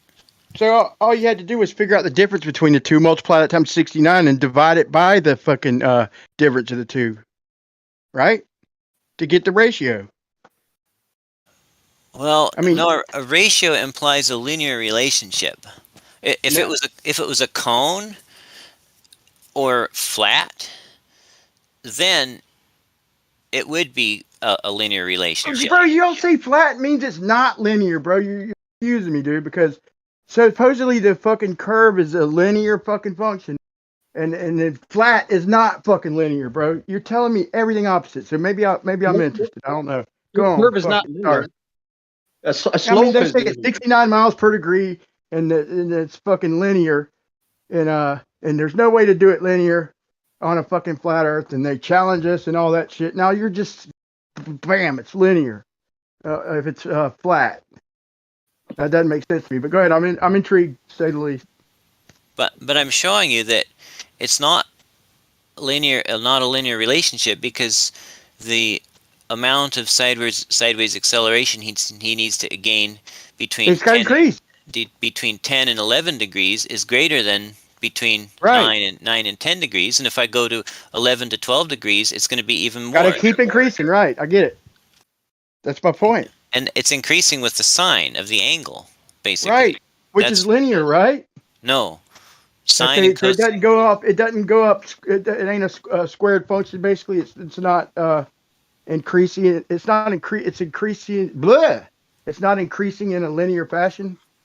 No, sines, cosines, and squares are not linear. They're specifically nonlinear. Linear is like multiplying times a constant. Or something going up like in a continual fashion, right? Like 1, 3, or 1. Man, I feel like I'm interrupting you, bro. Well, like 1, 2, 3, 4. That's linear. 2, 4, 6, 8. That's linear. But if I go 1, 2, 3, 7, 20, 99, 1,000, that's not linear. How about 1? How about 1, 3, 6, 10? No. For 17, you're going up with the same amount each time, right? It's a linear progression. Bro, I got you. Yeah, I'm just fucking with him, bro. All right. Just to visualize it, XY grid, easy. XY grid. If it's linear, it's going to draw a straight line at some slope, whatever the slope may be. Who cares? Okay. It's never that simple, man. Not a straight line. It's non-linear. It's that fucking simple. That's it. I'm joking, bro. Anything else, non-linear. Done. How y'all think I come up with a fucking ratio, bro? Nothing works simple in my head, bro. I fucking had to figure it out every way there was, dude. I sit there and fucked with it for a week, dude. And I'm like, fucking, wait a minute. Eureka, motherfuckers. But go ahead. Okay, so now I've fast forwarded to the last leg of our journey, 49 to 50 degrees. And by the way, just to be clear, I'm doing this in 1 degree steps because it's kind of easy to visualize, I hope. But even that's sort of cheating, because if you were to do it in half degree steps or 10th degree steps, it would still be nonlinear. But at least this gives a pretty close approximation. It's kind of a divide and conquer type of thing. So on the last degree, going from 49 to 50 degrees, he would need to add on an additional 22 kilometers per hour of side velocity. Wait. All right, I will not interrupt, bro. but will you start kind of over? Like, let me, because I was fucking around there at the very end, and I was off definitely. Obviously, I admit that. Okay, so right off the bat, the very first thing you did was took the, okay, obviously you had the information, the 600 kilometers is the difference, and you have the 9 degrees north and the 50 north, and there was a 600 kilometer difference between the two. Okay, so the first thing you did is divide.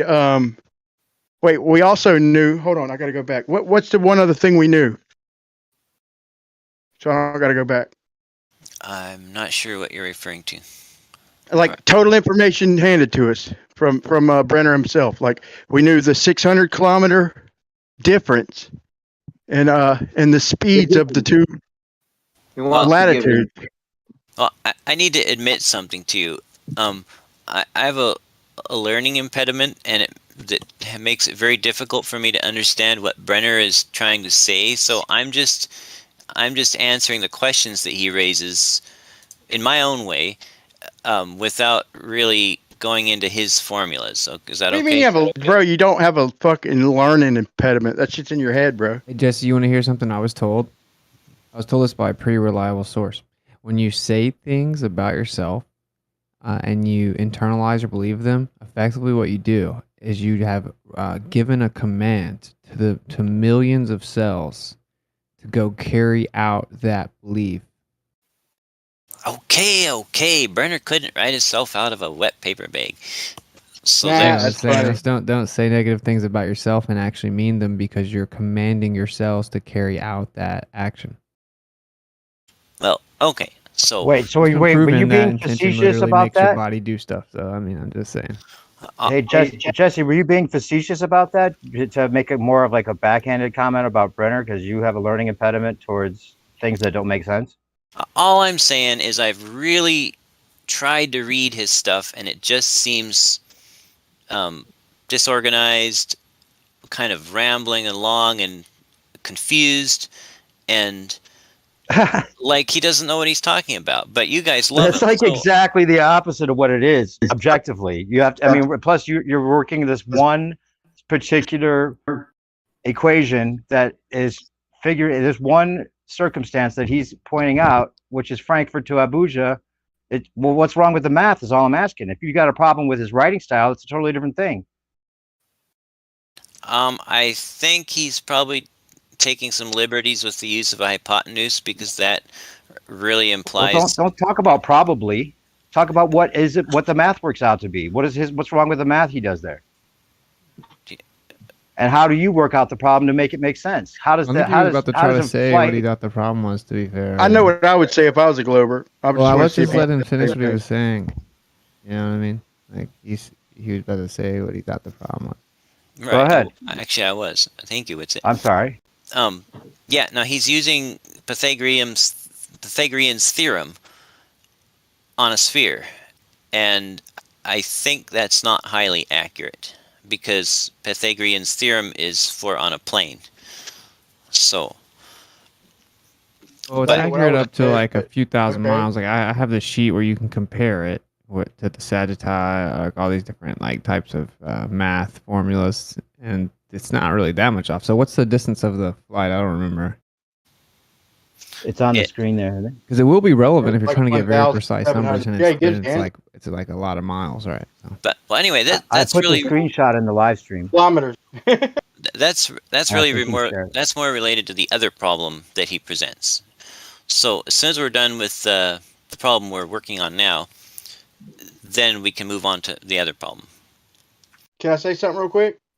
Sure, but just keep note that it is almost 1 a.m. in my time zone, and I've got. Yeah, me too, bro. Okay. I had a good night, dude. But yeah. Anyway, I'll ask you this because you wasn't here to listen. And I don't think Austin was either. Is this a fair way to describe the way y'all would describe Coriolis? I'll try to make it as quick as possible.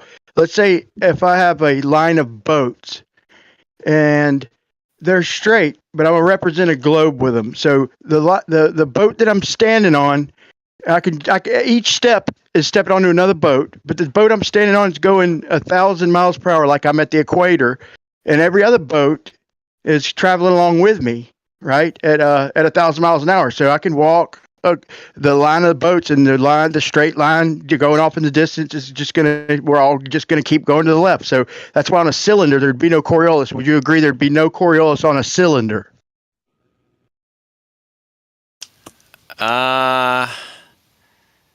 Because the ground is all moving at the same speed. So in other words, that straight line going off in the distance, every boat I step onto has got just a portion of that straight line, and we're all moving left 1,000 miles per hour on the top of the cylinder. And every boat and every piece of that line is moving as I move forward. So I never move off that line. So I'm moving to the left, but I'm walking straight along that line, and every boat off in the distance, it's just a big row of boats all going from right to left. They're all touching, and they're all in the middle of them have a straight line, like a 2 foot long. There's 1,000 of them just going off in the distance, and it represents a cylinder or even a conveyor belt, however you want to put it. But if they're all going 1,000 miles an hour to the left, then I will maintain that straight line. You good? You good so far, Jesse? I'm not gonna say that there's No, don't think about a globe, bro. I haven't got the globe yet, bro. But do you see what I'm saying so far? It's not a gotcha. I swear to God. Do you see what I'm saying? Where I would stay on that line as long as every boat I stepped onto right in front of me is moving right along with me, right? So, but if we're talking about a globe, then the next boat in front of me is going to be going a little slower, right? And then the boat after that a little slower, and way off in the distance, the further I go, like if I'm going toward the pole, to where if I finally get far enough, the last boat ain't going to be moving at all. So that line is literally going to be curving to the right. You see what I'm saying? So that'd be the way I would try and describe like Globe Coriolis to Nathan Oakley, so he'd quit straw manning and shit. But even though I don't completely agree with this is the shit y'all give us. And so basically that's why they see you curve off to the right, because I take a step on the next boat, and no longer is it a straight line because every boat's going 1,000 miles an hour. It's a smaller distance around. So at 45 degrees, it's going half that speed. So the line is slowly but gradually curving off to the right. That fair, Jesse? Is that fair? I like the conveyor belts idea, but I mean, we could use boats. Well, yeah, okay. No, I like that. I like that. Boats on a non-rotating sphere, but motoring all at the same number of degrees east or west, and all in a line, right? Yeah. They're all moving. Right. They every one of them takes exactly 24 hours to go around, right? No, we're not going that far, bro. We're just going like a quarter of the way. It's for descriptive sake. We're not flying like, yeah, you could say however far you want, but that to me is just confusing my point. So my point is what I'm trying to get to. And I'll let you know when I'm getting to an interesting question, because this is interesting. Okay, so even by the way y'all describe it, okay, the fact that the boats are, we'll say a circle. Okay, so the boat or conveyor belt's doing a smaller circle as I keep walking out, and so it's moving slower because it's doing a smaller circle in the same amount of time.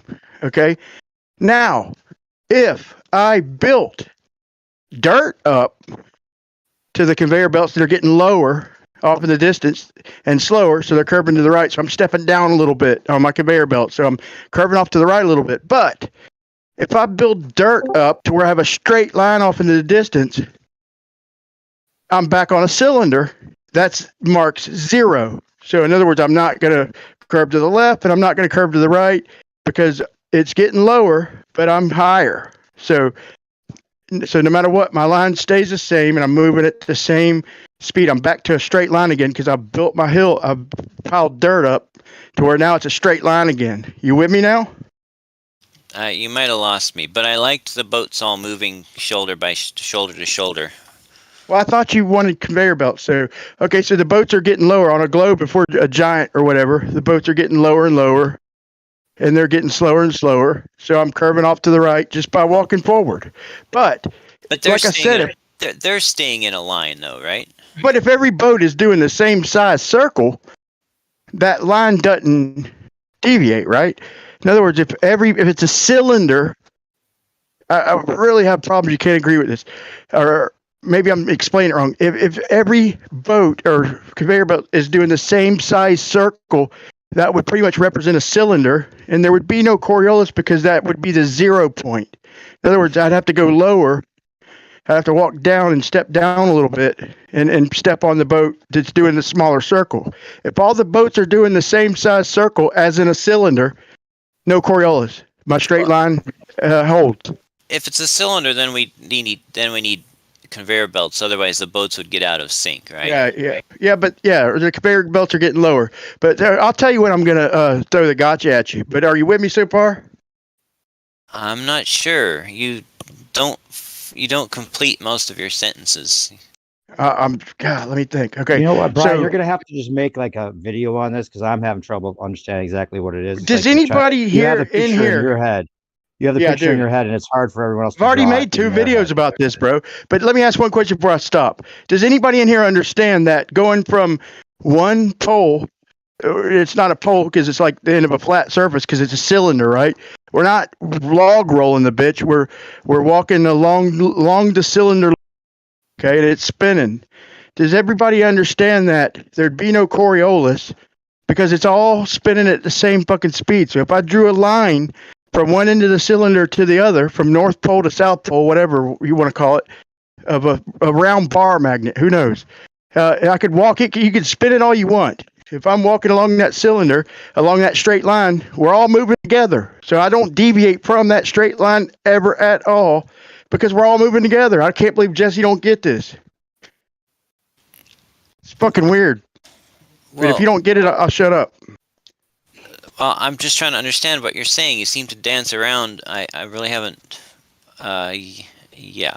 So we've got a cylinder and we've got conveyor belts. I'm a little lost myself, Brian. I'll be Yeah, honest. Brian, And maybe everybody just make a picture video still- because All right, let's yeah, go yeah, back fuck to it, the. yeah. I'll shut up. He's got to go to bed. Let's go back Yeah. to the math problem that he was trying to say Brenner was wrong about, and see why Brenner's wrong, and he could explain why he's wrong. And the first thing you're saying is that Can because he's anybody at all using- picture a line on a cylinder? Hey, Like we're this- not going to go back to it. No one's picturing it. Just It's fucking just with that you, we bro. can't think about it, Brian. It's I'm just too just much fucking to with you, dude, bro. Go ahead, bro. Really, I swear to God, I was just joking. I try to follow it. It's just like you have it in your head. Draw a picture and maybe share. Bro, share if a nobody screen can a bit understand easier. it, I'm definitely not explaining it good. I'm It's just not about joking. understanding it. It's just that it's too much to think about in the way Right, I you're get saying it for some reason. I get it. Y'all are all dumbasses. No, I'm just kidding. I'm sorry for trying, bro, but it was worth a fucking try, right? I'll make a Well, video. no, just draw it out. You have to draw it out. We'll try again, Brian. I want to talk to you about it. I want to understand I it. will never talk to you about it again because you knew exactly what I was talking about. Whatever kind of coffee you're drinking, Brian, I want some. Yeah, I know, right? Okay. Yeah. So, the first issue of sideways acceleration during the worst part of his journey. Actually, let's fly him all the way to the South Pole, or to the North Pole, since he could.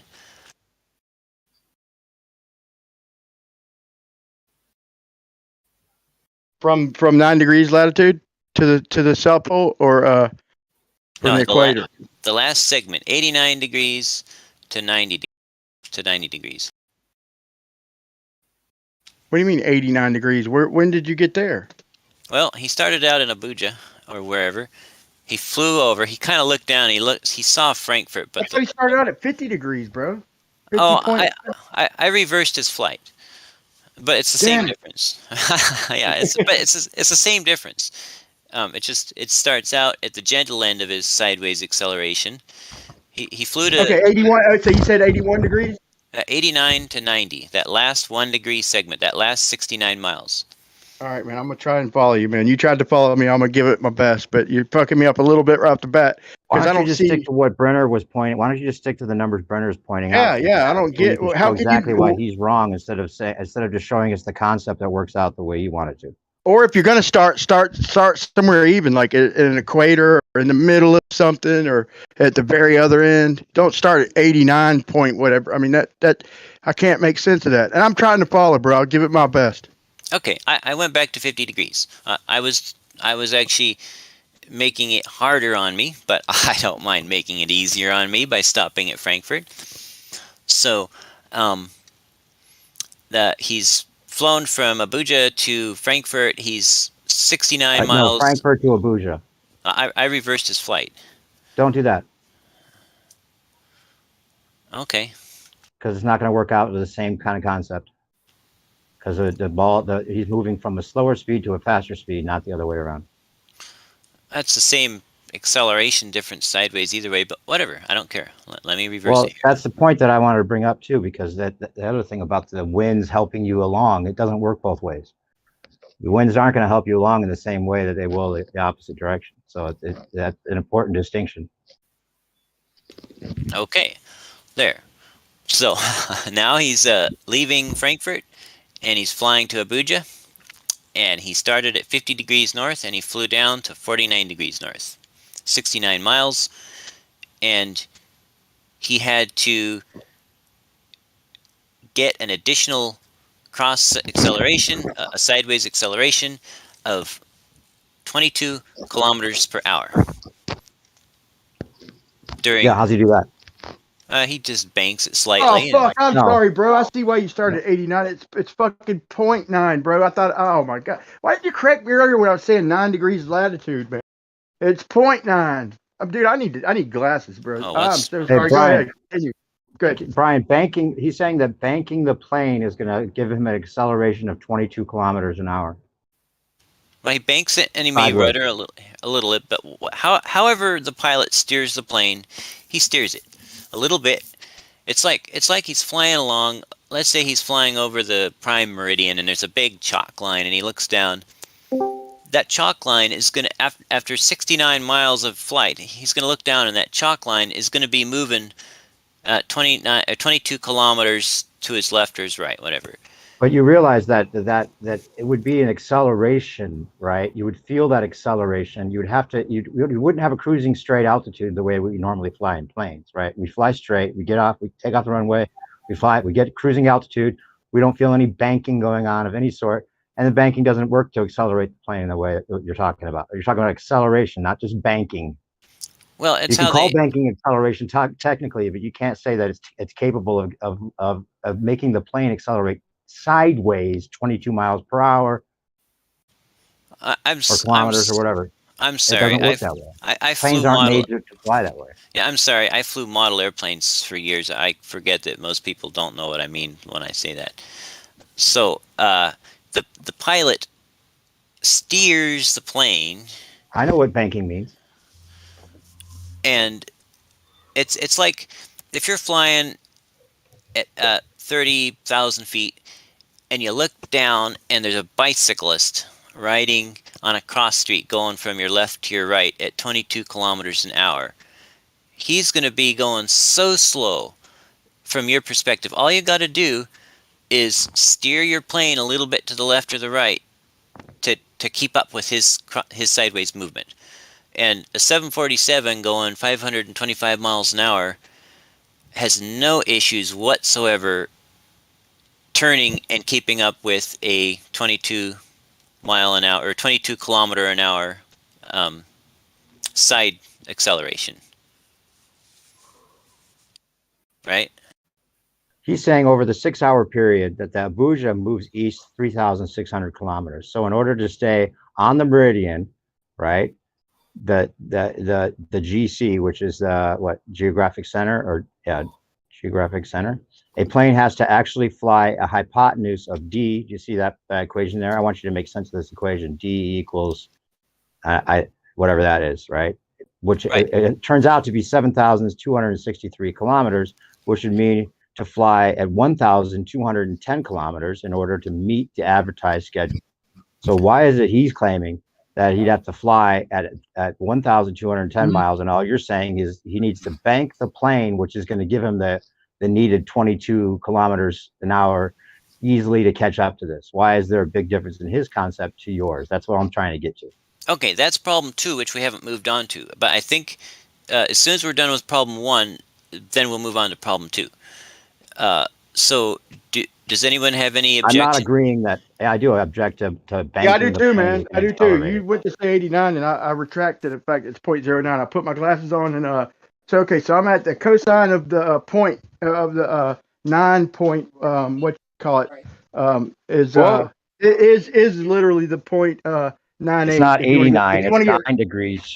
Right. It's 0.98. It's rate. I mean, it's Huh? it's not degrees, bro. Yeah, degrees. But I was converting that into Oh, radians. no. So he said Right, 0.98. If you want to get technical, it's 0.97. Okay, carry on from there. Of course I know, Martin Twinkle.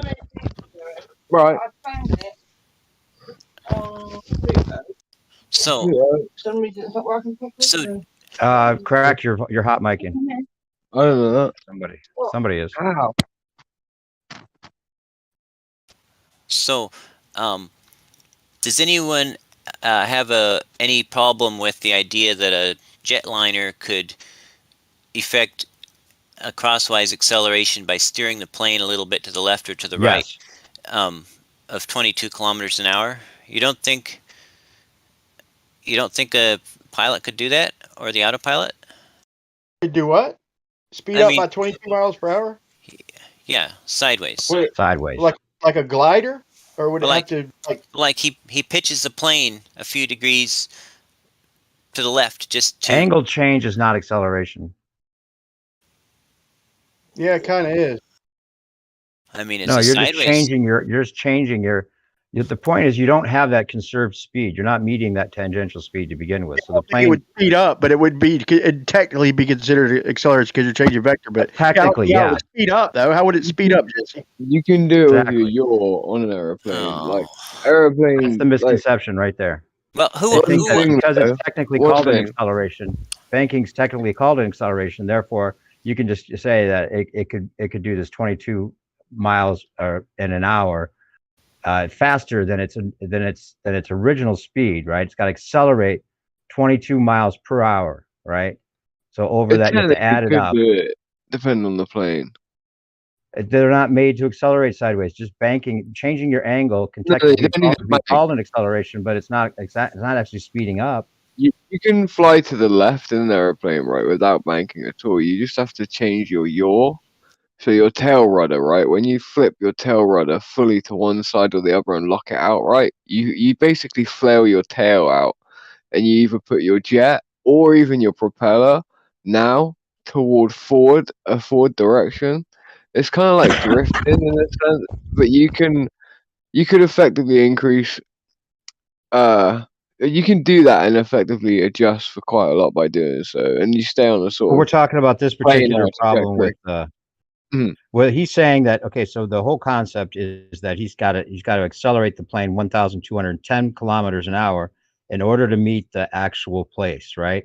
So I don't know if you're conflating it and saying that 22 miles per hour of acceleration that you're saying banking can give you with this plane that's not designed to accelerate sideways. Banking can definitely be called an acceleration technically, but I don't know if it would meet. I don't know if it would technically meet that amount. And would that amount add up to the 1,200 miles per hour that it needs to get to that, or the 1,200 kilometers per hour it needs to get to that destination? That's the whole point. Well, it has to add up to it, because if we go look at every degree, if we go from 50 to 49, and then from 49 to 58, and from 58 to 57, and every degree, it's going to be a small incremental step. And 22 kilometers per hour over the first 79 or 69 miles is the most drastic part, because it gets less and less and less per step as you approach the equator. And all right, just deal with the second problem then. Unless you're required to continue with what you're talking about. The banking is in the air. Yeah, scratch the banking. Just call it steering.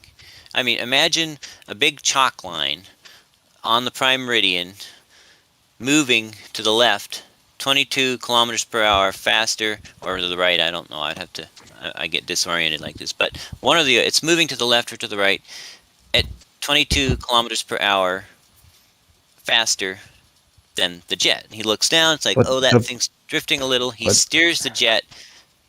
I'm not saying banking. He steers the overall the jet point, steering, right? It has a little to bit. It's got to constantly be accelerating. It's got to constantly be accelerating. We have a cruising altitude. It doesn't constantly accelerate. That's the point. Whoever that noise was, are you okay? That was fucking funny. He said he ain't baking, he's steering. Yeah, like it's not a confusion about what banking means. We know it means steering. Well, okay. We'll talk about flight sometime. But the steering would have to be an acceleration over a certain distance that the planes don't do. They have a cruising altitude. They don't do that acceleration that you're talking about. Well, you don't know that.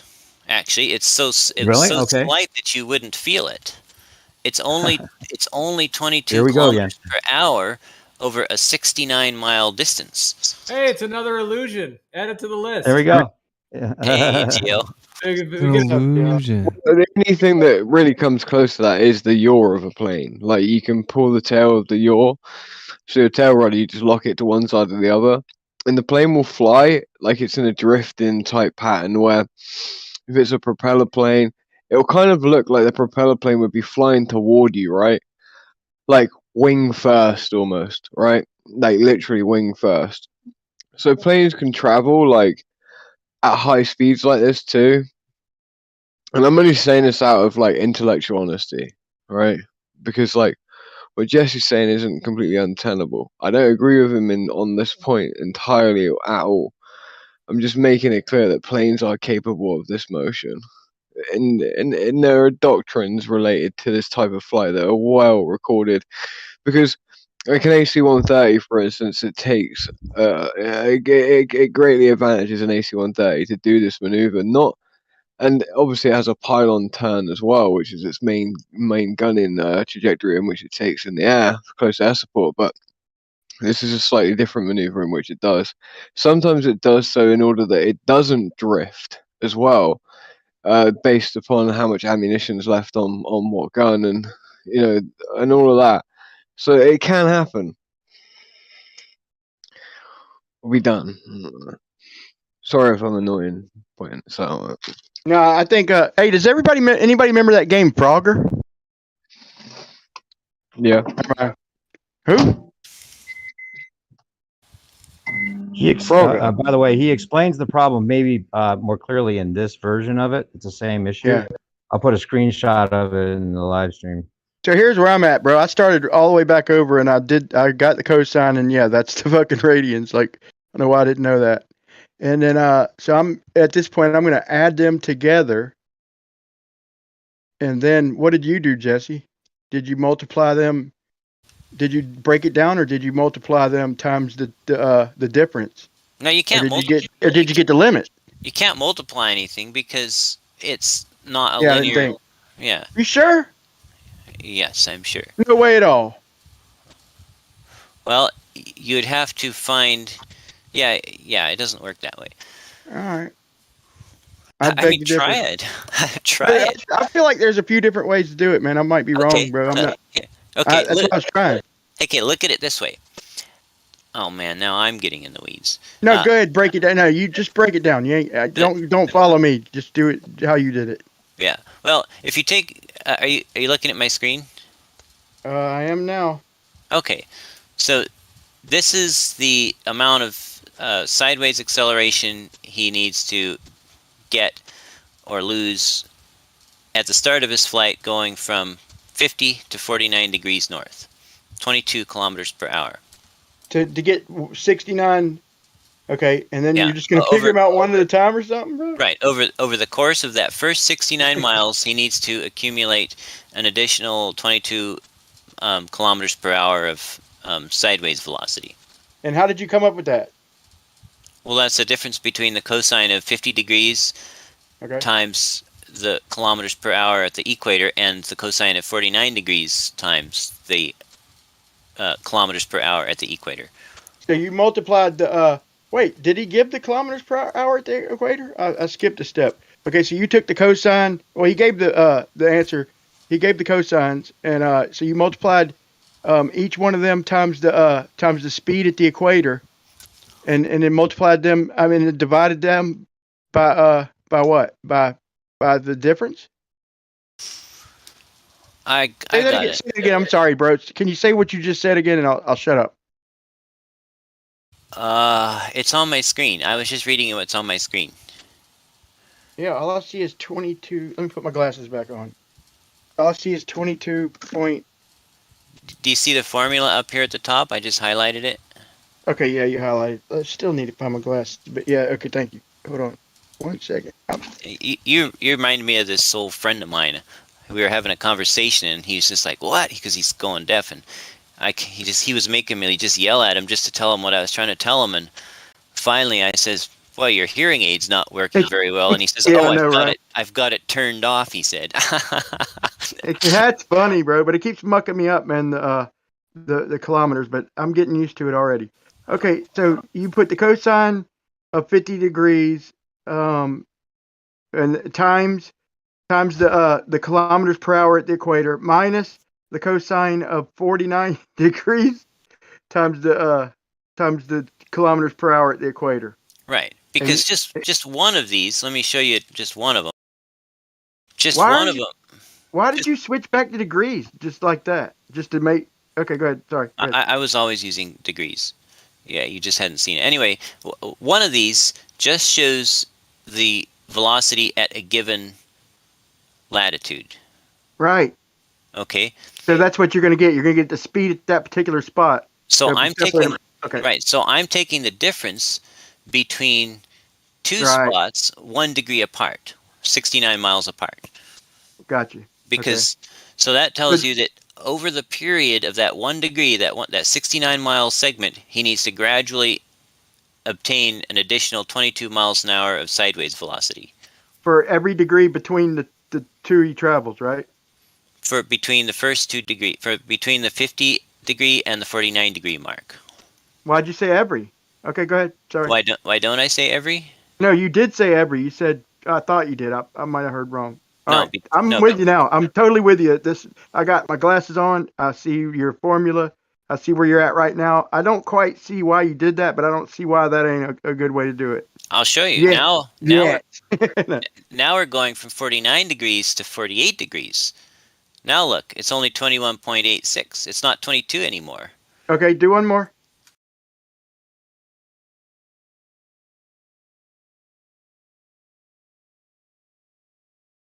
Now it's 21.5 instead of 21.8. See, no two are alike. I'm trying to see a pattern. Keep going. No, just kidding. Yeah, everyone is different. So that's why you can't just multiply. Yeah, but how are you even getting this to begin with? What is giving you this? Like, what's the mechanic? How are you doing this mechanically? Like, okay, you're doing it on the calculator, but what's mechanically giving you that? If you take if you take a spinning basketball and it's moving 1673 at its equator. Okay, I see what you're saying. Gotcha. You can literally take the cosine of the degrees of latitude on that basketball. Right. And that will give you before you're even getting anything at all. This is what is necessary to even happen. So it doesn't matter. The mechanics don't even matter yet, right? I'm not sure I understand the question. I'm saying you're just saying how fast it would be traveling. Period. You're not even talking about the mechanics of it at this point, are you? I don't know what you mean by the mechanics of it. This is how fast it would be traveling. This is how fast it would have to maintain right? To maintain its heading along the meridian. Correct? Right. To maintain its path along the meridian between. What am I hearing? Is it realm? Oh, I think realm is hot miking.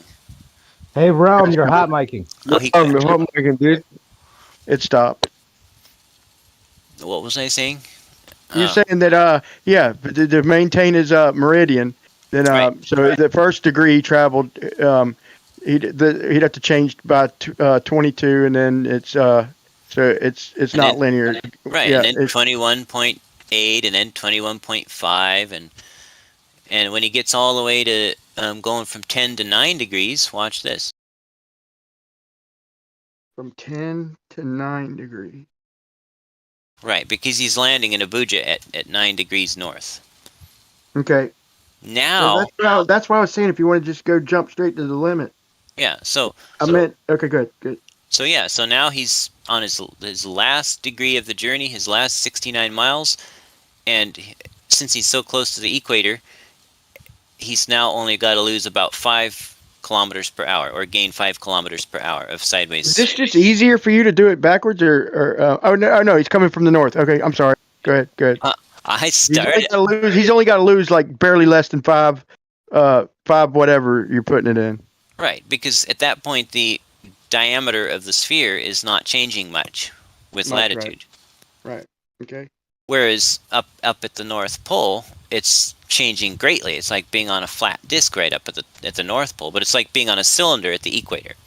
Okay, is this a good point to question you, or you want to show me something else before I question you?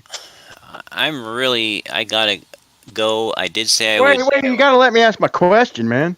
Well, just make it quick. Okay. Possible? Why, man? Why? No, I'm just kidding. So, do you have anything in mind that's causing the change of speed? Like, how are you mechanically explaining that? Like, is an acceleration or a deceleration, or what are you using to explain that? You mean, how does the airplane keep itself over the prime meridian? Yeah. Well, the pilot or the autopilot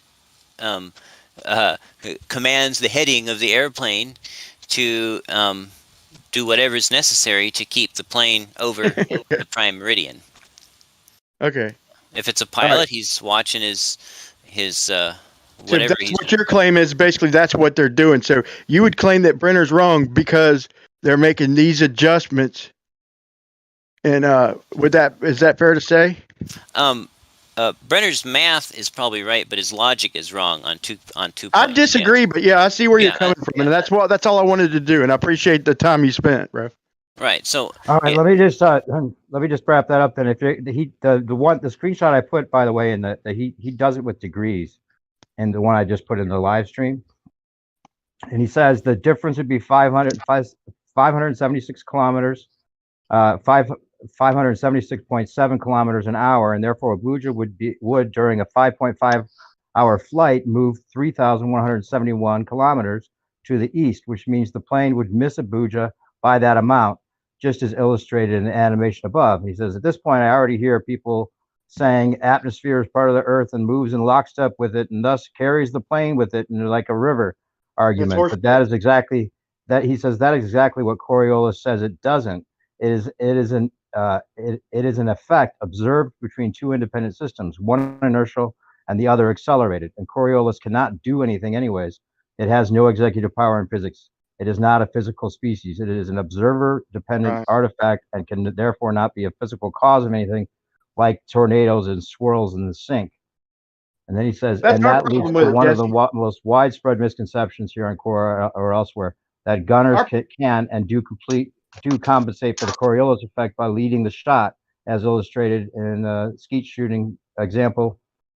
They lead the shot, all right, but once the bullet leaves the muzzle, it is a straight flight in the aimed direction and not a banana-shaped flight, as in the animation above, which would make aiming at anything practically impossible.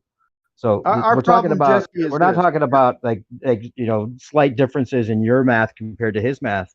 He's saying it's impossible.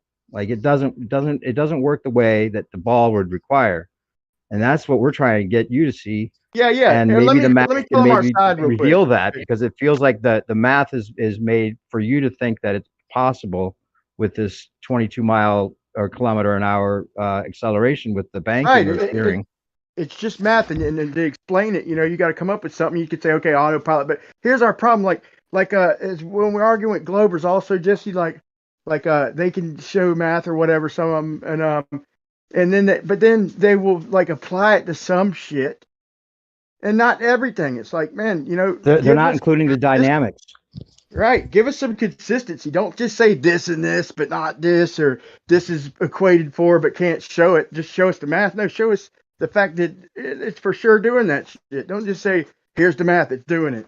I mean, but I do appreciate you walking me through it. But that's our problem is we don't get consistency from these guys when we break it down to its roots. But that's all. Wait, to wrap it up here, Brian, I want to read this last part where he says, he goes, that gets us back to the flight of from Frankfurt to Abuja, it is correct to say that planes don't fly along ballistic trajectories. They are powered, but it is also correct that they cruise at constant speed, for which they need their power, apart from getting airborne. In physical reality, you can never catch up to the point that accelerates past you or away from you with a constant speed. Certainly not by banking the plane in the direction that the point is accelerating away from you. You need to accelerate yourself. That is fundamental physics, and not so much physics in motion, but physics of energy expenditure for the goal of overcoming conservation of angular momentum. When people catch you in the act of violating a conservation law, let alone the conservation of momentum, they will drive you out of town with wet rags. But when it comes to airplanes, it will be claimed that it does not apply. It will be claimed the atmosphere acts like a river. Not for a bullet though. Worse, it will be claimed that it is indeed Coriolis effect, which is responsible for the fact that the plane hits Abuja without needing to do anything about it, contrary to what the animation shows it is actually the case. And he goes, let's see what textbooks say about angular momentum. In physics, angular momentum is the rotational analog of a linear momentum. It is an important quantity in physics because it is a conserved quantity. The total angular momentum of a closed system remains constant. Angular momentum has both direction and magnitude, and both are conserved. An airplane sitting on the tarmac of Frankfurt has the angular momentum of the latitude of Frankfurt, and conserves that momentum. When it gets airborne, and then in a closed system separated from the ground, just like in the animation. On a flight south at a constant cruising speed, nothing changes that, unless something accelerates the plane eastward to match that angular momentum of Abuja, which is of course considerably greater. Hey, is that the baller that was on mainstream, dude? The baller that was like on a mainstream channel and saying that he didn't agree with. No, this is Michael Brenner I'm reading from. Yeah, but so he's never made a video. I heard not a baller. He's not a baller. He's not a baller, but I heard like a guy who didn't want to claim to be a flat earther, but was not agreeing with the anti-flat earthers.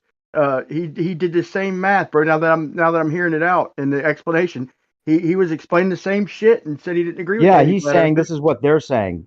He's not claiming it himself. He's saying this is what doesn't work about it. The idea of accelerating to meet that new tangential speed somehow by saying banking solves it is what people are satisfied with, and it doesn't work out because it doesn't include the dynamics. That's why I like to bring it down to the ground with like conveyor belts or fucking boats, whatever.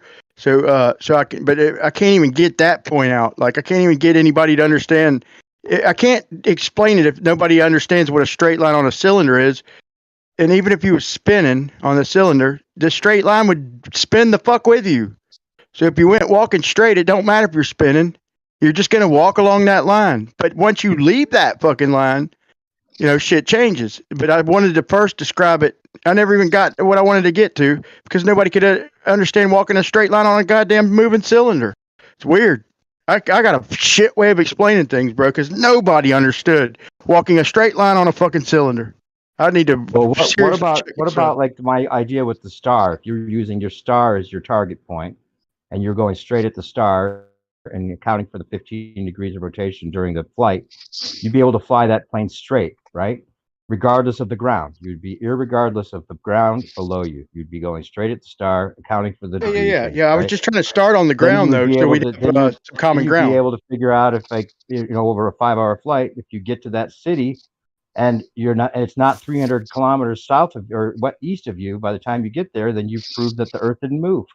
Well, that's what I was going to do next, bro. I wanted to reach common ground by getting everybody on the ground, walking the line on the cylinder, and then I was going to have a plane above me, flying it, and then I was going to change the speed of the conveyor belts or boats, but I wanted to give everybody the concept. I didn't think I would get stuck on the first point, but I was going to walk through the whole thing by getting common ground on what's going on physically and what would be necessary to change that line if it was slowing down as we went forward. Just walk through it. Well, just one little baby step at a time.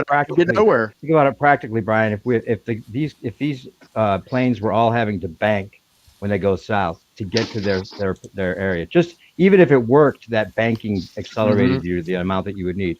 You would see curves pass all the time from the ground. You wouldn't see but using straight. the same You wouldn't method, see bro. straight I was able to get Bob the north to science south guy pass more or than south to once. north pass. Look, using this method, I was able to get Bob the science guy more than once to have to admit that your right tires would wear out faster if you were driving fucking north. I literally, and no other baller agrees with him, bro. But I've literally, I think it's erased off of what you call its channel, off Jose's channel. But he don't never come where I'm at, bro. If you notice, it doesn't seem like it. Maybe I'm patting myself on the back, but because I'm gonna ask him the same shit, and if he's gonna maintain his logic, he follows me, and that's the necessary conclusion, bro. If you're not gonna change nothing, then it's gonna be the same shit on the ground that it is in the air, and a train is gonna like try and derail itself to the right constantly, so it's gonna. I mean, you're gonna have consequences for everything, bro. If you're walking, your right shoe's gonna wear out, bro. You can't just blame shit without the consequences. That's my my motto, man. But sometimes I go pretty deep with it. Hey, could I just wrap up and then you guys can take it off after I go to bed? Yes, absolutely, bro. Thanks for your time too. Yeah, sure. So can you see my screen? I see it. Okay, I've got a little jet and some background here, and I can scroll them to the right and to the left, okay? Okay. Oh, I wonder if I should have picked a faster... Is the frame rate okay? Yeah, I'm fine with it. Okay. So Brenner's argument is that since he's starting here and ending up here because the surface is moving under him, basically, that he's going to travel this greater distance rather than this shorter distance. You think you should draw your line the other direction, I can if you want. I don't care. or just spin the yellow line? No, that's the right direction. That's the right direction. Yeah, No, but he was that's the spinning right his direction. yellow lines the wrong way. That fucked me up a little bit. No, he's going north to All shit south. exact. No, I'm sorry, Jesse, but I do like this. If you're gonna waste, I mean, not waste, but if you're gonna take the time to explain, I want to understand it, sir. So like that's why I appreciate your time, bro. But I'm with you. Go ahead. Okay, so this is okay then? Yeah, that's the direction you have to go, right? Yeah. Can you make it red? No, I'm just kidding. Go ahead, bro. Yeah. Yeah, make it a curved one if you what you really want, because it would be a curved path, obviously. I'm just joking, bro. Yeah. So, but and as I see it, But and yeah, just take it that way. That's perfect, right? Right, Yeah, so he's got to get to that distance, right? So he's got to accelerate to the new tangential speed, and if there's a cruising altitude, that's impossible. and so Brenner's mistake is in assuming that the air is not moving with the surface of the Earth, What's the air got to do with it? because the airplane is flying in the air. Its lift is created by accelerating air downwards with its wings, and its right and left control movement. The air's traveling with the ground, right? The air's traveling with the ground. So if I'm driving underneath it, same thing, right? Exactly, same thing. Same thing if you're driving. Okay, go ahead. No difference. So no reference frames, no nothing, bro. It's just if you just drive off and fucking Coriolis. Okay. Right. I'll follow you. No, Go it ahead. doesn't work, dude. Brian, don't. I'm just joking, bro. You're gonna have bald right tires, bro. You're gonna have bald left tires. It's the whole point. Yeah, he's not saying you're right, Jesse. It doesn't work because the conserved speed at like 0 degrees at the North Pole, you're acting like the. First of all, it doesn't work in both directions, which we'll go into if you want. But if you're going north to south, he's got to speed up to that new tangential speed. So the air would then act like a wind, and you're saying it would carry the plane along, and that would help it get there. Is that what you're about to say? If the plane moves with the fucking air, why did you even leave the ground to explain this shit? You could just drive or walk. That's what I first said. I says, why don't we have a guy in a canoe? That's Yeah, what but I it's seriously different. said. Okay, Altogether, it's you different, did say different that. reference frame, Brian. You know that. Yeah, that's the whole fucking definition. I thought we all at least agreed on that. But Non-inertial you reference agree with frame. Bob then? So you would agree with Bob and disagree with Zanuck and Kosho and Blue Marble Science and them. You're on Bob team. I don't know what you're talking about there, but the airplane is still flying in the air, and You didn't hear Bob and Zanuck arguing, dude, fucking a couple weeks ago? Look, let's just keep it on our discussion Yeah, because okay, I'm good, really good, short good. on time. Yeah, And God, and you I'm asked, dragging it on. I'm having a good time though. I'm sorry. Go ahead. I'm sorry. yeah, so, sure, the Earth is the surface of the Earth would be moving like this, like my picture's moving across here, but so is the ground, and so is the air, and so is the plane. So the actual amount of air that if he marked off the feet of air that he traveled, let's say that whatever, every mile of air he traveled, this is the number of miles of air that he actually flew through. Oh boy, am I an artist or what? Anyway, he didn't have to tread this much air all the way out here. And if you were driving, this length up this way is the number of miles his odometer would read, because the medium that he's traveling against, traveling with reference to, is moving sideways with him. And the odometer on the car, it would be measuring just this distance up, not the diagonal distance. And the same thing with an airplane. The problem is wind's going all directions, though. Yeah, but it's not going 1,000 miles an hour at the equator relative to the ground. So you're saying that that the plane, if like you could stick your head out of the plane, right, you would not only feel the wind coming at you from the direction the plane's moving, but you'd feel a sideways wind of 1,000 miles per hour from the atmosphere moving with the Earth? No, because the plane is also moving with the Earth with the atmosphere, right? No, but it started with a different conserved speed. So if a pendulum was rolling from toward the equator, then the swinging ball, if it was rolling real slow but still rolling, the swinging ball wouldn't move at all.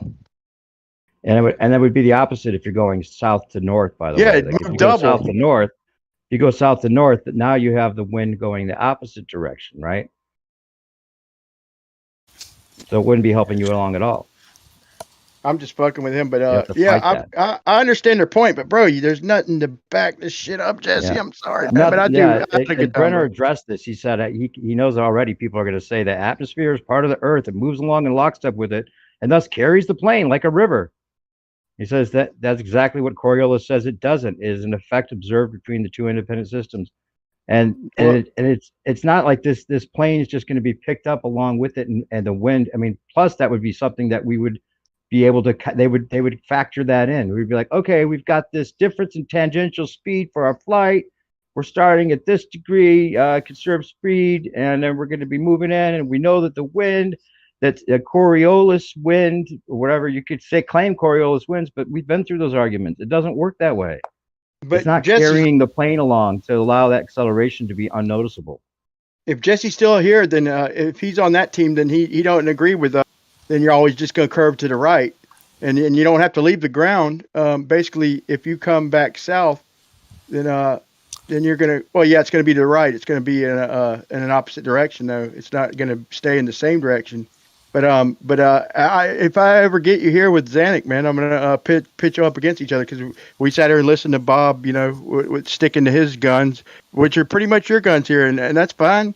But I'd like to hear ballers argue. I'm sure you like to hear flat earthers argue a little bit, or hash shit out, because y'all are definitely disagreeing, man. And there's well, I think that Brenner makes it all pretty smart, So I hope at least that you've seen that Brenner's point is that it would be an acceleration that would have to be accounted for, and they don't account for Coriolis. They don't factor it into their flight plan whatsoever.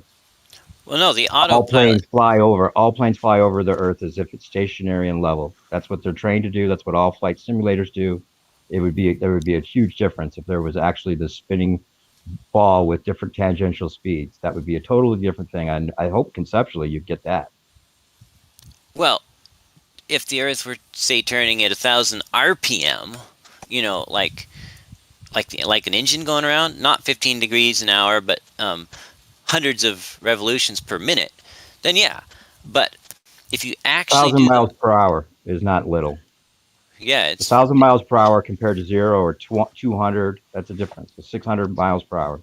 400 meters a second at the ground. It's 400 meters a second at the ground. Yeah, you can't just minimalize it by thinking of it as one revolution or 15 degrees. You can make it think. You can make you in your head. You can think of it that way, but it's I got one. literally. I got one, bro. different. Before he goes. Okay, so if the plane is flying, I got a consequence. Hold on, give me 1 second before he goes. I got a consequence. So if a plane is going with the spin of the Earth at the same exact speed of the Earth, let's say he's at the equator and he's traveling at 1,000 whatever miles per hour, same exact speed that the Earth's turning. So he's hovering over a fucking point. No, he can't be. Okay, that means he's just in a helicopter. Okay, he's traveling, so he's moving 1,000 miles per hour at the equator in the direction of the Earth's turn. Okay, the Earth slams on brakes. Okay, now what was directly underneath him is going to fly, the same direction that he's going, that you're traveling. Okay, are you going to pass what was underneath you when the Earth slammed on brakes? Because everything is going to keep maintain the momentum, right? So is the object underneath, and plus you dropped a fucking missile too, so you got something halfway. What's going to happen to the three objects? Your plane, the thing on the ground when the Earth slams on brakes, and the fucking torpedo, whatever, halfway down. I lost that, but let me tell you about my personal experience with flying models, and then I gotta go, and then you guys can have all the fun you want. So I used to build and fly foamies. That pink construction foam or blue construction foam you get at the hardware store. Yeah, you're on about. So I'd get that and make the hot wire cutters and make different planes and stuff. My biggest one had a 16-foot wingspan, but most of them were 8 feet or smaller. That's what she said. Anyway, good. And so I'd put little motors and batteries, and I even started putting video cameras on them. This is like 20 years ago before it was popular. But anyway, they all flew really slow because they were big and lightweight, and I wasn't a very good pilot, so I needed something that was slow and easy to fly. And they flew about 20 miles an hour. And so I'd go to the park and fly in wind that was like 15, 16, almost 20 miles an hour. And they fly in the wind. I could fly. Yeah, you make them stand still. Yeah, I know. I could fly into the wind and they'd almost stand still. I could eventually work my way upwind. I could turn around and just rip downwind. Yeah, I could go crosswind, and my speed with no particular corrections, if I was just going straight, my cross speed would be 20 miles an hour or whatever with the wind. I'd be flying sideways but straight. The airplane was still going its 20 miles an hour in its wind, but the wind was also carrying it another almost 20 miles an hour, so that would have been like, 37 miles an hour diagonal. But the plane didn't actually take more energy or have to travel faster. It was only traveling relative to the air. And that's the same thing that the globe model says about jetliners. So anyway. Hey, can you use something like this? Look at my camera real quick before you go. My buddy gave me this, and I'm like, I don't want that, dude. And I was thinking maybe I could use it for I was seeing if it was like some kind of tracking device or some shit. But it's let me put it on. It was like new in the box and shit, like a big remote control, and it's what's it say? It says 9C Super PCM PPM selectable. I have no use whatsoever for this shit. Well, just get the airplane that goes with it and learn to fly, and we wouldn't even be having this discussion. I'm serious. Bro, you're talking about wind. I got no problem with wind. Well, I'm talking about motion relative to the air. That was a serious question, though, bro. About the does that look like it's everything I need for? It looks like it's everything you need. It looks like there's servos there. There's 4 servos. There's a transmitter. I bet you, that looks like a receiver. Point at that thing that's near the servos, kind of in the middle, but up. Yeah, that's the receiver. There's that yellow thing's the battery. And what is that? I guess that's the remote. Okay, there's 2 remotes, I guess. Oh, that's a battery. Yep. No shit. Okay. Yeah. So if it's old, the battery may be dead, but you can get new batteries. I got 1,000 of these fuckers. Okay. Got every different kind. That's my hobby is battery. Okay, so that I don't know if that's two remotes. One might be a trainer. Could be. Does it say trainer? It says Interlink Elite controller, and the other one's got a screen on it and everything. It says it's upside down. It doesn't. Oh. I don't think that'd be the okay. trainer. Yeah, it's an Interlink, I guess. Maybe it is a type of trainer. It's got a plug coming from it. Right. It's a second set of controls so that your teacher or two guys can fly it. Your teacher can have his hands on the trainer, and if you lose control of the plane, your instructor can take over control with the other one. It's really cool. I got 1,000 motors, dude, that I kind of hobby with these fuckers too. But I mean, I got my propellers are probably too small. But all right, you'll fuck with me if I go to mess with this little hobby. Yeah, no, that's really cool.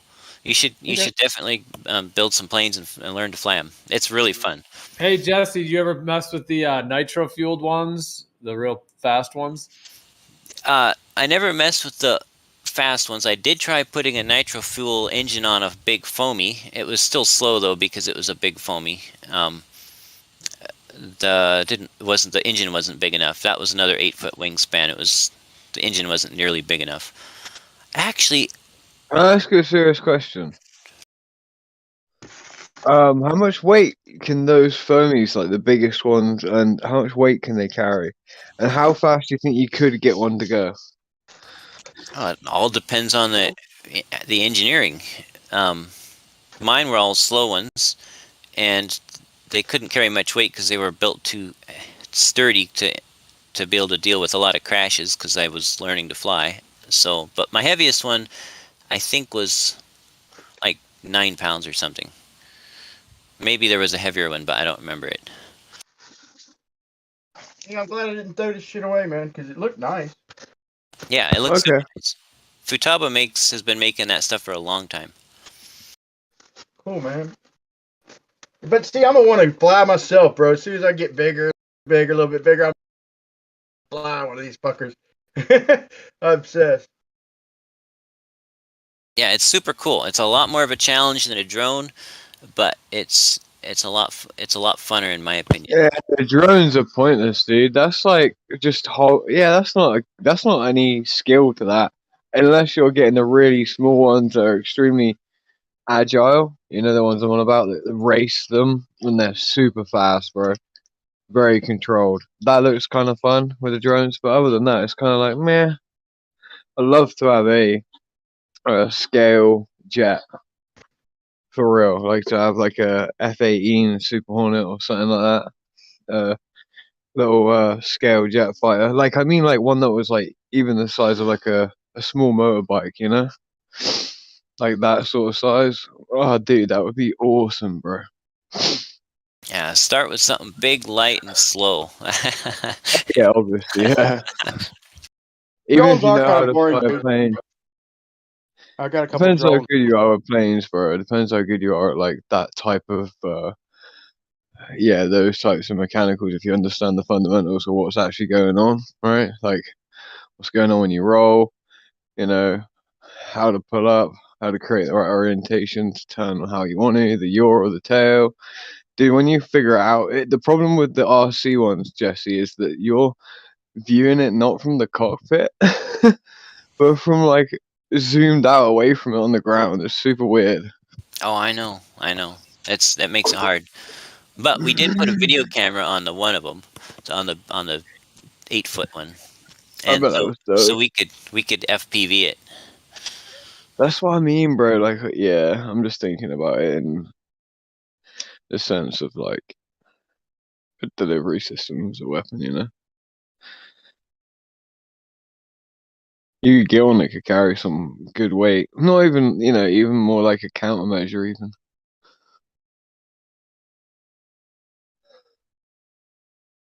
It'd be cool to create like a little RC fighter aircraft that, you know, can shoot down the drones in battle spaces now. Yeah. Put a midget on there, bro. You can fight the rules for you. Put a midget on there? That's What's going racist. on, bro? What's going on? What an entrance. Fuck me. I was waiting for it. I had like 2 lined up. I thought this was the better one. Put the midget on there. Bro, oh wow. It's been a minute, bro. What's going on? Yeah, isn't it right? You're doing good, yeah? Yeah, I'm alive, bro. You know. Go on, Jesse. Tell us more. I posted links Oh, to what's up, Big? the videos of that 8-foot wingspan plane that had the video camera on it. So these are videos from you, right? Because it says from Jesse, so Yeah. Yeah, did you need Jesse's to got a write midget. from Jesse? He's got a private midget happening. Whoa, Scratch built 8-foot styrofoam model. You could fit a midget on that. What's that? An 8-foot model. You could fit a midget on it, for real, yeah. I don't know. One of Like, do you those reckon jockey you could midgets. actually put like Yeah. like not a child, but like or a midget, like a really small midget, you know, like someone Yeah. that's like the size of a The rest is 3-year-old. horses. Literally a 3-year-old I'm on about, like very small in size. Oh, okay. Stick them on one of those like I'm on about an adult that's that size, obviously not an actual Yeah. kid. Stick them on one of those fucking like laying down, bro. Just like laying down on one of those like F-16 to scale models that they make. That like you can get one that's yeah. like 1/8 the size. You can get one that's 1/8 the size, bro, of a real one. And that thing can carry thousands of pounds, bro. So I can guarantee 1/8 the size it could carry a few stone. You know, get a midget on there, probably, bro. Yeah. Yeah. That's good for all, you know. You get some ratings and you can achieve something. Oh, bro. If you achieve that, fuck me. Yeah. All right. That would See you be guys. like. See See you later, Jesse. See you later, All right, bro. Jesse. Have a good night, man. Stick out Thanks, you it, bro. I feel like Jesse's like a lot younger than me, but I know he's not. It's really weird. Yeah, he's good at math, man. There's a fine line with communicating with these people, though, man. I feel like I'm right in the middle of it, dude. I can kind of do the math. It takes me a little longer, but I kind of get the fucking the common sense side of it too. So part of me wishes I was on like far on one side or the other, and then part of me is like happy I'm in the middle, you know. But I see that the people that are on one side too far are lacking in some of it, and then the people on the math side like are lacking in the understanding of certain shit. It's weird, bro. It's hard to but I feel like I'm lacking a little bit in all of it. You know what I'm saying? We all are, bro. The best way to be is like on the actual design side, because the math and all the working out doesn't, you know, it doesn't really mean anything. Because if you can build the thing, well, you can get somebody to write it up for you. Do you get what I mean? Sorry, go ahead. I can't say it doesn't mean anything, man, but yeah, there's certain parts of it that don't. To me, it just doesn't prove shit. It means something for anything you're doing. Like you gotta have the math. If I'm gonna make a multimeter, let's say, then I'm gonna say electron this, that, electron, just for the sake of giving them numbers and making the multimeter. The math's helpful for that, but still, if you don't know what a fucking resist, if you can't put shit together and ain't got no common sense on how it works, then you know, so I feel like maybe the kind of person that would put the two together and help them build shit by kind of bridging the gap, maybe by being able to communicate a little bit with both of them. But they're both lacking something. So the math is very, very fucking helpful. It's necessary, but it doesn't prove fucking jack shit. And I don't think they understand but that's that. what I'm saying. Yeah, but if you know like the mechanical side of it, the guy that's mechanically inclined, or electronically inclined, doesn't matter, both in the same vein, will be able to build it, and then whoever comes along afterwards can actually like tear it apart and see, you know what I mean, write the shit down, do all the maths on it. I would say personally it's better to be on one side. Yeah, but ironically, if I'm going to pick a side. Ironically, the fucker who understands it completely and can fix it and have it and own it is going to be poor. You know what I'm saying? Like he's going to have what he needs, and he's going to be smart, and he's going to help people his whole life and have a lot of friends. But he ain't fucking never. Get you? Yeah, they'll rip him off. They'll be a Tesla or you know. Yeah, he's going to be rich in his own ways, man. But he's just not, you know, not cash wise. It's just weird the way life fucking works, bro. Well, just you Yeah. have that with geniuses. They have no way of actually organising their actual lives, like at all. So these people need help from external forces, and if these external forces are not benevolent and they're evil, then yeah, you're Yeah, fucked. I was speaking more of a from a, I suppose, a perfect worldview. If I was to pick pick a side. Yeah, I was I just mean, throwing that out there. yeah, no, you got a point, bro. Like, there's no, yeah, I'm not arguing that one. I find myself It's like almost on, not fair, dude. It's almost not fair, man. But I will say this, yeah, man. Like the smartest motherfucker I ever met, like to me, like what I consider intelligence and who I consider the smartest man as far as just overall smarts, couldn't even read, dude. You know, but dude, he could fix anything, and he knew anything. people. He knew people, dude. He read you like a book, bro. But he couldn't even read even words. That doesn't even make sense, bro. But I looked up to anything he could fix, bro, and he'd tell you that, yeah, trash that, no problem. He just takes something apart, fix it, whatever, anything, a freaking a toaster. I mean, a freaking engine, a freaking stuff he's never even seen. A freaking he'd switch Bluetooth speak. I mean, anything. There's nothing he couldn't fix, man. And but he couldn't even read, dude. Couldn't even read words.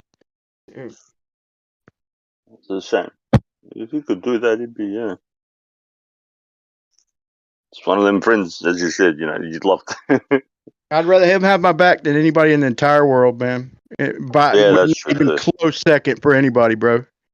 Yeah, people like that. Yeah.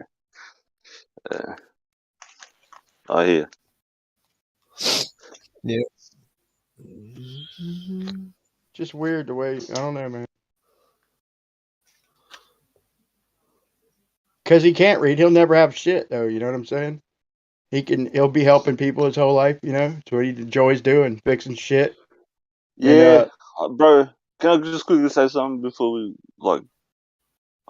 sort of fly Good past soul, each though, other? man. Good spirit, good soul. You know, I mean, I'm not acting like he's like No. But this is a point, hungry. bro.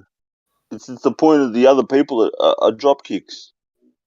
It seems like it's the rich people who are miserable, man. If you think about it, like at least we have something like we're like this, you know. Okay, I've got it pretty decent right now, not that great, but not bad at all. It's been better, it's been worse, but I'm like, I could always look up to, if this goes right, I could do this and not worry about that, and if it's money. But if I had all the money, then what are you gonna blame shit on, bro? It's no wonder that rich people are really like the most miserable.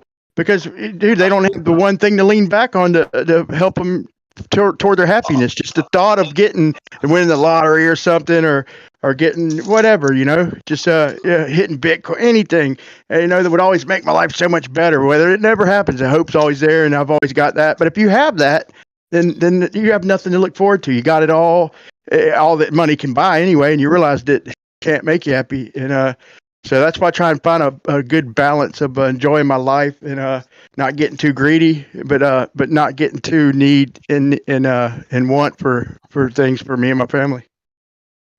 All I was gonna say. Like two people.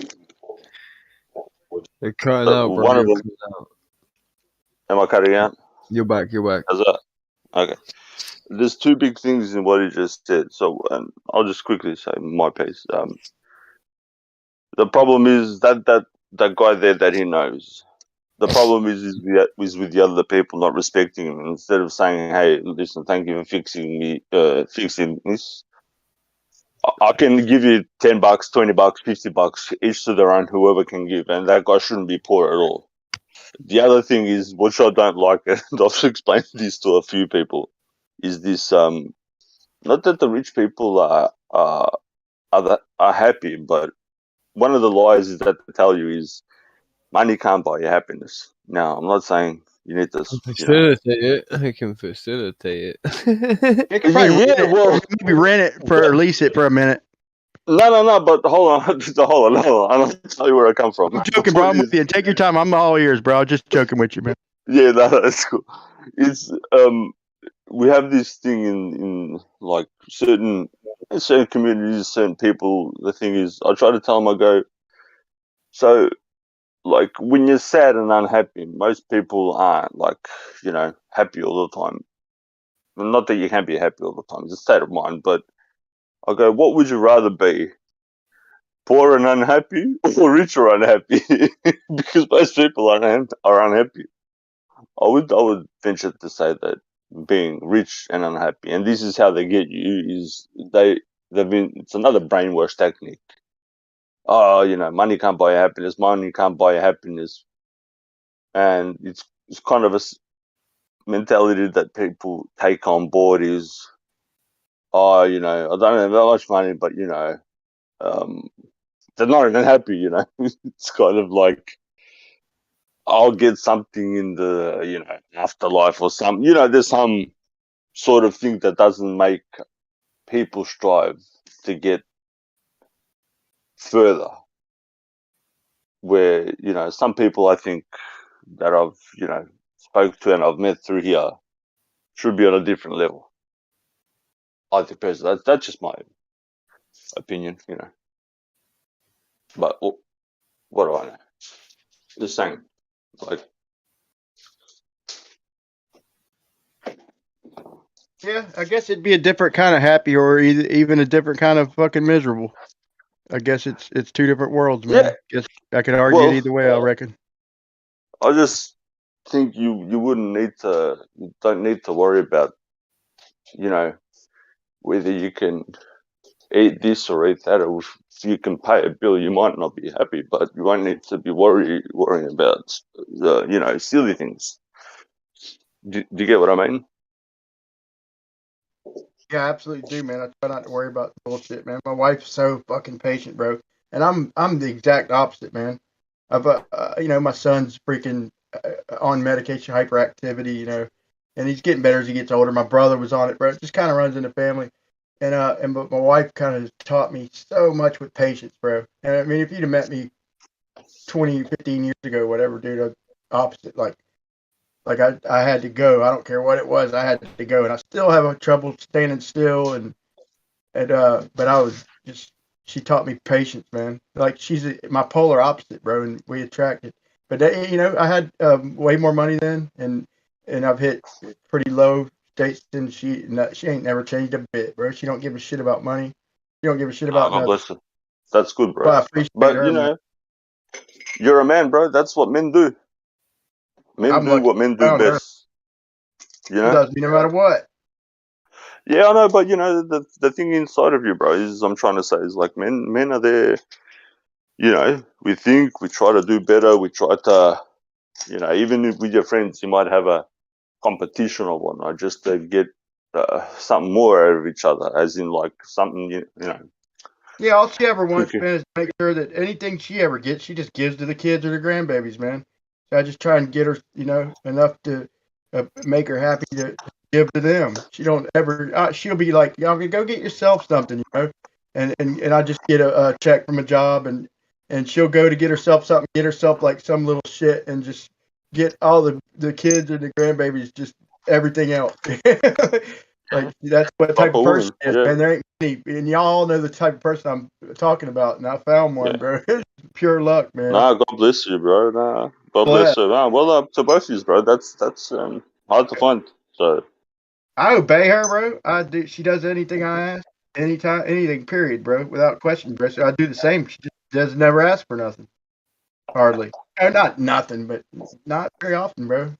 She and she knows I'll do whatever, man, because she obeys me. I'm gonna obey her.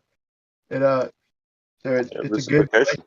I couldn't even imagine, man. I'd be where I'm at now, spiritually and family wise. Good to hear, bro. Good to hear.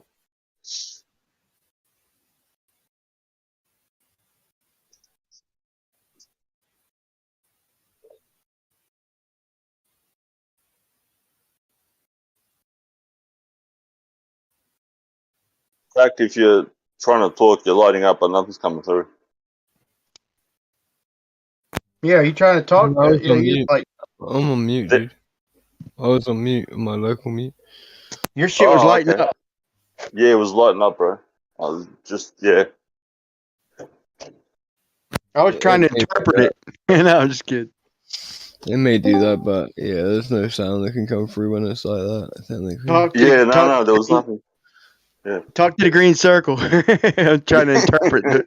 All right, I've listened to him enough, bro. I kind of get some of the words, the way it flashes, bro. I can make out the nouns, bro, just by the way it flashes. I know what he means when he's saying, like, when he's pissed, I see the way it flashes.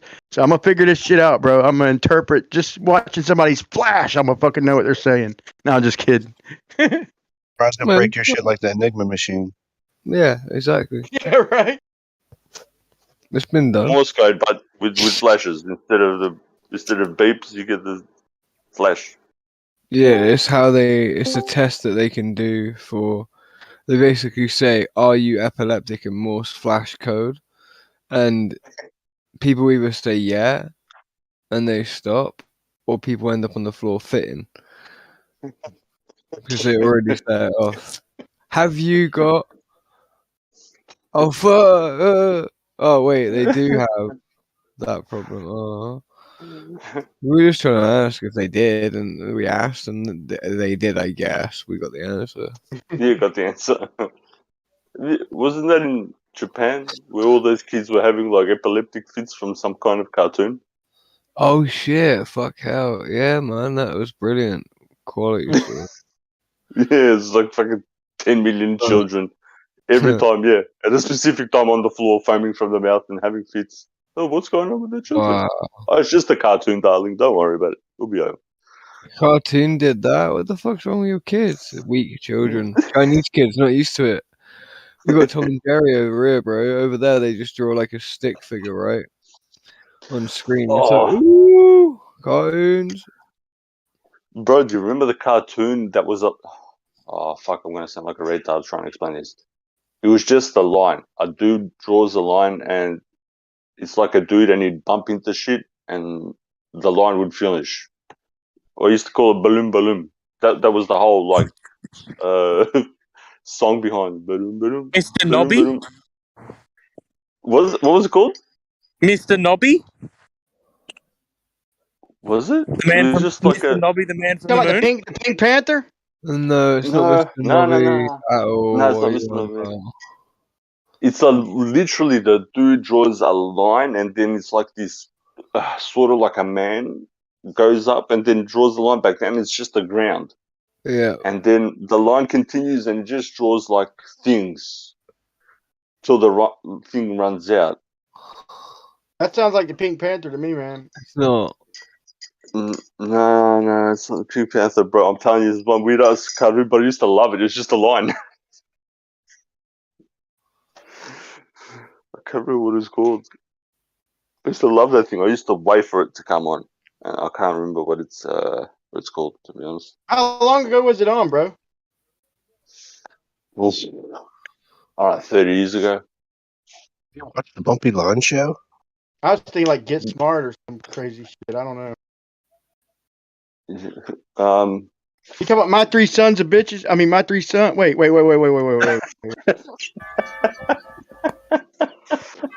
I know exactly what you mean. The guy, the figure looked a little bit like a ghost with a big nose. Yes, and he made sounds like. Yes, that's the one. That's the one. Yeah. But I don't have a name for you. Oh, okay. But you know what I'm talking about, though, because I've tried to explain this to people, and people don't, seem to understand me. I somehow got it pictured in my head, man, but I don't know why. Yeah, literally. Literally, the dude's got like a big, like a nose, like a light bulb nose, like sort of like a. He wears a trench coat, right? Don't he wear a trench coat? Little short motherfucker with a big nose. No. It's literally just like a line, bro. Like you could just see like a big nose, and that's it. Like almost like spy versus spy. I mean, like when I think of big nose and nothing else, I think of like the old Atari fucking boxing game, bro, where you literally had two arms and a fucking head with a nose that you try to punch. You get a point. Yeah. I usually think of a Jew, but yeah. Big nose. Eggs, check the chat. Check the text. Oh, yep. Oh, Floody. Oh, Floody, you got it. Yeah, you legend. Oh my god. La Linea. What's it called? Oh, La Linea. That's why it's French. I knew it. Yeah, Bro, Floody. God bless you, bro. I've never even heard of that. Italian. Yeah. Italian. It's Italian. That's fucking Italian for Pink Panther, man. Man, shut up with your Pink Panther. Ryan, it's not Pink Panther. It means the line. La Linea. Oh, sorry. Yeah, it is. I get my learn too many languages. Le and la. It is. I used to like. Yeah. I used to I used to love that. Like it's so simple. You just Google it. See if you can watch it. It only lasts for like, I don't know, 3 minutes. But even to this day, I find that thing interesting. So it's one dude with just like a pencil and yeah, bloody wow, what a legend! Oh, that's awesome.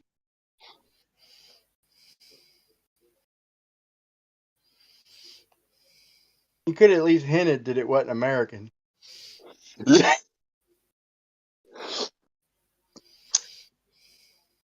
Yeah, back in the days, bro. Well, what you would call, even your American stuff was from Europe.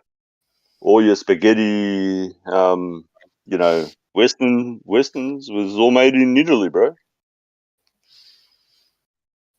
Yeah, I don't So doubt most of that. the stuff, yeah, most of the stuff was European. But Yeah, we probably had some shit y'all needed too.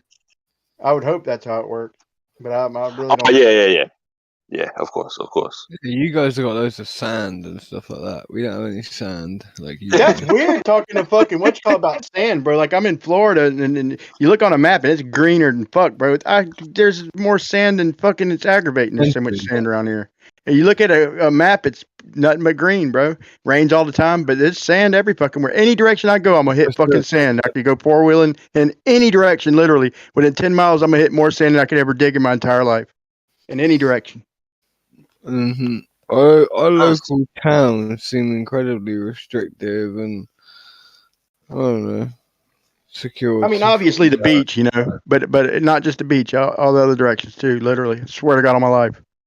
No. So you're a bit of a sand digger, huh?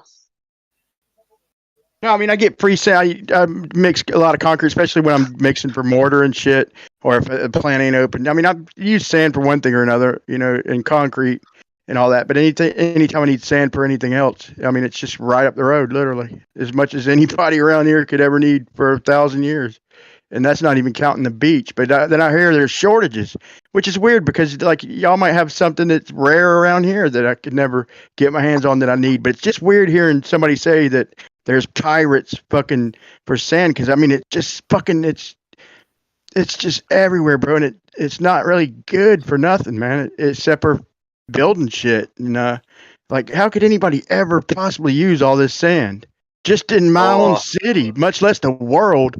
Like it's weird. I'm talking about it's just fucking miles and miles of it, bro. It's weird. Just sand dunes. Look close on the map, bro. You'll see Central Texas is just patches of fucking sand. 2-3 miles here, 5 miles there, fucking everywhere. And that ain't even counting the beach. There's a specific type of sand that's very useful. It costs a lot, so you usually find it in rivers, in specific rivers, and that's the ones that they usually pirate. Like overseas, we were selling it because some of the land that we had was on the stream. Yeah. They were taking it out without us knowing, and then we found out, and obviously then you charge the pricks. But The value, they usually that's cool to hear. yeah. So if you have something where there's a stream, a water stream, there's this. It's almost like dusty. Like when you pull it out, it's heavy, but then once you let it dry, it's almost like dust. The sand. Yeah, it does. It's got its own. Yeah, and I would say there's probably different kinds, but if you go to buy a truckload of sand here, they don't charge you, and there's no bullshit. I mean, well, some people might, but I mean, I got guys. I've been in this town for a long time, but all I got to pay for is the haul. I don't literally have to pay for the sand. I just got to pay him for his haul. I mean, so I guess the main charge, but it's weird that you could pirate the shit because it's so fucking worthless to me. It'd be just as expensive to get it anywhere. Like it's almost like hauling a fucking load of shit. Like I mean, it's like, dude, you're gonna pay so much to fucking get a bunch of it anywhere, but where it's at, it's pretty much worthless. I don't know. It's weird the way things work, but I would agree there is probably multiple kinds of sand, different even colors a little bit. But like at Home Depot, dude, they've had probably the same little half pallet of sand for 5 years, bro. Nobody fucking they still stock it. I don't know why, but nobody buys sand around here. But I'm sure it would probably fly off the shelf somewhere else, maybe. Who knows? Yeah, like same here in Australia. There's like sand everywhere, as much as you I want. literally feel like walking down the road and turning my camera on for you, bro. But I'll do that maybe tomorrow. Yeah, sand's everywhere. It's like, yeah, there was, I don't know, the dude was explaining it when the guys that wanted it, it was something about how fine it was. They used it in some special, for like bench tops and stuff. Yeah, silicone dioxide and shit. If you heat it up enough, and you can make different shit out of that. Yeah, it's probably got a lot of uses, man. But I don't know. They paid. That's all that mattered. So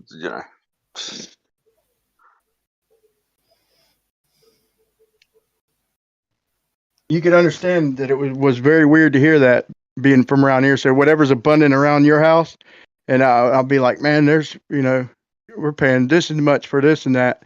It's probably the same way for you, just around here. That's what it is. But I guess everybody, like I even heard, like I think it's like in the UK, like the builder board. I think what you call it might have been describing it earlier, or he might have actually been describing styrofoam. But so they got the PVC builder board, and it's like the guy that Bandsaw turned me on to, Robert Murray Smith or whatever, he was talking about the prices of it, and I was like, damn, that's cheap, dude, bro. Here, like just like a 10-foot board of it's like $10 or something, man.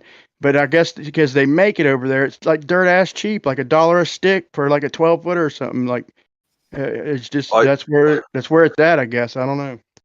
Are you talking about the styrofoam that you put render on for your house? No, it's PVC, literally PVC boards. I mean, like fake boards, like builder board, right? So you guys like the shit they make fence out of and shit, kind of. But you can put render. You know what render is? I don't know. So you guys in America use sometimes different terms. You know what render is? Like, it's sort of like a slop that you put on top on this. Who's on your? Crackfield and Flatty, help me out. What's translate render to me for you, American? Where are you even at, bro? I'm in Australia now, bro. I'm in Australia. Okay, cool. We call it rendering, the stuff that you put like on top of the bricks to make it like not look like brick. Mortar, like mortar. Yeah, I think mortar. Yeah. Is that the type of the PVC that you're talking about? Because over here they use it like if you want to, make your house, the front of it, seem different. It's a bit thicker than styrofoam, as you were saying. It's like a different type of styrofoam. Like polyvinyl chloride, bro, like PVC pipes, like plumbing pipes, but they made boards out of it in UK, man. It's real cheap, bro. You can, I think it's like polyvinyl chloride, man, right? It's the shit that you put the glue on it, bro. You got couplings, and you put the glue in it, like just kind of melts it together, and it's good for like fucking pipes and plumbing and shit, right? It's white usually, but then they can make conduits out of it too. Okay. But so they also make boards out of that shit, bro. Oh, okay. Like plastic almost. but it's like fibrous, real fibrous, man. It's used in all kinds of shit. It's used in fucking lead acid batteries, bro, for the fucking binder. Believe it or not. I mean, not exactly that, but almost. It's like real close to that. Yeah, because you can't get plastic like that. But yeah. Okay, interesting.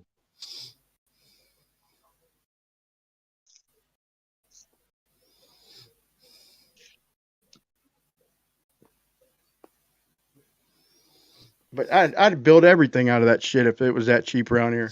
But wood has gotten like dude. I mean, I got a ton of wood just from saving it and not wasting it. But I remember buying it. But if I had to buy it now, right now, man, I mean, shit has just hit the roof, man. But a 2x4, 12-foot long, just a regular 12-foot 2x4. I mean, 1x4. I ain't even talking about 2x4. Like just a 1x4. Which ain't even an inch thick, and it ain't much less 4 inches thick. It's like 3/4 by 3 1/4. I don't know why they even how they get away with calling it a 1x4, but it's a 3/4 by 3 1/4. But it's they're like freaking $14 or something, man. It's insane, dude. They were like a couple few dollars each, forever.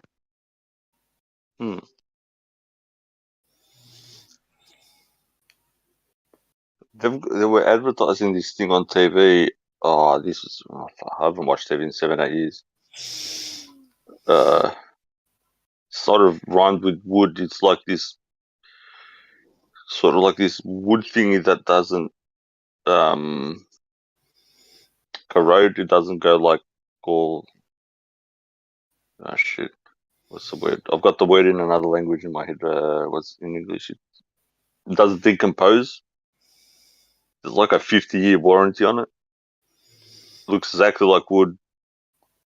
Vinyl? And everything. No. It's like, I don't know what they make it from. Laminate? I've got no. It's some special weird Australian thing. Oh, That's probably the shit. You sure that ain't the builder board shit? Tyvek is it Pink Panther? Yeah, I was gonna say that, bro. Fuck.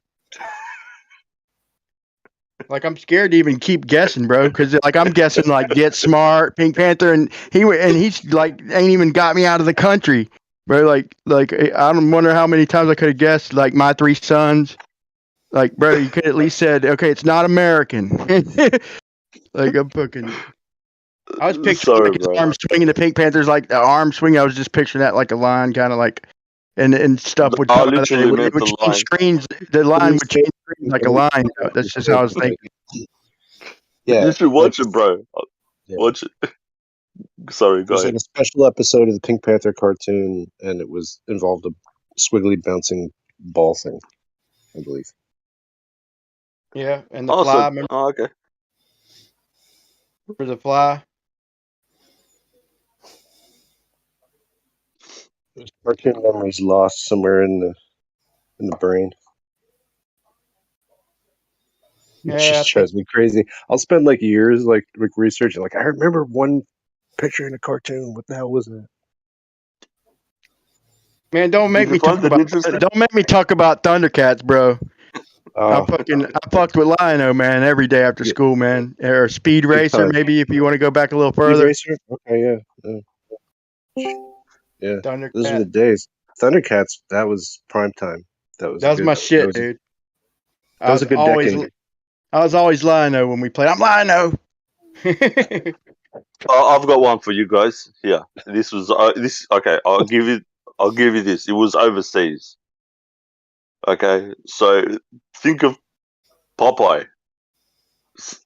Exactly like Popeye, but something different. I'll tell you. You'll never guess what it is. It's the similar lines of Popeye, but it's European. So the dude eats something, and something happens. He's a superhero. Have a guess. Banana Man. Oh, fuck yeah, now. Who was that? How was that like Pop? That's drawn nothing like Popeye. Banana Man. Come I've seen like every Banana Man episode probably. What the fuck, man? Y'all keep asking fucking questions that I've never even heard of, bro. He eats a banana. Pow. It was on Nickelodeon and Danger Mouse. I've seen every Danger Mouse. See, there we go. See, The banana man. He turns into like Superman. Like he eats the banana and then he's like, does everything. Banana man was awesome. The I Danger Man promise was you, the Danger Mouse was I've way never heard of better. that. Banana Ever. man. I ate a banana earlier and I fucking nothing happened. I promise you, I've never seen that, and I've never even heard of that, and I don't know Dude, why. that's like it up.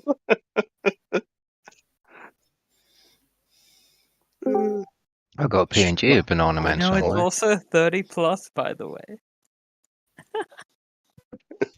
There used to be a limit on how many bananas could be in a bunch because of how much potassium is in each banana, and if you eat more than 6 bananas, you're likely to get sick from it. You'd be flammable. Oh, I'm emitting radiation. You literally turn into Banana Man. Right? Yeah. It's a real thing. More real I than used to love that Spider-Man. cartoon. Spider-Mans aren't even Yeah. partially radioactive. Go on. Those were the only two, I suppose. But you, see, you had Banana Man over there in the US. I'm a fan of Courageous Cat and Minute Mouse. I don't know if you know that one. That's Yep. pretty cool. Now you're Yeah. just making shit up, man. No. That's the one with it's the first cartoon I know of with a gangster frog. He's like, I'm the frog. See? Yeah, you're going to do whatever I want. Huh? Yeah. Courageous Cat and Minute Mouse. They're not going to know a thing. And then He sounded Courageous Cat like was the 1920s gangsters. that was the voice, but he was like a frog with a cigar hanging out of his mouth, wearing like a white suit. It's like Boss Hog as a frog. It's fucking sick. Yeah, why you sing? What the hell network was that on? You're talking some crazy Right? shit. I ain't heard Right. It was on like shit. it predates the Bullwinkle shit, I think. That's the first thing they've said in 30 minutes that I've ever even heard of Bullwinkle. Yeah, Bullwinkle. Hey, Rookie! They're literally fucking quizzing me, bro. And the answer, I'm guessing Pink Panther, fucking My Three Sons of Bitches, and fucking, and then the answer is like fucking not even American, bro. I'm like, bro, you could at least put me on the right continent. Hey, Brian, how'd your debate go, man? It's fucking lovely, bro. You gotta watch it, bro. It's pure entertainment. Conspiracy cats, mate. I watched your intro and then fell asleep. Conspiracy cats. Fucking remember how McToon's face like turned a beet kind of red when with Kai and all. Conspiracy cats, same shit, bro. He just started making shit up, bro. And Ballers literally super chatted a couple of them, or no, one of them, but I think a couple other ones just regular chatted. But that he's a baller, but he ain't on their team. He ain't proud of them or whatever. However, it was funny, bro. They said that about cats. They said that they ain't I forgot how they put it, bro. So I don't want to just make shit up, but it was not good for them. Let's just say that. It's worth watching, bro. It's definitely entertaining to watch this dumb like he made shit up to the point where he totally the topics we went to, mainly Austin. I'll give him that he pinned him down to where he just started having to fire back bullshit, and I think everybody pretty much caught on, dude. He's just throwing bullshit in the wind and throwing insults, and it got to where Austin would just literally send it back to him and say, "Okay, come on with your insults. What you got?" It was hilarious, bro. It's worth watching, bro. All right, check it out. It was lopsided, bro. One of the worst I've ever been in as far as lopsided, in my opinion. I've been in somewhere I'm like, I wish I'd have fucking done a little better, whatever. But I was happy to be a part of that one.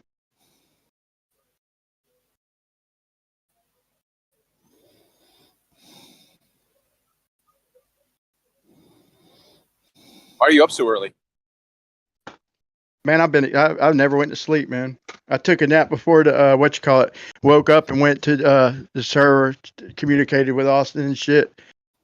And I'm wearing down quick though, man. God dang, I'm wearing down. I don't have nothing to do. I just got I had a relief check from 2020, bro. I just got it yesterday, bro, and I'm fucking so happy, bro. Like I'm like, dude, yeah, a relief check from the bullshit. Oh, from me and my dependents, bro, was sitting there, and I didn't even know it the whole time, and I just got it there. I'm like, yes, like happier than fuck, but I'm wearing down quick. I don't know. Have a banana, bro. I hear you turn into Superman. Bro. I used to love it, bro. I'm just saying. Two things you can now look at in your spare time if you're a bit lazy. You know what I mean? You want to chill out? Yeah, I You work look at my ass the- off when I work, but yeah, I work in spurts, but I ain't doing nothing until after Thanksgiving, bro. I'm taking a little time off and then just gonna enjoy, because when I work my fucking body to the bone, breaking down on me. But I'm gonna recover and enjoy for a fucking week or two. You only have one body, bro. Take care of it. That's it. My back's gone. Oh, don't get me preaching on that one, bro. Yeah, take some collagen, man. What do you recommend? Collagen. Marine collagen, flavorless, and just added it into shit that you already eat. I will certainly try it if you're serious. Your body stops making it after a certain age in great amounts, so like you start feeling creaky and you don't recover very fast. So it's good shit to have. Yeah, collagen. Yeah, bro. They've done scientific tests on that, and it actually does. Even bone broth, bro. Same as deal, well. yeah, same deal. Yeah, but it's easier to just scoop this stuff out and just run through. Because if you just run through like a fucking jar of it, I mean, you'll notice it, I think, or you'll notice if you want to buy another one. I think that's what it Yeah, is. that's a good point. Yeah, that's a very good point, man. No, I do appreciate the advice. Though, all bullshit aside. That'd be a funny ad campaign. You'll notice when you want to buy another jar. You think our shit's is it bullshit? You decide. Buy all you want. We'll make more. They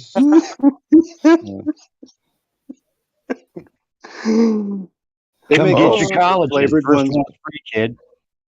I'm a collagen pusher. Is that what you're saying? I'm a collagen pusher. That's right. I'll admit it. I'll own up to that. Oh man, he got hooked on that collagen. We ain't seen him since. Bro, that's so funny. Ty asked me if I was on coke earlier. I guess you watched the debate, and I'm like, what? What I was made you about to say ask you that? that 5 minutes ago.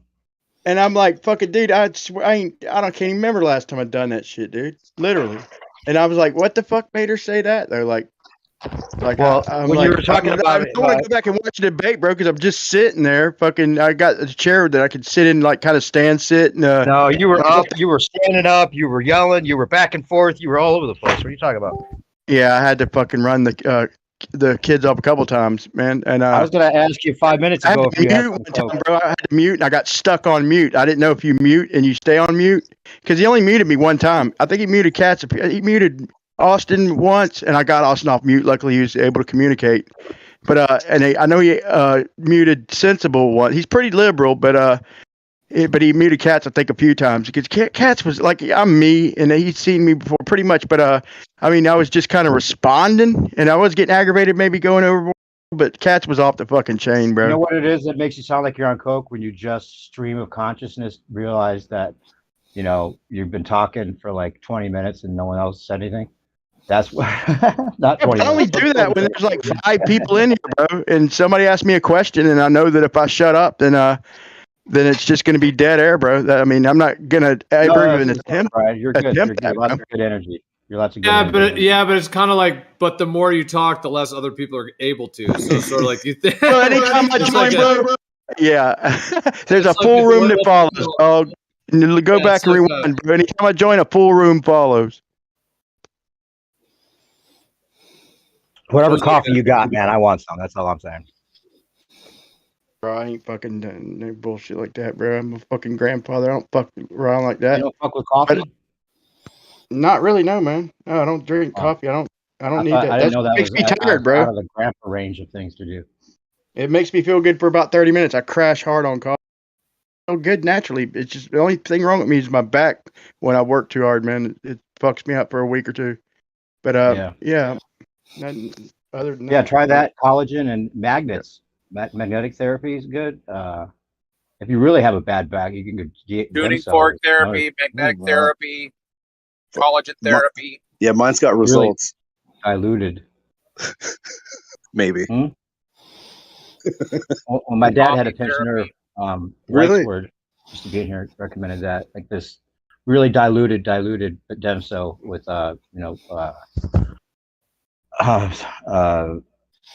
some just water. Is it muscle pain or is it just compression? Like that's. It's deterioration, man. My shit's deterioration, bro. It's just fucking It's just flying apart. fucking Okay. done. Gotcha. I can't not work, bro, on jobs, no matter what. I could be wearing whatever new shoes. If I see working, I just gotta jump in it, bro. I can't not fucking work. I don't have it in me to not fucking help the guys. Period. Ooh, I got a solution for you. Hold on a sec. Let me plug in my headset. Yeah, don't go to jobs. Just go sell them and send somebody to run them. That's what I'm trying to do, but I can't hardly do that either. I was crying last week and I couldn't finish my job and put me like 2 weeks behind a project of mine, a remodel. I busted out my weightlifting belt and I was like, let me see. So I snugged it up, in the morning and off I went, bro, and I wasn't crying. Like pain went from like 8.5 or 9 to about half, like not even a 1. Like it was that serious. Like I wasn't even, dude. Like ask Iggs. I was just. I know, bro. Trust me, I got fucking assortment of back belts, bro. I'll put them on right when I get up, bro. Get a good one too. Anybody listening, get a good one. It's worth it. It's fucking really worth it. Bro. Yeah, I work out, so I got a good one. So I just snugged it up where you can't fucking breathe and just deal with the breathing issue and fuck it. But at least, bro, I was able to get shit done and thank God I got paid for the project and moved on. I'll tell you what worked too for about a couple years was a teeter. I got one right here. I still get on it every now and then. But I mean, it worked like I thought it was the biggest. I thought it was the biggest miracle on earth, bro. My wife was she took classes for massages and shit, and she had me hang off the bed, and she knew it had something to do with decompression, I guess at the time, and so she was rubbing her back and she had me hang off the bed, and it fucking worked like a charm. And then she's like, "Yeah, a teeter would probably do you some good." So I found one online and bought it, and it was a miracle. Are you saying she learned that from a class? You saying she learned that? I mean, she took classes years and years ago, bro. So they learned it or not. I never asked her. So they taught her how to teeter. No, she told me to buy a teeter. She said, "Man, if that helped, then a teeter would probably do wonders for you, or whatever." And so she actually found it. She found one for like $80, dude. I'll turn the camera on right now. Is that an inversion table? It worked like a charm, bro. I even I was a salesman. Yeah, it's an inversion hang up table. the things that you flip upside down. Oh, inversion table. Right, and they work like a charm, bro. It was a miracle, for the past half an hour, but Yamaha. They quit working though, man. Yeah, that coke is powerful, man. That's how you feel right side up when you're in Australia. Yeah, that's how I'm going now. Works. I'll buy one then. Yeah, I know they're like $100 on Amazon. I've used those. Yeah. Is that the same thing as doing gravity belts? I have a really serious problem. What's the weight limit on that? That's what I do, Travis. I manipulate space-time curvature so it pulls up on my spine and decompresses it. You're not advanced enough, bro. It pushes down on your spine, upside down. No. Better. I'll produce less curvature on the top of my head. That way I get stretched. Space-time. Yep. No, more curvature. Inverse density. More space-time. No, I got it. No. More curvature on my head. I create more curvature on my head, then I get your head's round. Is all good out. You know what I'm saying? Well, they do say technically that your head ages faster than your feet. Right. To even out the aging, have your whole body the same age, you have to do that half the day. Yeah. Yeah, like a vampire. Like upside down vampire. That must be the reason vampires do it, so their feet are immortal too. My feet are feeling pretty old too, man. My head's feeling. It's my back, man. them discs, man, they're fucked up. I've been taking kratom too. Been helping. Not a great deal, but all right. You ever take valerian for valerian root's good for pain. It's good for back pain. Well, opium is the best. Let me just tell you that. Yeah. Yep. Basically, but valerian root you can buy at the Opium store. is shit. Yep. For back pain. Some oxy. I actually did take 2 fucking back pill. What do you like? Extinct bear or some shit for back pain.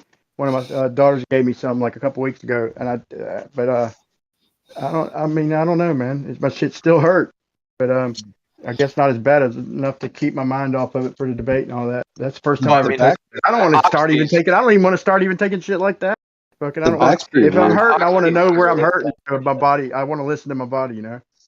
Yeah, I listen to it. It tells me to take some oxys. Take some and then fucking I go, okay. oxys. Yeah, that's what it's telling me.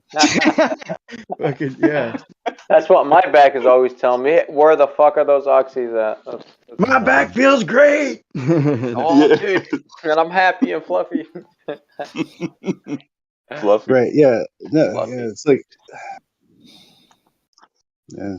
It does have something to do with like just there's like gases that aren't working the right way, and so I think that's why even though there's like side effects from oxys, I think that's why it like makes the pain go away. It's because you've got like a whole bunch of unresolved fucking material in that area. You know? But I just think like collagen helps. Like you get like you don't get this compression. It's like a sponge, like an old sponge. That's kind of how you can get. You know, I guarantee I'm gonna fucking try it. It doesn't spring back. That. You know, so just Who's got the having best? some of that. Who's got the best bounce back is collagen? good. Have But you got like- a collagen that you've tried that's I worked? got some collagen. I don't know. My back's still toast. Like it's is it? beyond the Yeah. point where collagen would have. Collagen. I mean, I still take it, of course, yeah, but like It's at least good for knees and stuff, but it's going to help Yeah. over time with the back, I think. Yeah. Did you But try overdosing on it? Because you need to That's overdose on it. I'm correct. pretty sure you can't, but why do that? Oh no, as in like you take like probably like I don't know 7 times the recommended amount for a little bit, and then Yeah, which is like 20 I probably- grams a day. you go down. I probably even do like a third of what they recommend. Like that's good. Like How many anything grams? more, I'm like That's time. whatever. Yeah, you could have it at bedtime too, but I just like put like a scoop in my coffee maker and just have coffee and collagen. And it's like okay for me. If you put too much collagen in there, it's gonna taste like a little weird. But just put enough to where you don't notice it. Stuff like that. I just have Well, capsules. what if you don't drink coffee? You could do capsules What too. would you do? I just like sneak it into my food. I think it's better if it binds with something you're going to digest because then it kind of incorporates in more.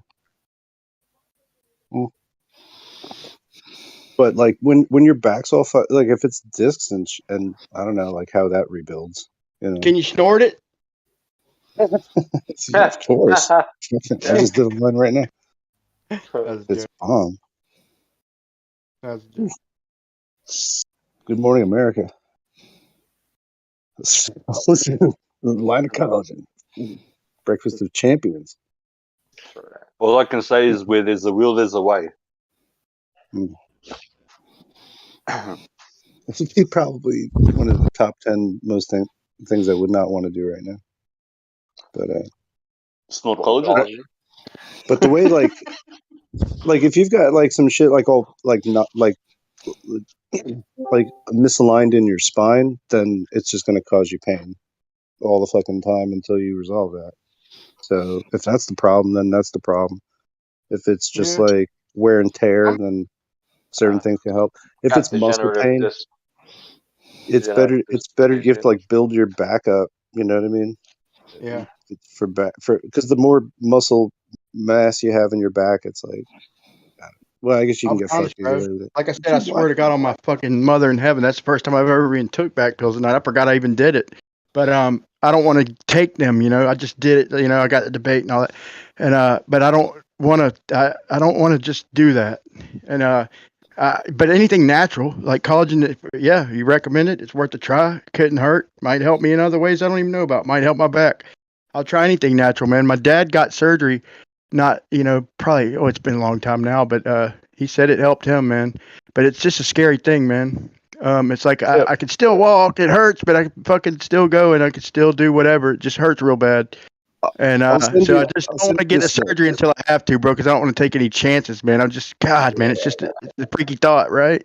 Everyone is telling me don't do the surgery. Like I think who God Rockin', talk to him. I think is it? Yeah, I think so. Hey, Brian, I'm gonna send you a link for this red light thing I use. I think it's pretty cool. Can you DM me? I will. My dad did the surgery. He had like a sharp like hernia, so they just cut that off, but his back's still fucked. Like, you know what I mean? And that's 60 grand later. No Oh, shit. dude. I'm otherwise healthy, man. I'm otherwise healthy, man. But, Bro, tighten up that belt, bro. Snug that shit up. Buy the best. Yeah. Buy a linker. Spend suck like in that 100 gullet, bucks on get you an extra wrap, bro. Yeah. Grab that lever belt for like easy on off. A lever weightlifting belt. Boop. Dude, that's it. I've been working like that, and thank God. Like, it made a huge difference where I can actually work and not cry at the end of the definitely day. helps, bro. I wish I'd have just listened to some people who told me that sooner, But yeah, it did. Probably the reason I'm walking at all is because of back belts. I've been wearing them lately, but just catching up to me. I'm But with you on that, I got to put on a back belt, man. You're right. You got to put that joker on tight. It definitely helps. It helps like crazy. I went to Walmart earlier just to do my shopping, and the time on my feet, walking just misaligned or whatever. Walking is like the worst thing I can do. It's just horrendous on my back. It hurts immediately. By the time I'm like checking out, bro, I can't stand on my feet. I shift weight, stand on this leg, stand nothing. It just on fire until I get back to my truck. It's just, and that belt, like if I got my belt on, I won't get that. I can just actually walk. So yeah, that's like this fucking no disc. Just it's horrible. Yeah, so I'll abuse the weightlifting belt until do something. Stem cells or something.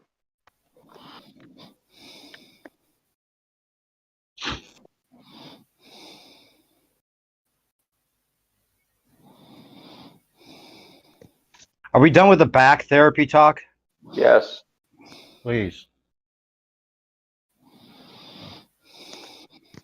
Somebody falling asleep? What's up, Back Iggs? to the back therapy. Back to the back. We're gonna do some pop and lock. Who fell asleep? Exercises. Okay. Who was that? Somebody's breathing heavily, at least. I don't know. Yeah, it's definitely because we got somebody on a breathing machine. That's cool. Well, at least we can know if he stops breathing that we'll be able to do nothing about it. No, it's not. He's muted. What's up, Iggs? Are you still here? Hey, bro. Yeah, South African. I'm just eating. Just give me a minute. Okay, no worries. You hear me? Hey, y'all, man. James from Modern Day Debate is a true fucking gentleman. Bro. He's cool as fuck, dude. He literally. You don't. James don't. Sorry. Yep. I think he realizes that Earth is flat. It seems like. Yeah, I do too, man. He's like, he's like, Brian, you just like he kept me. He seems to get the humor in the. Bro, he's fair though. He's chat. fair. You know what I'm saying? He'll warn you, and if you just do something twice, I think I did like too quick on the draw and he muted, but you just space out your little comments, just in retaliation. He'll make a little comment. But he's nice, he's fair. I think he loves the subject, whether he believes it or not. I think he definitely I doubt he's a believer in the ball, which makes you a flat earther. I don't think he is either, bro. That's my opinion though. I don't want to claim that, but that's my personal opinion. I don't think he is very interested. Well, he's not stupid, right? And he's been in these debates for a long time. He realizes the common sense answer is probably the correct one. He agreed with me though when I said, "What else is there to talk about, bro?" Once you find out that there's a debate about the fundamentals of what the hell we even live on, nothing else really matters.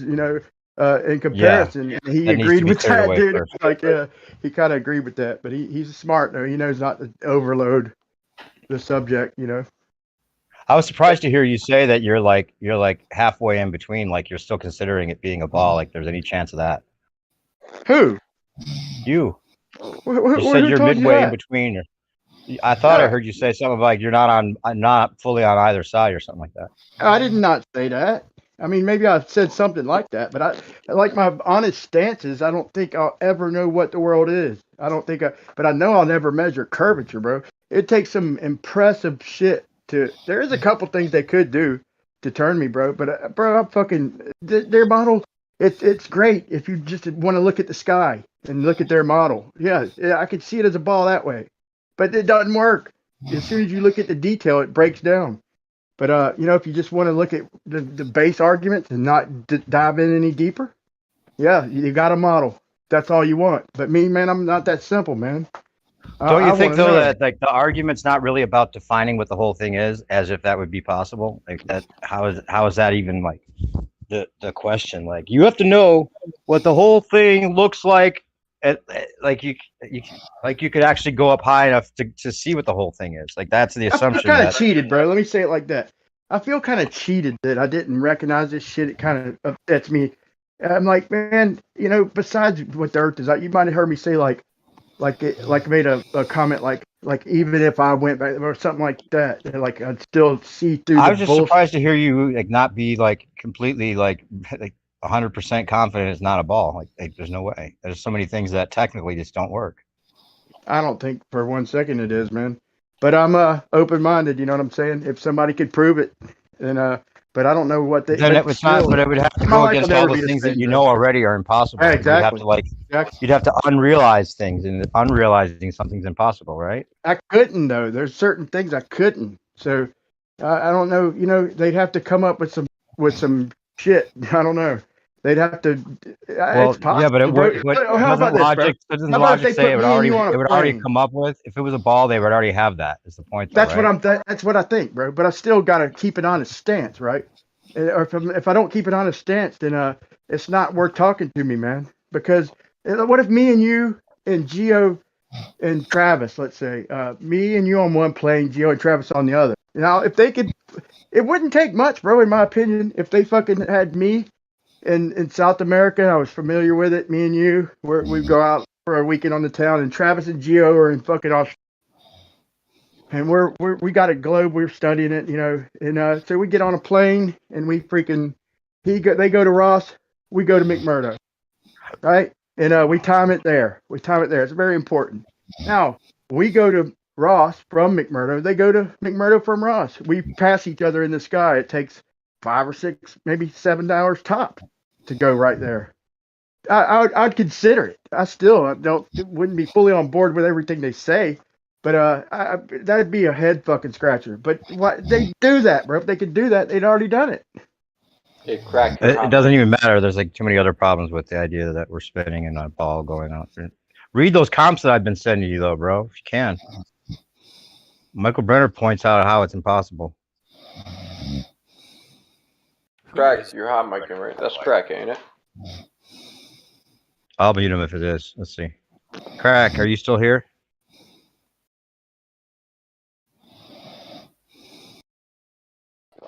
Yeah, that was him. I'll message him. Snooze sounds. And I've got a lot of experience with this. What do you think? He's snoozing. What's that? Z's were like streaming out of his head. And his eyes were closed, and he was like in a dream world. I think that's what was going on. Seemed like it. Yep. Yeah. He's probably like having a dream of this conversation right now. Yeah, that's what happens. We all kind of fall asleep to these live streams a lot of times, don't we? Yeah, I do a lot. Yeah, a lot. You guys live in our dreams. We should have a very frightening conversation for a while. No, that would be right. That'd Haunting. be mean. Plant subconscious ideas. Yeah. Let's give him a false like political agenda. We'll make him a Manchurian candidate. All right. Hey, I think we were talking about numbers the other day, and I was talking about hoping you were here to talk about the Fibonacci sequence. The guy that you were referencing that wasn't even Fibonacci. It was what's his name again? Something of Italy. The Anyway, actual guy that we call yeah. Fibonacci, his Yeah. non-fake name is Leonardo da Pisa. There we go. Okay. All right. Good to know. Yeah, I recorded that conversation you were having with those guys. Actually, I should post it. Or you were going off on the integers or the Yeah. relationship between these numbers. That was just blowing my mind. It's so, yeah, I love that shit so much. Like, I wish I had like a funded fucking research on it. Because, like, honestly, like, it's challenging stuff. Like, when you start to get to the higher orders of groupings and stuff, like, what's happening. It's like the order throws itself down. You can dissect what's going on in the small scale. When you bump the complexities up and these matrices, they're getting huge. Like, all these new rules start to happen. Like, new logics have to happen in order to cram the numbers. You know, so you see this like evolving shit, and to me, that's where it's at. I don't know. What was it that they were Wish it was useful. You were blowing everyone's mind. Actually, they were trying to. There was a concept that they had never gotten before about the jumping. As it was like a Fibonacci type order of things, where they had to like figure out that it would go from 1 to 2, and then 2 to 3, or 2 to Yeah. 1 and 2 make 3. But I don't know. It was a different take on it. I don't know if you remember what I was trying to refer to there. No. No. Okay.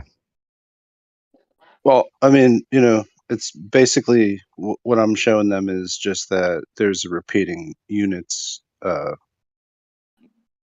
loop, for lack of a better word. Yep, that's what that was. That It'll was it. just cycle Can you through in explain that? 60. Iris is all about the numbers too. Can I explain what's happening or why it happens Yeah. in 60? What was it you were talking about with them that time? I was It was a trying to say that repeating. that's the underlying real like numeric field order that's before numbers exist in the base 10 system. That already exists. Base 10 is like a simplification of the higher order of 60 that's occurring because of I don't know why, but that's just how it goes. That's what it was. Fundamental and Cyrus were going back and forth about the base 10 versus base 12. And I was saying I was hoping I wish you were there, because you and I were talking about the base 12, or just how the significance of 12, as far as the. Well, right. So base 12 is also hidden within 60. Okay, that's what you need to See, explain. yeah, well, because like you can, because 60 is divisible by 10 is divisible by 12, right? So anything that can be that can divide 60 can be a workable base system within the greater fundamental Fibonacci number field that is fucking infinite. It's like, to me, it's way more interesting than pies. I don't know why people are so fascinated with that shit. I mean, it's a continued fraction, right? And it's infinite, I guess, to the way that they calculate it. But Fibonacci is this additive structural real thing. It's like trees develop in this way. So when you're talking about it, it's like the numbers have referential like play to the other numbers, and so it's in picking this one effectively. In the 60-digit one that I was showing them is just the units column. If you wanted to build more abstract Fibonacci matrices, you'd have to be dealing in like 300 digits, or like, or 5 times that.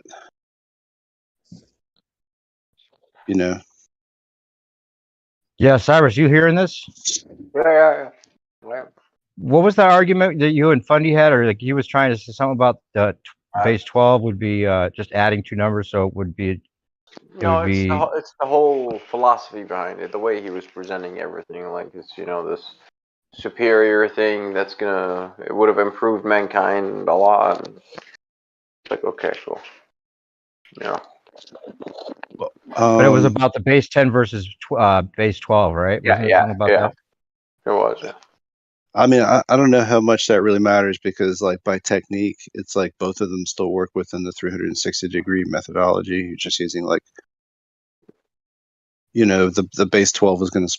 I mean, I think that sound works in sort of a 12 tonal thing. I think. Yeah, right. Something like that. Yeah, not Yeah, and but it can exist in other frames of division too.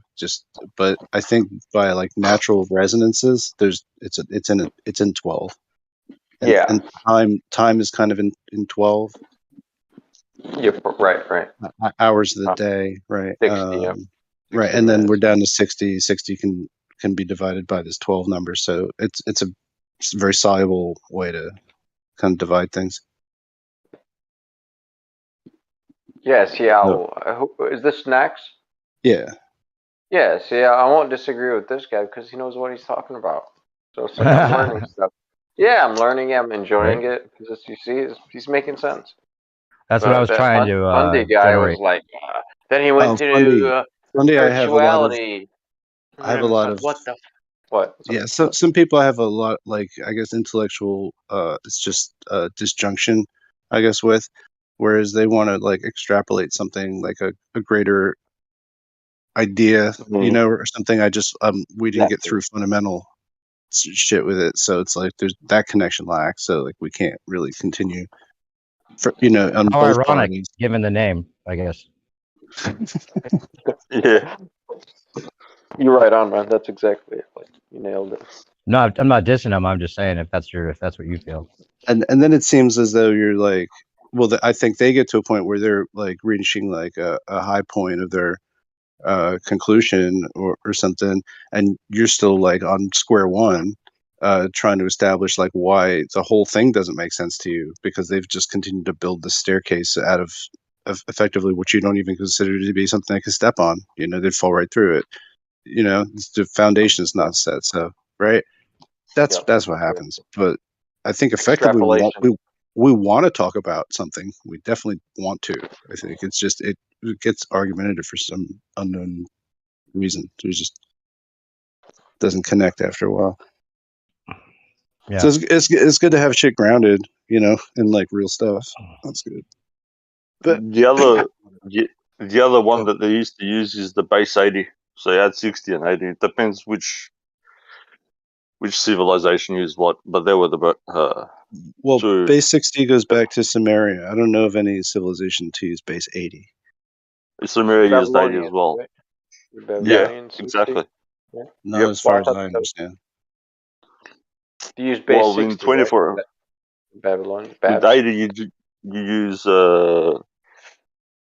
so it's in 3/4. So that's why you have midnight, because they still use the base 80. It's 80. So you got 8, 16, 24. Midnight is in between. They use base 80. They don't practice what they preach. I can't. But that's a whole different one. But this is where I'm like, what? Base 80? Yeah, so you got 8 hours. 8 hours. So from. You're talking about ancient cultures that use base 80? Yeah. Even now, that's why you have midnight, 80. Looks like 80. Hi. That's what. From where? That's why you have. From what? That's why you have midnight, dude. How do you have midnight when the thing starts at 0? So it's from 8 till 4 in the morning. Yes, it is, dude. You're not convincing me of length. I don't need to convince you. I'm telling you what it is, bro. Well, you did say that. How do you have? Listen, bro. How do you have midnight when it reverts back to 0? That's not How do you say even it's midnight? a question. No. It is a question because it's the middle of the night, dude. Okay. And the night starts that's when? not a complete sentence. Starts at 8 till 4 in the morning. Syntax is a problem here. Maybe I can't understand this. I'm not from My that part of the syntax world. is way better than yours, but so syntax is not a problem. Hey, wait, hold on, guys! Don't start, don't start competing. You guys are both very intelligent. I'm sure there's a misunderstanding of some sort we could work out without having it get personal. Yeah, but don't use the word syntax when he doesn't even know about syntax. So. Oh, you wouldn't realize that there would be syntactical differences in our language colloquially. No, you might not know how to You use take it as syntax. offense. I got you. Just- You're taking it as offense. I'm not intending it No, as no, offense. This syntactically, I do not understand what the fuck you're saying. Is to put it more figuratively. Yeah, maybe upgrade your lexicon. Okay. But... So 12 is midday, right? 0 to 12 is that midday? Would 12 be midday? What's your 0? Explain it so I can understand it. Maybe you guys both understand it, but I'm lost. 12 is So midday. Exactly. Cyrus has got it right. See, he uses logic. So 12 is midday, then from 12 to 8, and then you've got midnight. From 8 till 4 in the morning, that's your midnight. And it works out. Cyrus, you got it correct. Well done, bro. Well, but my 0 was to be midday, it would be at 6 in order for that. Because from 0, there'll be midnight. Midnight to 12, that's 12 hours. There'll be like half of the 24 hours, so it cannot be midday. Midday is like a quarter of the way there, right? Because you have the day, midday. Yeah, so quarter. Midday would be quarter, and midnight would be 3/4 on the clock on a 24-hour cycle. It's a third. Yeah, 2/3, right? Midnight would be 2/3. You have 1/3 left. No, 1/4. Yeah, 1/4. Yeah, 3/4 would be. So you would have 25% left. Correct? Yeah, 4 6s, right? 4 times 6. Well, if you use it, well, if you're using the 6, if you're using the 3, if you're using the 8, then you go on midday. If you start at midday, which is the middle of the day, because it will be the middle of the day. I'm gonna have to Google this. If you go from I'm still not like quite familiar with it.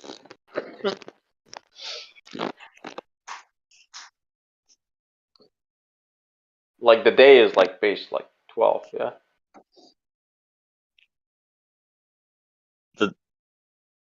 What do you mean today? Like how many? Like the way it works. Yeah, 80. 60 minutes on to 60 seconds. 60 seconds in a minute. 60 minutes in an hour. What? Like what makes 1 is like 24. You know, a multiple of like 12. So yeah, they use 8. That's what they use. That's what they used. Okay. So when you say 8, you mean when you say 80, you mean 8. Yeah, 8. Correct. Yeah. I'm just saying, I already had to break a cocktail napkin out, and now I got to start another one now. Like we're You're like, let me start factoring, man. What the fuck's going on here? Well, why'd you say 80 before? If it's 8. Because he was saying 60, because I understood he meant 6. If you take No. out the 0, it's 6. No, he actually meant 60, I think. Oh. Were you just talking about some whole other shit then this whole time? Okay, and I'm trying to like glue it together. Because you thought I said Base 8, not 6? base 80. He meant base 8. Let's just go from there. Well then fine. That's where the confusion was. Now we solved it. Yeah, the 0 doesn't mean anything. So I mean, I just common sense for me, but. Well, do you understand why it would seem confusing at base 80 if it was literally 80 instead of 8? That's why it was hard to. But he thought you meant base 6. But what you meant by base 60 is 6. So explain why base 60 works. Or do you understand that already, Iggs? Yeah, no, I get. I got 60 a long time ago. Yeah. 60 is good. Just the other one that I know of is the 8 base. Okay, so it wouldn't be 80. Okay. Does that make sense now, Snack? 8, base 8? Well, it makes more and less sense. How so? Well, now I'm at square one now. So now I get to actually start thinking because I was on sort of a Forget the 80. Okay. Okay. if What you the fuck were we divide a talking circle about? up into 8, you know what I mean? What were we on before we got to the base? Now you're talking about the base 60, base 6, whatever you want to call it. Oh, I think New Perspective was talking. Oh, I got into it with Fundy. I was talking about just like the differences for 12 and 10. I'm trying to figure out what this would really mean to that system. I don't think this is a true base 8 you're talking about though, but I'm not 100% sure.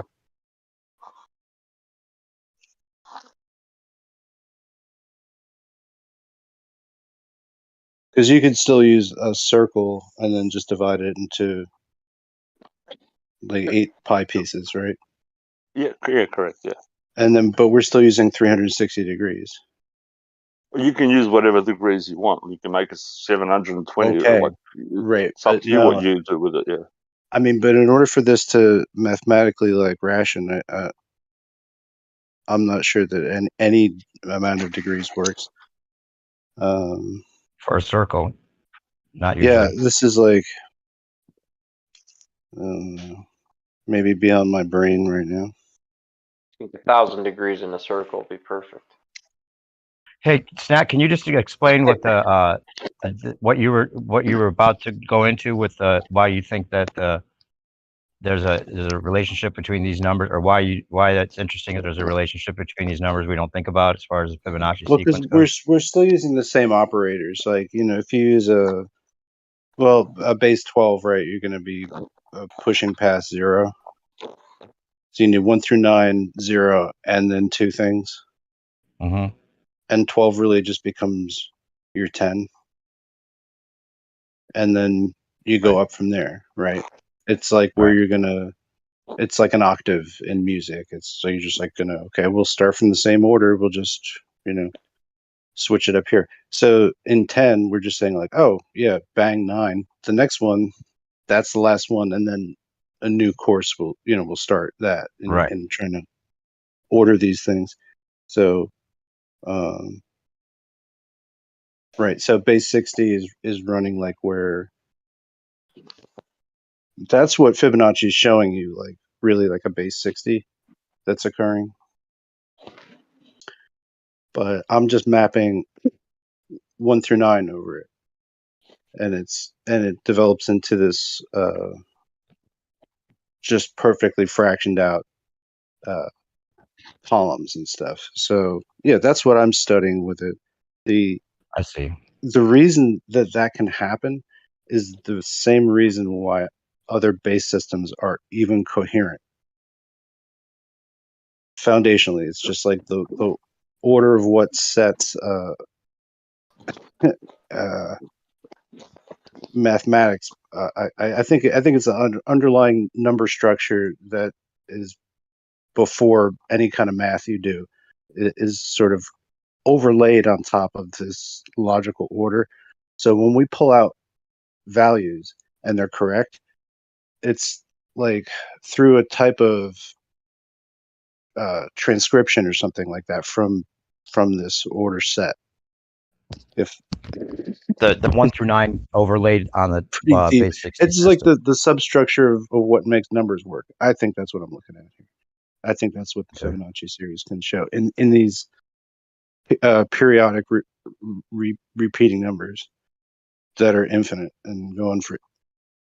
There's like, yeah, I don't know. For me, that's like a pseudo or quasi spiritual thing for me to figure out with my own work here is that just because I'm finding something that I can deal with that's only 60 numbers because I'm just a human being and not a calculator, I'm working with like a larger set than that by hand is just impossible, you know?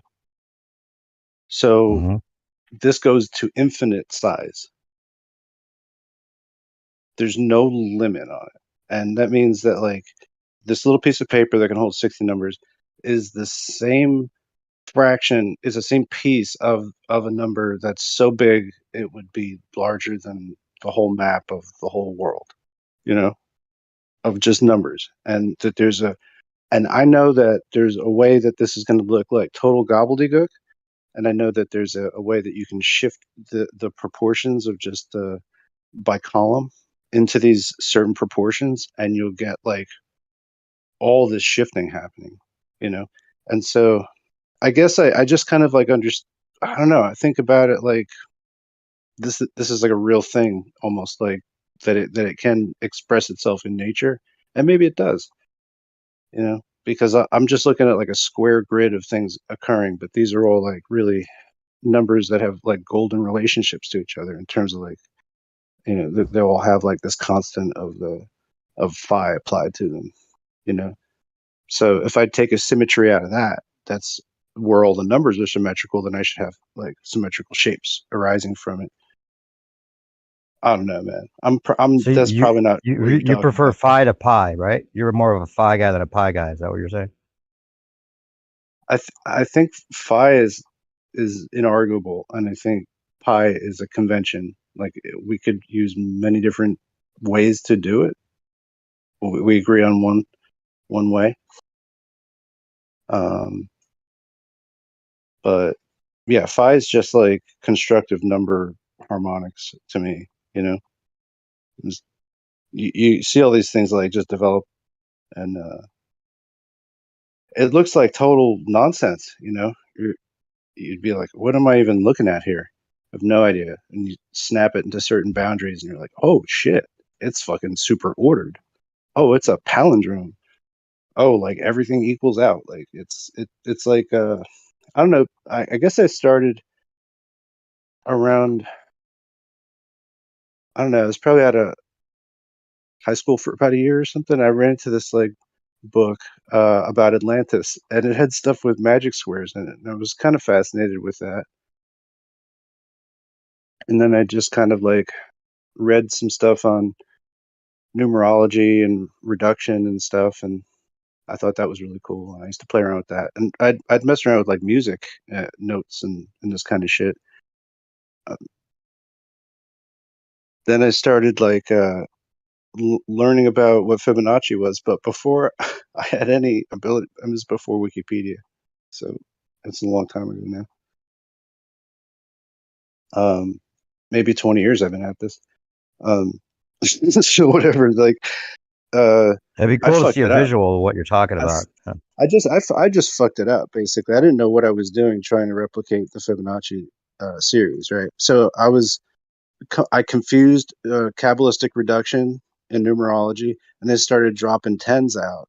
You know, I was just so basically just doing the additive stuff, but just only in the units column, which is the wrong way to produce Fibonacci, but it's the correct way to produce Fibonacci Paisano period, which is just the matrix of the repeating number that's going to be in there. And I was finding these fragments of the numbers, and I'm like, oh wait, every 2-digit number in succession, like 11, 24, that's probably the wrong one, 26, 33, like these numbers only exist in like one address in this whole block. And that what I'm noticing is like, oh, that there are addresses, and I'm like, oh, there's like a coherent thing, and I'm like, oh wait, this is, you know. So that's my aha moment with it. Started clicking. Okay, right. Yeah, and then I'm like, oh no, it's just like one 60-digit number, and I arrange it in 4 columns where it breaks to 10, where it breaks to 0, right? So that's where the Fibonacci value, you know, it hits the units number is going to be 0, and this only happens 4 times. But it's like what I'm looking at too is forever ever of Fibonacci. These are the 60 digits that will be iterators to build like a lock combination, like a lock tumbler. Like it's just, you know, if we were printing press to make more Fibonacci numbers, this is lock tumbler 1, right? We want to make infinite Fibonacci numbers. We need like more wheels. So the next wheel is not 60 digits, but the next wheel is like 300, you know, and then it's 1500, and then 15,000. So in this succession, we could just print out all the Fibonacci numbers of the, which is only to 4 digits. It sucks. But anyway, yeah, that's the idea of how this thing works. It's these repeating loops within it, and so the repeating loops get to be of infinite size, and yet still they'll all be coherent back down. And to me, that says that any chaos that I see in life is really a symptom of a greater order that I have no fucking clue about, or it's, you know what I mean? So that's sort of philosophical to me now. And I think that's why it's a quasi spiritual experience, in numbers, You digging this, Cyrus? You hearing it? What you think, man? Am I just crazy? Yeah, man. I was so I'm of a guy like I was never fascinated with numbers ever, but I'm fascinated with the relationships, like like the golden ratio, like the beauty. It's scale invariant. Doesn't matter how big or small it is. If it's beautiful, it's because of the relationship. It's the ratio, like pressure, volume, and temperature interlocked, right? Like I call those the holy trinities of science. There's many of them: magnetism, electricity. They're all holy trinities. Pressure, volume, time. It's all the same three things. So it's a relationship between quantities is what fascinated me. Like because the number and the quantity doesn't matter. It's the binding relationship that matters. So, for me, so I was always like after the relationship numbers. Like for me, they mean nothing. I can take a division and divide it into more divisions and more divisions and more infinite, right? Yeah. Theoretically, Yeah, I'm figuring that this Fibonacci stuff, right, that I'm exploring is from Fibonacci by inspiration. I got it wrong, but I'm also still in the line of what his work was, but it took me 10 years to figure out that his name wasn't Fibonacci, it was Leonardo da Pisa. And then I'm like, oh, Paisano periods. Yeah, here I am. This is what I've been doing for 10 years.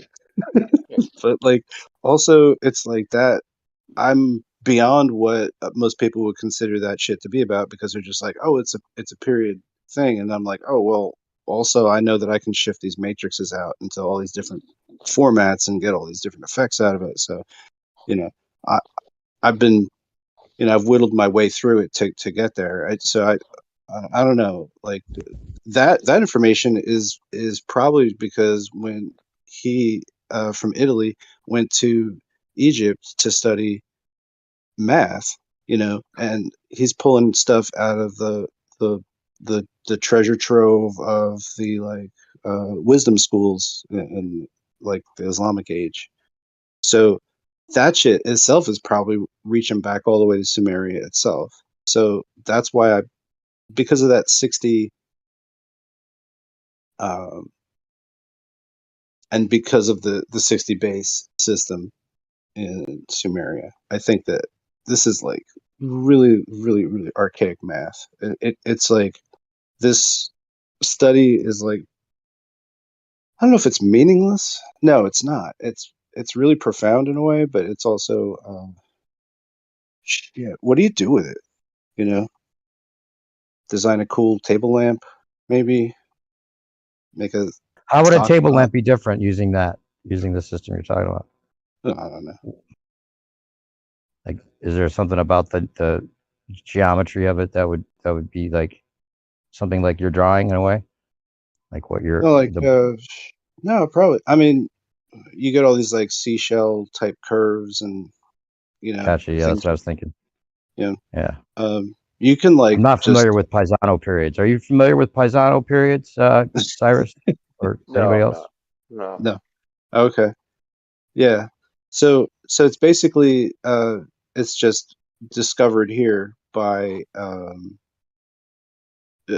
doing Fibonacci numbers, but just dropping anything that's over 9, basically. Okay. So you're only following into it. Yeah, a go ahead. unit at a unit. Yeah, I don't know, man. Yeah, it's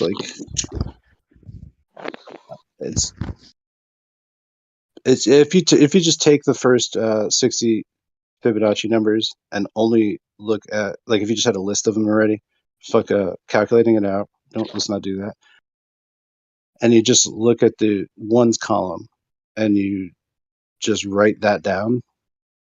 That itself is the number that I'm arriving at just by like doing regular Fibonacci, but I'm only following the ones. So if it gets to be over that, I just drop it and I only follow the ones because that's all I need to make this matrix. So that's the deal, man. Yeah. Okay. Okay, I would have to see this, yeah, for sure. And then after like Fibonacci number 61 would be the first one over again and repeating for the next 60 digits, and then it would repeat itself ad infinitum, rolling on like a wheel, like, or something. And yeah, so you can map these to different geometries to see, like, I don't know how it is factoring out over. I'm not really sure how to use it though. You know what I mean? To like build an object or something.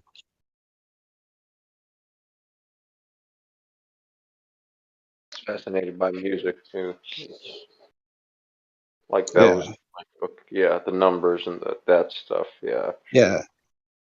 Does it matter? Like, well, it's like resonances and it's putting the notes in the right order makes for like great music. Putting it at the right time makes for really like powerful dynamics. And yeah, like, in some way I'm trying to like find music in this number set. So like I've mapped it to like a piano, right? So I take those 60 notes and I just map them to a piano. And then I can like and take these unit values and turn them into a note value based on a 9-note scale, or like however I wanted to break that up, I could do that. So yeah, so I've done that, and it doesn't sound very musical to me. Like I'm better off just like letting it rip, for what I can do, but I feel like if I was like a Dutch musician who like was really just shut up like in his crib all the time, that this is like the kind of stuff that would be great, and I'd probably win like a downbeat award or something for it. But that's not the case. It just wastes away in a place where it's gonna make me sound like a robot. But it's an interesting music concept anyway. Just try to like develop from. But like Bach and Mozart, I think played around with these initial proportions, at least to like the first 7 values of Fibonacci, that they would do stuff like that based on root movement. Yeah, I don't know. Snacks, sax player. Snacks I'm a plays sax the player. sax. I'm a sax player. He plays. Okay. I play sax.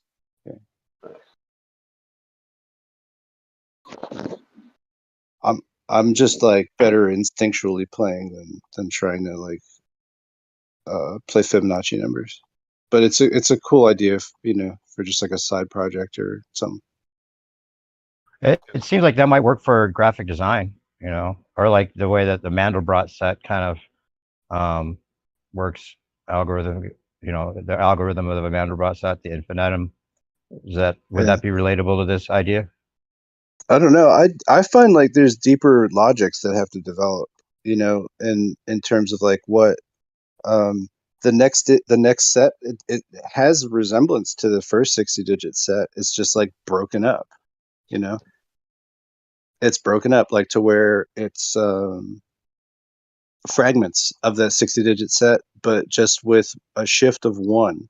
So like there's just these beats in it, like points that happen where it's like that, oh, the expected value should be this, but no, it's 1 more than it is because we've shifted up in the register from tens. So this is like a resultant thing that happens. So like it remaps the topology of 60 over across 300. That's just the way the numbers want to add. and it's really interesting. And Yeah, that variation kind of reminds me of the Vanderbilt set. yeah, like shape starts. It just develops rules, and it develops its own shape adaptation because the numbers have to do what the numbers have to do. At the end of the day, they gotta keep on adding it themselves, you know. So in order for it, I don't know, man. Like I see like all these crazy fundamental rules that start to happen in set math, like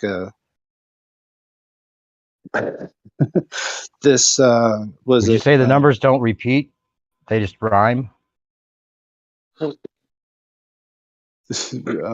what? Like there's like, you know how they say about history, like history doesn't repeat itself, but it does seem to rhyme.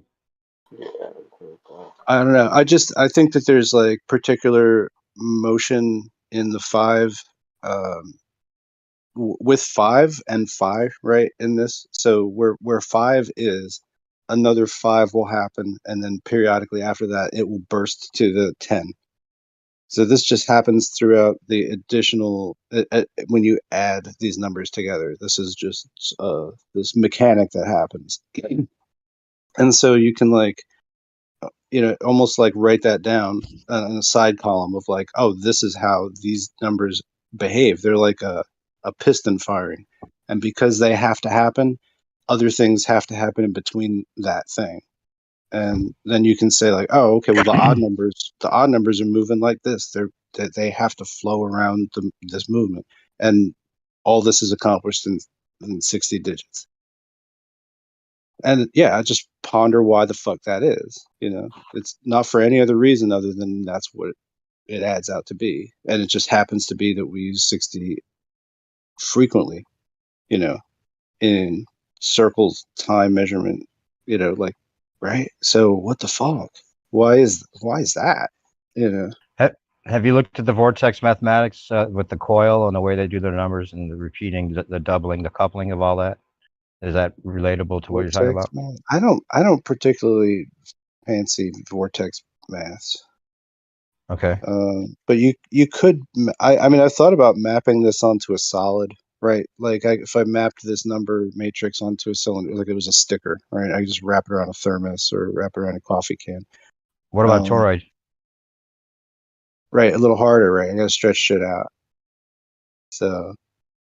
Well, then you could get the repeating. You could see the pattern maybe easier. That it would be like Right. kind of enveloping on itself.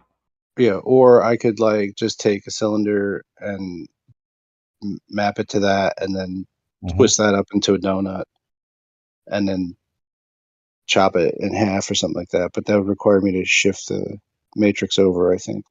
Is there, when you get done with it, is there like a repeating pattern that you can see that's definitive, or is it just kind of randomly repeating tens and No, fives?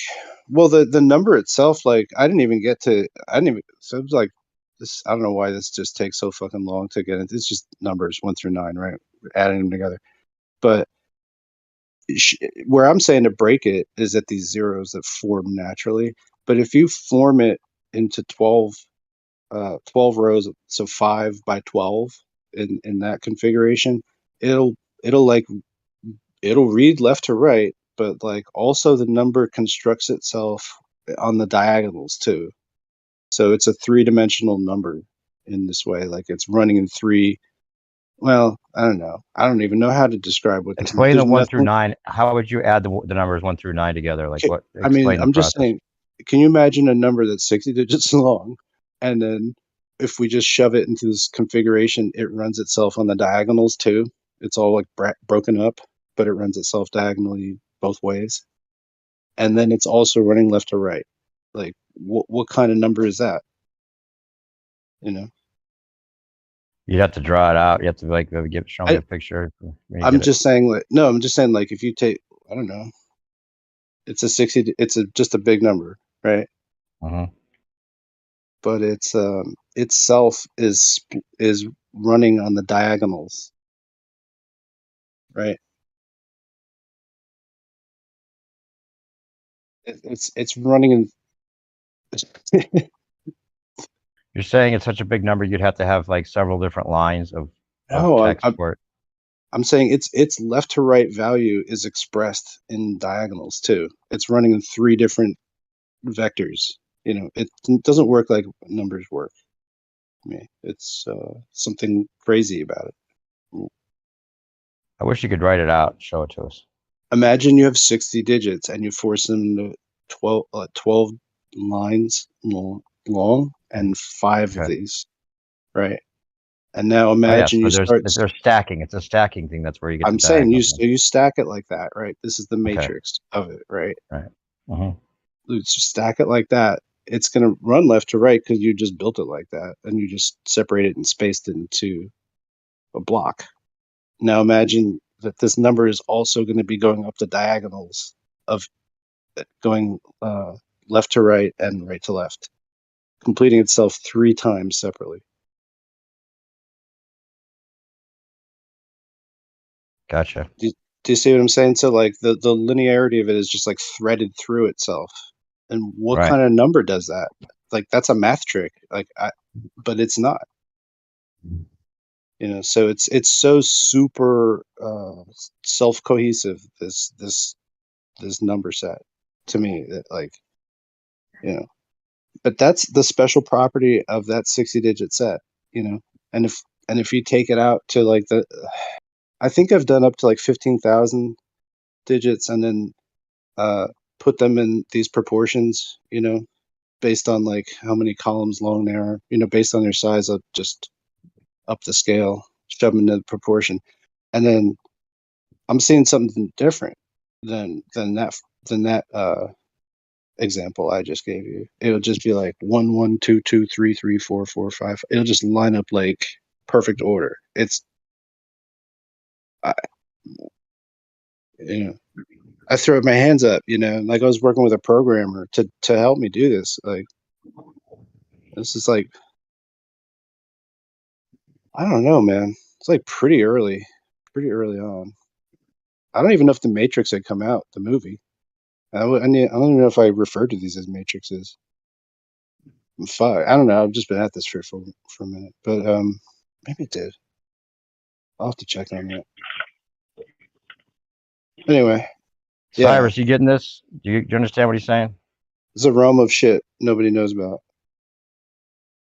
I mean, like you know what I mean? The Wikipedia entry for me. You gotta come out with your book, man. Your book's gonna fucking.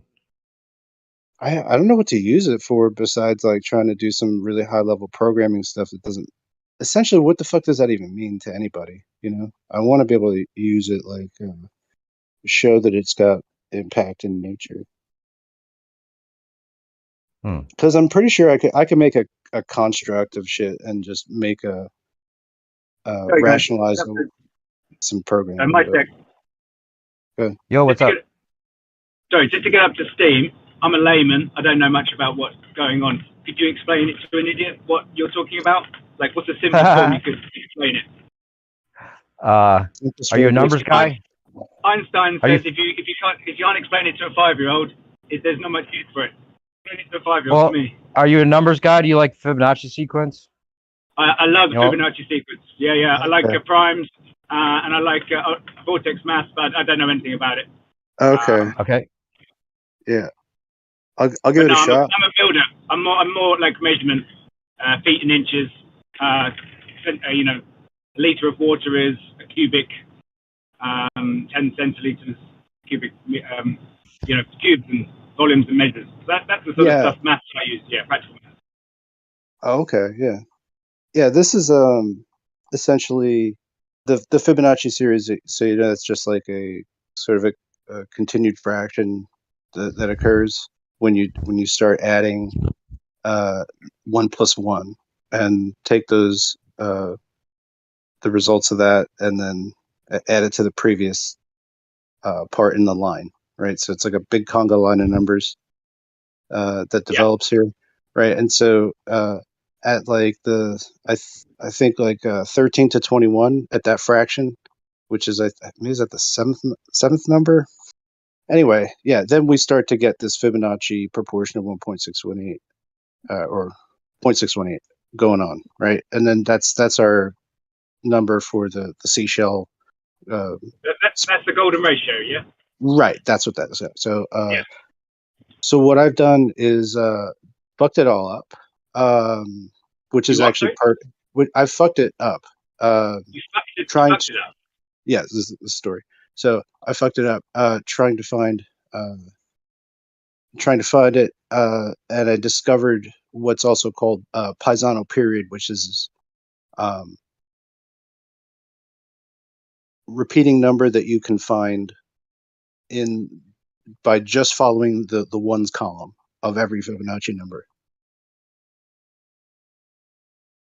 This is like the 60 set of Paisano period. So I discovered something that's developed from Fibonacci numbers, and it's a repeating number.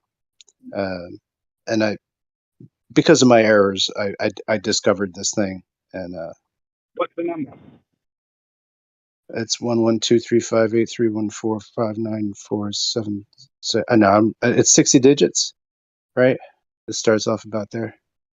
It ends in 910, and then repeats itself back to 11235831455. No, I mean, I'm not going to do it. I can't. I need cocktail napkin now. But It's the number. But well, how is yours? How was what you discovered different than the Paisano period? Like were you using the Paisano periods along with the Fibonacci? That's where this came from, or no, I didn't how? discover that they were even called Paisano periods. And I had spoken to 3 different math department people that were fans of Fibonacci from 3 different universities, and none of them really understood what I was doing. They referred me to other people that never got back to me. So it took me 10 years to find out that what I was looking at was actually because of the confusion with the name Fibonacci and his actual name, Leonardo da Pisa.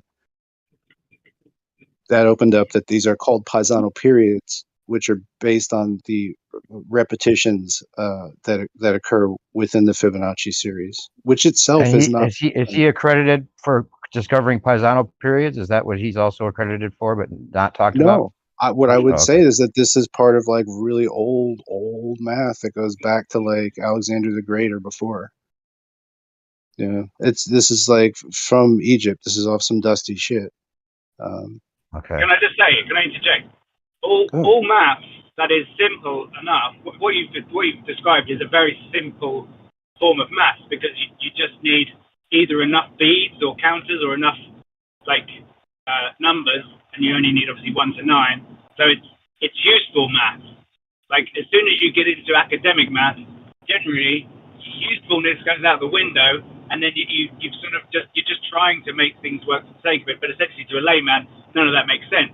So again, going back to my 5-year-old, I've got a 6-year-old. So like when I teach her, it's like fractions make the most sense to teach a child. They're sort of the basis of everything. It's that yes, we have 1 to 9, and then multiples of that. But essentially, each number is infinite. You can divide it infinitely. You obviously don't start with that when you're talking to a 6-year-old, but essentially you say, look, first of all, you can break it in half. Boom, break it in quarters.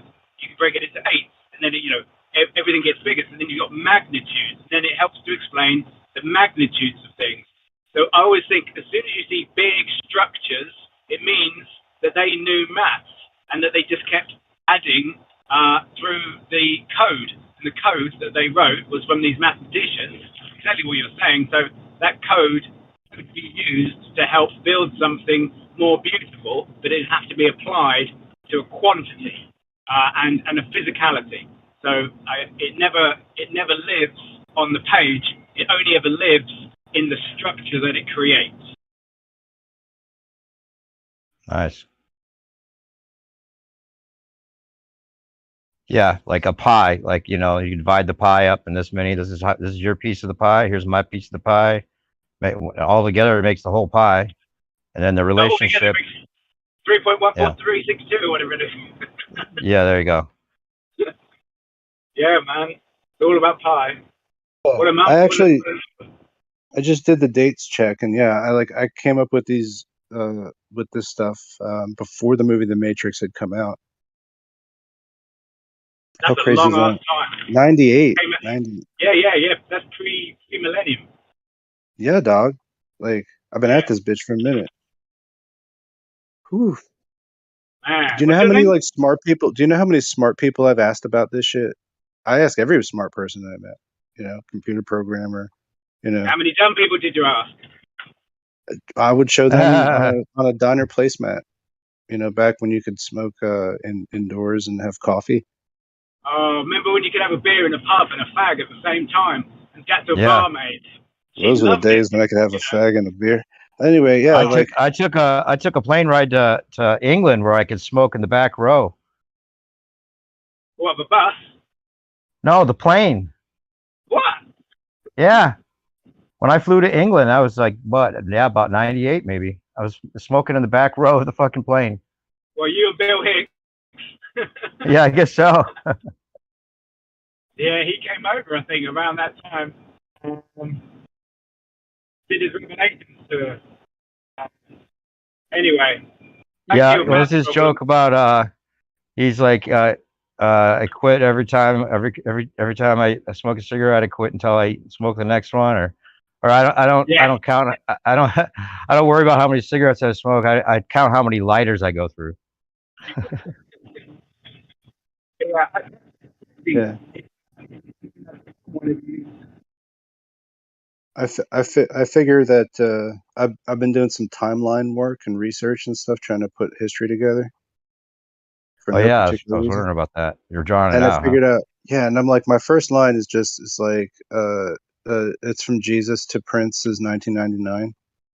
Not actually the song, but the year 1999. But I think of Right. Prince when it's that there, you know, just sort of Yeah. counterbalance the graveness of the fact that I'm starting off at 33 AD with a cross in my little timeline, you know. So I got to make like little pictures sometimes, just be like, ooh, yeah, okay.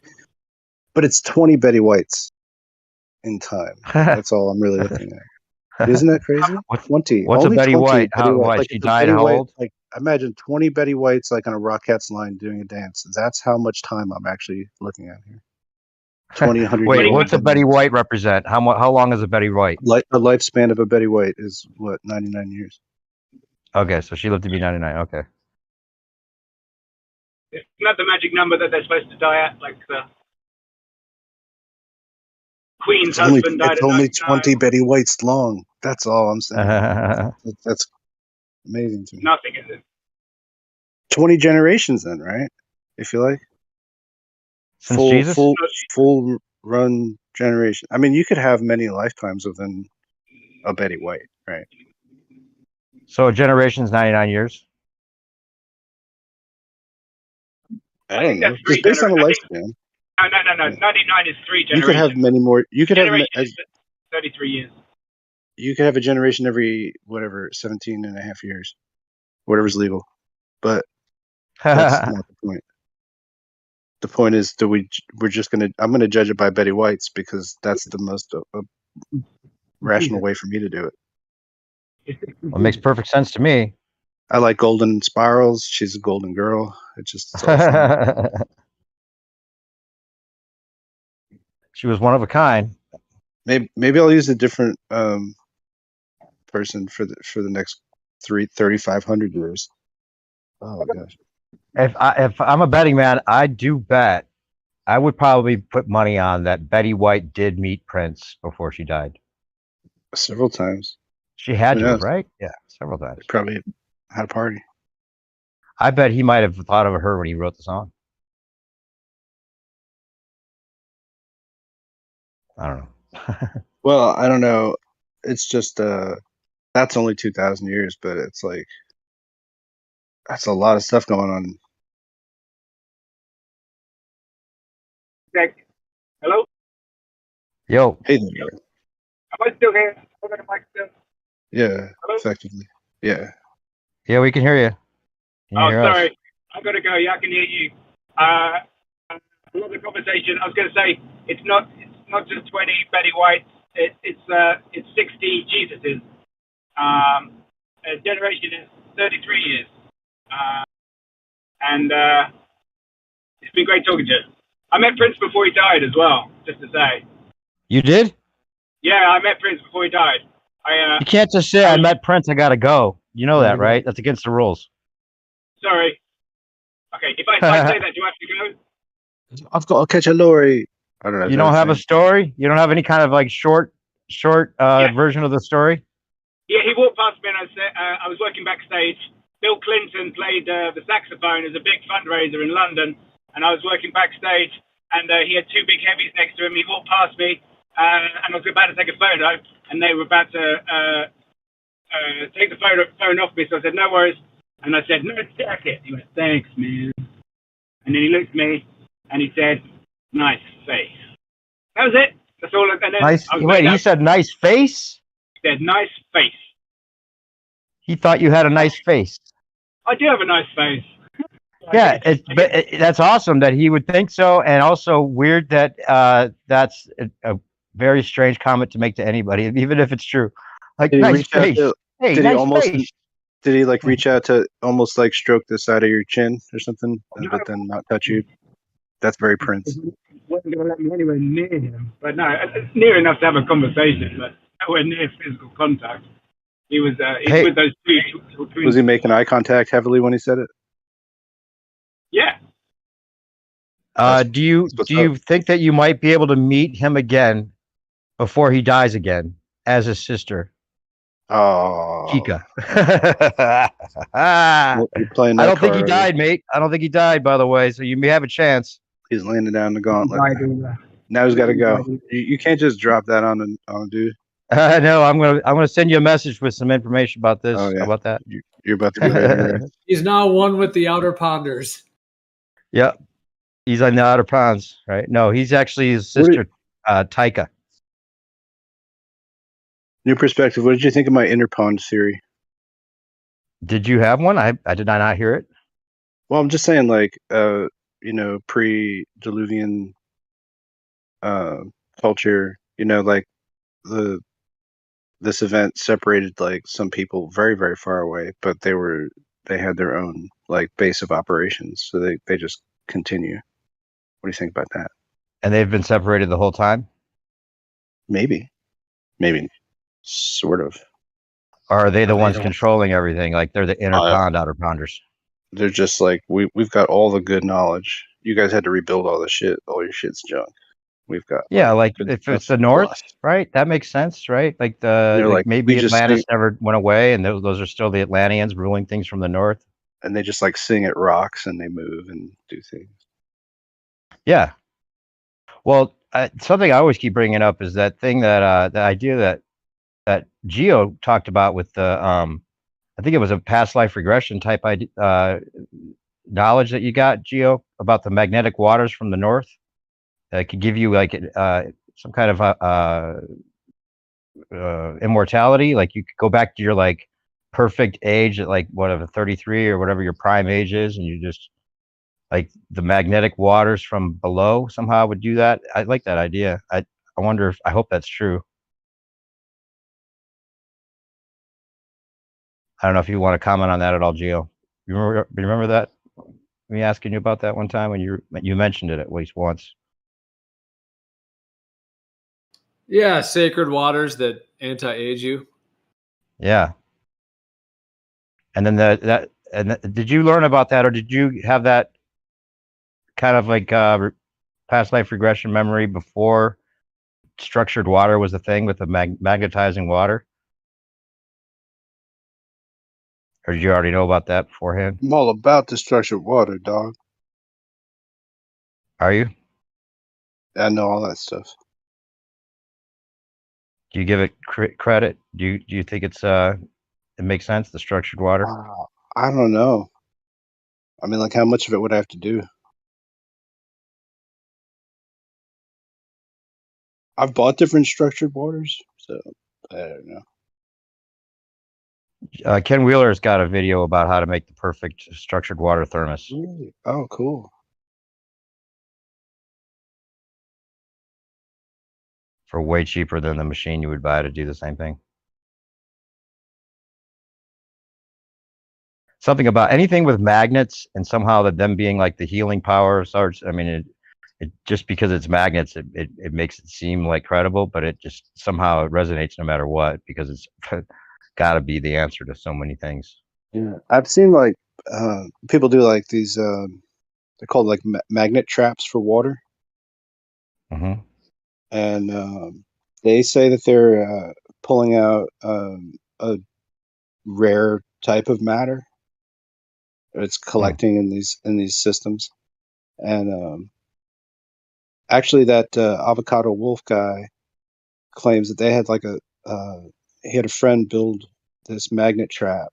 I think it was like a 3-stage machine, and I think they said it just kind of like it, like the water actually just lit up, and then it burst one of the seams or something. Like it Whoa. overpowered the water. Like a third, like another state of water, Like or effectively, you could charge water up with a magnet enough so that it luminesces, basically. Interesting. Do you have a link to that at all, or do you know he was at that recent thing? Did you hear what's it talking about him? I did. Yeah, I know of avocado wolf's stuff on Ormus research more than his vegetable stuff. I don't know. He's an ashwagandha pusher, and that stuff makes me feel agitated. What's ashwagandha? Don't worry about it. It's a root, the adaptogen root. Supposed to make you feel very strong, but Did you have an aversion to it? Did you try it or something? it's just a little harsh for me. I don't know. Some Okay. things I find harsh. Yeah, I like to hear Gio go off on vegetation that he doesn't recommend. I was trying to tell you that when you were out here a little bit too about lettuce and under a microscope. Some of these things just don't seem like they would. It seems like they would be like shards of glass through your system. Is that right, Gio? Trying to get Gio in on the conversation here a little bit. You're trying to just tag him in any way you can. Trying to tag you in, Gio. Like, what vegetables would you say you would eat that are to your like? He's got a whole list of like things that he would eat that I've never is heard not of. healthy. Eat anymore. I don't What if know, it's like Gio. the Maybe organic Gio green lettuce? doesn't want to go off on his diet tribe, pun intended. Good, So would it be bad for us to eat diatomaceous earth? People do that. Yeah. What I'm do you not think, sure if Gio? I go with that. You still here? Yeah, I'm here. What's up? I don't know. I've gotten some health lessons from you that I was trying to explain to snack as far as like what kind of vegetables you do eat. What do you think are really good for you as far as what you would get? Like potatoes, you think are like out, right? You never eat potato. Vegetables? Yeah. Yeah, there's a lot of sketchy vegetables. Potato vegetables, right? That are really not meant for humans to consume. And Like, just name a list, yeah, please. Well, you're talking about just plant foods in general, or? No, I've heard you say potatoes and lettuce and things like that before, stuff that I eat all the time. I'm like, wait a minute, do I need to like make sure I don't eat that shit? Well, not all lettuces are a problem. Yeah. Some are okay.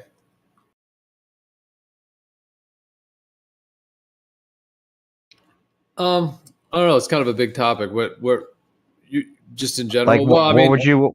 Yeah, I was just trying to get you into the conversation with some of the stuff that I've heard you say that I wouldn't be able to repeat. That's all. About the things that you would eat and wouldn't eat. You know. I think potatoes are good, but they have to be prepared by me. Not just taste wise, the structure wise. You were saying that when you looked at lettuce under a microscope, it looked like shards of glass. Something like those that. are oxalates. That's what I was looking for. Yeah. Yeah, a lot of vegetables contain oxalates. They do look like razor blades. They look like looks like a dumpster of trash of razor blades under a microscope. It's pretty crazy. It looks like little like hairpins and needles, and it's insane. And what do those do to harm our gut?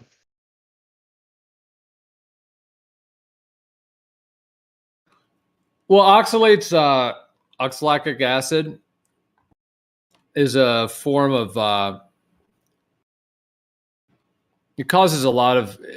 Well, it's not necessarily a gut thing, although it can irritate the gut. But oxalic acid, it essentially causes, like, it leaches minerals from the body. It leaches calcium from your body as well. It's like an anti-nutrient. But there's also like a more like, if you just read about oxalates in general, they'll talk about how it reduces mineral absorption in the body and causes inflammation, and it's essentially an anti-nutrient. But there's even ways in which it's like linked to inflammation in the body and even like a lot of other health problems. So there's like a deeper potential conspiracy going on that some of these foods, these modern day kind of vegetables that we eat that may have oxalates in them originally, might also be modified in some way with like an additional sort of a bioweapon form of oxalates that actually cause further health problems like arthritis and a lot of these other problems that they end up treating with pharmaceuticals. Nice. That's the kind of information I was looking for. Yeah. Like your Actually, daily David, diet, like describe it like an average day of diet. Like I've heard you say you eat a lot of beef or a lot of meat, right? A lot of protein. Yeah, I mean, just to run through, I think kind of what you're saying, like, I mean, like, for example, like a paleo diet is no beans, grains, or peas. So that includes like all beans, peas, and grains, essentially all grains. So, I mean, I know like people have different viewpoints, of course, on all this, but I don't think the human body is designed to consume grains at all. Any grain. It doesn't mean they're all terrible for you. I mean, some people can handle there's like gluten grains, and then there's grains that don't contain gluten, like rice. Although rice still contains gliadins, which are similar to gluten. Although they're like in a spectrum. There's like a whole spectrum of gliadins, in which gluten is one of them. But some people also have issues with the actual rice as well, the gliadins in rice. But yeah, I mean, grains, like, they don't digest well in the body. They cause inflammation, high blood sugar, tooth decay, weak bones.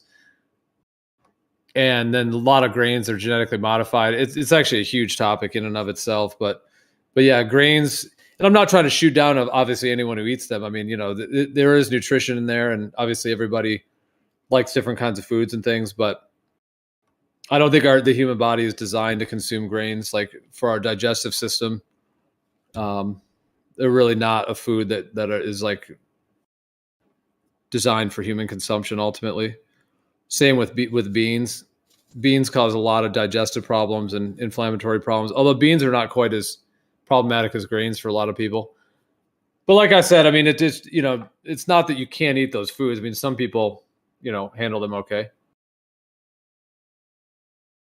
Yeah, it's more of a question of like what's ideal, I suppose, in terms of that.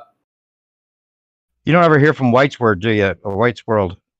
I remember him talking to you one time saying that he doesn't think any vegetable or fruit is really good for you digestively, and you were like, even you were like, well, wait a minute, I think there's some fruits that I would still eat, but he was pretty adamant about that. Like no breads and no veggies. Like he was like pretty much all meat, wasn't he? Yeah, he was kind of carnivore. Yeah, I haven't talked to him in a while. I'm not sure. Yeah, I'm not sure he's been on Discord in quite some time. I haven't seen him around.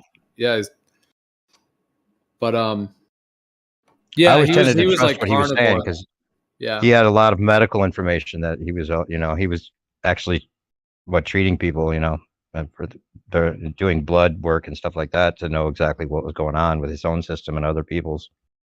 Yeah.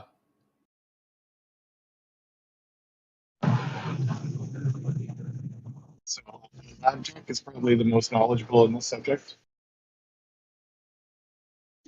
What's that? Who? A lab tech is probably your best source of knowledge in this subject. In a blood Yeah, lab. he was doing the lab work for the blood and everything. That's why it was surprising to hear him be so adamant. It's just meat, pretty much. You realize he's also a lab tech that said we won't name the virus, but we had never sequenced it. Right. Well, we're not supposed to talk about all that right now just for the live stream. But yeah, we hear you. Never been isolated, right? Never forget. That's what he claims. Never forget. Oh, so you're saying that's the bullshit claim? Right. Okay. Well, where's your proof of that? The other V word that was generated because we did that. Oh, okay. So you're trying to say it was all in the up and up? Yeah. Okay. I doubt too many people in here would agree with you, but that's cool. Yeah, me too. I know. Oh, it's Chunky. I forgot. Okay, Chunky. Yeah, we're not going to have that argument with you, Chunky. Who's Chunky? Is that your name? Chunky? No. Is that your name? Oh, Chucky. Sorry. Yeah.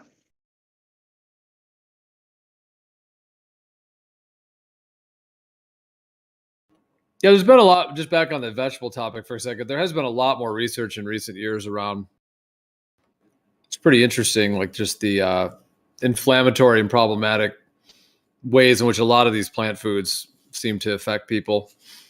That's why a lot of people have had benefit, like going carnivore, for example, when you just cut out, it's like to go carnivore, you're cutting out a lot of that stuff, a lot of these hybridized vegetables. And like, for example, brassicas, like the entire family of brassica, including broccoli, cauliflower, Brussels sprouts. Brussels sprouts is another. They all contain goitrogens, which block iodine absorption for your thyroid.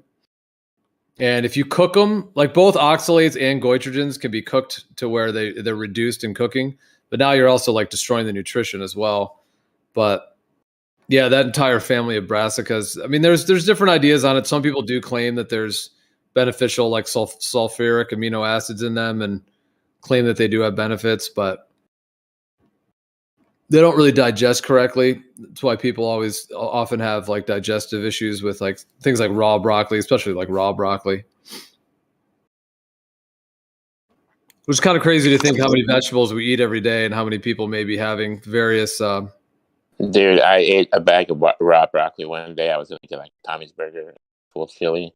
I said, I'm going to go healthy. I ate a bag of raw broccoli. I had such a stomach ache. Oh my God. Never again. Was it raw? Yeah, I thought it was okay, but I guess it's not.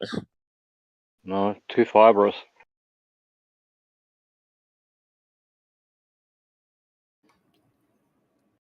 Yeah, I like a little raw broccoli with some blue cheese dressing. I have to admit, not too much of it, but it does taste good.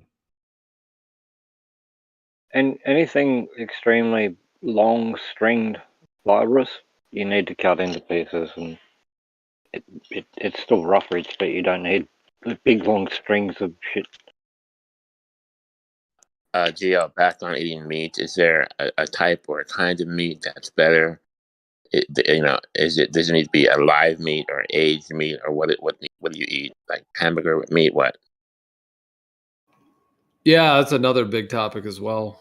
Yeah, it's a big challenge to get good, clean meat. I mean,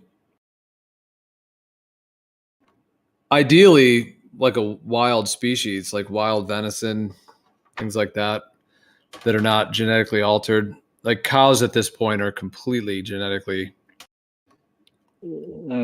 functified. So it's pretty challenging to talk about the meat topic because, yeah, most meats are.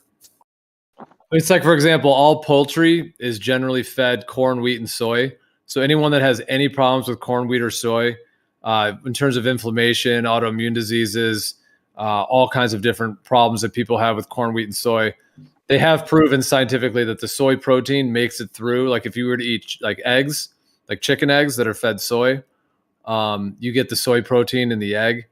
Like animal foods, there's so many challenges with them. Like eggs are fed corn, wheat, and soy, so they have all of those that can cause issues.